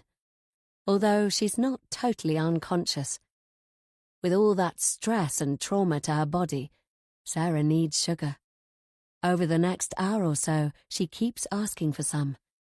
I sit on the stairs and watch it all happen, and I think about Amy, and I hope she wasn't scared. Sarah's plaintive cries get weaker and weaker until they finally stop, and she passes into a diabetic coma. It's just before dawn when there's no pulse, and that's when I call the police. Epilogue. The detective finally lets me go. They must have believed my story, or at least they didn't find any evidence to point the finger at me. I told them Sarah called me because she was feeling low. After her hospital episode, I was worried. She was at the cottage waiting for Harry, but he wasn't there, and it had made her despairing, so I went to see her. I managed to comfort her, but then the fog came, so we decided to stay overnight rather than drive. I said I found her in the morning and that I hadn't heard a thing. She must have got up in the night and fallen. The police questioned whether she did it deliberately. I told them I was sure it was a terrible, terrible accident. That's what everyone believes. The detective even offers to drive me home. I've no regrets. In her blind rage and hatred, Sarah inflicted a catastrophic head injury on my sister, and then she cold-bloodedly dumped her and left her for dead. I'm glad to be the one who delivered justice. Sarah got exactly what she deserved. Mrs. Meacham was astonished when I told her I'm Amy's sister. Thanks to the doctors, she realizes she's having problems with her mind and that there are moments she gets confused. Up until now, she hasn't been ready to admit it. Grace plans to stay with her sister to look after her. The doctors said Mrs. Meacham's condition won't be getting better, though that doesn't mean it will get worse. Although she denied it 5 years ago, Grace said she realizes now that there were early signs of her sister's illness when Amy was here. Apparently Mrs. Meacham sometimes called my sister Mary Beth, and she confessed to Grace she did things to deliberately have Amy in Mary Beth's room, which included shutting Amy in there and flooding Amy's bedroom, so she was forced to move downstairs. I guess waiting in the rain for Mary Beth and telling her daughter I'm her new playmate were both examples of bad moments when Mrs. Meacham's sense of reality slipped away from normal. Mrs. Meacham also told me Amy's arm was injured. She still blames herself for it because she lost her concentration and it meant Amy got hurt. I told her to forgive herself. After all, Mrs. Meacham lost Amy too, the same we all did, and just like she had already lost her own beloved daughter. I'm glad she's going to get the care she deserves. I also know that without Mrs. Meacham and her occasional confusion about the little girl at the school, I would never have found my sister. As for Keith, I know we'll be friends forever. I admire his loyalty to Amy and his bravery. When he explained that he put Amy's silver duck with Mary Beth's jewellery because he thought his sister would have liked it, it made me cry. He wants to move into his own apartment, and I've told him I'll come over any time to make him some chili pasta. We laughed a lot about that. I told Keith everything. He's the only one who knows the full story of what his uncle did and what Sarah did. He never asked me what really happened at the cottage with Sarah, though I'm sure he guessed the truth. One day he wants to see Amy, and I'll do everything I can to make that possible. As for me, I'm going to stay in the city, but I'll find my own place. I don't know if Harry and I have a future together. Maybe we'll give it a go, but I haven't told him about Amy. Not yet. Keith is the only one who knows I found her. Some of the travellers are moving on, but the rest are staying for the coming winter so their children can go to school. When I visit Amy's caravan again, Amy's husband finally tells me his name. It's Raymond. I'm so grateful Raymond found her. He didn't have to help. He could have walked past and left her for dead. Except he didn't. And then they fell in love. I never said thank you for saving her. You don't need to. But I have to keep seeing her. I realize that, but she's one of us. She's Rena. You have to accept it. I know. That's when I decide to tell him what really happened with Sarah. I know Raymond will keep my secret. Once he hears me out, I feel his guard drop a little. You're full of surprises, aren't you, Ginger? We settle outside their caravan, and Amy makes tea. She's wearing a colourful skirt, and she sits with us while her daughter plays nearby. I'd like to stay with your guest for a while. Do you mind? She asks. Raymond shrugs. If you want. The more I spend time with them, the more I see my sister in this woman. Amy laughs as she plays with her daughter, and for the first time so do I, rather than crying inside. We talk a bit about the school. As I sip my tea, Amy's gaze settles on my wrist. What a pretty bracelet, she says. It was very similar to the one I gave to her. I made it at the same time, but I never had the heart to wear it until now. The two silver charms on mine are a duck and a horseshoe. I move towards her so she can see it better, and her hand reaches out. Amy lightly touches the duck. I hold my breath. It's lovely. The duck reminds me of the pond in my village, I say. She says, and she frowns as her hand strays to the scar at her hairline. Raymond gives me a strange look. When Amy goes inside to top up the teapot, he and I stare at each other. She was wearing one like that when I found her, he says. Amy's gaze was pensive. I'm sure Raymond realizes that too.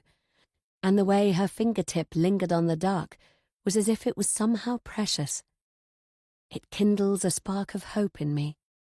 Did it spark a shadow of a memory? I make my tea last as long as possible. Then Amy says it's time for her to prepare supper. She goes inside their caravan again. Goodbye, I say. Amy gives a friendly wave, and she calls to her little girl. Come and help me. The child is sitting in the grass. She's making a daisy chain. I'm not finished yet, Mummy. And what Amy says next knocks the breath right out of me. I said now, Fiona. Fiona. My heart skips, and I'm lighter and happier than I've been for years. When I'm ready, I get on a train and travel home to our village. It's quiet in the churchyard, and I kneel by my parents' graves. I found Amy at last. She's alive and well.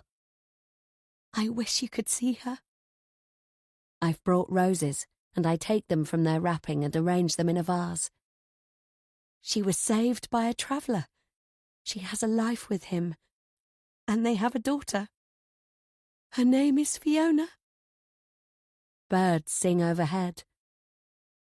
She doesn't remember her previous life. She doesn't even recognise me. But it doesn't matter, Mum, because she's happy. She called her child after me, and that means everything. There must be memories dormant inside. I believe one day she will remember me, and us. There's hope, Dad. Tell Mum there's hope. This concludes I Know You Saw Her by Ann Girdharry, narrated by Sophie Roberts. Copyright 2025 by Ann Girdharry. This unabridged audiobook is published by arrangement with Incubator Books and was produced in the year 2026 by Tantor Media Incorporated, a division of Recorded Books which holds the copyright thereto. Please visit tantor.com for more information on our growing library of unabridged audiobooks.